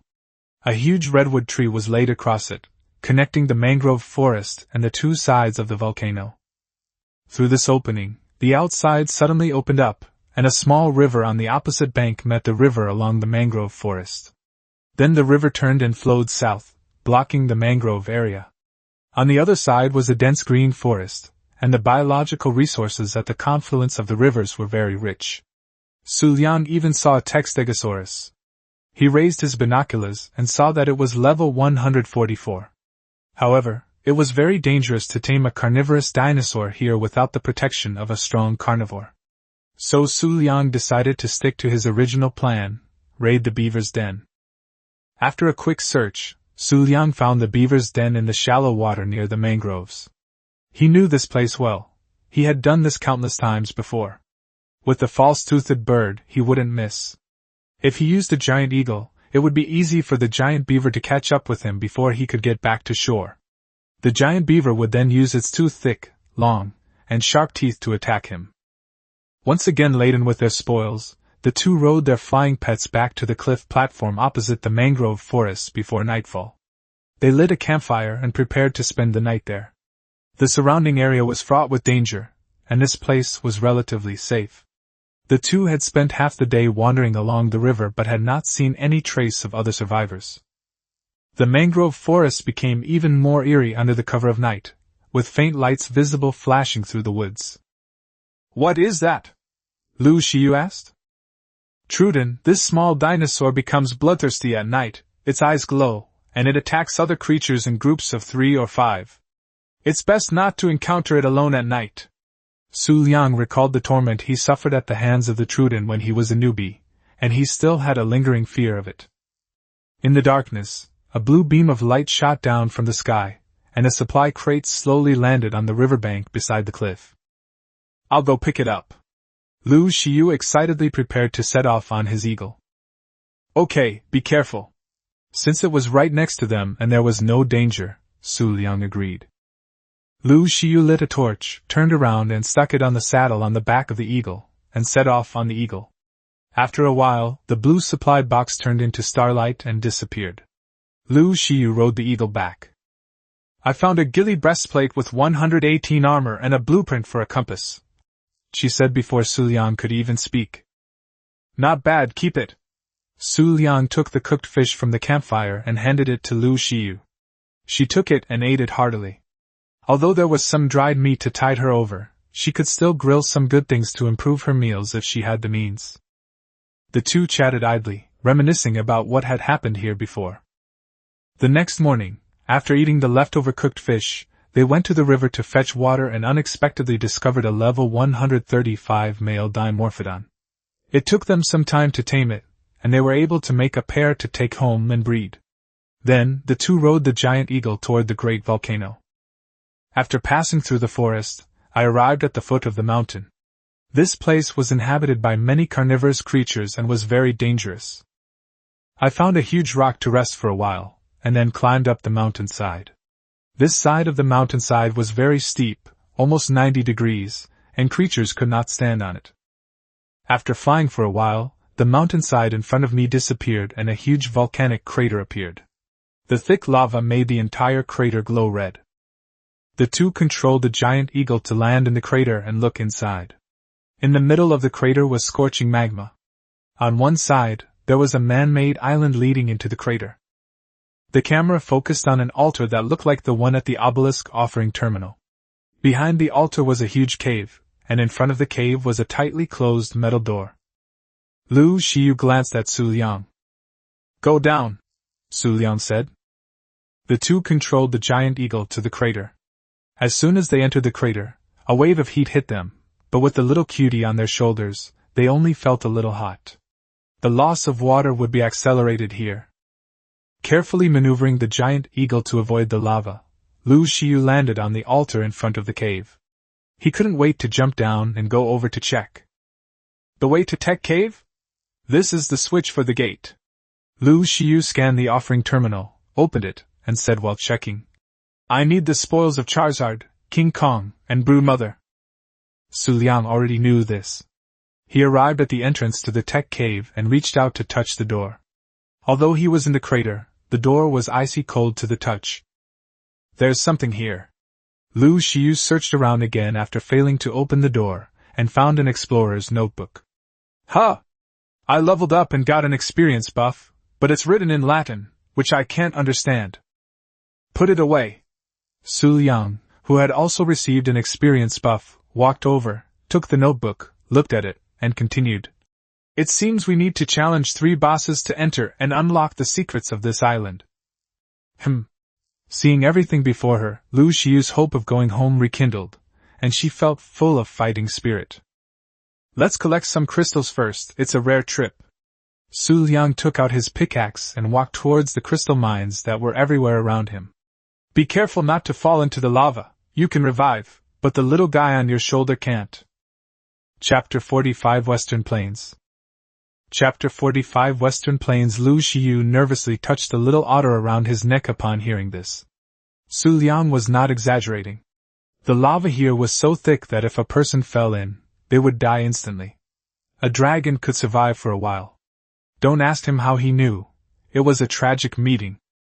The two carefully dodged the splashing lava as they followed the path, collecting exposed crystal ore. This ore was easy to identify, transparent, long, white crystals that grew in clusters as if they were alive. Harvesting it with a pickaxe yielded a large amount of crystal, a small amount of stone, and rare mushrooms. Besides the vast expanse of crystals, the crater also contains rich deposits of golden metals and jet black obsidian. The eagle's carrying capacity is limited, so it came mainly for the crystals, but also collected some obsidian. In addition to being used with cement to make polymers, obsidian can also be used with metal ingots and flint to make scissors. I brought some metal ingots with me on this trip, and I just found a rock, knocked off some flint, and made a pair of scissors from the eagle's body. Wow, what are you doing, slacking off? Lu Xiu had just finished knocking down a bunch of crystals and was taking out his water bottle to drink when he noticed Xu Liang doing this. How can you talk like that? I'm just cleaning myself up. There was no mirror here, so Xu Liang touched his face. He hadn't shaved or cut his hair since he came here. Now his beard was very long and his hair was almost shoulder length. He looked like a down-on-his-luck beggar. How are you going to do this? Lu Xiu put away the pickaxe, walked over, and pointed to the scissors in Xu Liang's hand. Xu Liang thought for a moment, then scanned the scissors with the implant. The word use was clearly displayed next to it. He tried clicking use, and a selection interface appeared. He could choose the length of his hair and beard, and even dye his hair. However, the hairstyle section only had a mohawk, and the beard section only had a mustache. Xu Liang had never had the habit of growing a beard, so he simply shaved it off and grew a medium-length mohawk. After clicking accept, something magical happened. The ordinary scissors in his right hand controlled Xu Liang's right hand and began to snip and snip randomly on his head and face. A few minutes later, something amazing happened. Xu Liang's beard was completely shaved off, as if someone had carefully trimmed it with a manual razor. His hair was also shortened, and his hairstyle became a mohawk. Xu Liang touched his face in disbelief, and then touched his head. Give it to me. Lu Xiu was also dumbfounded. Girls always love beauty. She quickly realized that the problem was with the scissors. She snatched the scissors from Xu Liang's hand and imitated Xu Liang's actions to skin with the implant. Why is there only one hairstyle? Lu Xiu muttered to herself. A few minutes later, a slightly longer mohawk hairstyle was placed on her head, which, combined with the gleaming iron armor on her body, made her look imposing. Not bad. Lu Xiu used his smooth iron helmet as a mirror and looked at himself from left to right. If I ever have the chance to go back, with just these scissors, I could become a qualified hairdresser. At this speed, I could make a fortune every day. Xu Liang thought to himself as he continued digging for crystals. After some time, 2 giant eagle cries rang out from the crater. Xu Liang and his companion rode the eagles out and flew out. After getting their bearings in the air, they flew westward towards the volcano.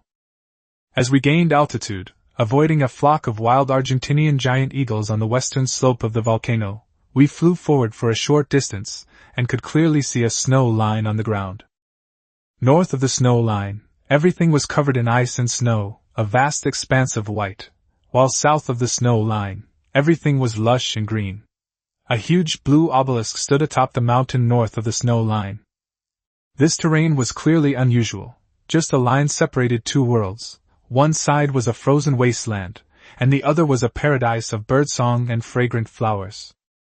It was evident that human technology in this era had reached a very high level. Xu Liang led Lu Xiu westward, flying south of the snow line. "What is that?" Lu Xiu asked. Xu Liang was peering down when he heard this and looked up to see a huge pterosaur slowly gliding through the air to their left front. "It's a Quetzalcoatlus." Xu Liang took out his binoculars and looked inside. It was a level 75 Quetzalcoatlus. "It's huge." As the two got closer to the Quetzalcoatl, Lu Xiu couldn't help but exclaim. The Quetzalcoatl is the largest flying unit on the island. If the Argentavis is a small transport aircraft, then the Quetzalcoatl is a large Y-20 air transport aircraft. It not only has a high basic load capacity, but also can install a platform saddle on its back to establish a mobile air base. However, the Quetzalcoatlus never lands, is enormous and uncontrollable, and is easily startled, making it extremely difficult to tame. After knocking it unconscious, it will fall to the ground. This creature has very low biological authority, and as soon as it lands, all sorts of carnivorous creatures will come to take a bite. If you are not fully prepared, it is easy to end up in trouble. After a brief consideration, they gave up on taming it, explained the reason to Lu Xiu, and the two did not disturb the Quetzalcoatlus, continuing towards their goal. Continuing westward, they arrived at a mountain peak. Xu Liang slowed down and peered down. He remembered there was a ruin here with notes to collect. Sure enough, there were some broken walls on the mountaintop. However, 3 Allosaurus were wandering around the ruins.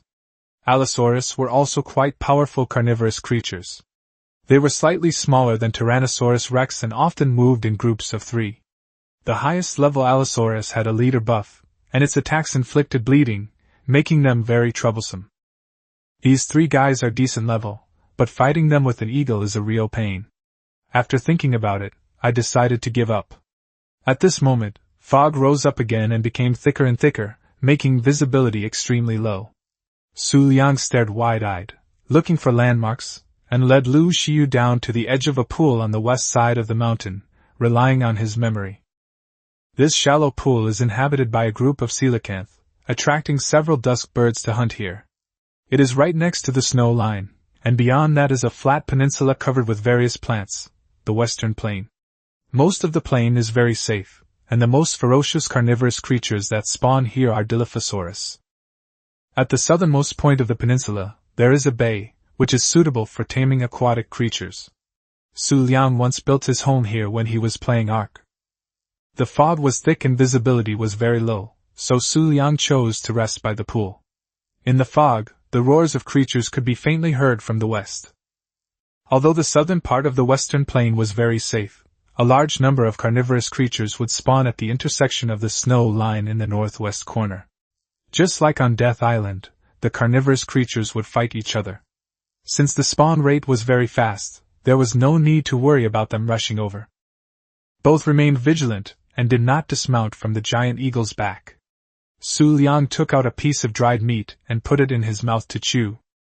The dense fog came and went quickly. After resting for a while, the fog thinned out. "Watch out!" Lu Xiu shouted, and controlled the giant eagle to flap its wings and take flight. Just as Lu Xiu opened his mouth, Xu Liang sensed movement behind him. He immediately controlled the giant eagle to take off, and a gray figure just barely swooped down from below. There was a person riding on the back of the gray figure. When the person saw that the attack had missed, he controlled his mount to raise its head and let out a wolf howl. It was a dire wolf. The sound of wings slicing through the air came from above. Xu Liang looked up and saw 3 pterosaurs surrounding the 2 of them, each with a rider behind it. Then 2 dire wolves emerged from the forest, each with a rider behind it, aiming their bows and arrows at Xu Liang and Lu Xiu in the sky. However, Xu Liang was not flustered. Although there were many people on the other side, there were only 3 pterosaurs. Although the dire wolves were powerful, they could not wear saddles and could not provide damage reduction. The 2 of them were determined to leave, and no one could stop them. Since the other side did not continue to attack, he wanted to see what was going on. He gave Lu Xiu a wink, and the 2 of them controlled the giant eagle to hover in midair. The opponent was clearly aware of the Argentine giant eagle's power, and after missing its first attack, did not launch another attack, and the 2 sides began to stand stalemate. Just as Xu Liang was about to speak, 3 more dire wolves emerged from the thinning fog. The leader was pure white without a single blemish. Among the 3, only the person riding the white wolf was empty-handed, carrying nothing, and appeared calm and composed. "Which tribe are you from? Why have you trespassed into the territory of my white wolf tribe?" The one on the right spoke first among the 3. He was thin and arrogant. "We were just passing by. The fog was so thick that we couldn't tell which way to go and accidentally wandered into this place. Please forgive us," Xu Liang said in a refined manner. "We were trying to catch a rare sheep, but you scared it all away." The arrogant man looked at the magnificent Argentinian eagles beneath the 2 men, his greed evident on his face. "Leave the 2 eagles behind, and you can leave." This guy's true colors were revealed. He was actually the eagle that had been eyeing the 2 of them. Tamed eagles can be released, and people from other tribes can adopt them. It seems this isn't the first time these guys have done this. Upon hearing his request, the man on the left hesitated, then a voice rang out. "Idiot, you're dreaming." Lu Xiu lived up to his reputation as the #1 sarcastic speaker in Jurassic Park. His extreme foul language was pure enjoyment. After Xu Liang's guidance, he had gained an understanding of the strength of most creatures and looked down on the few country bumpkins in leather armor in front of him. The arrogant man blushed, and the knights around him drew their bows and arrows. Xu Liang prepared to control the giant eagle to take off. "Is that you, Sister Lu?" The man on the left finally couldn't help but ask. He controlled the dire wolf under his waist to take a few steps forward and took off his animal skin hat. "Shuang shuang?" By this time, the fog had completely dissipated, and Lu Xiu could see the person in front of her clearly. She also took off her helmet, revealing a handsome mohawk hairstyle. "It's me, Sister Lu. Your hairstyle is pretty cool." Chapter 46: Befriend distant friendlies and attack nearby friendlies. Chapter 46: Befriend distant friend and attack nearby. It turned out that this person was none other than Duan Xuanxuang, the archer who was tricked to death by Ma Kuei. The misunderstanding between the 2 sides was cleared up. At the command of the young man riding the white wolf, the dire wolf riders put down their weapons. The 3 pterosaurs in the sky also descended. Xu Liang and Lu Xiu saw this and also manipulated the giant eagle to land on the ground. After Duan Xuanxuang's introduction, it was learned that the man riding the white wolf was Gao Qiqing, the leader of the white wolf tribe. The man who spoke first was named Wang Xiefeng. He and Duan Xuanxuang seemed to be of higher status. Duan Xuanxuang was skilled with a bow and arrow. With a fast and agile dire wolf as her mount, she was naturally even more powerful. As for Wang Xiefeng, it was unknown what his special skills were. After exchanging pleasantries, Gao Qiqing invited Xu Liang and Duan Xuanxuang to visit the tribe. Xu Liang readily agreed, as it was essential to investigate the other survivors' strengths and weaknesses given his connection with Lu Xiu and Duan Xuanxuang. Along the way, Lu Xiu and Duan Xuanxuang reminisced, while Xu Liang and Gao Qiqing listened quietly, occasionally asking questions.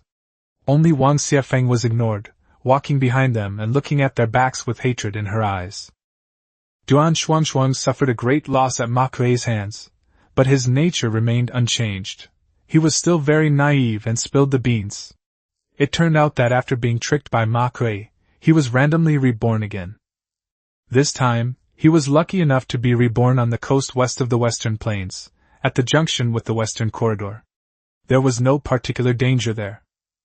After being reborn, he immediately left Ma Kuei's tribe and fended for himself. With his skillful archery and previous experience, he lived quite well. Once, while exploring, Duan Xuanxuang encountered Gao Qiqing's tribe clashing with others and suffering a defeat, losing several companions and being chased. Duan Xuanxuang decisively stepped in to save them. Gao Qiqing, eager to unify the small tribes in the west, invited Duan Shuangshuang, who was skilled in archery, to join the White Wolf tribe. With her archery skills and the life-saving grace, Duan Shuangshuang quickly distinguished herself in the tribe. Her straightforwardness and honesty earned her the support of some members of the tribe, securing her third-place position. The second-place position was held by Wang Xiefeng, who brought the entire tribe to join the White Wolf tribe. Xu Liang glanced casually at Wang Xiefeng, who was a step behind. No wonder this guy was so arrogant. He was a major shareholder who had invested in the company. It seemed that the 3 pteranodon riders were summoned by this guy. Interesting. They hadn't gone far when they saw a row of barricades, with a tall wooden dinosaur gate standing in the middle. Since Xu Liang and Lu Xiyu hadn't released their velociraptor mounts, and had chosen to have the eagle follow them on foot instead, after all, a common man is innocent, but possessing a treasure is a crime. They had already arranged for a dire wolf rider to go back and report. Before they even reached the gate, it creaked open slowly. Upon entering the gate, you can see many wooden houses arranged in a circle. At the very center is a giant matchbox. Outside, in addition to people riding dire wolves, you can also see some parasaurus and stegosaurs. Some people are busy riding on the backs of these creatures, and they all greet the white wolves as they approach. Back in the tribe, the dire wolf riders dispersed, leaving only Gao Qiqing. Wang Xiefeng and Duan Shuangshuang led the two to the large house in the middle. Upon opening the door, they were greeted by a large hall with some tables and chairs. The rest of the space was filled with wooden storage cabinets. Xu Liang had guessed wrong. This place was not Gao Qiqing's residence, but rather a reception room and warehouse. Since you two are friends of Shuangshuang, you are also my friends, Gao. Please sit wherever you like, Gao Qiqing said swaggeringly from the middle chair. The group then took their seats. Where are you two headed on your journey? After exchanging pleasantries, Gao Qiqing asked Xu Liang. We came to the edge of the snow-capped mountains to collect furs, and we plan to explore the mountains in the future, Xu Liang said. At this moment, the otter on Lu Xiyu's neck seemed to feel uncomfortable, let out a soft whimper, and then changed its position, which immediately attracted the attention of the other 3 people in the hall. Huh! Is this thing alive? I thought it was Sister Lu wearing a scarf, Duan Shuangshuang said. This little guy is an otter. Wearing it around your neck can keep you warm. Seeing this, Xu Liang took the little otter off his neck and stroked it in his hand.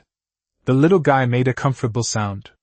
When Wang Xiefeng saw the otter in Xu Liang's hand, a flash of greed crossed his eyes. It seems Brother Xu knows quite a bit about the creatures on the island, Gao Qiqing said. I know a little bit, Xu Liang said, stroking the otter in his arms. Since that's the case, I'll get straight to the point. I wonder if Brother Xu's otters are worth trading? I can exchange them for other supplies. The White Wolf tribe is located on the edge of the snow line, so they naturally know how terrifying the snow-capped mountains are. The low temperature will cause people to slowly lose health, and only by wearing fur suits can they resist it. However, the snow-capped mountains are very dangerous, and the fur-producing creatures are not easy to mess with. So when he heard Xu Liang mention the use of otters, he proposed a trade. This suited Xu Liang perfectly. As Sun Tzu's Art of War says, make alliances with distant states and attack those nearby. However, he did not intend to exchange the otters for them.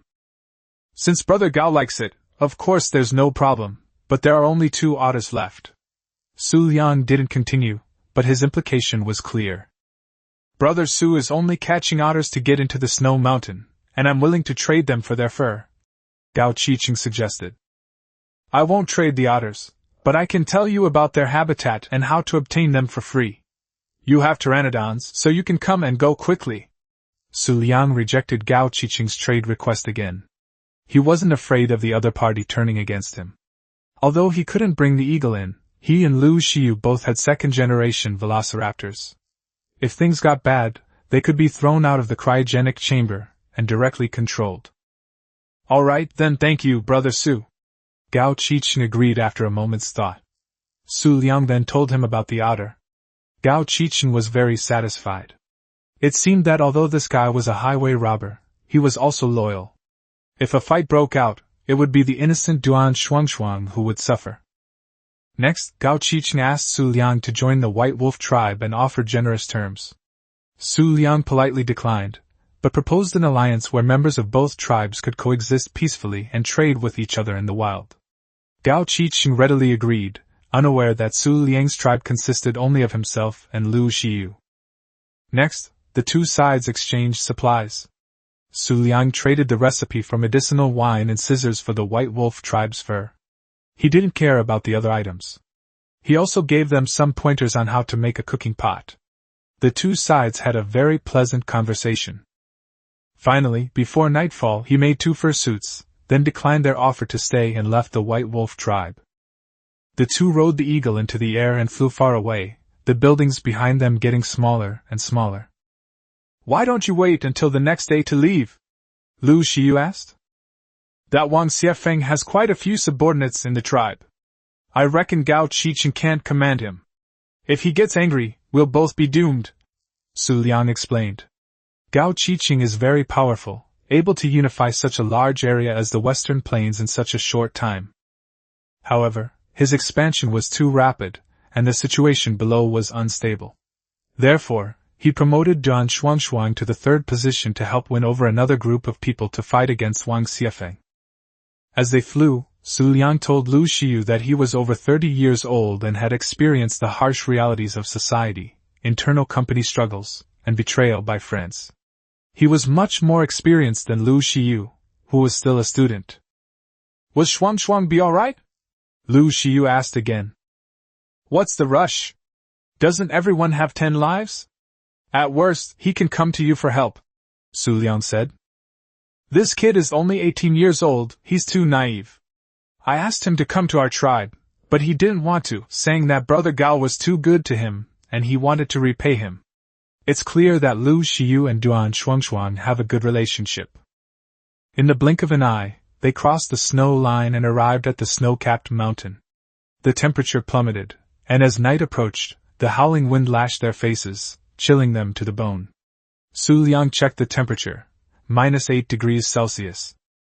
He took out a bottle of fire curry from his giant eagle backpack and drank it down in one gulp. Instantly, he felt a warm current flow down his esophagus to his stomach, and then spread throughout his body. He couldn't feel even a trace of cold anymore. Checking his character interface, he saw a buff that increased his low-temperature resistance. A voice seemed to echo in his mind. "You've been strengthened. Go and get yourself killed." Fire curry. This spicy vegetarian dish gives your body a comforting feeling. Eating it can provide cold resistance and slow down your food metabolism. The effect lasts for 15 minutes. After reminding Lu Xiu to drink curry, the two headed north along the coastline.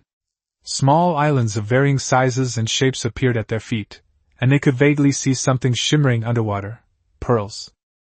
This area was the most concentrated pearl-producing area on the island, but wild carnivorous creatures would spawn around it, and there would also be jellyfish and manta rays in the water, so bodyguards were needed to protect it.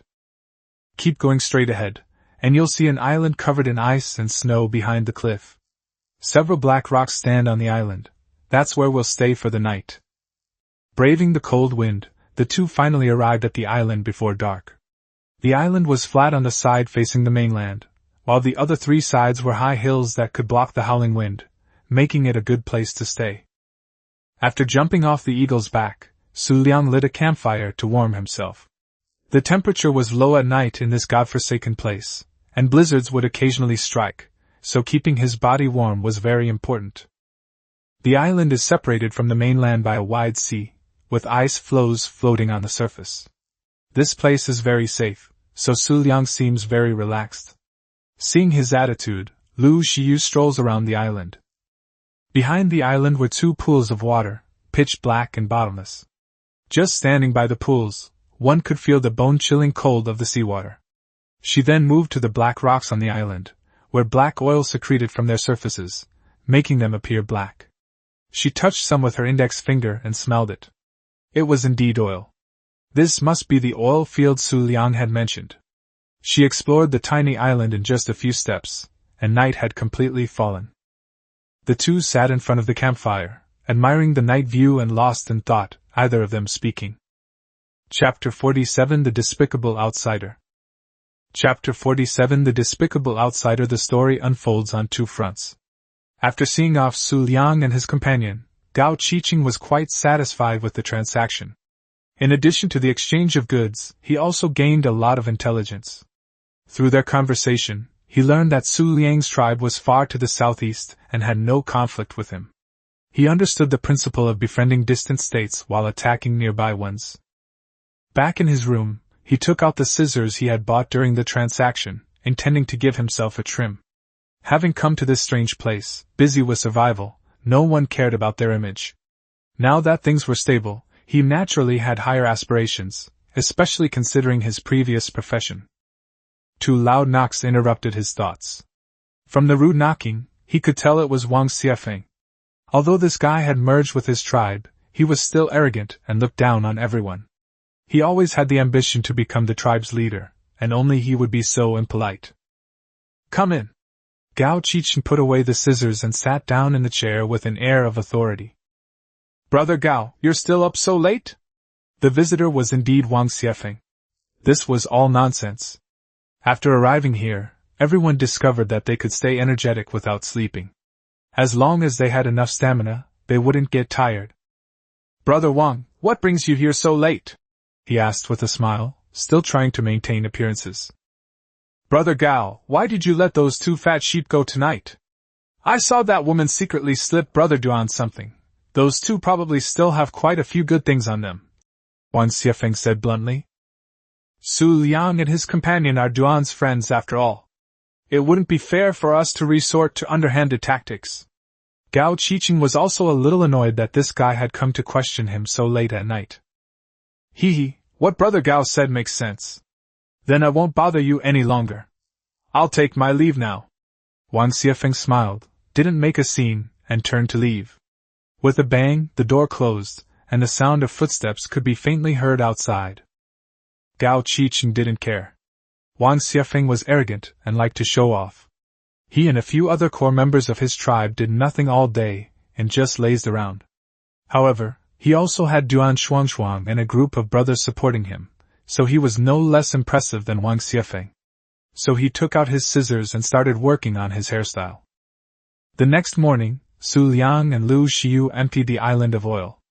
One of the two Argentinian giant eagles was filled with crystal and obsidian, while the other was specifically used to carry oil. Xu Liang felt like the U.S. military in Iraq, openly stealing oil in a transport plane. Since it was Iraq, there were naturally indigenous people. The two of them had extracted all the oil from this iceberg. Riding their eagles, they headed further north to Penguin Island. From afar, they could see some adorable locals strolling around the island, with a few occasionally leaping into the water. Unlike the hospitable Middle Eastern natives who carried RPGs to welcome Xu Liang, these ancient penguins were not afraid of people at all. Even when Xu Liang and Lu Xiu walked up to them, they just stared blankly at the two unknown creatures in front of them with curious eyes, completely unaware that danger was still approaching. Lu Xiu was admiring the adorable penguin when Xu Liang pulled out the cryogenic chamber he had been holding and threw it forward. With a strange squeal, the false-toothed bird jumped out, landed, and immediately defecated. Xu Liang then flipped over and jumped onto the false-toothed bird's back, controlling it to be sent to its death by the ancient penguin in front of him in 2 bites. The other local natives who were watching realized something was wrong and started yelling and scattering in all directions, but they couldn't run fast at all because of their unsteady movements. Use tranquilizer darts to catch 1 male and 1 female penguins of a lower level. Be careful not to kill them, penguins have very low health, Xu Liang instructed Lu Xiu, who was still in shock. Then, like the first immigrants to land in the Americas, he rode a false-toothed bird and began slaughtering penguins, wiping out the entire island in just a few minutes. When Xu Liang returned to the front after fighting his way around the island, Lu Xiu still managed to take down 2 penguins. Some ruins still remain on this island, including an old and worn-out box. We asked Lu Xiu to open the box together. Inside were notes left by Li Meiying. Her notes were written in classical Chinese. They told her about her battle with Nerva, how she was defeated, how the elite velociraptor Wuzhui risked his life to carry her away, and how she died from her injuries. We tossed the notes to the thoughtful Lu Xiu and told him to read them slowly. Xu Liang stepped forward and stuffed a lump of high-quality raw meat into each of the 2 penguins. Killing penguins not only yields animal hides, raw meat, and organic polymers, but also high-quality raw meat, which is a way of taking from the people and using it for the people. The 2 penguins quickly stood up. They used the cryogenic chamber to collect the 2 creatures, and had Lu Xiu throw out his pseudo-toothed bird. The 2 of them wiped out all the penguins on the surrounding islands, obtaining a massive amount of polymer. Since the polymer had a decay time, the 2 of them didn't waste any more time. They put away the pseudo-toothed bird and rode their eagles straight towards the vegetarian island base. Not long after we started flying, a blizzard began to fall from the sky, the temperature plummeted, and visibility became extremely low. I took out the fire curry from my pocket and ate it. With my fur suit and the little otter, I easily coped with the frigid weather. Xu Liang had originally planned to look for other high-level dragons that he could tame in the snow-capped mountains, but his plan was interrupted by the blizzard. The weather inside the Ark was unpredictable. This bad weather might pass quickly or it might last a long time. Considering the time it would take for the polymer to decay, Xu Liang decided to go straight home. Snowflakes fluttered and the wind howled. They didn't know how far they had flown, but they felt that the giant eagle's endurance was about to give out. Suddenly, a bright light appeared before their eyes, and a towering black volcano came into view. It turned out that the 2 of them had just crossed the snow line. On the other side of the snow line, blizzards were raging, while on this side, the weather was clear. Xu Liang, who was wearing a fur suit and had drunk fire curry, immediately felt sweat pouring down his face. After gesturing to Lu Xiu, the 2 of them maneuvered the giant eagle to land on the riverbank below, where the river served as a natural dividing line. I landed on a large rock and observed that there was only one sand beast wandering around. As long as you don't get too close to it and offend it, it won't bother you. Interestingly, if you have a conflict with it, it will throw its own dung at you. Any creature or survivor that gets hit by it will have a debuff that greatly reduces its movement speed, which is quite disgusting. The river behind them was also very calm, though it was reddish-brown in color. After confirming that there was no danger around, the 2 took off their fur suits and put on their iron armor. The temperature dropped instantly. Lu Xiu couldn't help but let out a long sigh of relief. It had been too hot just now. It was like experiencing both ice and fire. Once the giant eagle had regained its strength, the 2 took off again, heading towards the volcano. Halfway up the volcano, several Argentinian giant eagles were engaged in a fierce battle with some creature on the ground. Xu Liang ignored them and planned to detour around the volcano from its north slope. The north slope near the summit is full of oddly shaped rocks, especially the one in front. When the sunlight shines on it from the front, you can see that its edges have some regular protrusions. Just as Xu Liang was wondering what was going on, the stone actually moved. A huge, ferocious head rose up, its massive mouth full of sharp teeth slightly open, and viscous liquid dripped down from its mouth from time to time. What? What is this thing? It's so big! Lu Xiu couldn't help but swear. It's Carcharodontosaurus, Xu Liang replied.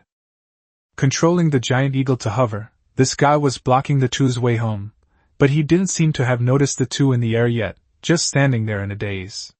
The Carcharodontosaurus was the top predator in the Ark, the overlord of the land, and wild Carcharodontosaurus rarely had a rival. Looking at the apex predator in front of him, which was about the same size as the Brontosaurus, Xu Liang felt his heart race. He was smitten. The Carcharodontosaurus is tamed in a unique way. It is tamed peacefully by eating the prey that you bring to it. Once the taming progress bar is full, you can enter friend mode. At this time, you can ride the Carcharodontosaurus and wreak havoc without a saddle. Hunt other creatures within 600 seconds to gain taming progress. Once the progress bar is full, the Carcharodontosaurus will recognize you as its master. Compared to the other land overlord in Ark, the shark-toothed dragon is much easier to tame. You can just drag a Tyrannosaurus rex carcass for it to eat. Unfortunately, the surrounding area is barren and there is nothing there. Even if there is a Tyrannosaurus rex, if you kill it, without other powerful creatures to clear the area, the carcass will be stolen by other creatures. Moreover, dragging an adult Tyrannosaurus rex carcass requires a load of over 500. Xu Liang was torn between two options: arrest him or not? Arresting him would mean graduating immediately. Only level 5. Lu Xiyu, who was standing next to her, didn't think much of it. She took out her binoculars, looked at it, and then said, Xu Liang also took out his binoculars and glanced at it. It was indeed only level 5. Well then, no need to worry about it. Level 5 is useless. This guy has 70,000 to 80,000 HP when it's wild, but only about 10,000 after being tamed. It's like it's been washed, and is 3 points weaker. After being tamed, a level 5 tamed one probably can't even beat a high-level Tyrannosaurus rex. Withdraw. Xu Liang waved his hand and controlled the eagle to climb to a higher altitude and leave. Hey, shouldn't we catch such a cool dinosaur? Lu Xiyu controlled his eagle to chase after it. This is part of the plan, Xu Liang said without turning his head. However, he was quickly defeated. Lu Xiyu didn't care about his plans or anything, and kept pestering him with questions. Xu Liang got annoyed and had no choice but to explain the situation to her. Maybe since no one else knows how to tame the Carcharodontosaurus, let's store it here for now and retrieve it later, Lu Xiyu said after receiving a satisfactory answer. They continued flying, and when they reached the vicinity of the Green Arc, it started to rain intermittently again, and fog began to rise around them. The two stopped briefly at the Green Arc, and then flew in one breath to the opposite shore of Vegetarian Island. Vegetarian Island appeared and disappeared in the fog, like a fairyland overseas. There are people downstairs, Lu Xiyu reminded her, showing her keen observation skills as a woman. Xu Liang looked down and saw many figures on the ground shrouded in thick fog, with occasional hushed conversations coming from below. What should we do? Lu Xiyu asked in a low voice. Let's go back first. Xu Liang thought for a moment. There was no need for a battle in the field. He was more worried about his family. He didn't know if this group of people had already finished ransacking his house and were about to go back. Chapter 48 Coincidence. Chapter 48. A coincidence lets us turn back time to before Xu Liang returned. It is said that Ma Kuei's last ambush of the two failed. Not only did he and several of his brothers die once, reducing his death count to 3, but he also lost 2 pteranodons, which caused many people in the tribe to feel dissatisfied with him. Boss, Chen Wurong and his gang are complaining again. A burly man barged into Ma Kuei's large house in the center of the tribe without knocking. Ouch! A woman's voice suddenly rang out. The man only saw a white body flash by before his eyes, and then he was pulled into the quilt. Damn it, Hudongui, how many times have I told you to knock before coming in? A more burly and robust figure got off the bed. It was Ma Kuei. After being scolded, Hudongui quickly turned around and ran out the door, slamming it shut, and then gently knocked on the door from the outside. A rustling sound came from inside the door, followed by a creak as the door opened. A tall woman walked out, giving Hudongui a flirtatious wink as she passed by, before swaying gracefully away. It was Kai Yuding. This woman was well endowed and the object of the tribe's men's fantasies. However, she had hooked up with Ma Kuei. Hudongui couldn't help but turn around and swallow hard as he looked at the woman's swaying hips. Get in here! Interrupted by Hudongui, Ma Kuei was furious. However, he had assigned this task to Hudongui because he trusted the guy to do things, unlike Lu Xiyu who was shrewd and had been betrayed. Boss, Chen Wurong has gathered a few guys to talk bad about you, Hudongui said, withdrawing his greedy gaze as he entered the room. Have you seen who it is? Ma Kuei had already gotten up and dressed. Look carefully. Hudongui leaned down and whispered a few names in Ma Kuei's ear. These traitors, I'll deal with them all at once. Ma Kuei's eyes gleamed. The next day, everyone put down their work and was summoned to the front of Ma Kuei's mansion. Ma Kuei announced the expedition plan, which caused an uproar. Only a few of his confidants stood with their arms crossed, watching the crowd with cold smiles. Don't say I didn't give you a chance. All the spoils obtained during the expedition, except for half that is handed over to the tribe, the rest are yours to keep, Ma Kuei said casually, waving his hand like a lousy self-help lecturer. The crowd below erupted in uproar, with many eager to try their luck. Apart from his confidants, everyone else in Ma Kuei's tribe was a laborer, doing heavy work like cutting down trees and collecting stones. The tribe's creatures were all under the control of his confidants, and anyone who disobeyed was expelled from the tribe. Everyone knew what would happen next. Everyone who participates will be issued weapons and mounts. This time we are going to plunder a wealthy tribe, and they don't outnumber us. Before his men could process this information, Ma Kuei continued. The rest was easy. A total of 8 people were chosen. 4 were Ma Kuei's men, all of them burly men. The other 4 were of varying heights and builds, and were a few troublemakers led by Xu Liang. Ma Kuei planned to use Xu Liang as a tool to kill someone. Xu Liang and his men were also very excited. Having a mount would make their movements easier, and if necessary, they could just steal the goods and run away. Both sides had their own little schemes. 4 rafts carrying a group of people with ulterior motives set off, but before they found Xu Liang's tribe, the mounts were firmly in Ma Kuei's hands. He left Hu Donggui to guard the house, and this simpleton was not convinced by anyone except Ma Kuei. The Black Tribe, located near Green Arc, has also been facing a series of troubles lately. First, the scouts sent out were all wiped out, and the returning tribe members unanimously said that it was Lu Shiyu's betrayal, caused by collusion from within and without. Then, a Spinosaurus appeared out of nowhere in the middle of the river near their home, which was teeming with fish. The tribal chief, Wang Heixiao, had seen Jurassic Park and knew how formidable this creature was. He figured that with only a few cats and dogs in his house, they were no match for it. Looking at the houses his tribe had worked so hard to build, and reluctant to move, they decided to build a wall along the river to extend their settlement into the forest. However, a giant serpent appeared on the other side of the forest, along with many huge insects scurrying around, leaving Wang Heixiao exhausted. He then gave the order to move. Coincidentally, his move was to a high platform on the opposite cliff, which coincided with Xu Liang's prediction. Mr. Wang. Having finally gained a foothold here, Wang Heixiao stood on the edge of the cliff, gazing at the Spinosaurus below in deep thought, when a shout interrupted him. Minister Jin, what's the matter? Wang Heixiao turned around and saw Jin Jichuan, the minister of the combat department. Wang Heixiao used to run a small shop, and his dream had always been to start his own company and become a general manager. So he divided his tribe into 2 departments, combat and logistics. The person in charge was called the minister, and he called himself the general manager. Mr. Wang, about that thing I told you about last time, that bitch Lu Xiu has hooked up with a big shot. I saw he was riding a giant eagle, so his tribe must be very rich. If we just raid him, we'll have everything, Jin Jichuan said. This guy was the one who fell into the sea and was fed to the lead's fish. After he came back, he threatened the other 2 and shifted the blame to Lu Xiu, and even encouraged Wang Heixiao to take revenge. Wang Heixiao, as a small supermarket owner, lacked courage.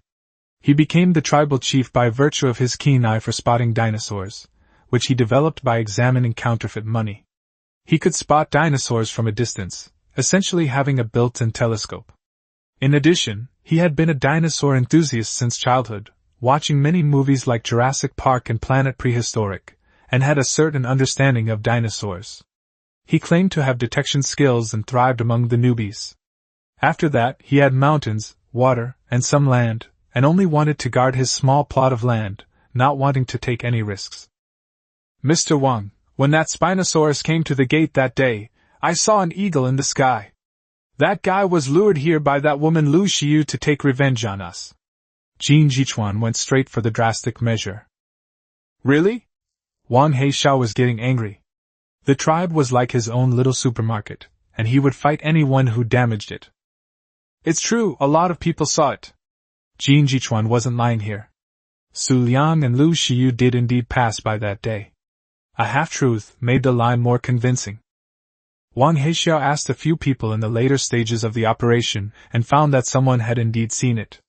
Enraged, he set off with the combat team and his newly tamed mount. The Black Tribe was closer to Vegetarian Island, so they arrived first. They not only had King Black's meat telescope but also a pair of combosaurs. They made their way to the seaside without any major incidents. Jin Jichuan had already mentioned the terrifying behemoth in the water, so they needed to use a raft to bring the tribe's tamed velociraptors up, and first lure away the elite lead's fish in the water. Wang Heixiao also had his own trump card. Although the tribe encountered many dangers during its expansion, it also brought opportunities. On one occasion, they were lucky enough to encounter a fight between the emperor crocodile and the titanoboa. As intelligent humans, they naturally watched from the sidelines, and in the end, the emperor crocodile won. The Saturn crocodile fully recovered its health after eating the titanoboa's corpse, but the titanoboa's attacks were poisonous and could cause dizziness. Wang Heixiao was unaware of these 2 points. He was prepared to play the victim and accidentally paralyze the Saturn crocodile with a tranquilizer arrow. Although this guy's level wasn't too high, it was an amphibian and swam very fast in the water. Wang Heixiao once tried to lure Spinosaurus with the Deinosuchus, but the creature was more interested in fish than other creatures. After much back and forth, it rushed into its own tribe and demolished some of the houses.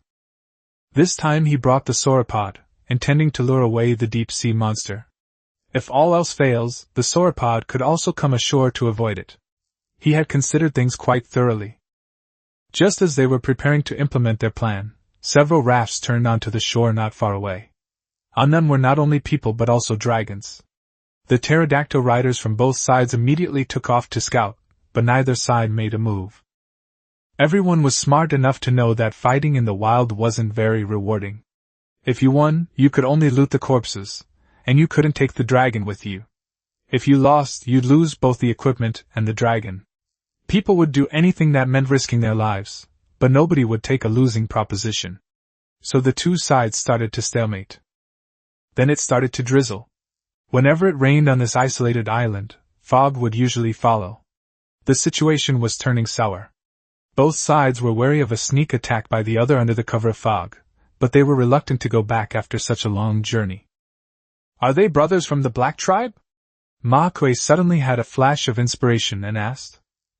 Yes, are you brothers from the Ma Kuei tribe? Wang Heixiao immediately realized. I am Ma Kuei, the leader of the Ma Kuei tribe. May I ask which brother is in command on the other side?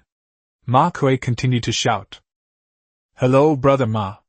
I am Wang Heixiao, the leader of the Heixiao tribe. It's a pleasure to meet you, Wang Heixiao said. Oh, what a coincidence! Are you also here to settle scores with Xu Liang and Lu Xiyu? Ma Kuei asked. Yeah, are you guys the same? Wang Heixiao asked back. Did we come at the right time? Ma Kuei thought to himself with delight, lowering his voice to his trusted aide beside him. The cannon fodder has arrived. Let these idiots scout ahead later, Wang Heixiao said to Jin Jichuan from the other side. The rain intensified and showed no signs of stopping, while the fog grew thicker and thicker, making it impossible to see anything beyond shadows. Brother Ma, it's foggy now. Why don't we all stay put to avoid any misunderstandings? Wang Heixiao suggested. Sure, let's build a campfire and stay within its range to avoid misunderstandings. Neither side trusted the other, so they quickly agreed, and Ma Kuei even came up with a ridiculous suggestion. Okay, let's do it this way. Wang Heixiao readily accepted. 2 campfires were then lit, their orange-red flames barely visible in the thick fog. At this moment, Xu Liang and Lu Xiyu arrived overhead. For safety reasons, the 2 had climbed to a higher altitude when the fog rolled in. After Lu Xiyu reminded them, they vaguely heard a few shouts from below, and then 2 bonfires were lit. Xu Liang and Lu Xiyu were preparing to return to the island when they saw the 2 faint flames in front of them and looked at each other in bewilderment. Chapter 49 Each with their own ulterior motives. Chapter 49 Each with their own ulterior motives. Let's go back first. Xu Liang waved his hand. Taking advantage of the thick fog, the 2 flew back from high altitude to above Vegetarian Island, lowered their altitude to observe, and landed at the base entrance only after confirming it was safe. What do we do next? Lu Xiyu asked. The enemy's situation is unclear right now, but we have the home advantage, so let's stick to the status quo for now. I'll make something else. Xu Liang thought for a moment, and then said. The 2 then returned to the base to unload the equipment from the Eagle. Xu Liang asked Lu Xiu to stand guard on the roof while he began making equipment at the base. Items in the ark can be stacked. Stacked items form a group, and a group only occupies one backpack slot. Items also decay one by one within a group. So, although a lot of polymers decayed on this trip, it didn't have a big impact. The two of them wiped out Penguin Island, and they had more polymers than they could count.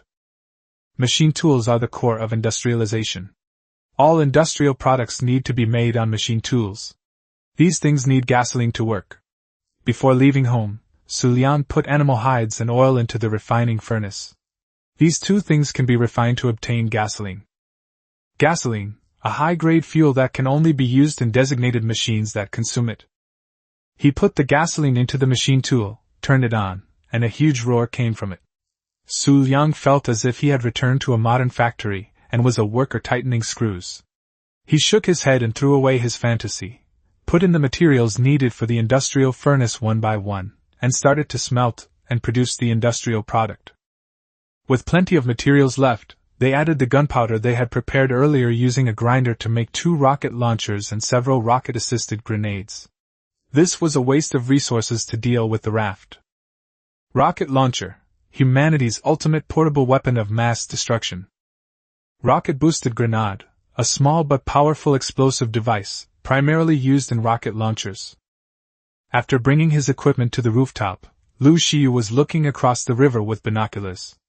The rain had stopped, the thick fog was slowly dissipating, and visibility had greatly improved, allowing him to vaguely see figures on the opposite bank. On Ma Kuei's side, both sides harbored ulterior motives and were wary of each other, not daring to make any rash moves, completely unaware that someone was passing overhead. Finally, the thick fog dissipated, and Ma Kuei was able to see all of the enemy's men.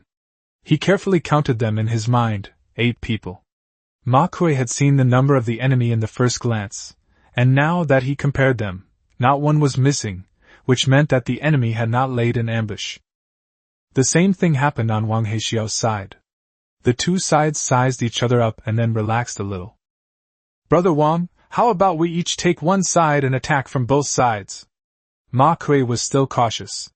One of the enemy's crocodiles looked very fierce, and to avoid being shot in the back, he suggested this. "Brother Ma and I have the same idea. Let's do it this way. You attack from the east and I'll attack from the west. We'll attack from both sides." Wang Heixia agreed. After leaving a boat mat behind, Ma Kuei stood on the shore and directed the others to prepare to land on the island. "Mr. Wang, did you forget to bring the things in the water?" Jin Jichuan quietly reminded Wang Heixia from behind. "What are you talking about? Why don't we let this idiot distract the things in the sea first, and then we can go in?" Wang Heixia sneered. "Understood." Jin Jichuan understood immediately. Ma Kuei sent a pteranodon into the air and dispatched a rider to scout the island from high above. Wang Heixiao also sent a pteranodon into the air to accompany him. He wasn't doing this out of kindness to cover for the other party, but rather because he was afraid that the other party might see some information and not tell him. All of this was observed by Xu Liang and his companion on Vegetarian Island. Lu Xiu was eager to try and was just waiting for Xu Liang's order to ride the eagle to meet them. No rush. Pteranodons don't have much stamina. They need to conserve their stamina to go back. They can only circle around your head once at most before they have to leave. We can just drive them away. 2 pteranodons flew across the wide sea and arrived above the Vegetarian Island. Xu Liang had already put away all the tool dinosaurs. The large brontosaurus was put into the cryogenic chamber and put in a cabinet. The pteranodon riders circled the island and only saw some strange plants growing on the beach. The middle of the island was blocked by houses, and 2 people on the roof were watching them with binoculars. 2 velociraptors stood beside the 2 people. He probably hid the creatures in his house, the pteranodon thought, looking at the huge door frame of the matchbox. The 4 velociraptors on the island had long been hidden by Xu Liang. The velociraptor, displaying its high intelligence, was a master of ambush and was now crouching in the bushes. The 2 pteranodon riders wanted to descend further to reassess the situation. The 2 men on the roof pulled out their crossbows and fired wildly. Pteranodons have very low health and are not suitable for combat, so the two had no choice but to climb higher. After circling around without finding anything else, they prepared to return. The pteranodon had too little stamina, and the two people riding the velociraptors below couldn't land, so they had to return. Using a crossbow to drive them away was also Xu Liang's idea. RPGs are slow-moving, so it's basically impossible to concentrate on the highly maneuverable pteranodons in the air. It's better to leave them to fight the relatively slow-moving rafts. The pteranodon riders quickly returned to their respective positions and reported the intelligence to their tribal chiefs. Upon learning that there were only 2 people and 2 velociraptors on the other side, the two were greatly relieved. Their side had a total of 7 velociraptors, and their ground forces were completely overwhelming. Thus, both sides began to prepare to land on the island. Lu Haixue dawdled as he began cutting down trees, seemingly preparing to build a raft. Ma Kuei, on the other hand, was in high spirits. He directed Qin Huirong's men to lead the way in 2 rafts, while he and his trusted confidants followed in 2 other rafts. To encourage Qin Huirong's men, he placed a velociraptor on each of their rafts, while he himself kept a pteranodon firmly under control. This vast ocean stretches to the horizon, and without any flying creatures, escaping is a pipe dream. Qin Huirong can only follow Ma Kuei's instructions and move forward. From time to time, pteranodons take off to scout, and when their stamina is insufficient, they can land directly on the raft to recover. Seeing Ma Kuei set off, Wang Haixue threw the raft he had prepared earlier onto the sea, carrying the velociraptors slowly forward. According to Jin Jichuan's description, this deep-sea behemoth was extremely large. Such a behemoth would run aground in shallow waters due to its enormous size, so he had the fleet circle near the shore while the pteranodons took to the air. However, what they were eyeing was not the island opposite, but Ma Kuei's fleet. The air was fresh and the weather was sunny and breezy after the rain. Ma Kuei was on the boat thinking about how to eat Wang Haixue's men. Their Deinosuchus was a bit troublesome, and he didn't know if the velociraptor could catch them. Just then, a loud shout came from the sky. It was the pteranodon riders overhead. Ma Kuei looked up and saw that the riders were all his trusted men. He had selected strong men who had undergone rigorous training and were tough guys who had never backed down even when facing a pack of beasts.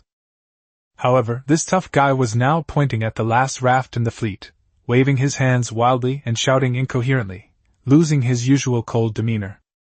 There was something in the sea. Ma Kuei heard it clearly and turned to look down into the sea. What he saw next was a scene he would never forget. The head of a huge white beast emerged from the dark depths of the sea and then slammed into the last raft. The raft was lifted high with a groaning sound before crashing heavily onto the sea, splashing up a large spray of water. The people on the raft were caught off guard and tumbled about. The giant beast disappeared into the deep sea, but Ma Kuei knew that this was it gathering strength for its next attack. "Take off! Take off!" Ma Kuei shouted, not caring about anyone else. He didn't have many resurrections left, so he flipped over and jumped onto the pteranodon that was resting on the raft, and then controlled the pteranodon to fly high into the air. A loud crash came from behind. Without turning around, he knew that the raft behind them was doomed. The riders on the raft had climbed onto the pterosaur at the last moment and taken off. Ma Kuei looked around and saw that his 3 trusted men, apart from the pterosaur riders in the air, had also taken off on their pterosaurs after Ma Kuei's warning. The velociraptor on the raft was in trouble. It couldn't fly and fell into the water. However, this guy was very intelligent and sensed the approaching danger. Without waiting for Ma Kuei's orders, it took the initiative to swim towards the vegetarian island. But how could land creatures possibly outswim the giant beasts of the sea? From the sky, Ma Kuei and his companions saw a huge, tooth-filled maw emerge from the dark depths of the ocean, swallow the velociraptor whole, and then plunge into the deep sea. Its enormous size far surpassed the whales Ma Kuei had seen on television, sending chills down his spine. Qin Huirong felt he had met with terrible luck. He had originally planned to join forces with other laborers to rebel against Ma Kuei, but the news had leaked out, and he was now being used as cannon fodder by Ma Kuei.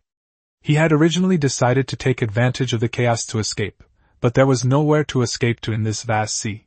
He could only desperately row the boat towards the opposite shore. "Let's go!"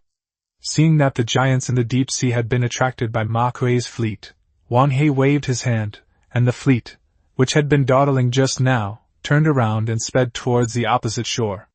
Ma Kuei's velociraptor team was basically doomed this time, and once they got to the island, he would naturally be in charge. He thought to himself with great pride. Chen Wuong ultimately failed to escape. The rafts had limited speed, and the elite lead's fish easily caught up with the remaining fleet, smashing a raft in a few blows, and then swallowing all the creatures that had fallen into the water hole. There was no need to chew them at all. The last image Chen Wuong remembered was a giant, open mouth. Ma Kui watched with a grim expression as the elite lead's fish below devoured the velociraptors he had brought out one by one, and he blamed Xu Liang for it. "Boss, what do we do now?" a trusted subordinate asked, controlling a pterosaur to approach. Wait until the Wang He tribe and Xu Liang start fighting, then we'll reap the benefits," Ma Kui said fiercely. Chapter 50 My Lord, times have changed. Chapter 50 My Lord, times have changed. Ma Kuei's fleet lured the elite lead's fish to the east side of the island. Wang He Shao commanded his fleet to quickly approach the western beach of Vegetarian Island. As long as they could enter the shallow waters, they would be safe. At this moment, he turned his attention back to Ma Kui and focused his gaze on the beach. Some plants were growing sparsely on the western side of the beach. Just as the pteranodon had said, some strange plants were indeed planted along the coastline. X-type plants, Wang He muttered. At that moment, a figure appeared atop one of the few large rocks on the beach where people could hide, holding up binoculars and looking into the distance. "Defend!" Jin Jichuan shouted, and the people on the raft quickly sprang into action. They installed the stone walls they had made around the boat, completely enclosing it to protect the people and creatures on board. Jin Jichuan himself poked half his head out to point the way to the helmsman. Stone arrows cannot penetrate the defenses of stone walls. This trick was something he came up with from watching World War II beach landing movies.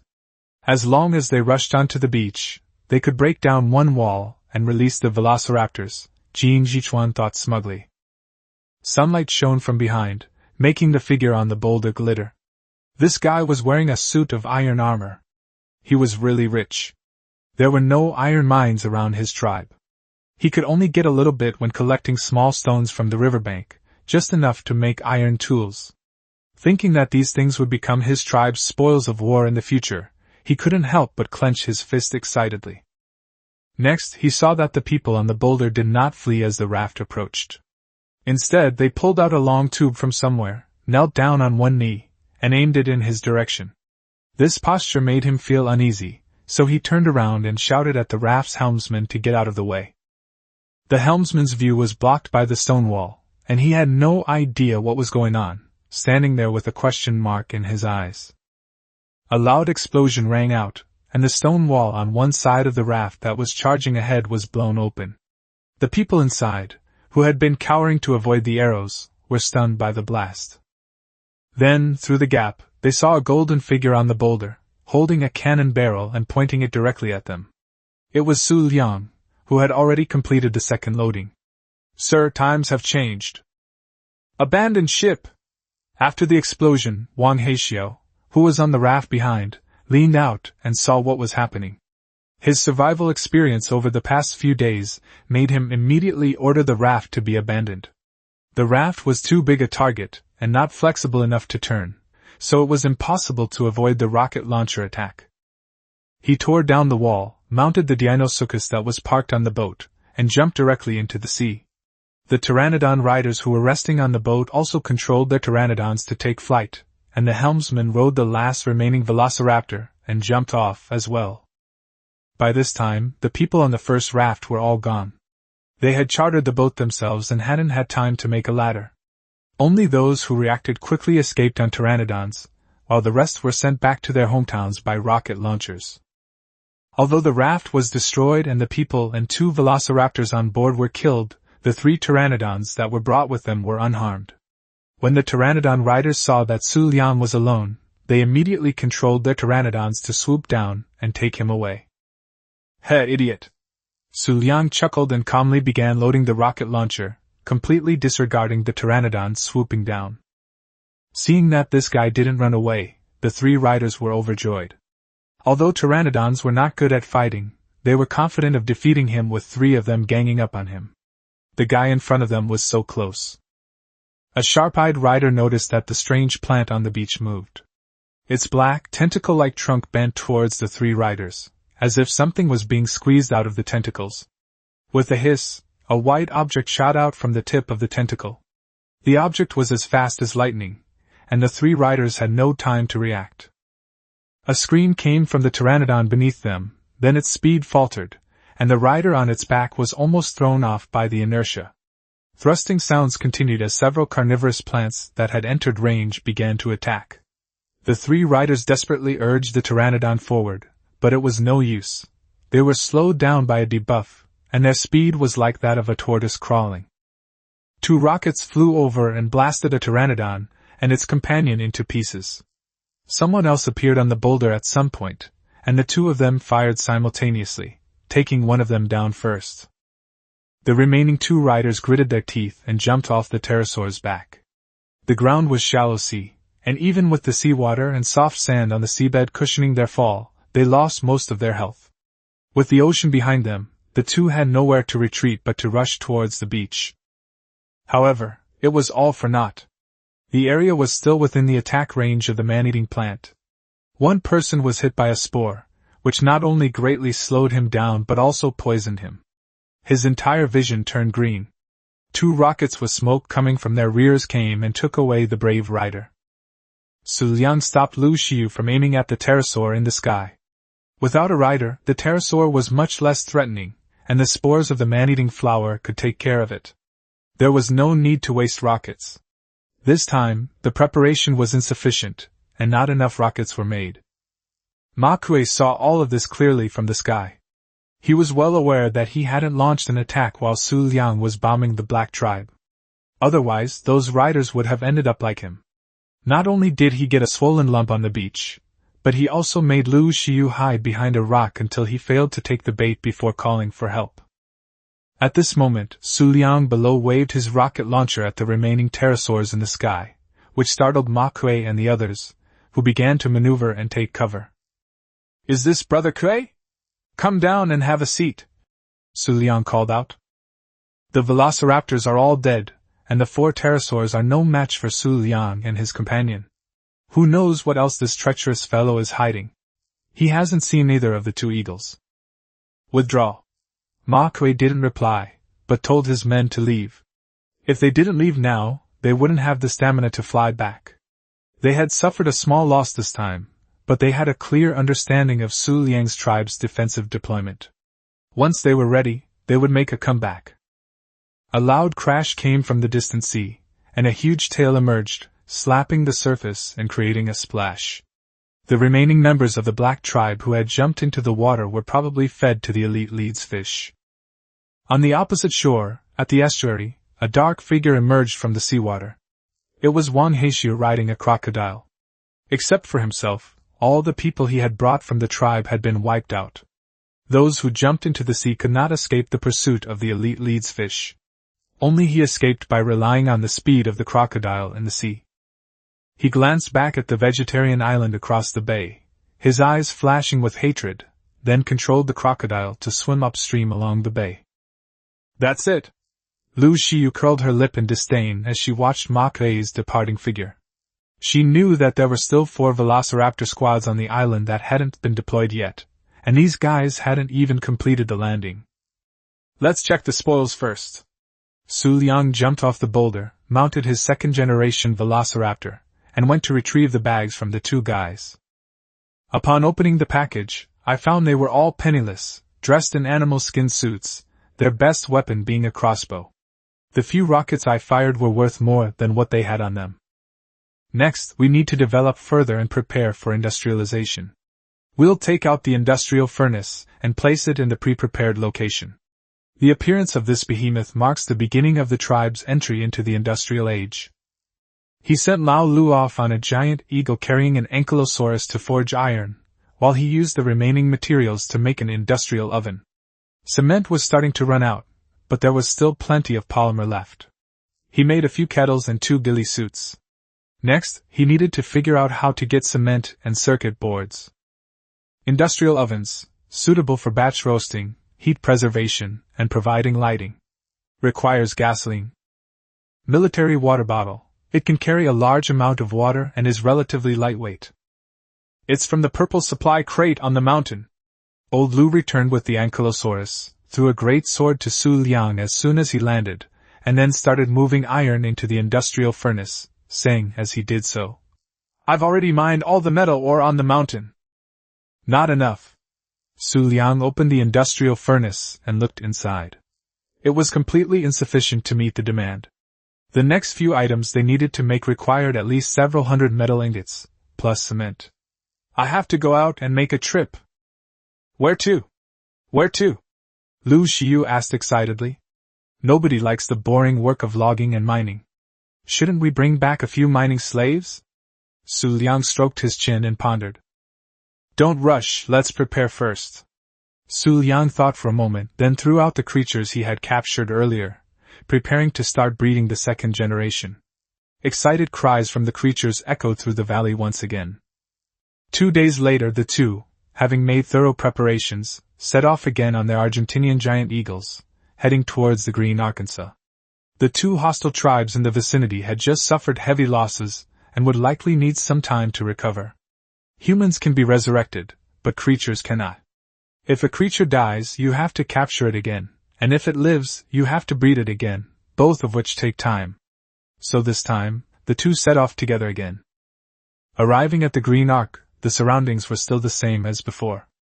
Xu Liang went down to put out the materials and made another batch of cryogenic chambers. There were too many creatures at home, and those that were not needed could be stored in the cryogenic chambers. This time the materials were more plentiful, so he also made 2 cryogenic refrigerators. Once the power is connected, the cryogenic chambers can be charged. We continued our flight and arrived near the mangroves. Since we were passing by, we decided to visit our old friends, the giant beavers. Amidst the grumbling and cursing of the 2 giant beavers, we took away the cement from their home. There are many ways to obtain cement in the Ark, such as frequently visiting the giant beaver couple, catching the cement king devil frog in the swamp, or taking the giant ground sloth down into the mine to collect chitin, and then rubbing it together with stones at home.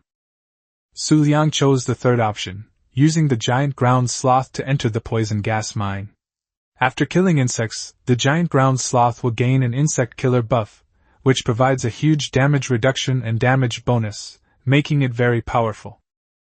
The gas mine is full of all kinds of snakes, insects, rats and ants, so the giant ground sloth is a god in the gas mine, and all the creatures in it have to call him Dad. However, the gas mine is toxic, so gas masks are needed. Making gas masks requires absorbents, crystals, and polymers. Making absorbents requires resin, oil, and black pearls. Producing resin requires resin taps, which in turn require cement. It's very troublesome and time-consuming. It's like going in circles. But Xu Liang has other ways. Chapter 51 Mangroves. Chapter 51 The mangrove giant ground sloth is mainly distributed in the snow-capped mountains and the edges of the mangroves, while the poison gas mine is located in the middle of the mangroves, so you can catch one around the mangroves and go directly into the mine. After searching around the mangrove forest for a while, the area was still very lively. Various herbivores were being chased by carnivores, running around in a panic. Some of them rushed into the water, attracting a large number of piranhas that devoured them. The lower-level ones were quickly eaten clean. Searching along the river from east to west, we hadn't flown far when we spotted a giant ground sloth strolling on the mudflats by the mangroves. Around it, terror birds were chasing chicken-like dragons that were scurrying about, a bull was fighting a stegosaur, and a beast-headed beast had somehow emerged from the ground and was patrolling. Our target, the giant ground sloth, seemed oblivious to the chaos around it, leisurely strolling like a retired old man in a park. Various carnivorous creatures around it treated it with great respect. This was why Xu Liang liked to take the giant ground sloth down into the mine. This guy had extremely high biological authority, and no one dared to provoke it unless it made the first move. The two perched the eagle on a boulder in the middle of the river, took out their binoculars, and examined it. It was a level 80 female, enough to easily descend into the mine. Once they were in the poisonous mine, they could kill any insect, buff themselves, and all other creatures would have to kneel down and call them Father. How do I lure it over? Old Lu, who was used to taunting monsters by following Xu Liang, was eager to try. No, bring it over here. In the bushes behind the giant ground sloth, a bird about the size of a chicken was strolling around. It was a micro-raptor. If it rashly rode the eagle over, it would be kicked off and barely survive. Xu Liang put away his binoculars and called Lu Xiu to the other side of the mangrove forest. This area was surrounded by black soil, with flat terrain and no large carnivorous creatures. They rode the eagle down to clear out the troublesome Dilophosaurus, Compsognathus, and other such creatures. Xu Liang took out a large animal trap he had prepared. Whether it was a survivor or a creature, if it stepped on this thing, it would be like being bound by a meteor hammer and unable to move. It would be bound for more than 10 seconds, and it would not even be able to turn around. Xu Liang brought several of these with him this time. That's about it. Once it's trapped, we'll go up and put up the metal billboard. Xu Liang instructed Lu Xiu, then told her to ride the eagle up to the sky to keep watch. He pulled out his crossbow and fired a tranquilizer arrow at the giant ground sloth on the other side of the river. The sloth let out a howl, stood up, looked around, spotted Xu Liang on the other side, and then charged over on all fours.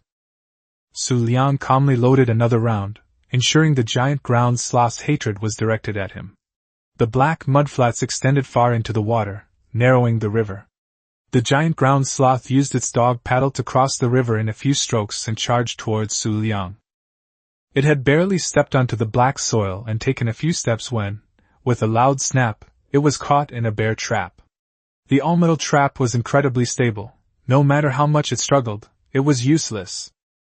Taking advantage of this opportunity, Xu Liang went around to the side of the giant ground sloth and planted a metal billboard. The giant ground sloth was caught in a trap and could not turn around. It could only extend its claws to try to grab Xu Liang, but he easily dodged it with a dodge. 3 metal billboards were placed in a triangle, just as they had trapped the giant ground sloth. With a soft click, the trap's timer expired, and the sloth broke free. It then began to desperately attack the surrounding billboards with its long, sharp claws on its forelimbs, trying to destroy what had trapped it. Seeing this, Xu Liang secretly rejoiced. Luckily, he was steady. If it were a wooden billboard like in the game, the giant ground sloth could destroy it with a few swipes when it went berserk. Compared to the waste of materials, human lives are more valuable. The rest was relatively simple. Just take out the long-barreled rifle and shoot. The giant ground sloth had a high stun rate, making it easy to kill with a crossbow, so Xu Liang switched to a combination of a long-barreled rifle and tranquilizer darts. The mangrove forest was extremely dangerous, and the same was true on the opposite bank. Several groups of carnivorous creatures had come to disturb them along the way, but they were all spotted by Lu Xiu, who was monitoring from the sky. He rode his eagle and sent them away one by one, allowing Xu Liang to concentrate on shooting the giant ground sloth. This guy's dizziness bar was indeed high, and it took him a long time to take it down. The giant ground sloth is an omnivorous creature that eats berries and meat, but its favorite food is honey, and the mangrove forest across the way is the largest honey-producing area on the island. Riding the eagle, Lu Xiu and I searched along the river. The giant ground sloth's high biological authority ensured that no other carnivorous creatures dared to touch it even if it collapsed on the ground, so we simply dismantled the metal billboard and went straight to find honey. Honey is produced in beehives, which are everywhere in the mangrove forest. Sometimes 4 beehives can hang on a single tree. In the middle of this large mangrove tree by the river, 3 or 4 meters above the ground, hangs a bright yellow beehive. I'll feel around.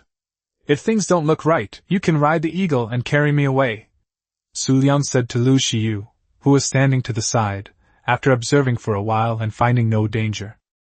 Old Lu was also doing this for the first time and had no experience at all, so he nodded in agreement with Xu Liang's arrangement. Xu Liang controlled the giant eagle to land, changed into a ghillie suit, took out the insect repellent he had prepared in advance, and smeared the sticky stuff on his body. It felt sticky and cool, like applying face cream, and it smelled nice. Applying insect repellent can prevent insects from bothering you. Insect repellent. Applying this rough ointment will make you invisible to bats and spiders. As long as you don't attack them or get too close, they won't notice you. The effect lasts for 10 minutes. He took out the crossbow from his backpack, drew the bowstring, attached the grappling hook, and fired at the thick tree trunk. It hit the target accurately, and the metal barbs on the grappling hook pierced deeply into the trunk. Xu Liang tugged at it, and it was fine. Then he tightened the rope connecting the grappling hook and pulled himself up. Continue upwards until you reach the hive. Stop and listen carefully. It's completely quiet inside, indicating it's a dead hive. A live hive would have bees buzzing inside. If you disturb their nest, you'll be attacked. If you destroy a live hive, the queen bee will come out. At this point, you can tame her by feeding her rare flowers and take her home to build your own hive and produce honey. There are no strong carnivorous pets protecting us now, so finding a live beehive in the mangroves is very dangerous. So, we should try to find one first. We reached out with our left hand and got 5 honeys. We put down the rope and slid down to the ground. Once on the ground, the ropes were cut, and he mounted the giant eagle, all in one smooth motion. The entire operation took less than the time it takes to smoke a cigarette. He was clearly a seasoned honey hunter. Giant bee honey, a nutritious and delicious snack, suitable for use as a bait or for fishing.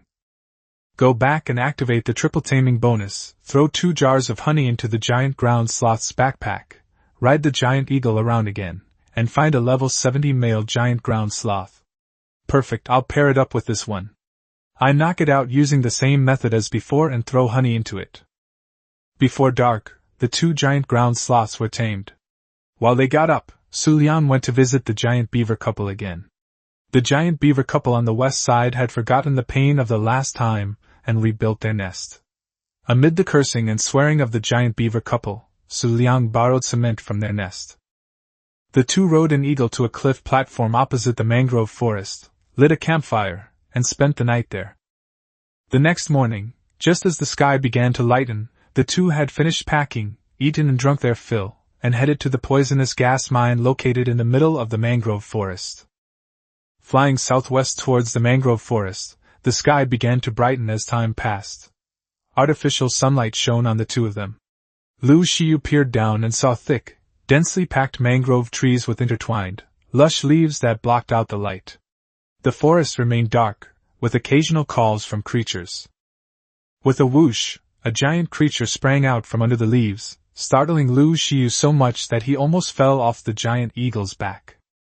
It's Quetzalcoatlus. Xu Liang's voice came through. Lu Xiu looked closely and saw that it was indeed the Quetzalcoatlus he had seen before. This guy hadn't expected anyone to be in the sky and was startled. He hurriedly flapped his wings and flew away. Not far ahead, the mangrove forest thinned out, and a circular lake appeared before them. The lake's center rose above the water, and a huge rock stood in the center, like a donut, Lu Xiu thought. At this moment, the giant eagle's stamina was almost exhausted. Xu Liang observed for a moment, then gave Lu Xiu a hand signal, and the 2 of them controlled the giant eagle to land on the boulder in the center of the lake. As soon as they landed, they heard a buzzing sound, and a swarm of giant soldier ants flew out, greeting the 2 of them warmly. They quickly controlled the Argentinian eagle and finished the battle in a few moves, only then having time to survey their surroundings. The water flows out from the woods to the east, forming a small lake with a light blue surface. The full lake flows out from the gap in the south, forming a small waterfall. Schools of fish swim in the lake, attracting evening birds to forage here, while some small herbivores wander around. Lu Xiu looked around at the surroundings, while Xu Liang held a map in one hand and a GPS in the other, searching for the location of the toxic gas mine. He vaguely remembered that it was near the lake. GPS detects the strange energy emanating from the obelisk to triangulate your exact location on the island. Put away the map and GPS, survey the surroundings, and confirm the direction. Next, they would have to descend and traverse through the woods, which would greatly increase the danger. However, traveling together would allow them to look out for each other. Xu Liang explained to Lu Xiu the dangers they might encounter: the marsupial lion, the theropod, and the miniature raptor, the 3 major killers of the mangrove forest. They would always teach a lesson when the survivors were complacent. He also told her not to be careless, as riding the Argentavis was not safe either. Seeing that Xu Liang was unusually serious, Lu Xiu listened attentively and nodded repeatedly, memorizing the habits and attack methods of the creatures. Chapter 52 Poison Gas Mine. After explaining the poisonous gas mine in Chapter 52, the two piloted the giant eagle into flight and entered the mangrove forest. The scorching sunlight was blocked by the dense forest, making the mangrove forest quiet and eerie.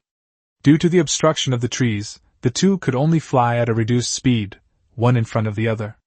Xu Liang had to keep an eye out for marsupial lions lurking above the tree trunks while also searching for the location of the mine, so it was inevitable that he would make some oversights. A scream came from behind. Turning around, all that was left was the Argentinian giant eagle hovering alone in midair. On the ground, a yellow figure was pouncing on Lu Xiu and biting him fiercely. Old Lu was startled by the sudden fall, but then he remembered Xu Liang's instructions. He drank blood from the potion and pulled out his great sword to fight back. Then, the cry of a giant eagle rang out, and Xu Liang's reinforcements arrived. With the giant eagle's sharp talons and Lao Lu's 135% great sword, the marsupial lion could only stand there in resentment, letting out a whimper before collapsing to the ground. "Are you all right?" Xu Liang asked as he landed the giant eagle and jumped down. "It's all right." Fortunately, the armor was strong, and with the help of the health potion, after the fight, only the armor's durability dropped by half, and the person was unharmed. "Why did you jump down? Didn't we agree to leave one person in the air?" Lu Xiu scolded. "Look behind you." Xu Liang gestured with his chin towards what was behind him. Lu Xiu turned around and saw a small cave, barely wide enough for one person to pass through, appear behind her. By sheer coincidence, the marsupial lion pounced on her right at the entrance of the poisonous gas cave. The two used the cryogenic chamber to retrieve the giant eagle. Xu Liang took out a prepared storage cabinet and sleeping bag and placed them at the door. He put some supplies in the storage cabinet, just in case. If something went wrong and he died, at least he could go in and retrieve the body. Upon entering the cave, the light was dim and the interior was very narrow, allowing only one person to pass at a time. After walking a few dozen steps forward, the space suddenly opened up, with clusters of green glowing mushrooms growing on the ground, illuminating the entire cave. They were situated on a high ground, with a cliff several meters high on the left and a gentle slope in front, which spiraled down around the central pillar. Xu Liang took out the diving suit he had prepared and put it on.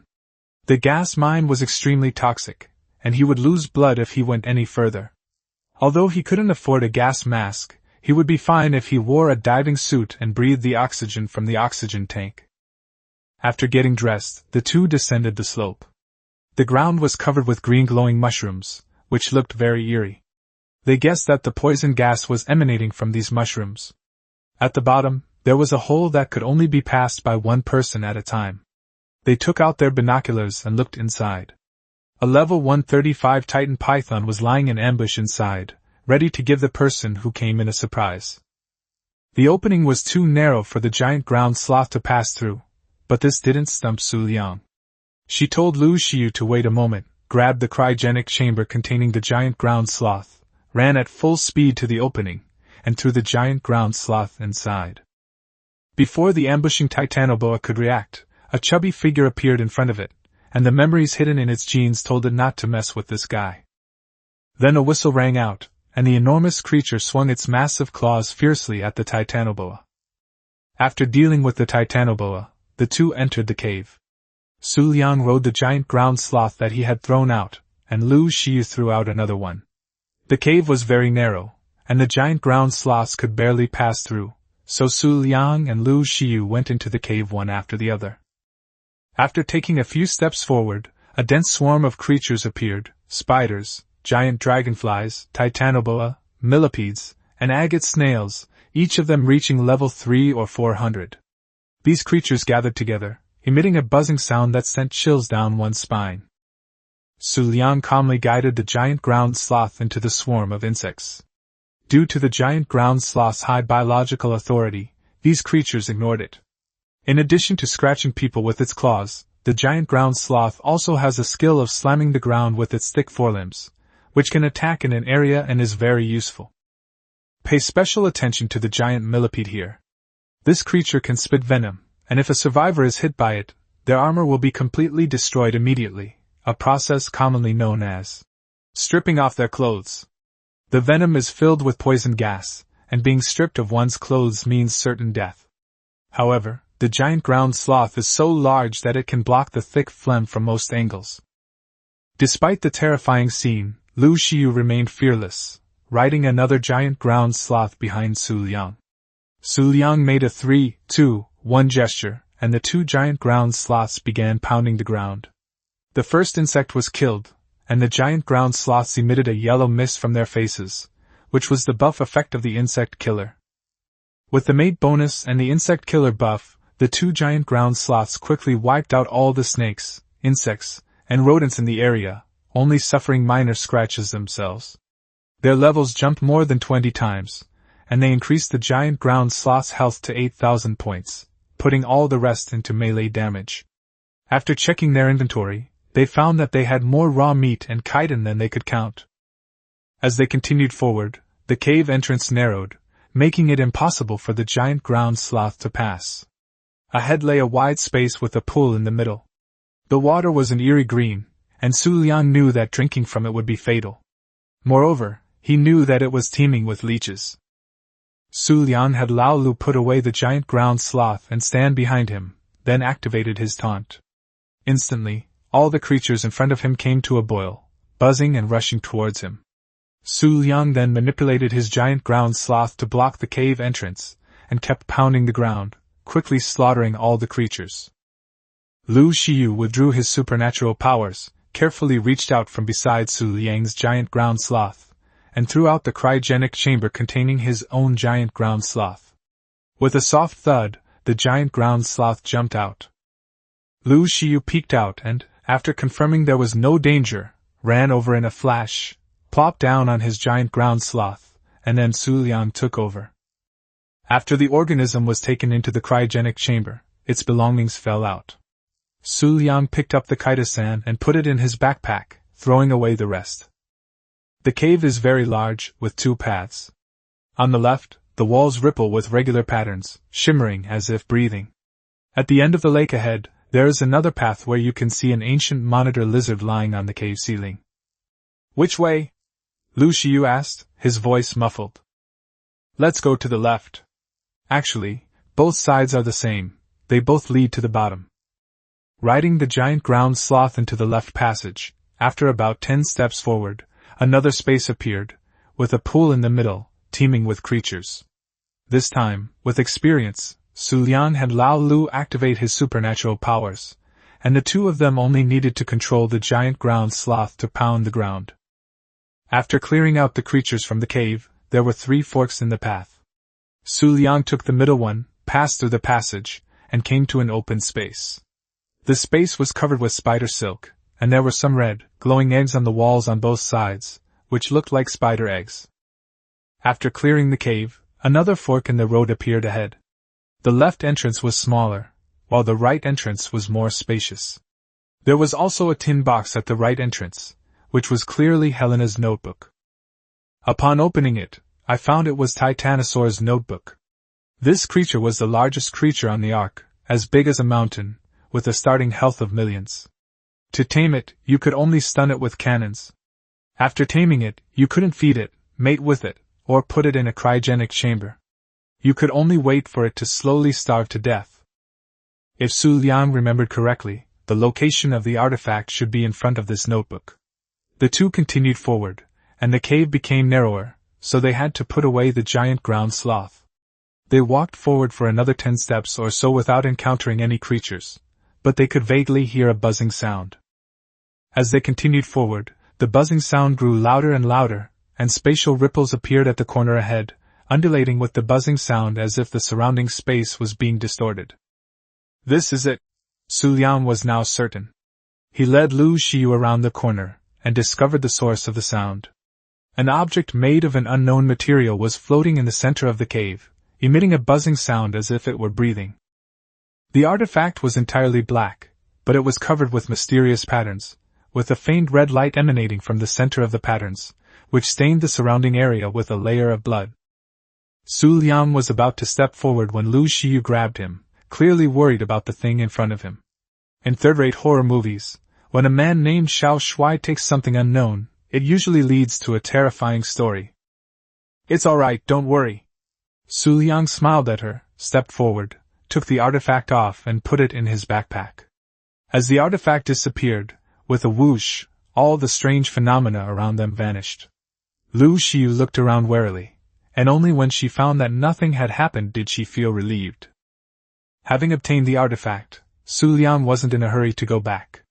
Since he was already here, he had to take a look around and provide some warmth to the creatures in the cave. In another passage, he found a creature encyclopedia of the terror bird. Helena was the same, she hid her notebook everywhere. By the time she found the terror bird notebook, the terror bird had been fed countless times.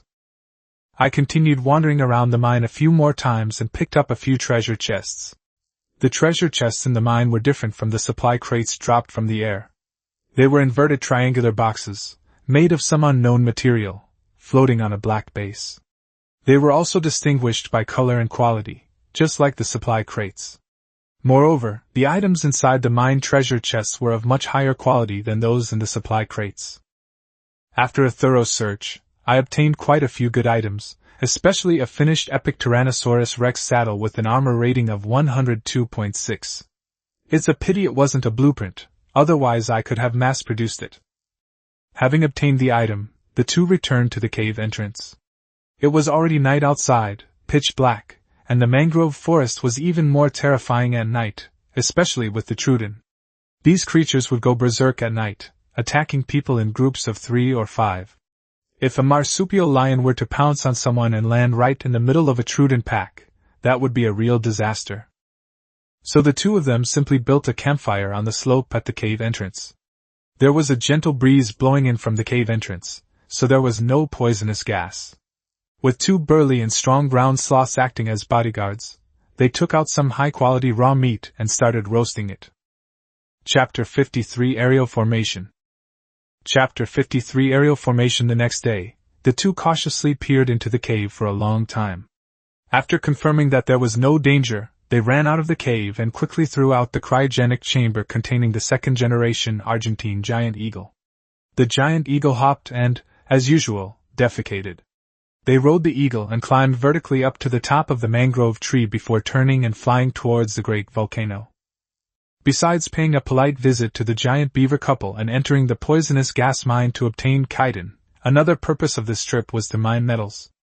The few metal mines on Vegetarian Island were no longer sufficient to meet the tribe's development needs, so they had to mine enough on this trip.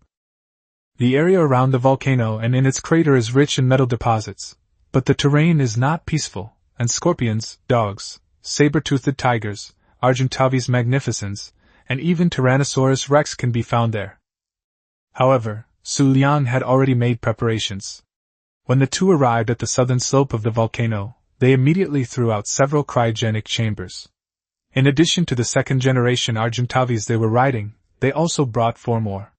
With 6 second-generation Argentavis, they would have no problem protecting themselves as long as they did not provoke the Carcharodontosaurus on the other side.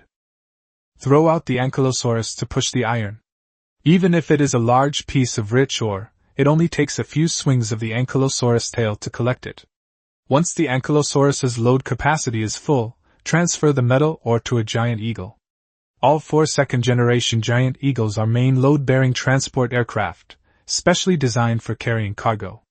Each of them has a load capacity of 1,000 points. In half a day, they had chipped away all the metal on the southern slope and crater of the giant volcano, and also collected some crystals. They had loaded the 6 eagles with more than 2/3 of their weight, which was about right. Any more would affect their flight speed. They then deployed 2 squadrons of second-generation Dimorphodonts as wingmen, each squadron of 4 having a mate bonus. With a whistle, 1 squadron followed them, and the other followed Lu Xiu. The 6 Argentavis and 8 Dimorphodonts then flew in a grand procession toward the Vegetarian Island base. Lu Fei was originally an ordinary internet cafe manager. He dropped out of high school and worked as a manager in his uncle's internet cafe. He earned 3,000 yuan a month, which included room and board and free internet access. He lived a comfortable life. His biggest hobby was playing games. He would often stay up all night playing games on a computer when there were fewer customers. One night, he felt very sleepy while playing and fell asleep. When he woke up, he found himself in this rundown place. Lu Fei often played games and was quite quick-witted. He relied on his experience in the game to survive until he encountered the Black Tribe members who were out hunting. He joined the Black Tribe and, with his fearless spirit, was selected for the combat department, becoming a junior combatant. Not long after joining, the tribal chief launched an expedition. He heard from those around him that the other tribe was very wealthy, and that participating in the expedition would surely bring him a lot of benefits.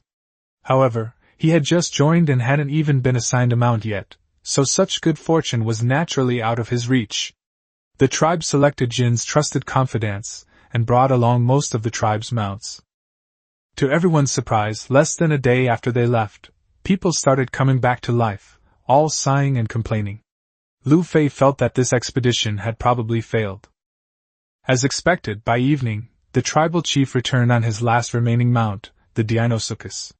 The pteranodon and velociraptor he had taken with him were wiped out, and the tribe was filled with fear, all afraid that the enemy would launch a counterattack.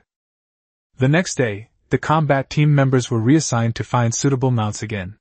Since they had no experience in taming dinosaurs, they were assigned to ride the tribe's only remaining pteranodon to guard the tribe. The weather was clear and cloudless that day. He rode his pteranodon around the tribe, occasionally finding a suitable place to rest. The pteranodon was good in every way, except that its stamina was too low, which made his patrol radius relatively small. He fed the pteranodon beneath him a piece of raw meat, and the creature let out 2 excited cries. He then controlled the pteranodon to continue taking off and patrolling the northern part of the tribe, as the enemy might launch a sneak attack from behind, so they had to be on guard. They hadn't flown far after takeoff when they saw several black dots flying towards them in the distance. Lu Fei immediately became alert, and controlled the pteranodon to hover and observe. Wild flying creatures wouldn't fly at this height, nor would they be this fast. Someone was there. As the distance closed, Lu Fei could clearly see the creature flying towards him. His heart raced, and his hand gripping the pteranodon's reins trembled uncontrollably. There were 6 Argentavis lined up in the shape of an arrow, with human figures on the backs of the 2 larger ones. He had only heard about these giant eagles from his colleagues in the combat department. They were fierce and difficult to capture. But there were 6 of them, flying in formation. Moreover, there were some small black dots following around the giant eagle, which appeared to be slightly smaller flying creatures, like wingmen accompanying the giant eagle. Enemy attack! He felt his throat go dry and managed to squeeze out a word. Then, he controlled the pterosaur to make a nimble turn and flew towards the tribe, shouting as he flew. There are people ahead. Lu Xiu reminded Xu Liang from the side and behind. Ignore it, we can't catch up with the pteranodon. Xu Liang had already seen the black dot. At that height, it could only be a flying creature ridden by someone. However, he was too lazy to care. After encountering other tribes a few times, he could feel that he had already left them far behind. With his current Air Force configuration, he has already gained air supremacy over the isolated island. Those few pteranodons are just a handful. Anyone who dares to come near is doomed. The dimorphodons are like a small drone squadron under his control, specifically designed to attack riders. They fly fast, and if they catch up, it's game over. Meanwhile, the Wanghe tribe was thrown into chaos by Lu Fei's shouts. Hearing the commotion, everyone stopped what they were doing and looked up at the sky. 6 Argentinian giant eagles were flying towards them without any cover, causing a panic. Are the American planes bombing again? One of the older men muttered. Fortunately, Wang Hexiu still held considerable prestige in the tribe. He quickly rallied the remaining combat team members and soon brought the situation under control. Listen to me, everyone! Standing on his mount, the Emperor Crocodile, and using its body to block the escape route below, he shouted. Don't panic! This is our home. All our supplies are here. If we leave, we are no match for the enemy on our own. But if we unite, we can definitely withstand their attack. If we hold on for a little while, reinforcements will be back soon. Whether it was his impassioned speech or the crocodile beneath his feet that had an effect, the crowd quieted down. Let's fight them. Yes, we all have 2 shoulders and 1 head, so who's afraid of who? We can always be resurrected anyway. Several of Wang Heidao's henchmen started jeering from below, enlivening the atmosphere. Defend our homeland! Someone shouted first, and then everyone joined in. Lu Fei! Wang Heixiao shouted. Here! Lu Fei felt his blood boiling. He felt like a guerrilla fighter during the war of resistance against Japan. The enemy was the Japanese and puppet troops who wanted to destroy his base. Hearing General Wang's shout, even though he had never been a soldier, he subconsciously shouted back. Open the warehouse, distribute weapons and food. You are the on-site commander and are directly in charge of me. Wang Heixiao waved his hand and gave the order. Yes. Lu Fei answered loudly, feeling his whole body filled with fighting spirit. At this moment, the tribe was full of people, mostly women and clumsy people. Normally, they wouldn't be given weapons, but in the world of the Ark, there were no old people or children, only young and strong people. Now that they had been given weapons, they gathered in 2s and 3s, hiding behind buildings, ready to give the invaders a head-on blow. In their excitement, no one noticed that Wang Heixiao, who had just been giving a passionate speech, and the combat team members he had left behind had vanished without a trace. Huh! Not bad, this relocation location. Xu Liang saw the location of the black tribe from the air, and it was the same as he had thought.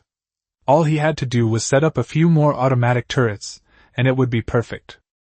What are the people down there doing? I couldn't help but take a second look and saw that after the initial panic, the crowd gathered together and then scattered to hide. All of this was clearly visible from the sky. I don't know, a bunch of idiots, Old Lu commented sharply. And so, amidst the hatred in the eyes of the Wang He tribe, the aerial formation swept overhead. Xu Liang had no intention of ransacking their homes.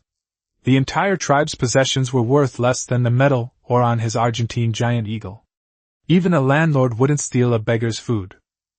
The people of the black small tribe were somewhat at a loss, all looking at Lu Fei, who was directing the operation. Lu Fei was also bewildered. He glanced around furtively but couldn't find the tribal chief, Wang Heixiao. He suddenly felt a little panicked.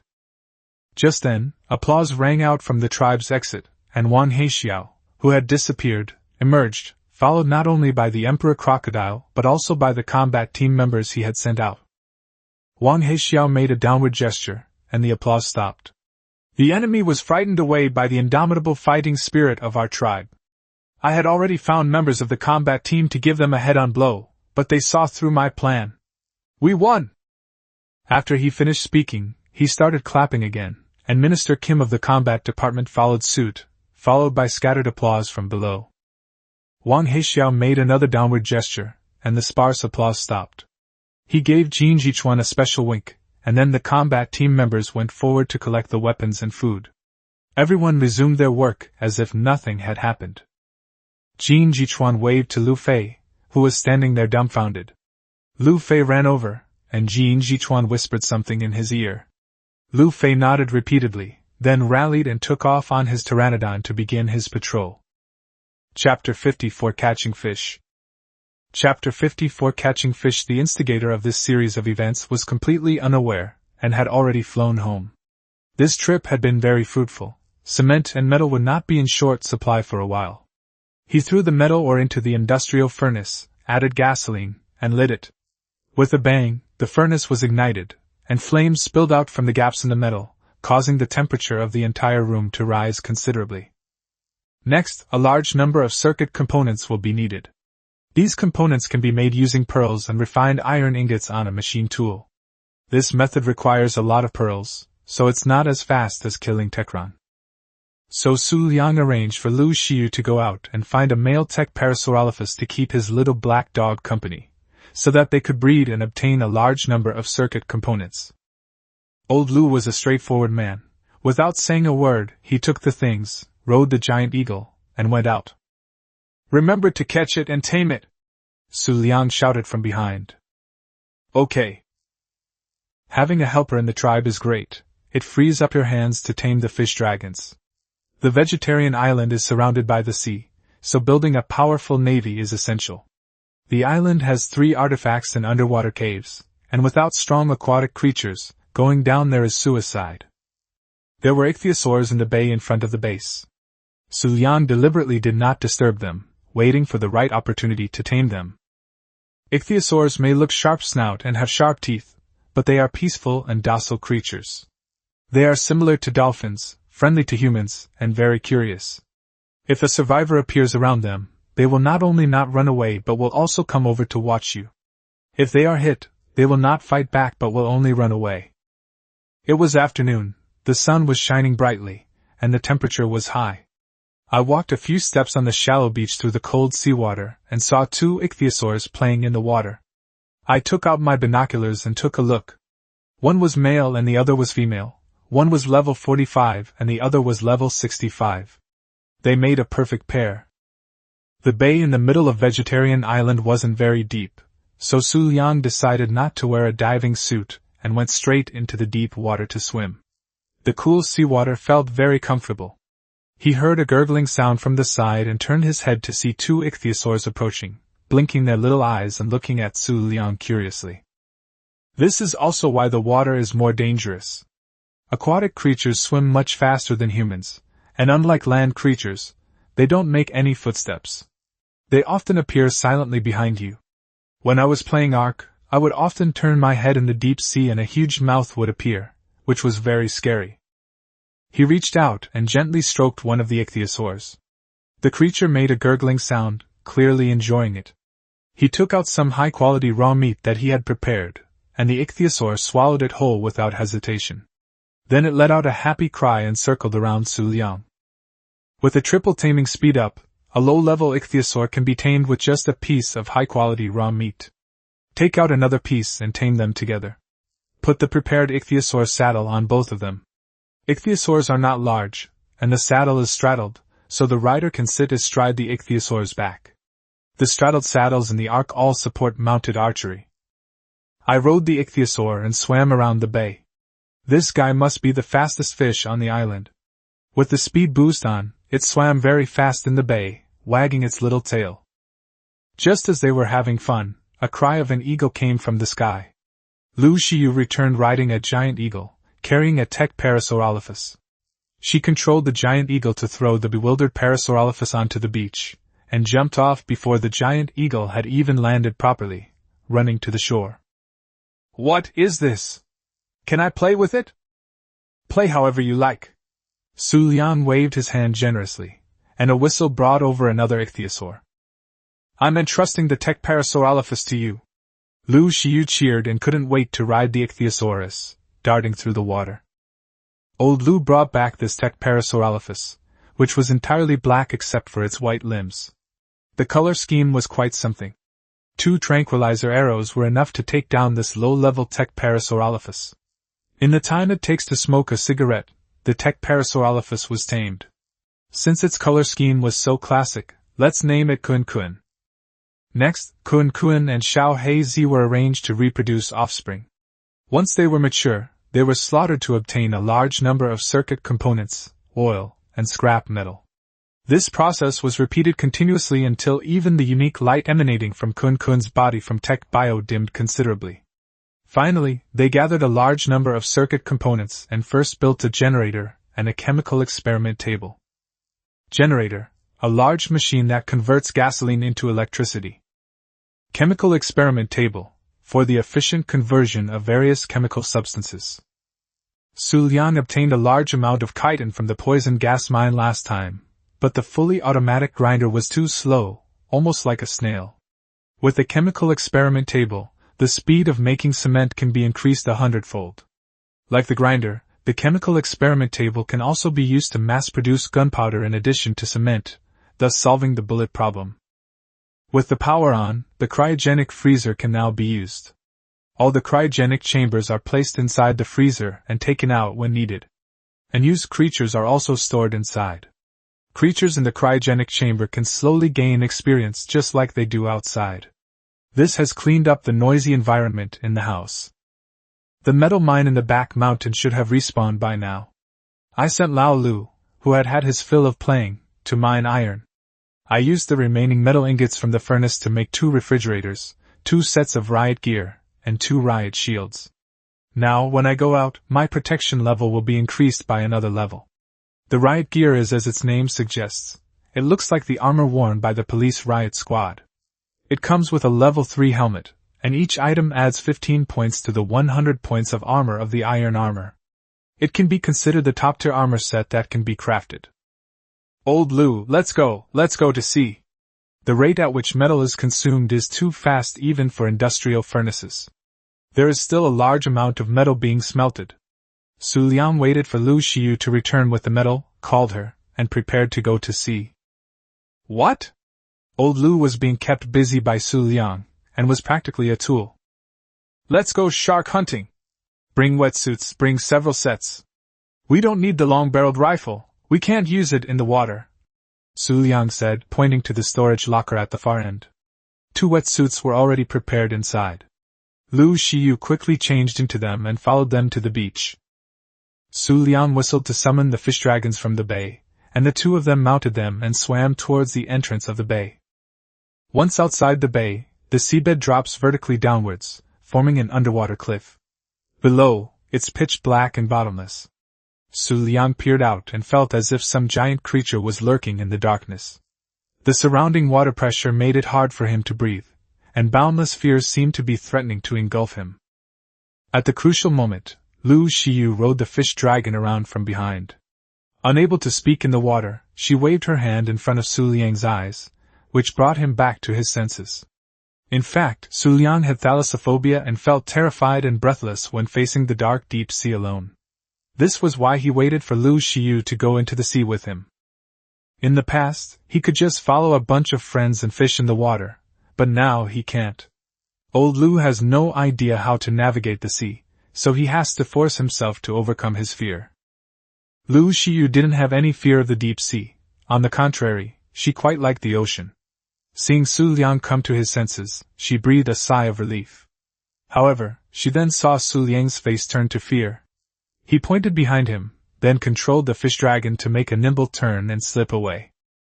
Lu Xiu hurriedly looked back and saw a huge white fish head emerge from the deep sea and appear behind her. Most of its exaggerated body was still in the deep sea, and could not be seen clearly. Her heart skipped a beat, but her hands did not slow down. She controlled the fish dragon to rush out. Although the elite lizardfish is not slow in the water, it is still a relative survivor and is no match for the ichthyosaur. After accelerating forward for a distance, the elite lizardfish could not keep up and swung its tail, sinking into the deep sea. Xu Liang and Lu Xiu wandered around the waters around Vegetarian Island, searching for high-level megalodon sharks. The carnivorous creatures in the water were all incredibly fierce, but Xu Liang still chose the megalodon. This creature had a group buff and a bleeding effect. The group buff could stack up to 9 times, which was terrifying when it was full. It was known as the underwater wolf pack, and nothing could withstand a group of megalodon sharks. Fortunately, wild megalodons do not travel in groups, and their strength is greatly reduced when they are alone. The 2 rode the ichthyosaur and nimbly dodged the pursuit of various creatures in the water. The ichthyosaur's status in the water is equivalent to that of the dodo bird on land. Everyone will try to bite you. However, the ichthyosaur is very fast, and other creatures cannot catch up with it. The giant sea creatures Lu Xiu encountered along the way were dazzling: plesiosaurs, manta rays, glowing jellyfish, and a basilosaurus surrounded by a group of manta rays. None of them were easy to deal with. Since megalodons mainly congregate in shallow waters, Xu Liang did not venture into the deep sea. While searching for megalodons, he encouraged himself. The wild dragons on the isolated island were generally of low level, and the 2 of them wandered around for a long time before finally spotting a level 120 female megalodon. The taming process was much simpler. Wild megalodons couldn't catch up with ichthyosaurs at all, they could just lead them around. Both of them had excellent crossbows, and it didn't take much effort to knock the guy unconscious. Xu Liang went closer to examine it, and found that this thing was similar to the sharks shown on TV, only much larger. It was estimated that it could bite off half of a person's body in one bite. After lingering in the water for so long, the high-quality raw meat I brought had all rotted. I couldn't beat any other creatures in the water, so I could only tame it with raw meat. I opened its backpack, put in 2 sets of raw meat, and checked the megalodon's attributes. Health points, 2520.0. Endurance, 768.0. Food, 6000.0. Weight, 305.0. Melee damage, 195%. Movement speed, 100%. Vertigo, 6512.0. This guy's stats are a bit weak, but there's nothing I can do about it. I don't think I've ever caught a creature with top-tier stats before. I'll have Lao Lu try when I get up later. I wonder if she'll be lucky. Chapter 55 Your hands are red, you can touch them. Chapter 55 Your hands are red, you can touch them. What followed was a long wait. Although the megalodon did not attract much hatred, the combination of the ichthyosaur and the survivor was as tempting as cola with a hamburger in the eyes of the carnivorous creatures in the sea. As soon as they spotted Xu Liang and his companion, they would come up in waves, especially the tormenting duo in the water, the electric eel and the jellyfish, who were disgusting to the extreme. Finally, Xu Liang saw the megalodon shudder and regain her senses. He gestured to Lu Xiu to touch her, but since they couldn't talk in the water, Lu was completely confused. "What are you doing here forming a hand seal?" Having no other choice, Xu Liang made a gesture to surface, bringing the megalodon up with him before speaking. "Old Lu, go touch it. My hands are too dark, I always miss the mark when adding points." "Got it. Just watch, I have a glorious record of opening a pack of Hearthstone packs with 5 legendaries." Old Lu rubbed his hands, jumped off the fish dragon, went to the shark, and opened its interface to take a look. Health points, 3080.1. Endurance, 1056.0. Food, 6900.0. Weight, 375.0. Melee damage, 395%. Movement speed, 100%. Vertigo, 7512.0. Hearing Lu Xiu recite these numbers, Xu Liang was somewhat shocked. "You didn't waste a single bit of it. You've gone from a big eater to a qualified warrior." "Old Lu, your hands are red, you can touch them from now on," Xu Liang said. What followed was simple. With the protection of the megalodon, they were no longer lambs to the slaughter. Old Lu rode the megalodon and followed behind the ichthyosaur, showing off his power. Actually, it wasn't really riding, as the megalodon was much bigger than the ichthyosaur, and it was impossible to ride. Who could maintain a split for so long? The megalodon's saddle is a relatively long leather pad with 2 handles in the front and 2 rings in the back. Survivors hold the handles with both hands, put their feet into the rings, and press their whole body against the saddle on the megalodon's back to secure themselves. They then control the megalodon using the 2 handles. This method is quite novel, and Lao Lu is having a lot of fun with it. Next comes the tedious task of finding dragons. High-level dragons are extremely rare on this island. Xu Liang used to install a dragon-finding mod when playing games, but unfortunately, this isn't a game. The two expanded their search area and continued. During this time, a plesiosaur kept chasing Xu Liang. Lu Xiu couldn't hold back and rode the megalodon to give it a good beating. The plesiosaurs here are not as cute as Nobitas psychos from Doraemon. These creatures have mouths full of densely packed sharp teeth, and relentlessly pursue any survivors they see. Even when tamed, they are not very strong in combat, so few people keep them as pets. The high-level megalodon easily tore the plesiosaur to pieces, and the carcass and the smell of blood attracted more deep-sea carnivores, including the megalodon, which prefers to live in shallow waters. Old Lu's success was somewhat accidental. I took out my binoculars and looked. The leader was a level 100 male, Lu Zi. What a lucky guy. Old Lu took out his crossbow and shot at the level 100 creature. He then took out his binoculars, glanced at it, and rode the megalodon to drive away other aquatic life. Megalodon is a slow turner, similar to a Tyrannosaurus rex on land. Xu Liang likes to tame it by himself by taking it to the continental shelf in shallow waters and then circling around it. The guy gets really anxious, but he can't bite it with his big mouth. He turns around to try to escape, but he can't swim as fast as the ichthyosaur, so he can only obediently lie on the seabed and fall asleep like a baby. The vegetarian island is right across from here. Xu Liang deliberately lured it here, having Lu Xiu ride the megalodon to guard it, while he rode the ichthyosaur back to get high-quality thigh meat. This guy's level isn't high, so let's try to ensure the effectiveness of its taming. Like a small motorcycle on the water, the fish dragon returned with high-quality raw meat in the time it takes to smoke a cigarette after increasing its speed and stamina.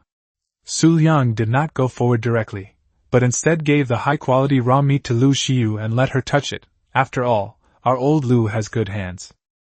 Lu Xiu swam straight forward. Although the shark was male, it was pink overall with green stripes on its back. She liked it very much and opened the shark interface to take a look. Health points, 3960.0. Endurance, 768.0. Food, 3000.0. Weight, 320.0. Melee damage, 175%. Movement speed, 100%. Dizziness, 5552.0. This is amazing. With such low health and such low food availability, even though its attack power is relatively low, sharks rely on the bleeding buff to survive. This is definitely a tanky male. Old Lu was beaming with pride, his tail practically wagging in the air. With high-quality raw meat and the taming bonus activated, the blood bull shark quickly got up. Xu Liang thought to himself, "These base attributes shouldn't be misallocated, right?" Before Lu Xiu could react, he swam forward and opened the shark's attribute interface. Health points, 4440.1. Endurance, 960.0. Food, 6209.0. Weight, 365.0. Melee damage, 363.9%. Movement speed, 100%. Vertigo, 7904.5. Oh my god, why did you add so much food? Your family is full of big eaters. Xu Liang slunk back to the base on the megalodon under Lao Lu's angry glare. Next, they had to prepare for breeding. Aquatic creatures are all viviparous, so there is no incubation process. However, the newborn megalodon is very weak, so they still had to use the giant gate to enclose the bay. This time, Xu Liang was too embarrassed to give Lu Xiu any more instructions, so he sheepishly began collecting materials himself. There were many door construction methods in the Ark's imprint points, ranging from small door frames that could only accommodate one person to large door frames that could accommodate a brontosaurus. Underwater creatures are generally large, so in order to allow other large underwater creatures to enter and exit in the future, Xu Liang chose stone giant dinosaur door frames and reinforced giant dinosaur doors. The size was suitable, and the stone structure would not be damaged by dinosaurs. Riding a megalodon to the entrance of the bay, they lowered the giant gate and filled the gaps with stone walls, successfully enclosing the bay and establishing their own underwater breeding base. Next, Xu Liang plans to start mass breeding of megalodon sharks. He plans to breed 3 teams of 9 megalodon sharks each. The megalodon's population buff of +9 is the maximum. 3 teams of seawolf packs will be enough to protect the vegetarian island. Xu Liang invited Lu Xiu to come and observe, work. He then activated the mating option for the 2 megalodon sharks. The male and female sharks began to engage in a magical lovemaking process in the water. The aquatic creatures did not make any strange noises, thus avoiding an awkward scene. Second-generation creatures inherit the attributes of their parents. The purpose of breeding is to pass on the best attributes of the parents to their offspring, such as the male's health and the female's attack power. However, since it is random, a large number of breedings and eugenics are needed to succeed. Then, the male and female that have inherited the health and attack power continue to breed, and the offspring will inherit them perfectly. Xu Liang patiently explained to Lu Xiu that the 2 megalodon sharks underwater suddenly stopped, trembled, and then stopped moving. Xu Liang swam over and saw that the female shark was already pregnant. She had activated 3x speed and the countdown showed that she would give birth in 15 minutes. Megalodon pups are very vulnerable. They are not only prone to starvation but also to stranding on beaches and dying. Therefore, someone must supervise them during breeding. Xu Liang continued to explain eugenics to Lu Xiyu. When organisms reproduce, their offspring have a chance of mutation. There are 2 types of mutations, color mutation and attribute mutation. Color mutation is just for aesthetic purposes and has no other use. Attribute mutation is very useful. Each mutation will add 2 attribute points, which will be randomly distributed. If the desired attribute points are distributed, it will be a perfect mutation. There is a limit to 20 mutations. However, breeding mutation is very time-consuming and requires too much time to grind. It is usually only played by server veterans. Single-player game players do not have the time for this. Lu Xiyu nodded repeatedly as he listened. 15 minutes passed quickly. The mother shark lifted her rear end and sprayed out a small thing. Xu Liang quickly swam over and found it was a megalodon pup. He immediately adopted it, gave the little guy some fish meat, and the little guy couldn't wait to eat it. Wow, such tiny mini sharks, so cute. Lu Xiyu's voice came from behind. No matter how ugly the creatures in the ark are, they are all cute when they are young, which can easily arouse a woman's maternal instincts. Before Xu Liang could even greet her, Lu Xiyu stepped forward to take care of the baby shark. Now they just have to wait for the mother shark to finish her postpartum period so that they can start breeding the second batch. By the way, this is just a female. She'll mate with her father when she grows up. Male sharks don't need to rest after childbirth, Xu Liang said, then turned and went back to the base, leaving Lu Xiyu with a strange expression. By the way, if there are any with perfect inheritance, remember to let them continue to breed. Xu Liang turned around and reminded them again. This kind of ethics and morality is hard for newbies to accept, but it is commonplace for veteran ARK players. Moreover, in order to obtain perfect inheritance, many players simply kill the cubs that do not inherit perfect attributes, and use their flesh to feed their parents, brothers, and sisters. Xu Liang was afraid that Lu Xiyu wouldn't be able to accept it, so he didn't assign it this cruel task. With its current configuration, it was already capable of crushing other tribes, who were probably still urinating and playing in the mud. Lu Xiyu can also do the trace mission. Once someone is adopted, whoever does the trace mission and gets the rider buff will be considered the adopter. Back at the base, Xu Liang didn't rest. He went out and caught 2 sharks. He had almost finished preparing the ingredients at home, so he needed to make an industrial-grade cooking pot. This thing was much more efficient at cooking than a regular cooking pot. The industrial-grade cooking pot could only be placed on a tap for easy water filling, so Xu Liang also had to connect a water pipe from the beach outside so that his home could have running water. Industrial cooking pots use gasoline as fuel to quickly cook large quantities of food. Various ingredients can be added to make soups, stews, and fuel. So the two divided the work and cooperated to make the base even stronger. Chapter 56 Life is full of ups and downs. Chapter 56 Life is full of ups and downs.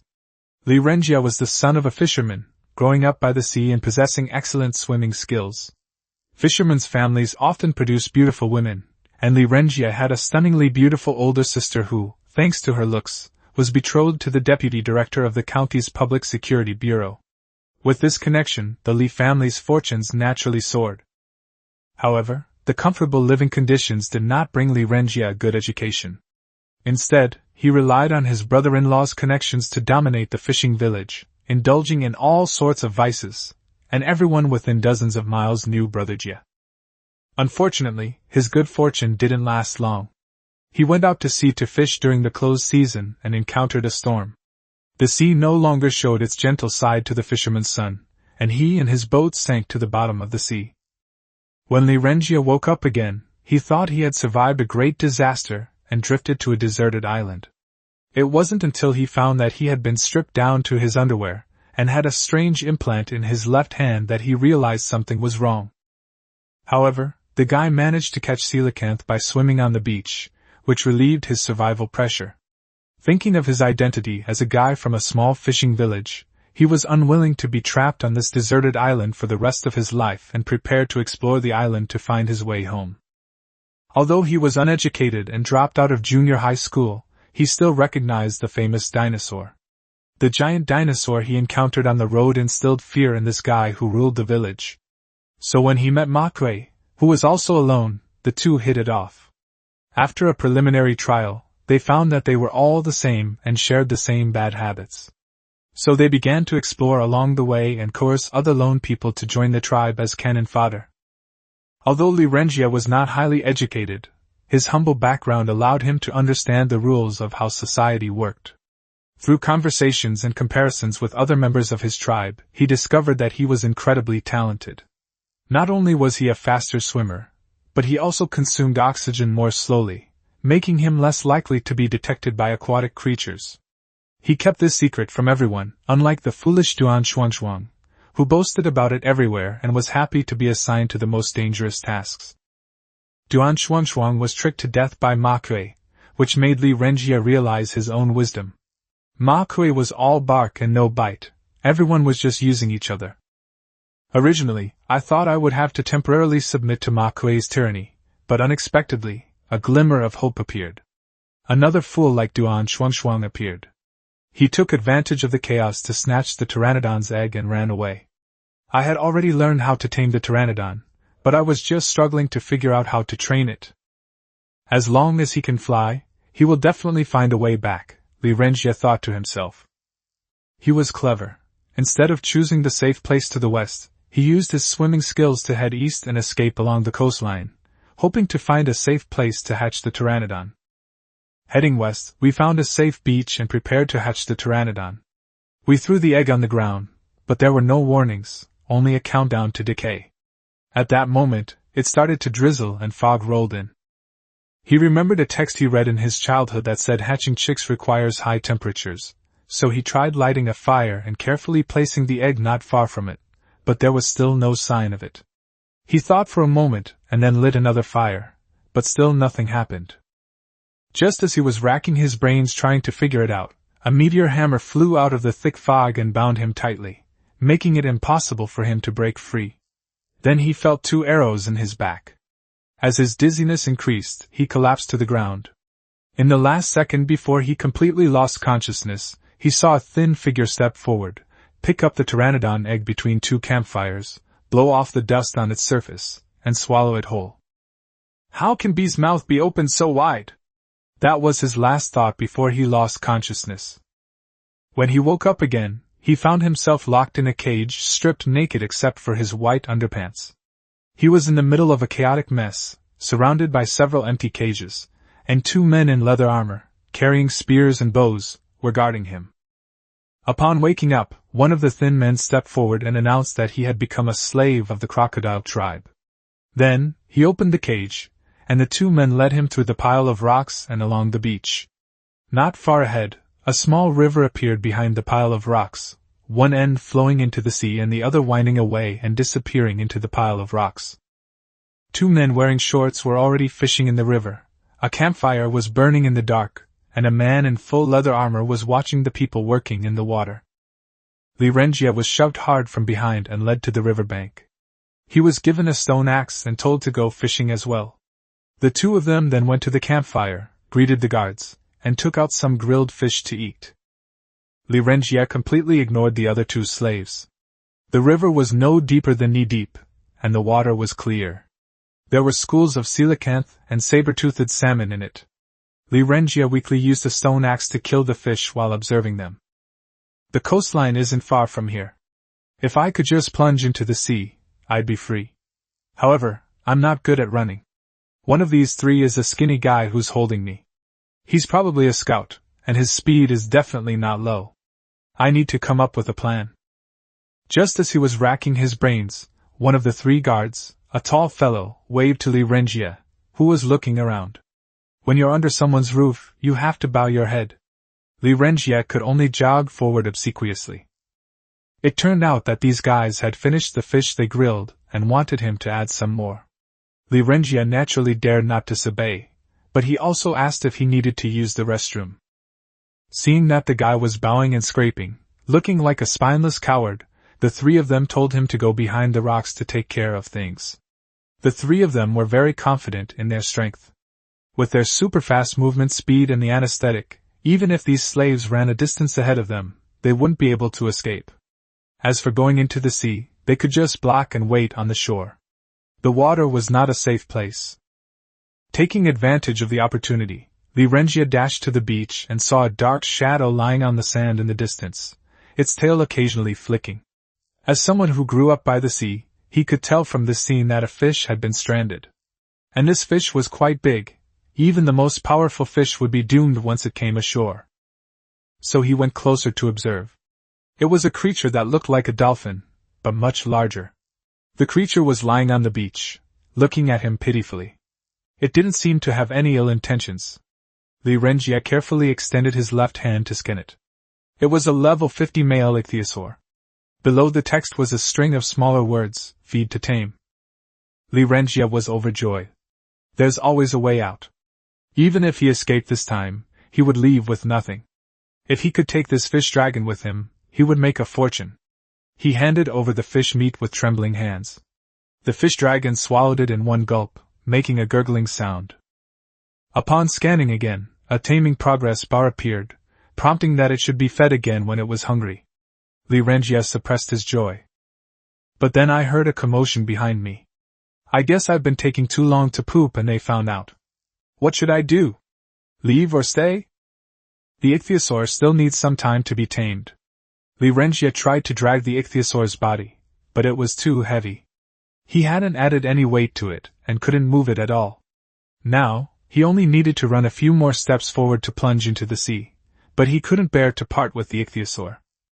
Fortune favors the bold, he gritted his teeth and turned to run towards the source of the commotion. The guards noticed that this sycophant was taking an unusually long time to defecate. They called out to him several times, but no one answered. The three men exchanged glances, and the skinny guy stood up to check on him. Just then, a figure emerged from behind the rock. It was Li Renjie.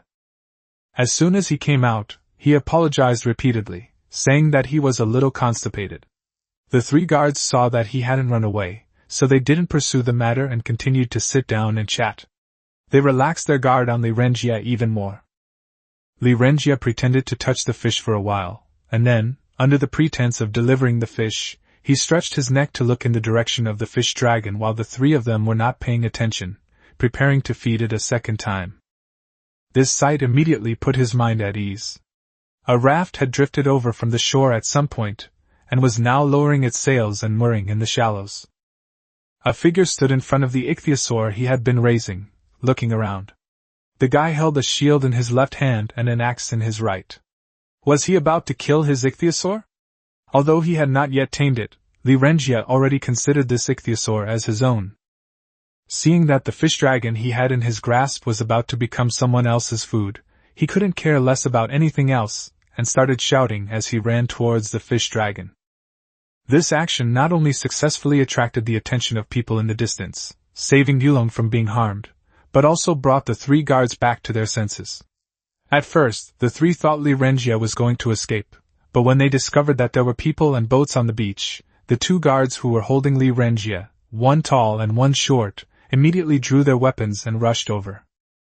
As Li Renjie had guessed correctly, both of them had increased their movement speed and quickly overtook him from behind, running towards the person on the beach. Seeing that things were not going well, the guy on the beach took off running. He was incredibly fast and quickly boarded the raft, lowered the sail, and skillfully steered the raft along the coastline. However, Li Renjie felt that his back view looked somewhat familiar. The two scouts continued their relentless pursuit, while Li Renjie quietly slowed his pace and approached the fish dragon. The fish dragon was unharmed, and Li Renjie fed it another bite. Footsteps sounded behind him. Clearly another guard had called for reinforcements. Several burly men, all dressed in animal skin suits and carrying weapons, ran over and surrounded Li Renjie. However, they didn't attack, but instead looked at one of the men of medium build. They had all been on the island for a few days and were all unkempt with stubble, but this man of medium build exuded a different kind of aura, like a recently discharged soldier that Li Renjie had seen at his brother-in-law's workplace. "Chief, This is the fish dragon I've tamed, which I'm preparing to offer to the tribe, Li Renjie exclaimed, as if struck by a sudden inspiration. Chapter 57 Unidentified Visitor. Chapter 57 Unidentified Visitors at the Vegetarian Island Base. After arranging the industrial cauldron, Xu Liang continued to busy himself with fertilizing and adding meat to the feeding troughs. Now that his business had expanded, there were many more things to do. After checking the cryogenic chamber, he found that there were still quite a few second-generation tech Parasaurolophus that had been bred previously. The entire tribe consisted of only Xu Liang and Liu Xiyu.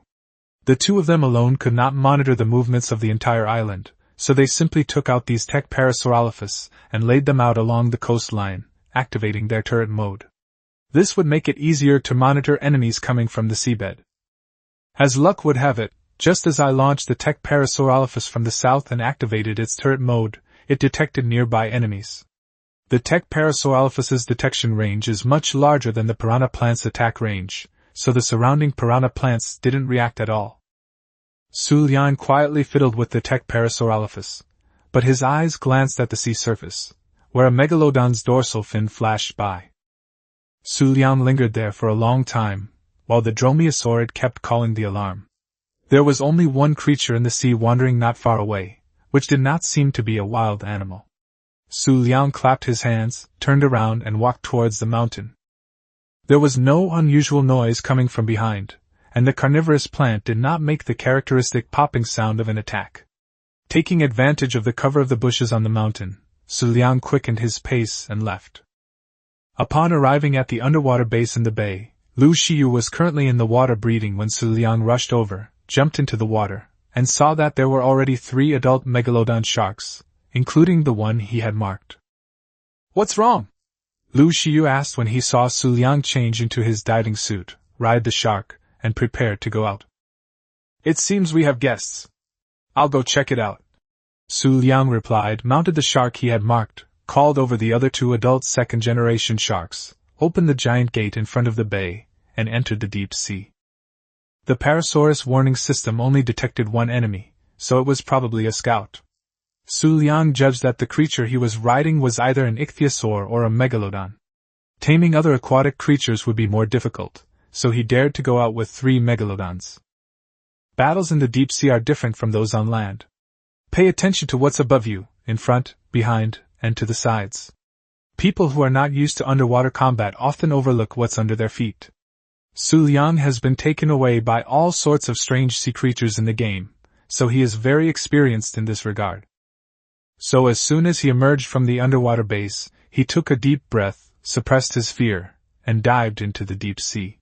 The elite leadsfish had wandered off somewhere. He took out a map and GPS to determine the direction and swam south of the herbivore island with the other 2 megalodons. Although the megalodon's speed in the water was not as fast as that of the ichthyosaur, it was still quite impressive. It did not take long to circle around from the east of the island to the south. In the distance, the Parasaurolophus alarm signal could be seen.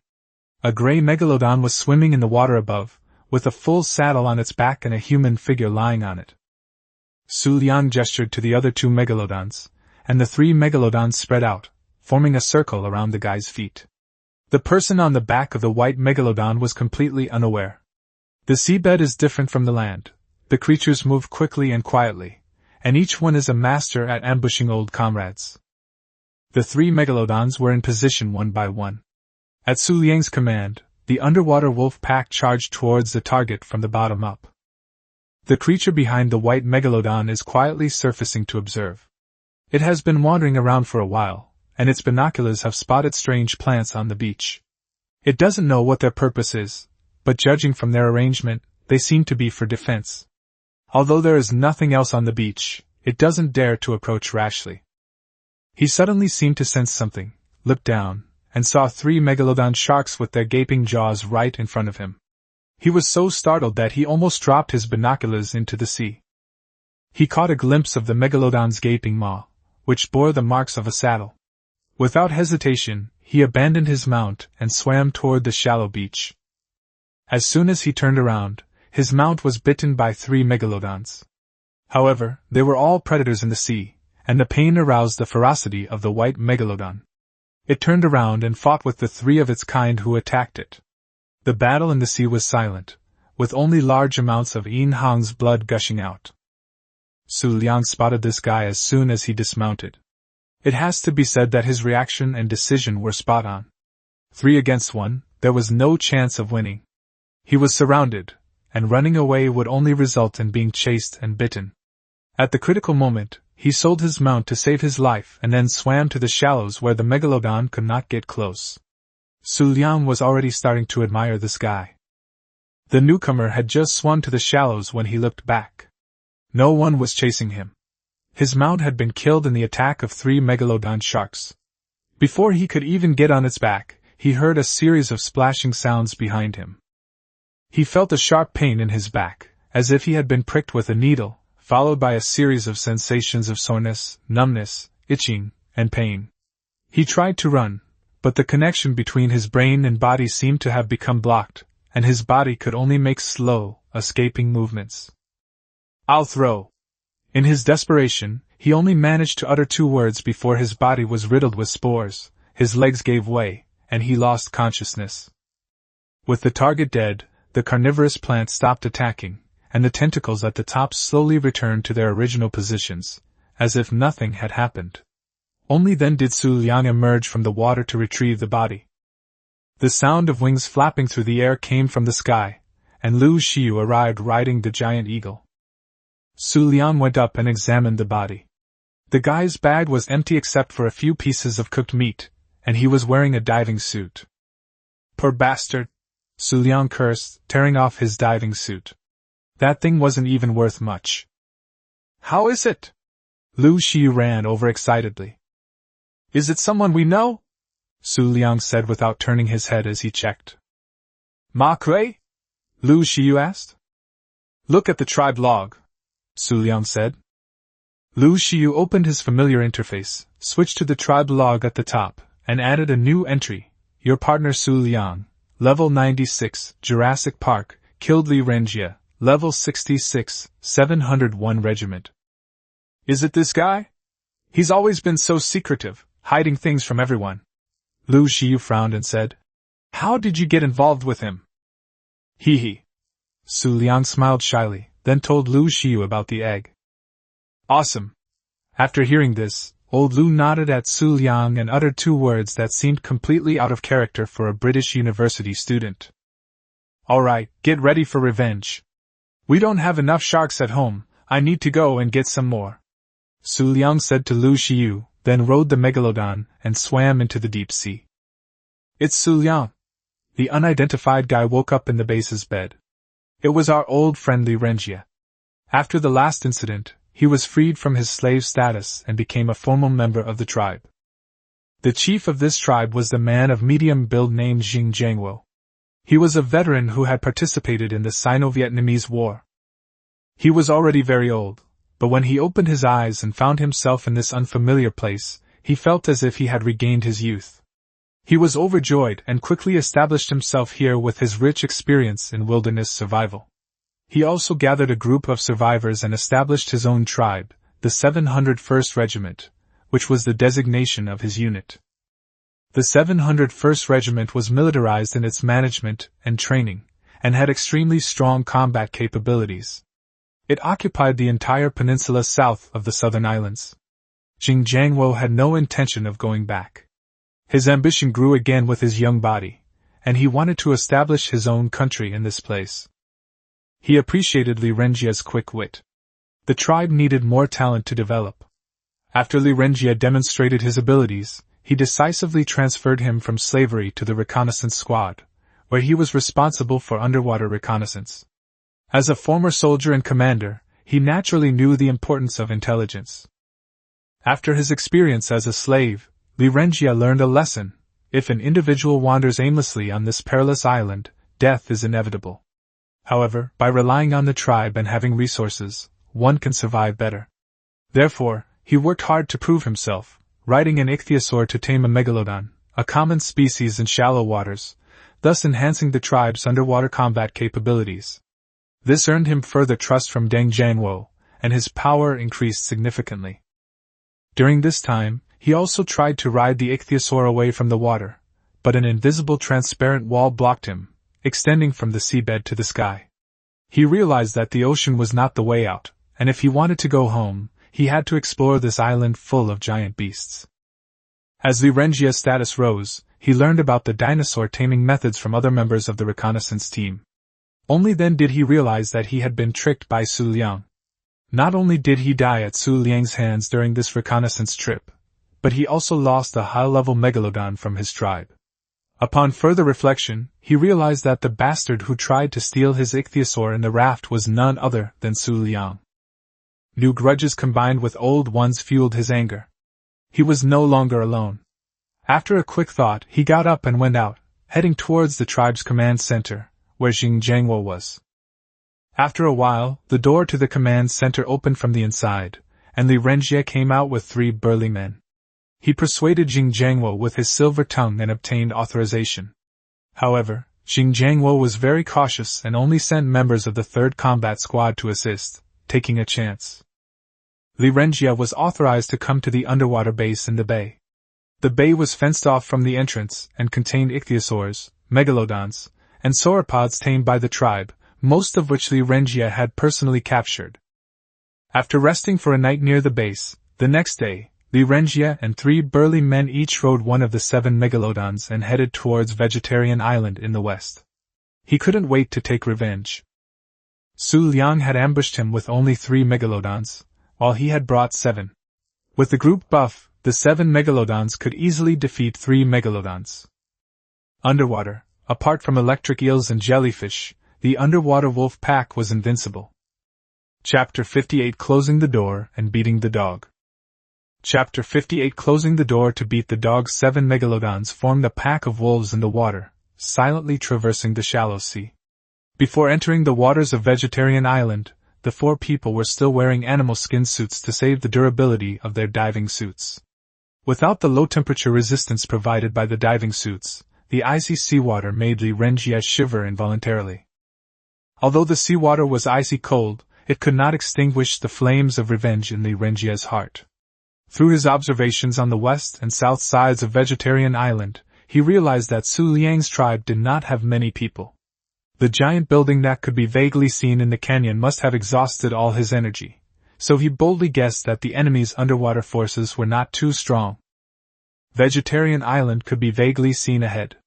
Lirengia gestured to the 3 people behind him, and then they changed into diving suits and controlled the shark to dive into the deep sea. The combat team members were all personally selected and trained by Xinjiangwo. Everyone was agile and well-trained. Lirengia had fought alongside them several times. The combat team members were not only accurate archers, but also had good close combat skills, and were especially good at coordinating ambushes. The underwater light is poor, and the visibility is much worse than on land. However, Lirengia grew up by the sea and is very skilled in the water. His eyesight is not affected at all. He saw an ichthyosaur in the distance, as if it was on patrol. A figure wearing a diving suit was sitting on the back of the ichthyosaur, and 3 megalodons were following behind it. The other party noticed them, held up a telescope and looked this way, then turned and ran, with 3 megalodons in hot pursuit. Lirengia was overjoyed. It seemed that this was the enemy's entire water force, and they had all been brought out for patrol. They happened to run into his own troops. He gestured to the 3 soldiers behind him and then sped up to catch up. Although the ichthyosaur was fast, the megalodon was relatively slow. The people in front seemed reluctant to let go of these 3 megalodon, stopping from time to time to wait. Lirengia saw all of this. These 3 should be their only underwater strength, otherwise they wouldn't be so nervous. Being a bit sentimental, he couldn't help but look down on Xu Liang again. The creature in front seemed unskilled at piloting the megalodon, moving back and forth intermittently, which further closed the distance between them. The creature then shook off the 3 megalodon and began to dive into the deep sea. Was it trying to escape? Lirengia wondered. The ichthyosaur was extremely fast and quickly disappeared into the dark depths of the sea. Then, a small dot appeared in the deep sea, and the other party returned riding the ichthyosaur. However, a huge red head emitting orange-red mist followed closely behind, chasing after them from the deep sea. The ichthyosaur led the deep-sea behemoth to the vicinity of Vegetarian Island, then with a nimble turn, it led the three megalodons into a huge doorway in the inner sea of Vegetarian Island and disappeared. It was probably so frightened that it even forgot to close the door. Lirengia couldn't help but chuckle, blowing out a string of bubbles. It seemed this was the opponent's trump card, leads fish. Using wild creatures to guard the gate, not a bad idea. However, Lirengia wasn't afraid.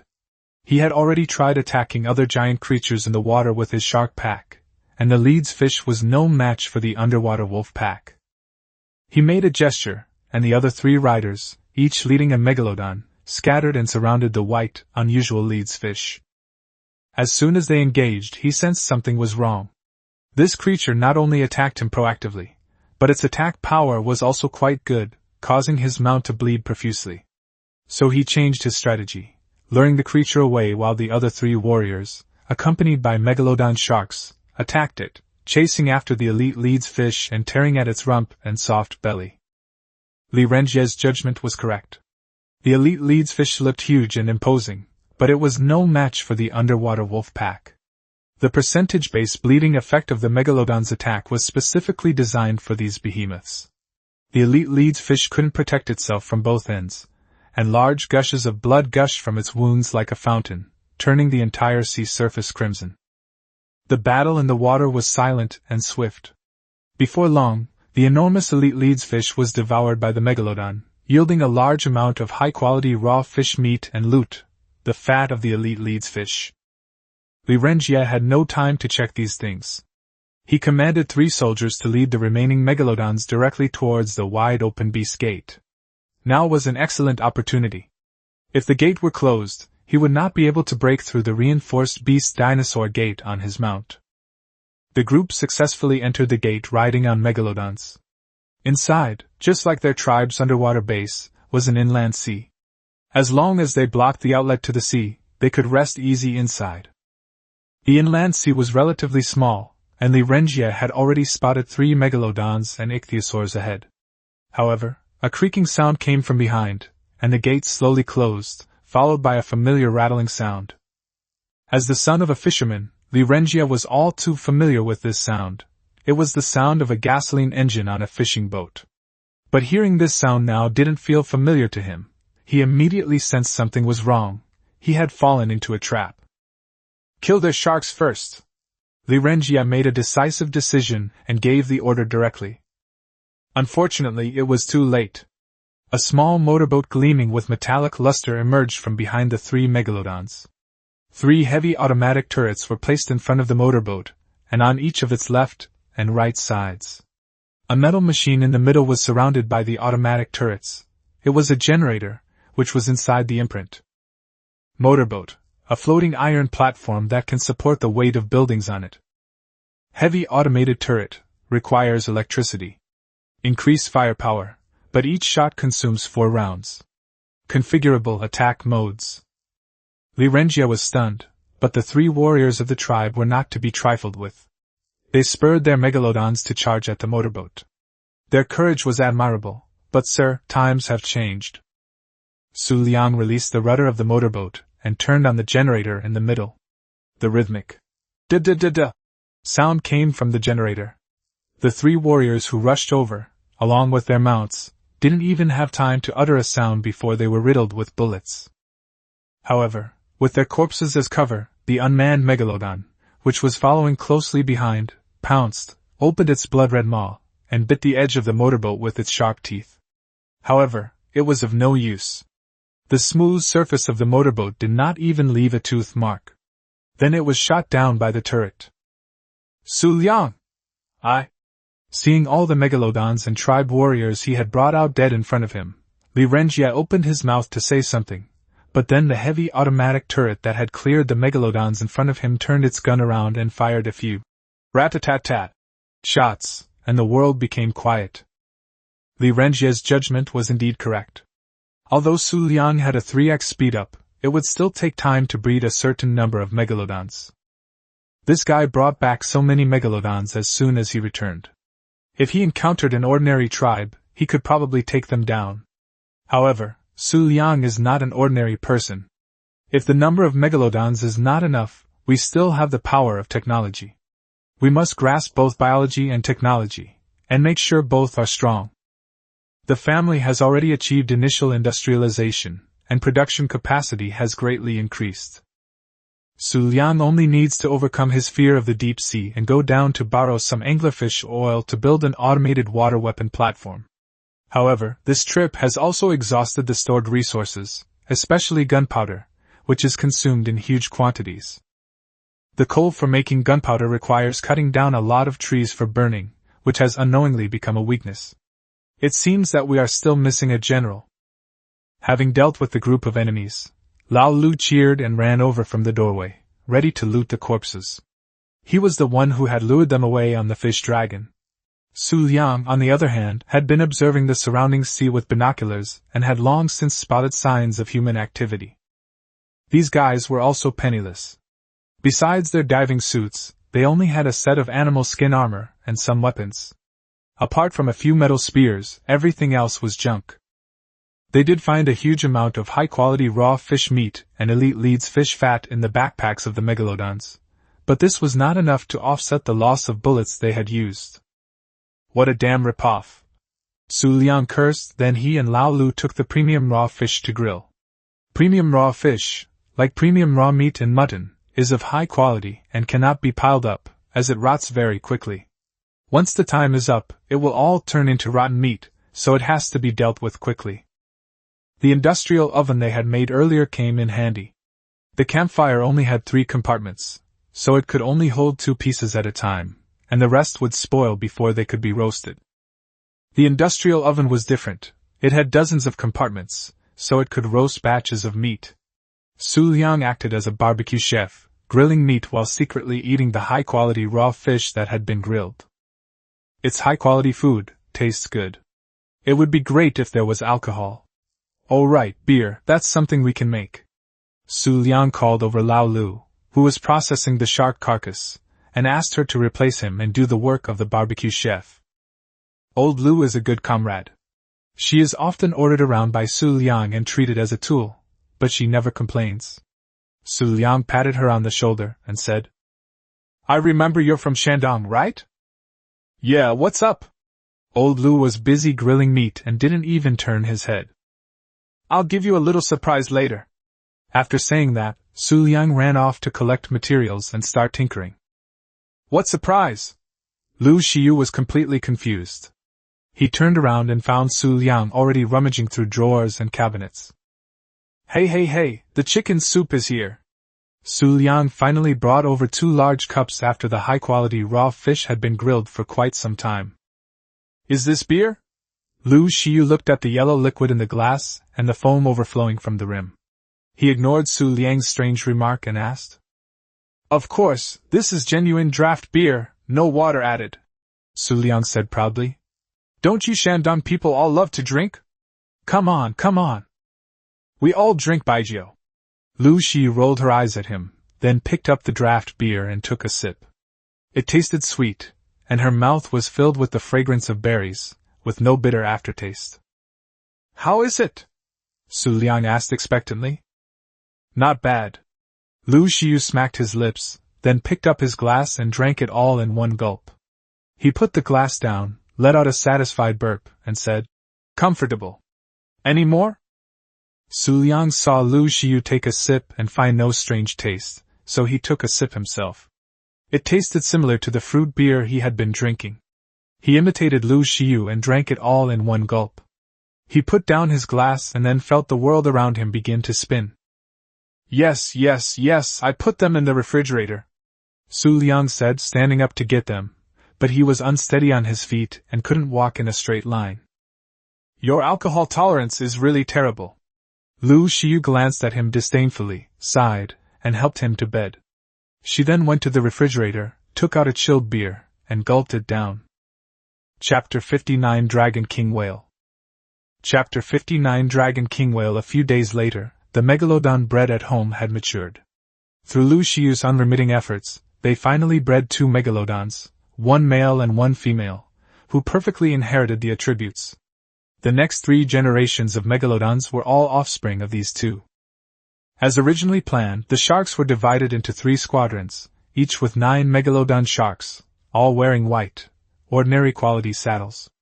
The first and second squadrons were ragtag groups with no offspring that could perfectly inherit their lineage.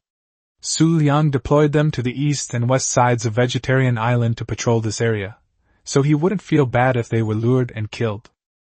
The third squadron consisted entirely of third-generation megalodons that had perfectly inherited their attributes. Except for 2 male and female breeding stock that were kept in cryogenic chambers, the others were allowed to rest at the underwater base in the bay. This squadron was the main force reserved for entering the underwater mines. The underwater wolf pack has taken shape. Next, we need to ask the big brother who can provide underwater protection for the survivors, the Basilosaurus. The Basilosaurus is peaceful and docile. Although it is a carnivore, like modern whales, it does not actively attack survivors. According to Helena's notes, this creature has a leaky mouth when it eats, and food scraps will attract manta rays to forage for food. Therefore, the Basilosaurus we see in the Ark underwater world is always surrounded by a group of manta rays, all of which are creatures that like to get something for nothing. Survivors who get close to the Basilosaurus will be seen as enemies trying to steal their food scraps, and manta rays will swarm to attack them. Without a strong underwater creature, it is impossible to withstand the attack, and even if you want to escape, you cannot swim across. Once tamed, the Basilosaurus is very strong. It provides its rider with a buff, granting resistance to low temperatures and immunity to all control effects. Riding the Basilosaurus means you'll never have to fear electric eels, jellyfish shocks, or the magical spins of the baryonyx. Besides protecting its rider, the Basilosaurus is also quite powerful. It can regenerate health by consuming food and is incredibly fast. Moreover, its backpack automatically secretes oil, which can replace gasoline. However, its weaknesses are also quite obvious. It cannot go into the deep sea, as the immense water pressure will cause it to slowly lose health, and its health regeneration will also be slowed down. Despite its flaws, the Basilosaurus is the best mount for survivors to enter underwater mines and retrieve artifacts. Underwater mines are dark and narrow, and in addition to various high-level carnivorous creatures, there are also a large number of jellyfish and electric eels. Even experienced survivors can easily get into trouble in underwater mines. Xu Liang called Lu Xiu and led the 3rd squadron of Megalodon from the base towards the edge of the main island of the isolated island. Basilosaurus mostly live in shallow waters, especially in the waters south of the isolated island, where the water is warm and fish resources are abundant, attracting a large number of Basilosaurus to come and forage. Not far west of the main island of the isolated island, you can see a giant underwater creature shaped like a shuttle swimming leisurely in the sea. Its head is sharp and its mouth is full of sharp teeth, making it look quite formidable. A group of manta rays surround its waist, clinging tightly to the Basilosaurus's body, as if it is wearing a black miniskirt, which is quite magical. He took out his binoculars and looked at it. Good heavens, it was only level 10. The level was too low. Taming it would be useless. Xu Liang simply gave the Megalodon an attack command. The 7 sharks swarmed forward, and a large amount of blood gushed out of the water. The Basilosaurus and the manta ray were quickly devoured until there was nothing left. Xu Liang then headed west, and whenever he encountered low-level Basilosaurus or other underwater creatures, he would command the Megalodon to slaughter them all. This served 2 purposes: upgrading the Megalodon and having the Watchers release new, higher-level creatures. According to the Ark law, if you want to capture a certain type of creature, you will find it very difficult to find a high-level version of that creature. Instead, you will find other types of high-level creatures. This pattern repeated itself once again. A group of Megalodons had all reached their level cap, but the highest level Basilosaurus they encountered was only level 70. Level 70 was too low, they couldn't withstand the damage in the mine. The 2 explored all the waters in the south and then headed to the east. They didn't encounter any high-level Basilosauruses, but they did find a level 120 male baryonyx in the sea at the edge of the swamp. Baryonyx is arguably Xu Liang's favorite creature in Arknights. This guy is very agile in both water and on land, able to run, jump, and swim. He's also quite powerful in combat, and he has a special move called Love's Magic Spin. which he can use underwater. When activated, the baryonyx will whip its tail in place, briefly controlling any creature hit, and forcing the rider to dismount. Moreover, the baryonyx supports mounted archery, which is very strong. By the way, the cover of the Arknight's game features a woman riding a baryonyx and holding an automatic rifle, looking very dashing. The baryonyx was unaware that a group of dark, swarming megalodon sharks were watching it from afar. It was frantically slaughtering coelacanth in the water. Xu Liang took out the cryogenic chamber and threw out a second-generation ichthyosaur. While breeding the megalodon sharks, he asked Lu Xiu to breed a second-generation ichthyosaur for each of them. He rode the ichthyosaur, had Lao Lu pull the megalodon shark group away, and then rode forward on the ichthyosaur. The baryonyx, nicknamed the Little Fisherman, is very fast underwater, though not as fast as the underwater ichthyosaur. Xu Liang controlled the ichthyosaur to approach, pulled out his harpoon gun, loaded it with tranquilizer darts, and fired at the baryonyx. Gunpowder weapons cannot be used underwater, and the crossbow is also limited by water resistance. The harpoon gun is specifically designed for underwater shooting, as it can shoot far and deal high damage. Harpoon gun, a powerful underwater weapon. It uses crossbow bolts as ammunition. Tranquilizer bolt, a bolt with a tranquilizer arrowhead, can only be used with a harpoon gun. The bolt can be reused if undamaged. The baryonyx was having a great time fishing when a long, thick tranquilizer dart pierced its rear. The creature looked around and quickly locked onto Xu Liang, who was holding a harpoon gun nearby.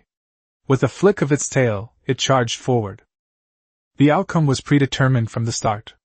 This guy couldn't catch up or escape, and was quickly shot unconscious, lying on the seabed in the shallow sea. Xu Liang gestured to Lu Xiu, who was on guard nearby, and old Lu with red hands readily agreed. Health points, 2200.0. Endurance, 585.0. Food, 7875.0. Weight, 448.5. Melee damage, 175%. Movement speed, 100%. Vertigo, 3256.0. This amount of food and this stamina are typical of a couch potato. She can eat a lot but has weak kidneys. Old Lu's pack of 5 oranges is definitely an exaggeration. Xu Liang glanced at her, but Lu Xiu was oblivious. The baryonyx, nicknamed Little Fisherman, must eat fish, which is easy. Old Lu rode a group of megalodons out to sea and came back to give it high-quality raw fish, which made it stand up in just a few bites. This time, Xu Liang personally went forward to check its attributes. Level 177. Health points, 3080.3. Endurance, 780.0. Food, 10,125.0. Weight, 487.5. Melee damage, 325.2%. Movement speed, 100%. Vertigo, 4,634.5. Oh my god, another big eater has arrived. This is really outrageous. Everyone in the family is a big-bellied man. Lu Xiu saw Xu Liang stunned, went up to check his attributes, and made a mocking gesture at him. I hadn't planned to catch a baryonyx on this trip, so I didn't prepare any saddle. I took out the cryogenic chamber and put it in. I was just thinking about whether I should just go into the swamp and find it a mate when a figure wearing a miniskirt slowly surfaced from the deep sea. It was a basilosaurus. Xu Liang pointed behind Lu Xiu, took out his binoculars and looked inside. It was a level 110 male basilosaurus. The arc law was working again. When you tried to capture one creature, another higher-level creature will appear. Xu Liang pointed to the harpoon gun in his hand, then to Lu Xiu and the megalodon. Old Lu understood his intention, made an OK sign, and then climbed onto the shark. Xu Liang aimed his harpoon gun at the manta rays next to the basilosaurus, pulled the trigger, and the thick crossbow bolt hit one of the manta rays. This seemed to stir up a hornet's nest, and a group of manta rays became agitated and charged at Xu Liang. Once they were away from the basilosaurus and at a safe distance, Lao Lu led the megalodon squadron to meet them.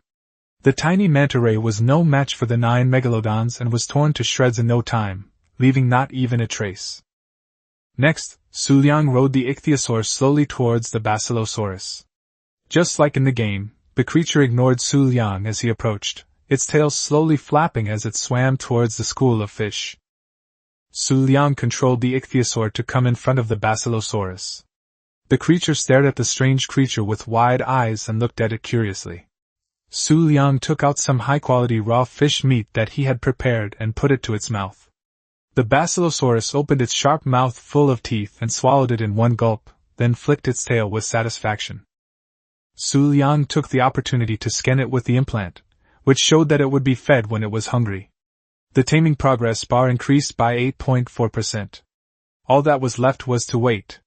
It was a peacefully tamed creature, and it could not be attacked during the process, otherwise the taming progress would be reset to 0. The two of them could not leave yet. They rode the megalodon to clear out the other carnivorous creatures that had come to join the fun. After a long wait, the creature was finally fed the last bite of high-quality raw fish. It wagged its tail happily, clearly delighted. It had finally been tamed. Lu Xiu fed it the last bite, eagerly opening the basilosaurus's interface. Level 160. Health points 14,400.2. Endurance 1050.0. Food 21,152.8. Weight 1078.5. Melee damage 360.5%. Movement speed 100%. Dizziness 21,560.5. Another big eater. But it's a good thing that the basilosaurus has a high food intake, as it can eat fish to replenish its energy. Like modern whales, the basilosaurus is a mammal with its nasal cavity on the top of its head, which can spout water. The water it spouts forms a rainbow. Xu Liang gave Lu Xiu a demonstration, and it then clung to the back of the basilosaurus and refused to get off. It had a great time along the way. When it encountered jellyfish, it rode the basilosaurus and killed them with a few bites. Mom won't be afraid of me getting electrocuted anymore. What followed was another long search, and they couldn't find a suitable female until dark. They had to return to the base to spend the night. The next day, as soon as they went out, they found a level 100 female basilosaurus at the mouth of the main island opposite. This time, their luck was finally good. They asked Lu Xiu to deal with the manta rays, and they simply rode the ichthyosaurus back.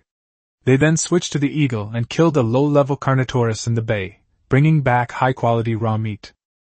The basilosaurus was tamed using high-quality raw meat, which increased its growth rate much faster than using high-quality raw fish.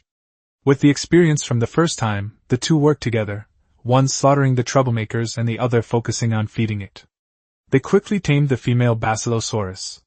Its overall attributes were slightly lower than the male basilosaurus, but that wasn't a big problem, as long as it could inherit the male's attributes.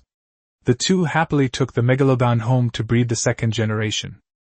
Chapter 60 The Artifact of Stability.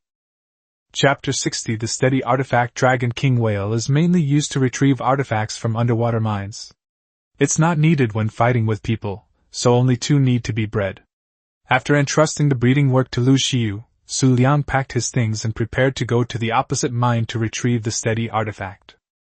After explaining things to Lu Xiu, he adopted the first second-generation basilosaurus, then rode the giant eagle and flew towards the other side. The steady mine is a small cave near the tamed wader. It is surrounded by herbivores and is relatively safe. There are 3 dark stones at the entrance of the cave, which are out of place with the surroundings and are easy to find. After controlling the Argentine giant eagle to land, the first thing to do was to pat 3 sleeping bags at the cave entrance.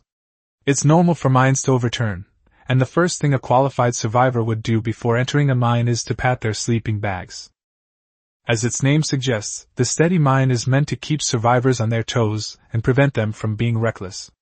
It's filled with lava rivers, and if you slip and fall in, you're dead. However, unlike the poison gas mine, it doesn't have a high entry barrier. All you need is a ghillie suit. Xu Liang, with the little otter around his neck, wasn't afraid and went in wearing a riot gear suit. As soon as you step into the mine, A wave of heat hits you. The high temperature affects your vision, and the surrounding things appear somewhat blurry. Unlike the toxic gas mine, the entrance here is quite spacious. Clusters of crystal pillars grow on the cave ceiling, emitting a faint white light that dispels the darkness of the cave. The first half of the Ark's mine was relatively safe. Xu Liang, holding the cryogenic chamber containing the giant ground sloth, used the lighting from the crystal overhead to walk forward along the passage, where the ground sloped downwards. After walking for several hundred meters, a right turn appeared ahead. A faint red light could be seen at the turn, indicating that the safe part was over and we would now officially enter the mine. He tossed out the cryogenic chamber containing the giant ground sloth, and its enormous body appeared out of thin air. As is customary on the Ark, it also took a dump when it came out. The cave was much more spacious than the gas mine. Xu Liang mounted the giant ground sloth and headed towards the corner. After rounding the bend, lava could be seen ahead. The cave then turned left, with a cliff on the right and crimson lava below. Xu Liang carefully guided the giant ground sloth along the edge of the cliff, peering down into the lava below. The intense heat distorted his vision, and the crimson lava bubbled like boiling water. Anyone who fell in would be instantly killed, and any creature that fell in would be burned alive. As someone who had been there, he had personally witnessed these ways of dying. Looking ahead, you can see several bat-like creatures flapping their wings and flying back and forth. These are clawed bats. These creatures can bypass other animals and attack riders directly. Moreover, riders who are attacked will contract rabies. Rabies is contagious. People with rabies will continuously lose health and cough for a certain period of time, which is a rather troublesome debuff. However, riding the giant ground sloth, the clawed bats dare not make any rash moves. Xu Liang controlled the giant ground sloth to go forward and used his internal force to deal with the clawed bats in a few moves. But this time, he stirred up a hornet's nest. Suddenly, countless eyes opened on the ceiling of the dark passage ahead, followed by a whooshing sound as a swarm of clawed bats rushed over, blotting out the sky. What? So many! Xu Liang couldn't help but exclaim. Luckily, he had brought a giant ground sloth, which has a group attack skill. If he had brought a dire bear or a marsupial lion, it would have been much harder to deal with. Xu Liang controlled the giant ground sloth to raise its forelimbs high, and then frantically slam them into the ground. The giant ground sloth was not a creature that favored combat, and its attack frequency was not fast. He felt a burning sensation on his back and realized he had been hit. The virus quickly spread throughout his body via his bloodstream. Xu Liang felt like he had caught a severe cold, with a rising body temperature, dizziness, a sore throat, and a cough. His blood volume also began to drop rapidly. Xu Liang was a bit careless this time. He had collected leech blood when he went down into the mine. Leech blood, along with anesthetics, rare mushrooms, and rare flowers, can be used to make secondary antidotes. These secondary antidotes can remove various negative statuses, including rabies. Damn it, I'd been playing too many games and never paid attention to these details before. Luckily, I always carry dozens of health potions with me, so my life isn't in danger. It's just that I feel terrible. And unlike in games, high fever and cough can affect a person's judgment. The giant ground sloth was quite effective, quickly wiping out the swarm of clawed bats. As time passed, the rabies debuff disappeared. Fortunately, Lao Lu wasn't brought along, as rabies can be contagious between two people. Each infection would refresh the rabies debuff until someone dies or takes the antidote. It's one of the most overlooked deadly viruses, and even Xu Liang was caught off guard. Controlling the giant ground sloth to continue forward, through the dark cave, a light appeared ahead, and a lava waterfall came into view. Over the years, the cascading lava had eroded the rocks below, carving out a hole in the rock, and the lava waterfall fell down through the hole. Some familiar faces appeared on the surrounding platforms: Dilophosaurus, spiders, scorpions. The clawed bats inside had all been wiped out in one go. After the giant ground sloth killed a spider with its shockwave, it transformed into a supergiant ground sloth, wiping out the insect killer buff. In just a few moves, it slaughtered the densely packed group of creatures, filling its inventory with the collected resources. Continuing onward, the road begins to narrow, with several stone bridges spanning cliffs on either side. The massive ground sloths barely managed to cross. One must be extremely careful here. A single misstep could be fatal for both of them. Such slips have happened more than once. There were no threatening creatures along the way, and Xu Liang quickly rode the giant ground sloth to the end of the road. The road surface broke off here, and below was a cliff and a lava pool. The opposite side had the same structure. There were also a few spiders not far away. Further ahead, at the end of the passage, there was a stone pillar with artificial traces. The space around the pillar seemed to be distorted and flickered rhythmically. The location of the artifact was almost there. Xu Liang took out his long-barreled rifle and fired a shot at the spider in front of him, trying to lure the spider into the lava to burn it to death, just like in a game. Little did he expect that these guys were not unintelligent. Several spiders climbed to the edge of the cliff, then suddenly turned around and climbed up the wall to the top of the cave. They walked upside down like this until they reached the top of the giant ground sloth, and then jumped down and pounced on Xu Liang, who was on the sloth's back. Although these spiders' performance was quite impressive, the giant ground sloth is the father of all insects.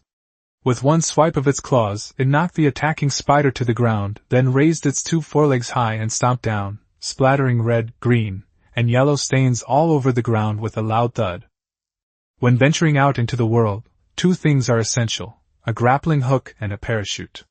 The former allows you to climb mountains as if walking on flat ground, while the latter can save your life in critical moments. Given Xu Liang's cautious nature, he certainly wouldn't do without these two. Xu Liang put away the giant ground sloth, picked out the useful items from the ground and put them in his backpack, took out his crossbow, aimed at the top of the cave and fired. With a bang, the grappling hook was firmly fixed in place. Xu Liang grabbed the rope, took a few steps to run up, and with a shout, leaped up and soared over the cliff in the middle. Woohoo! The thrilling scene made him shout out. He crossed the cliff and arrived on the other side. He let go and landed steadily on the ground. Then he threw out the giant ground sloth and rode on it. Sure enough, two more spiders appeared out of nowhere, their backsides covered in spider silk, swinging like on a swing as they pounced on you, only to be easily crushed to death by the giant ground sloth. This is a characteristic of Arknights. Just when you think you're safe in the caves, a dragon suddenly appears, and some monster or demon will rush out from some corner and take you away. Riding the giant ground sloth forward, the terrain became a plateau, surrounded by bubbling lava. They had arrived at the middle of the artifact cave, where a mysterious object shimmering with a blue light appeared on the platform in the center of the lava. The stability artifact is now visible. Like the immunity artifact, it emits a rhythmic buzzing sound, accompanied by flickering light and even spatial ripples. There were no living creatures around the platform, so it was very safe. However, there was no way to get there from the ground. Xu Liang took out his crossbow and used the same trick as before. He secured it with the grappling hook, swung across, grabbed the artifact, swung back, and landed steadily in one smooth motion. Unfortunately, no one applauded. Having obtained the artifact, they could return the way they came. There were other forks in the road, but Xu Liang didn't want to explore them. He had other things to do. He led the giant ground sloth back the way they came, and the area had been cleared out, so no creatures had spawned yet. After traversing the long passage to the outside, it was already dark. He threw out the giant eagle, put away the giant ground sloth, and hurriedly headed back towards Vegetarian Island. The next morning, an Argentinian giant eagle hurriedly flew back carrying a man. It was Xu Liang. This time, he was wearing a ghillie suit. After landing, he took out insect repellent and applied it all over his body. Then, he put away the eagle and rushed into the mine. After a long time, the sound of coughing came from the cave. Xu Liang, coughing like a sickly ghost, crawled out of the cave. Once outside, he took out a jar of green, unidentified liquid and drank it. His coughing stopped immediately, his expression returned to normal, and he no longer felt uncomfortable. Xu Liang rolled his eyes, mounted the giant eagle, and left. Lu Xiu noticed Xu Liang rushing out early in the morning, but she didn't pay much attention. Since no one was assigning her any work, she strolled over to the refrigerator, took out a bottle of ice-cold beer, tilted her head back and drank it all in one gulp, letting out a burp. Then she took out another bottle and went to the beach outside the base to sunbathe while drinking. Rarely having such a leisurely time, she lay comfortably on the beach, tossing a piece of high-quality cooked fish into her mouth, occasionally taking a sip of beer, acting like a typical Shandong old-fashioned drunkard. If only there were some baijiu, Chinese liquor, available, she thought to herself. A short while later, a black dot flew over from the horizon. Xu Liang hurriedly rode his eagle back and saw Lu Xiu lying on the beach with a pile of empty wine glasses next to him. "You drunkard, you've almost drunk all the beer I brewed. Get up and get to work." Xu Liang walked over to her and kicked her. Lu Xiu rolled over and ignored him. "Get up and get ready, we're going on a long trip soon," Xu Liang said before heading back to the base. "Show the skinflint." Old Lu cursed, lazily got up, scratched the stubble growing on one side of his mohawk, and leaped into the sea in front of him. Chapter 61 Carcharodontosaurus, That's Not How You Catch It. Chapter 61 Shark-Tooth Dragon, That's Not How You Catch It. The Sky Radiance Mountains are located in the northwest corner of the isolated island. They are the harshest place on the entire island, with the most frigid environment. In addition to the extreme cold caused by the low temperature, various carnivorous creatures roam freely. Compared to the warmth and safety of the south, this place is an icy hell. Ma Kuei, He Xiao, and the 701st Regiment all suffered a great loss here, so they definitely won't dare to harass us again for a while. Xu Liang plans to take advantage of this break to go to the Tianhui Mountains again. There are unique long-haired creatures living north of the snow line, and their characteristics are an indispensable force for the team. 2 Argentavis took off from the vegetarian island base and flew northwest. It was Xu Liang and his companion, each accompanied by a small squad of 4 dimorphodonts as escorts. As time went by, humanity's terrifying upright ape side was fully revealed. Most people had quickly adapted to the new living environment after several deaths and formed tribes. Those who could not adapt had become dinosaur droppings. Megalodon, Velociraptor, and Pteranodon had begun to be tamed and put into battle. The sky was no longer Xu Liang's exclusive domain, and it would be safer to bring guards. After flying over the sea, not far from the main island of the isolated island, a light rain began to fall. Every time it rained, it was accompanied by fog, which was a good thing for Xu Liang. It was best if no one saw him leave, so as to reduce the risk of his home being raided. We arrived at the edge of the mangrove forest in one go, controlled the Argentavis to land and rest. This time, we passed by the volcano and could check if there were any suitable Tyrannosaurus rex. Tyrannosaurus rex mainly spawn around several mountain peaks, and they usually appear in pairs. A Tyrannosaurus rex with a mate bonus is undoubtedly the king of the road. Waiting for the giant eagle to recover its stamina, the 2 flew over the mangrove forest to the great volcano. They wandered around the south and east slopes for a while. The level 5 shark-tooth dragon was nowhere to be found. They did find 2 pairs of Tyrannosaurus rex, but the highest level was only 50, so they were useless. Tyrannosaurus rex are like warriors in Arkansas. They need to be high level, have high health and high attack. If the level is low, they are not very useful. The 2 continued wandering around, preparing to head to the north slope, when they heard a huge roar in the distance. They exchanged a glance and controlled the giant eagle to accelerate towards the north slope. Just as we crossed the dividing line, we saw 3 black dots in the sky. I took out my binoculars and looked. A man in iron armor was riding on the back of an Argentinian giant eagle, with a pteranodon on each side, all equipped with saddles. The man's armor was painted a flashy white, and he was shouting something down below. The area around the volcano was completely empty, leaving no room to hide. The man in white armor spotted Xu Liang and his companion at a glance. He sized them up but did not rush forward. Instead, he remained on guard. Xu Liang and his companion rode the eagle to a higher point on the volcano, and then landed. Only then did they see the shark-tooth dragon below. The creature was trapped in a huge animal trap on its foot, and 2 tiny figures, about the size of sesame seeds, were shooting at it with crossbows on either side of it. Idiot! Xu Liang thought to himself. The man in white armor became a little nervous when he saw that Xu Liang and his companion were neither approaching nor leaving. He kept staring at them, neglecting to observe his surroundings. An Argentinian giant eagle flew over, presumably heading towards the people below, but was caught in a giant jaws that reached out from the side. It was bitten to death in a few bites and swallowed whole. The carnivorous dinosaur that ate the giant eagle exhaled heavy breaths, its yellow eyes turned red, and red saliva dripped from the corners of its mouth.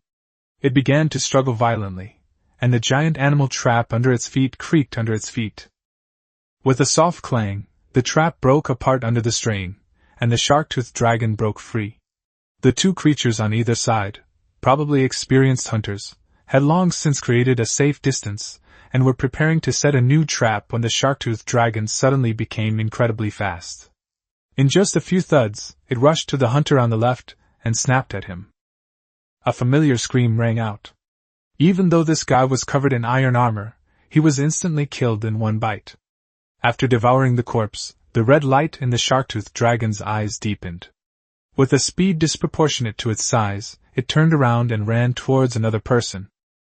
A terrifying behemoth the size of a building charged toward another guy with the speed of a cheetah. The immense pressure caused his mental defenses to crumble, and the guy turned and ran, whistling at the sky as he ran. Two unridden pteranodons heard the call and faithfully carried out the order. Before the man in white armor could react, they rushed over at an incredible speed. Before they could even get close to the creature below, a head bigger than Optimus Prime was already there. The two brave pterosaurs managed to withstand 2 bites, but the carnivorous dragon devoured their corpses, going berserk, its red eyes practically radiating red light. It's clear that the guy below is moving very fast. In the few seconds that the sacrifice of the 2 pterosaurs bought him, he had already darted far away and was almost at the foot of the mountain. However, the huge footsteps behind him were getting closer and closer. He couldn't help but look back. A gaping maw of a deep abyss was the last thing he saw before he died. In an instant, the situation changed drastically. Of the 3-person team and 3 mounts, only the white-armored man remained. He gave Xu Liang a deep look, then turned and flew off towards the northeast. "Idiot, you think you're Zhao Zilong of Chanshan just because you dyed your clothes white?" Xu Liang spat. "Is this guy that powerful?" Lu Xiu exclaimed as he saw the shark-toothed dragon wreaking havoc at the foot of the mountain. "The shark-toothed dragon has a blood rage buff. The more you kill it, the higher the buff stacks become, and the faster it runs, the higher the damage it deals," Xu Liang explained. "Then how can we tame it?" Lu Xiu was about to take action. She had considered this majestic Carcharodontosaurus as her prize when it was discovered. How could she let someone else tame her dinosaur? Just as she was about to make her move, Xu Liang stopped her. Although she was anxious, she chose to trust Xu Liang. As a result, she witnessed the scene of the 3 of them crashing. "I told you no one can take this guy away. Carcharodontosaurus isn't tamed like that." Xu Liang held up a finger and shook it, then controlled the giant eagle to fly up and head west. Lu Xiu quickly caught up with them, repeatedly asking how to tame the Carcharodontosaurus. "Who the hell came up with this method?" Lu Xiu couldn't help but curse after listening to Xu Liang's explanation, and then asked, "By the way, how do you know how the Carcharodontosaurus was tamed?" "Hee, do you think I need to tell you that I'm a time traveler?" Xu Liang struck a smug pose. "Idiot, who isn't?" After crossing a mountain, the western plains came into view, and the buildings along the river could be seen in the distance. In a short period of time, the White Wolf tribe had expanded again, and they had surrounded themselves with wooden barricades. Behind the barricades, wooden walls were built, and people were patrolling on them. With nowhere to hide in the sky, the 2 were quickly discovered. 4 pteranodons flew out from inside the walls and surrounded them. The animal skin suits worn by the 4 were all dyed black, with a white wolf head icon on their left chest. Good heavens, they're putting on a Game of Thrones show here.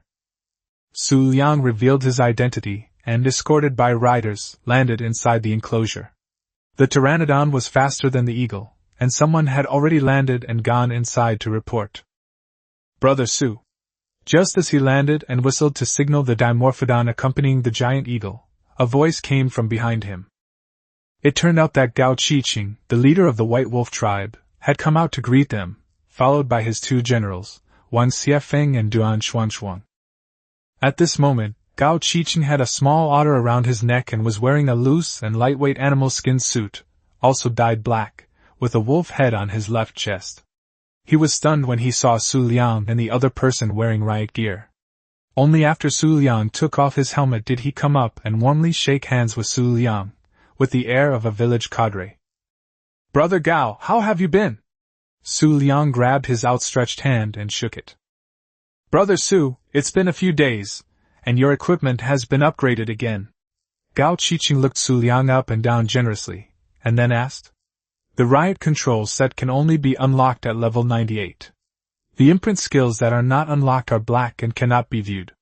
It is estimated that the 2 sets that Xu Liang and his companion are wearing are the only 2 sets on the island at present." Wang Xiefeng, that arrogant guy, had a glint in his eye when he saw the equipment on Xu Liang and his companion, but he quickly concealed it. However, all of this was noticed by the observant Lao Lu. "It's just a small thing, nothing to brag about. Brother Gao's tribe has grown stronger again." Xu Liang chuckled. Then the group went inside and sat down, exchanging a few official pleasantries, creating a harmonious and friendly atmosphere. "We haven't thanked Brother Xu for the information about otters he provided last time. Now that the tribe has otters, it will be much easier to get in and out of the snowy area," Gao Qiqing said. "Not at all, it was all a fair trade, there's no need for thanks," Xu Liang said. "I wonder if Brother Xu's outfit is for sale? Besides various supplies, I also have slaves to trade, including quite a few female slaves." After a few casual words, Gao Qiqing stated his request. It seems that some tribes have already started raising slaves.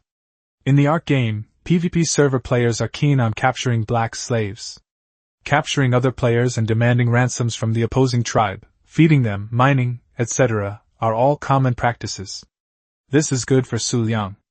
Most of the slaves come from prisoners of war from rival tribes. He is happy to see the various tribes on the island fighting to the death, so that no one will interfere with him. However, at this time, there were only him and Lu Xiyu in the tribe. Even if they exchanged for slaves, they would still have to arrange for people to watch over him and do his work. They couldn't spare any manpower. He wasn't interested in black slaves. He would rather capture a few more tool dinosaurs. Dinosaurs were the primary productive force. "I only brought these 2 sets of this suit, but I brought other good stuff with me this time. Riot suits are definitely not for sale." He snapped his fingers, and old Lu, who was sitting next to him, reluctantly took out a few cups and put them on the table. The cups were filled with a pale yellow liquid, with a little foam overflowing from the rim.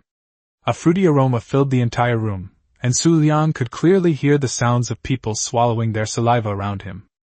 Chapter 62. Win-win. Chapter 62. Win-win, is this beer? Gao Qiqing's throat bobbed, and he couldn't help but ask. "Draft beer, have some." Xu Liang gestured for him to try. Gao Qiqing hesitated for a moment.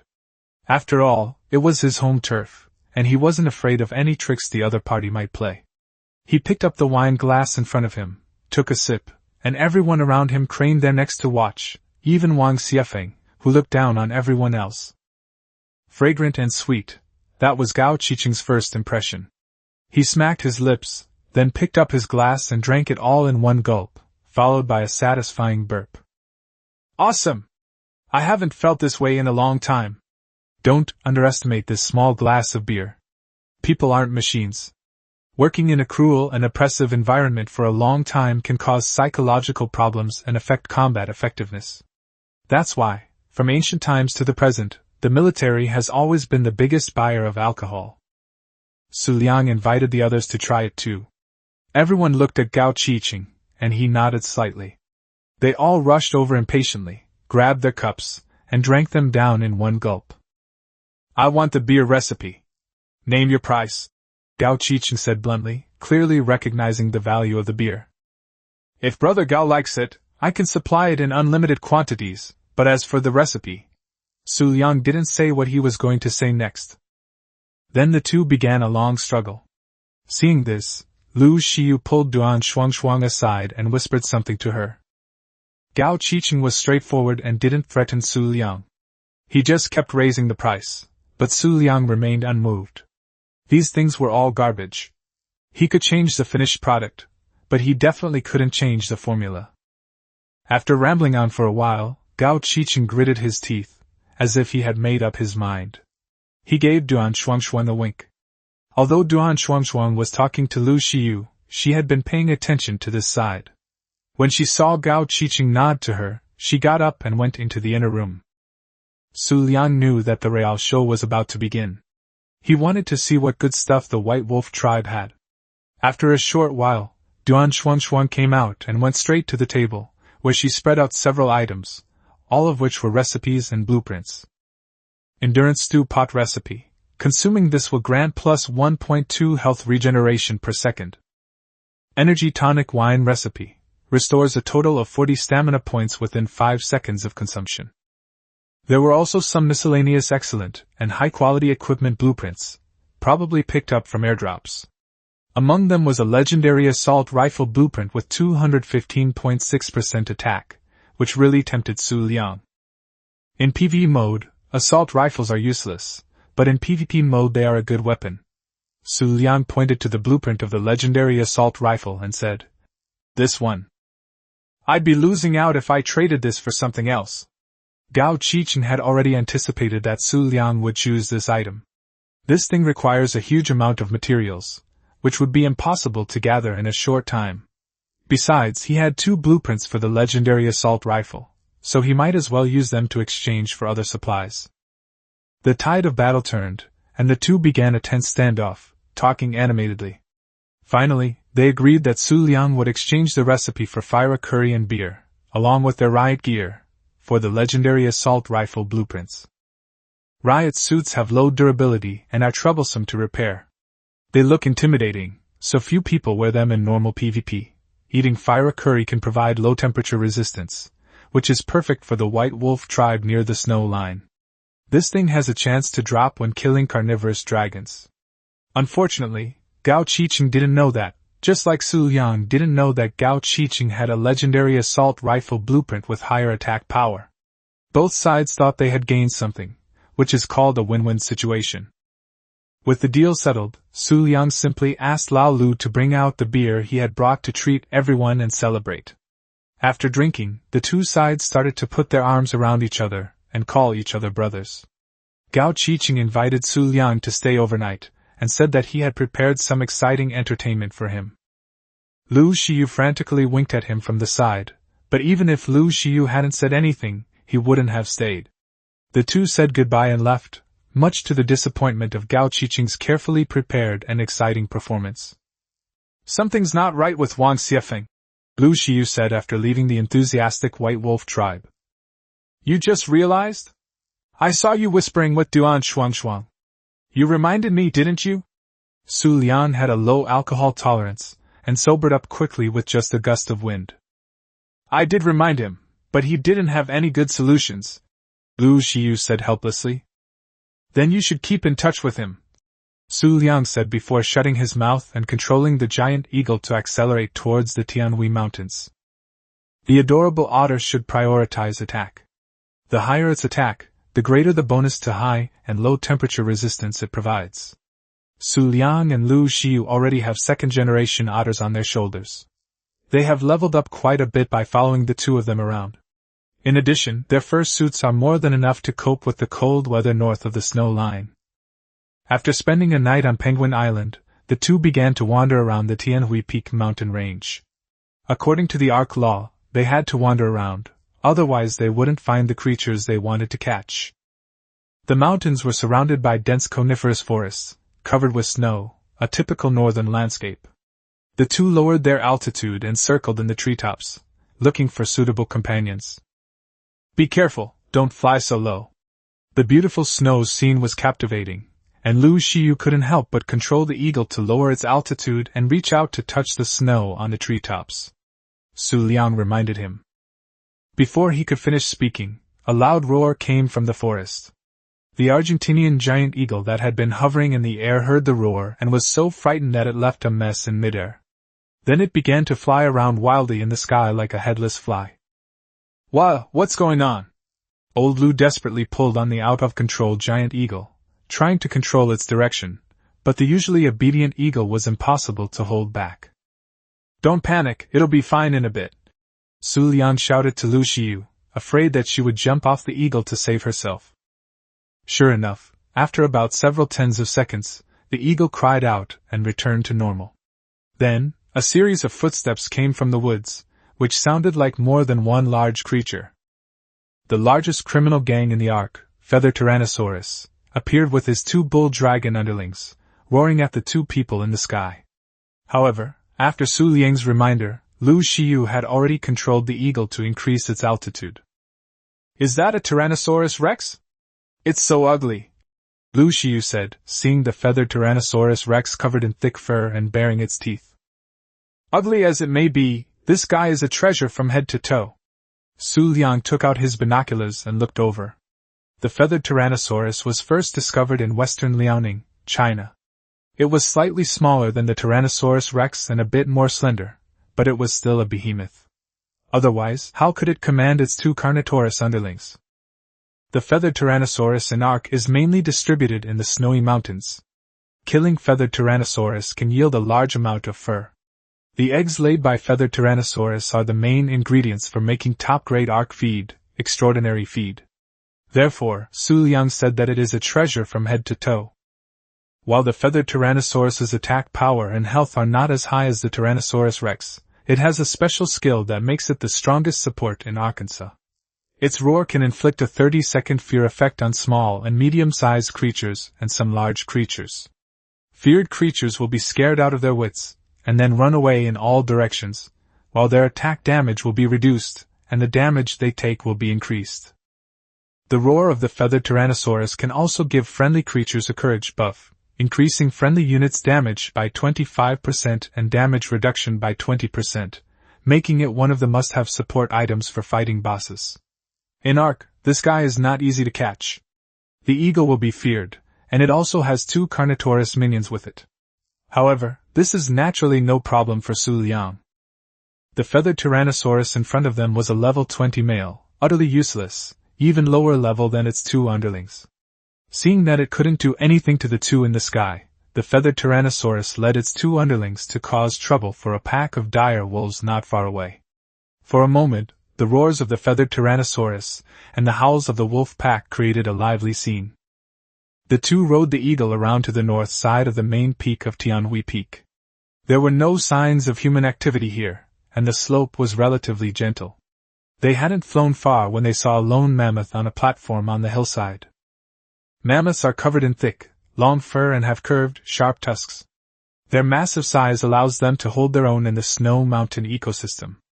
A mammoth's roar can reduce enemy damage by 25%, and many carnivorous creatures in the snow mountains are no match for it. Of course, this is not the reason why Xu Liang captured it. In the Ark, the fastest and most abundant wood-gathering creature is the stepper, the second is the chainsaw, either of which are available on the island, and the third is the mammoth.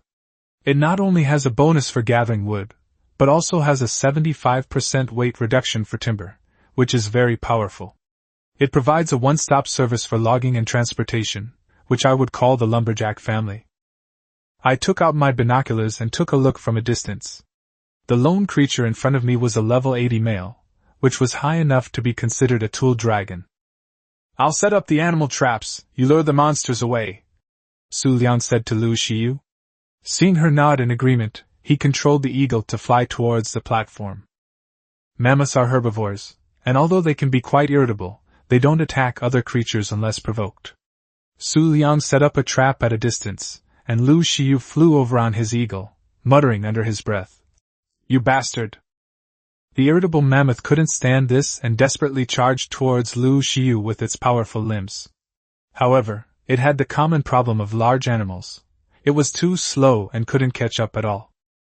With a soft click, the grumpy guy stepped on the giant bear trap. It roared angrily, making Xu Liang and Lu Xiu, who were standing nearby, feel the air catch in their throats. They opened their character interfaces and saw that they had been given a 15-second damage reduction debuff. However, it was of little use. The 2 pulled out their long-barreled rifles and used powerful tranquilizer darts. These things were made by combining biological toxins, tranquilizer darts, and metal ingots, and their effects were much stronger than tranquilizer darts.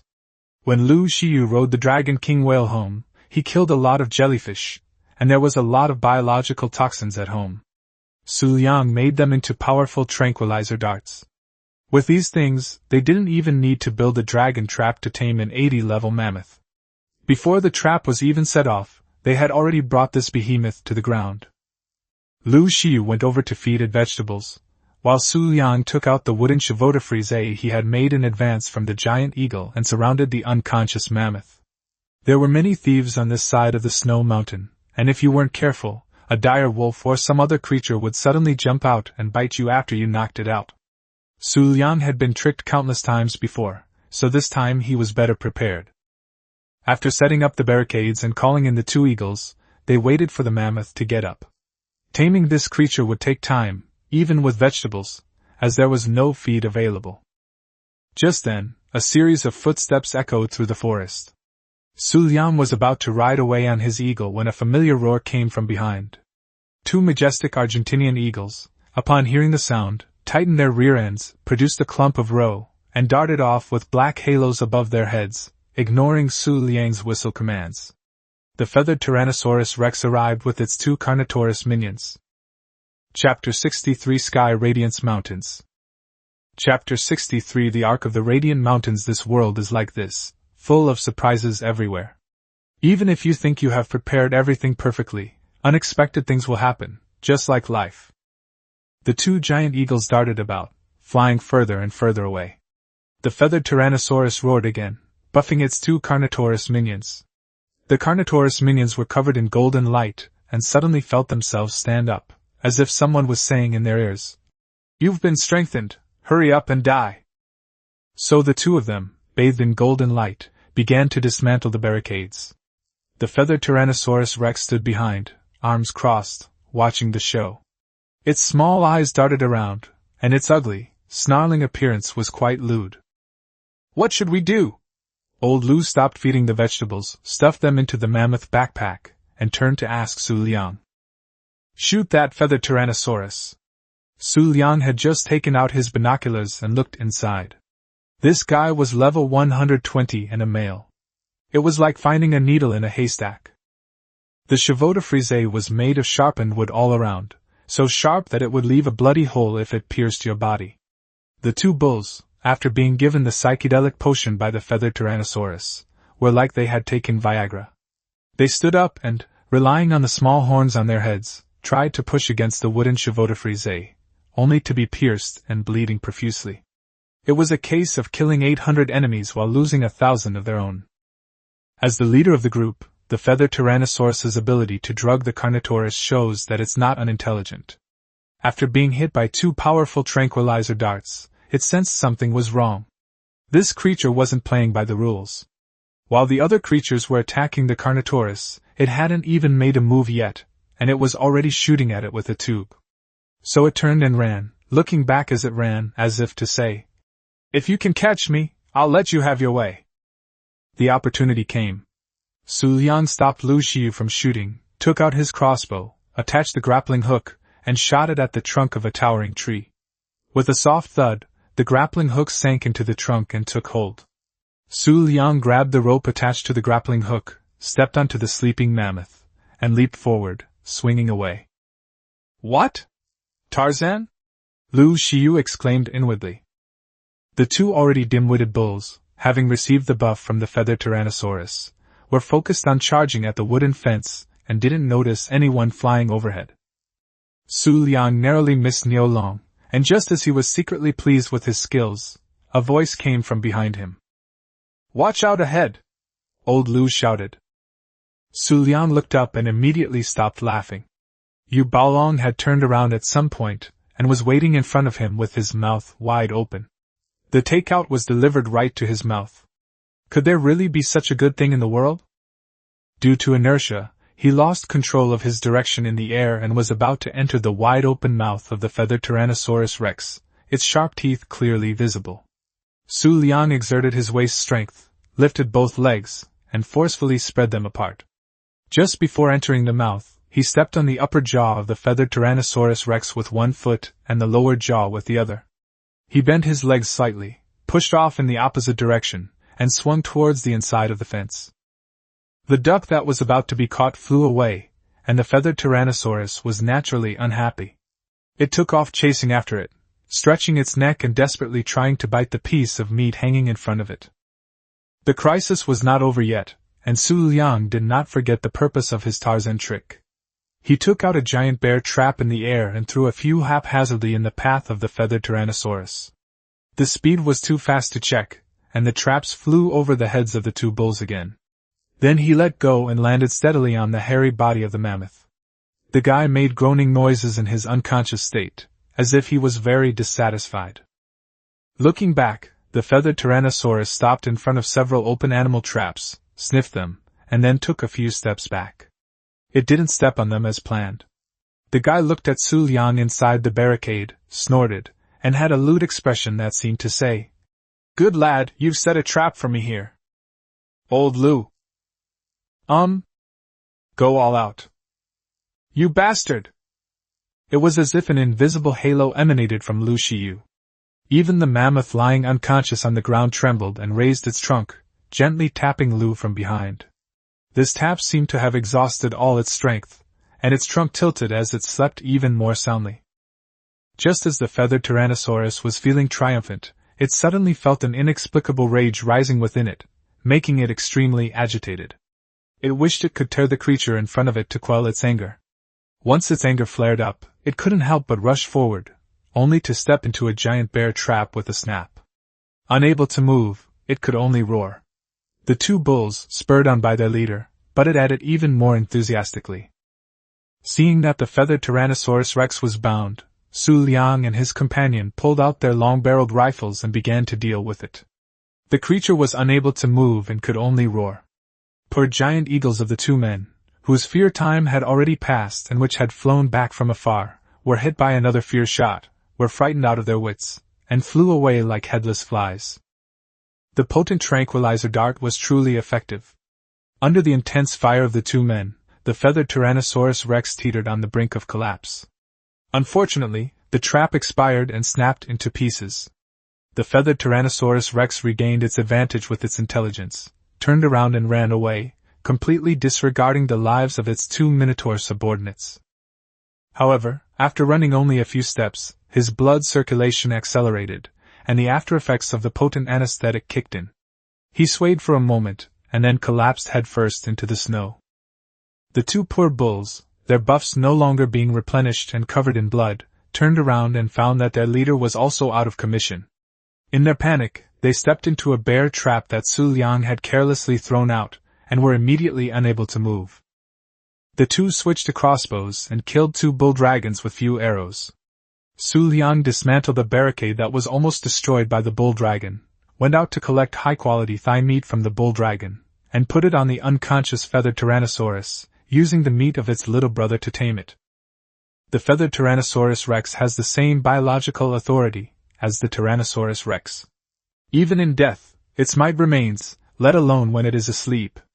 No creature in this area dares to disturb it. The surrounding area must have been cleared out by the feathered Tyrannosaurus and its minions, as it was quiet now.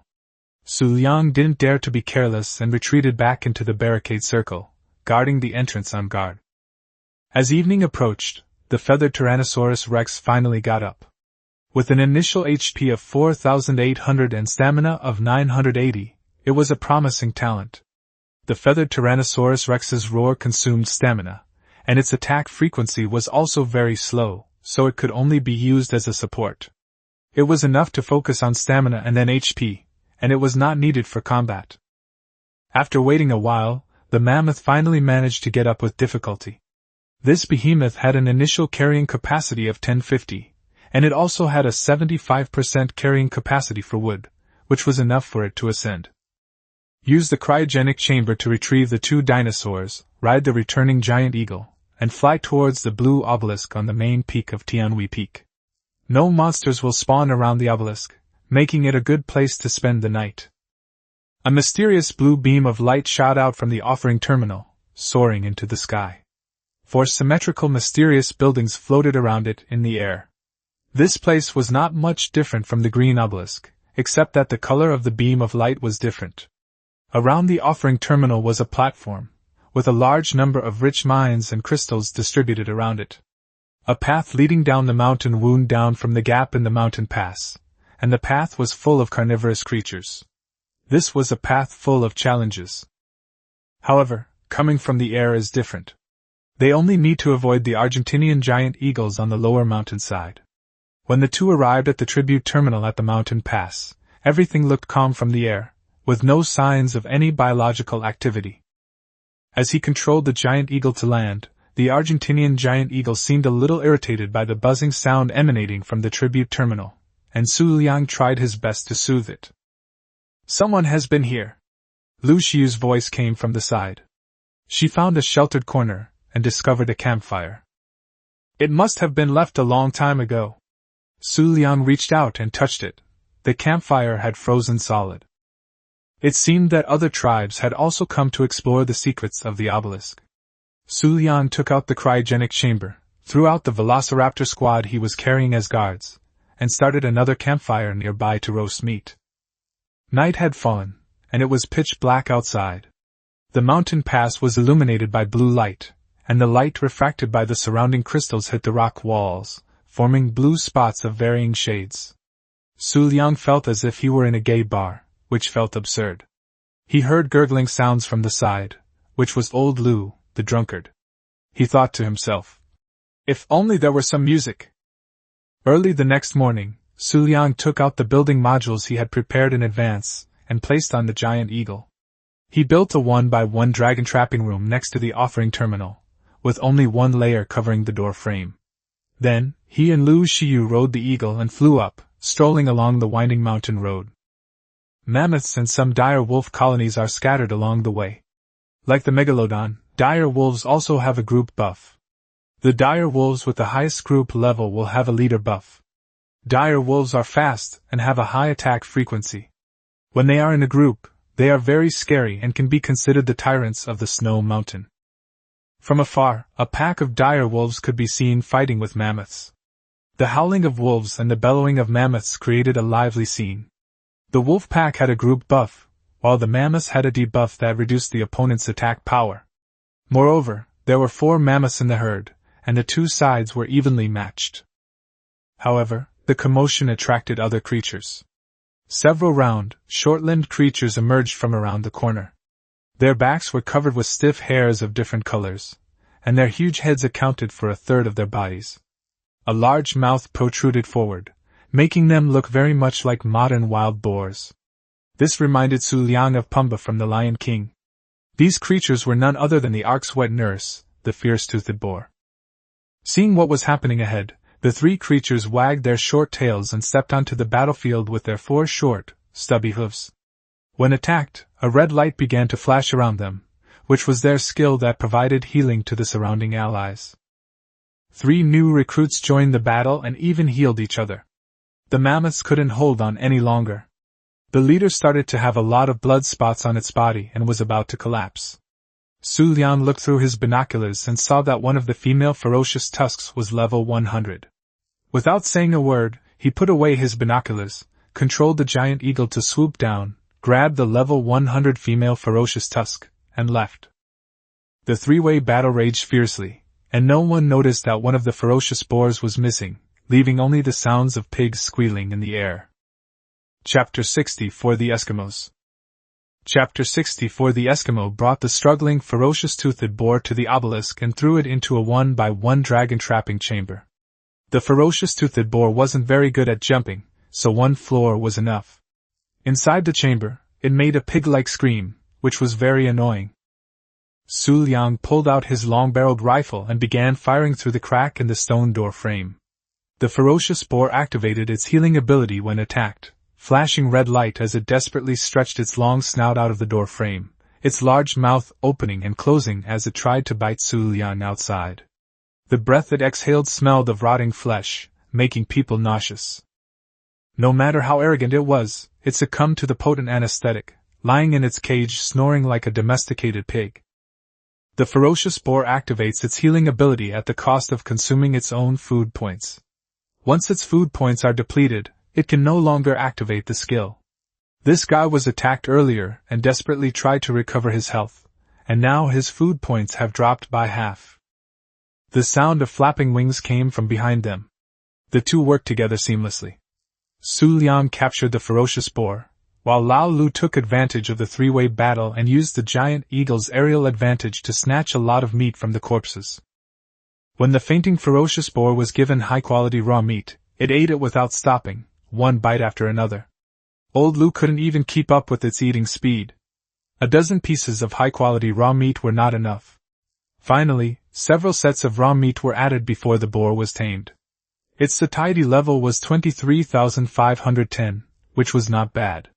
There's no need to focus on anything else with the ferocious boar, just keep increasing its food level. The two continued to wander around the main peak of Tianhui Peak. Although the place was dangerous, there were many supply boxes dropped there, and the quality was not bad.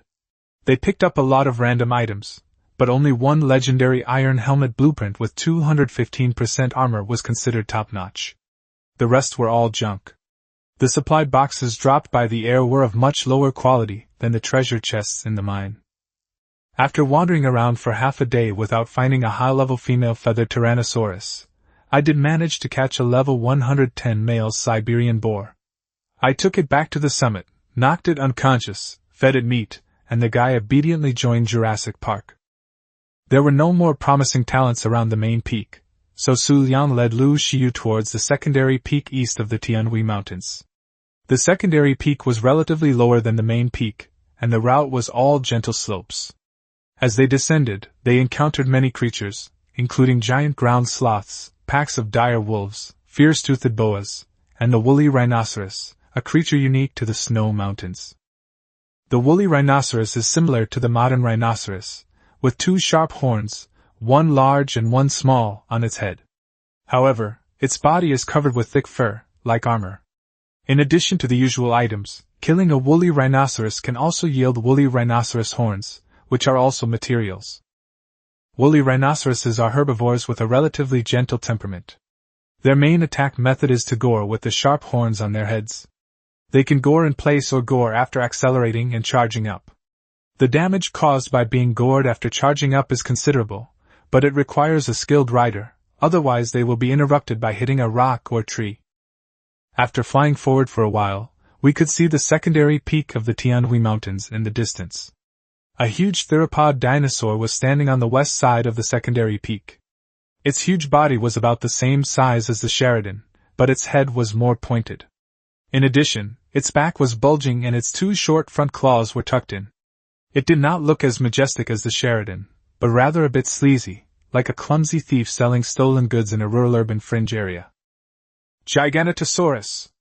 Lu Xiu shouted its name while holding up his binoculars. This guy is the pinnacle of Ark's land combat power. Giganotosaurus is the pinnacle of land combat power not only because of its size, but also because of its attack range. It covers 360 degrees and is commonly known as having mouths all over its body.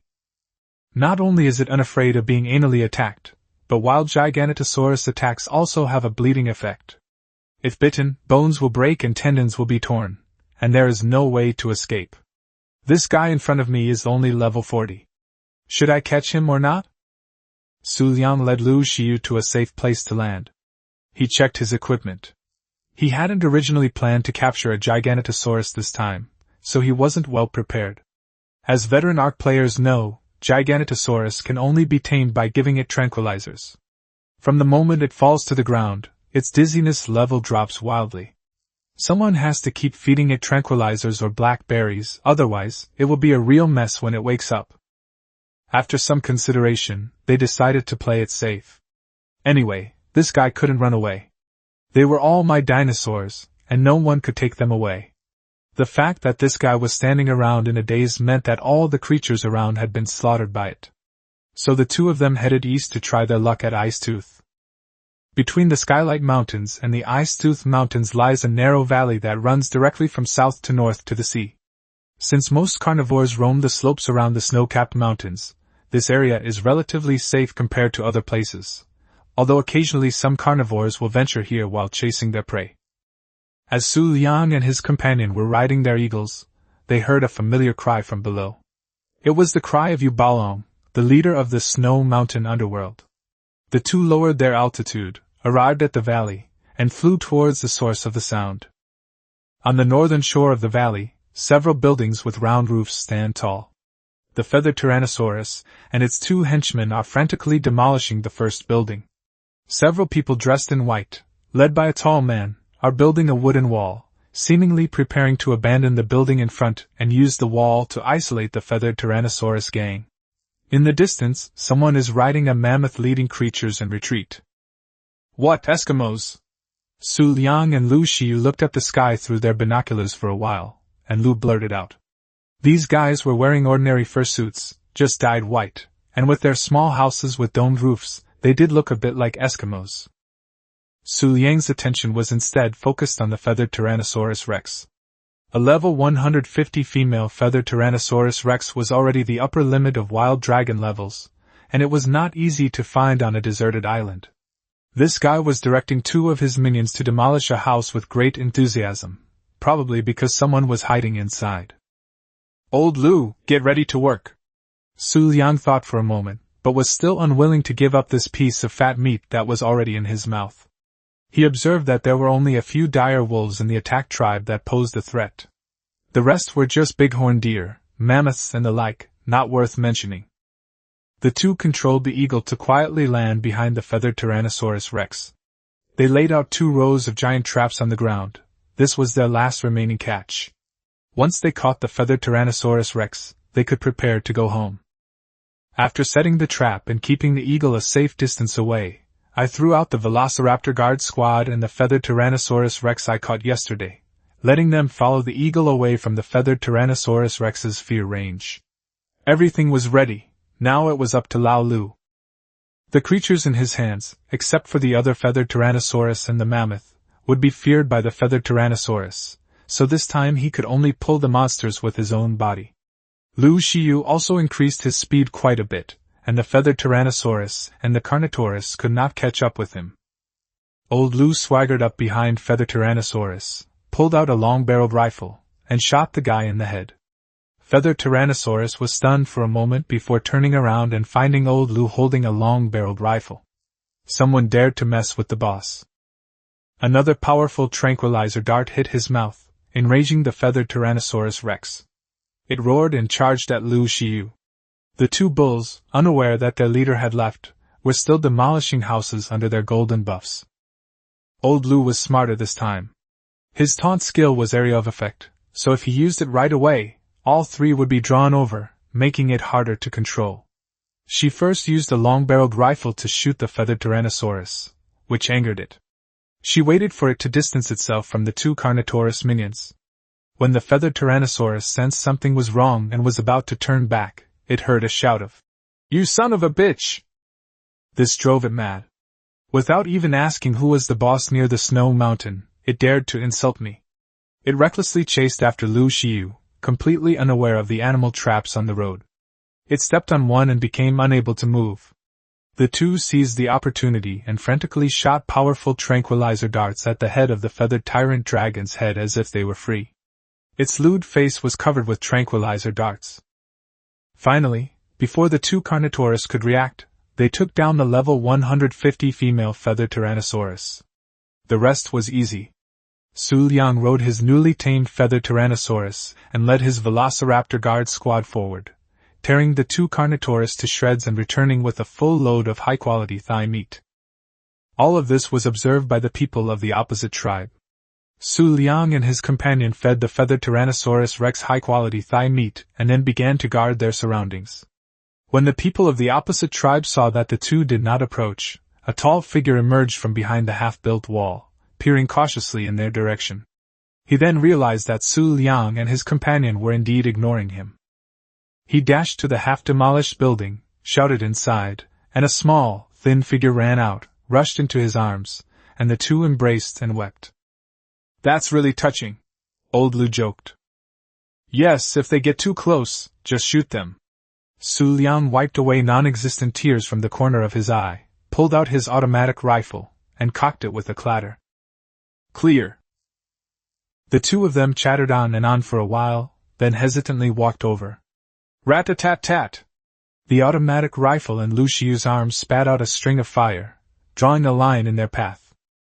Those who cross the line shall die. The cold words came from her mouth at a 37 degrees angle. The petite girl screamed in terror, and the tall man hurriedly grabbed her and knelt down. Benefactors, saviors, please accept our humble bow. The two bowed tremblingly. All right, get lost, old Lu said, carrying his automatic rifle. If he had a cigarette in his mouth, he would look exactly like a female version of Chow Yun-fat. The two ran back inside the wall in a flash. Then came a chattering sound from inside. After a while, 3 people came out from inside the wall. The leader was of medium build, with a steady gait and a pair of bright eyes amidst a messy beard. Behind him were 2 tall young men, one of whom was the guy who had come to kowtow earlier. I am Jin Jinlai, the leader of this Baitu tribe. Thank you both for your help in saving the tribe. This small gift is nothing but a token of my appreciation. Jin Jinlai, the leader, came to the line drawn by the bullet, bowed, and said respectfully, We're not here to save you, we're here for this guy. Seeing the tribal chief come out, Xu Liang patted the unconscious feathered tyrannosaurus under his buttocks and said, No matter what, our benefactor saved the tribe's life. Jin Jinlai winked at the 2 people behind him. The 2 men stepped forward, and old Lu pulled back the bolt of his gun with a clatter.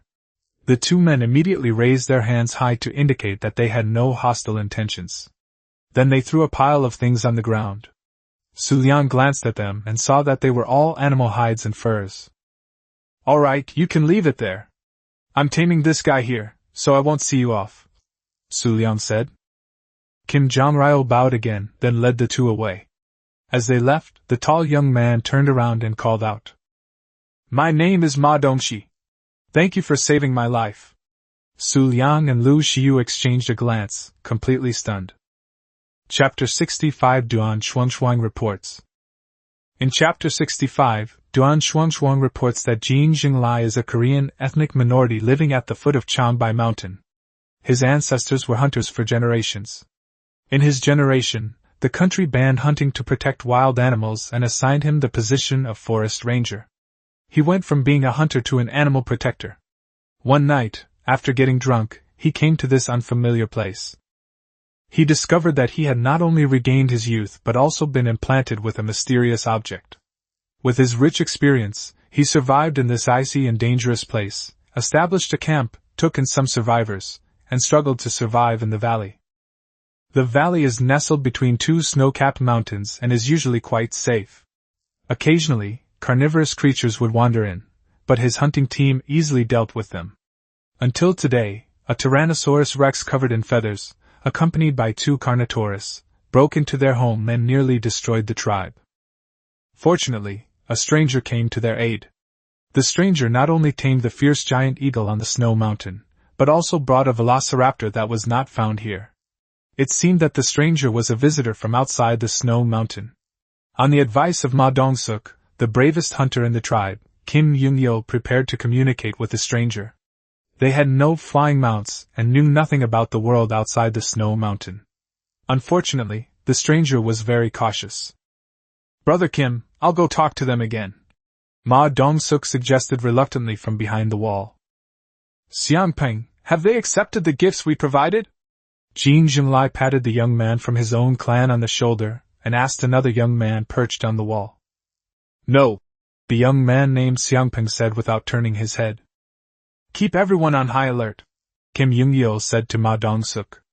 Although the strangers outside had saved their tribe, they clearly hadn't accepted his kindness. Moreover, the strength they displayed made him very wary. Kim Yung-yo had to take responsibility for his tribe. Yes. Ma Dong-suk's eyes flickered a few times, but he still agreed. He arranged for the hunters to spread out and remain vigilant, while those who were not good at fighting continued to build walls and extend the perimeter. They're gone! Xiangpeng, who was observing from the top of the wall, exclaimed softly. As soon as he finished speaking, 2 Argentinian giant eagles soared into the sky and flew eastward. Kim Jong-ryo quickly peeked out and saw that the creatures the stranger had brought, including the unconscious feathered Tyrannosaurus rex, had all disappeared. Wait a minute, where are the other creatures? Ma Dong-suk, who had been unable to contain himself any longer, also poked his head out and asked. I saw them reach out to those creatures, and after a flash of blue light, the creatures all disappeared. Xiangping replied, his face showing a mixture of surprise and fear. It seems we need to hurry up and explore our surroundings. Let's start with that blue floating structure, Jin Jinglai said slowly, looking at the giant eagle's silhouette that had turned into two black dots in the sky. Back on Xu Liang's side, after the female feathered Tyrannosaurus got up, the two quickly took out the cryogenic chamber, put away the surrounding creatures, and then rode away on Argentavis. As for the gift the other party had given him, he didn't even bother to take it. Next, he planned to go to the large volcano to see if there were any suitable Tyrannosaurus Rex to fight the boss. Tyrannosaurus Rex is a versatile creature that can both deal damage and withstand attacks. He also planned to collect some metal and crystals while he was at it, and then go to the edge of the mangrove forest to take a look. Someone's coming, Lu Xiu said, alerting him. Xu Liang put away the map and looked in the direction Lu Xiu was pointing. A black dot was approaching from the high sky to the south. Wild animals wouldn't fly that high, but it looked like a person and a horse. As the distance between them closed, it became clear that the rider was a pteranodon, dressed in a white dyed fursuit, who called out from afar. Sister Lu, is that you? Shuang Shuang? Upon hearing that familiar voice, Lu Xiu asked tentatively. It's me. The newcomer was none other than Duan Shuang from the White Wolf tribe, an old acquaintance of old Lu. The pteranodon's stamina was failing, so Xu Liang signaled everyone to land, and they found a safe boulder to land on. Sister Lu, someone is going to raid your house, Duan Shuang said impatiently after landing her pteranodon. Don't rush, tell me slowly. Xu Liang took out a military water bottle and tossed it to him. Duan Shuang had been searching for them in the sky for a long time and was also thirsty. He unscrewed the cap, gulped down a few mouthfuls, and then handed the water bottle back. Keep it, I have more. Xu Liang didn't take it. It turns out that after the White Wolf tribe unified the Western Plains, they encountered other tribes during their exploration. Since the two tribes were too far apart, they did not fight, but instead started trading. Gao Qiqing obtained the beer recipe and quickly sent people to make contacts everywhere to prepare to start selling beer. When the people who went out to make contacts returned, they reported that a tribe was recruiting soldiers and horses to jointly deal with the tribe in the southeast called Jurassic Park. Upon hearing this, Gao Qiqing realized that this was his brother Su's tribe. He quickly called Duan Shuang over to discuss it. As soon as Duan Shuang arrived, she listened for a moment, and immediately understood when she discovered that Ma Kuei's tribe was mentioned.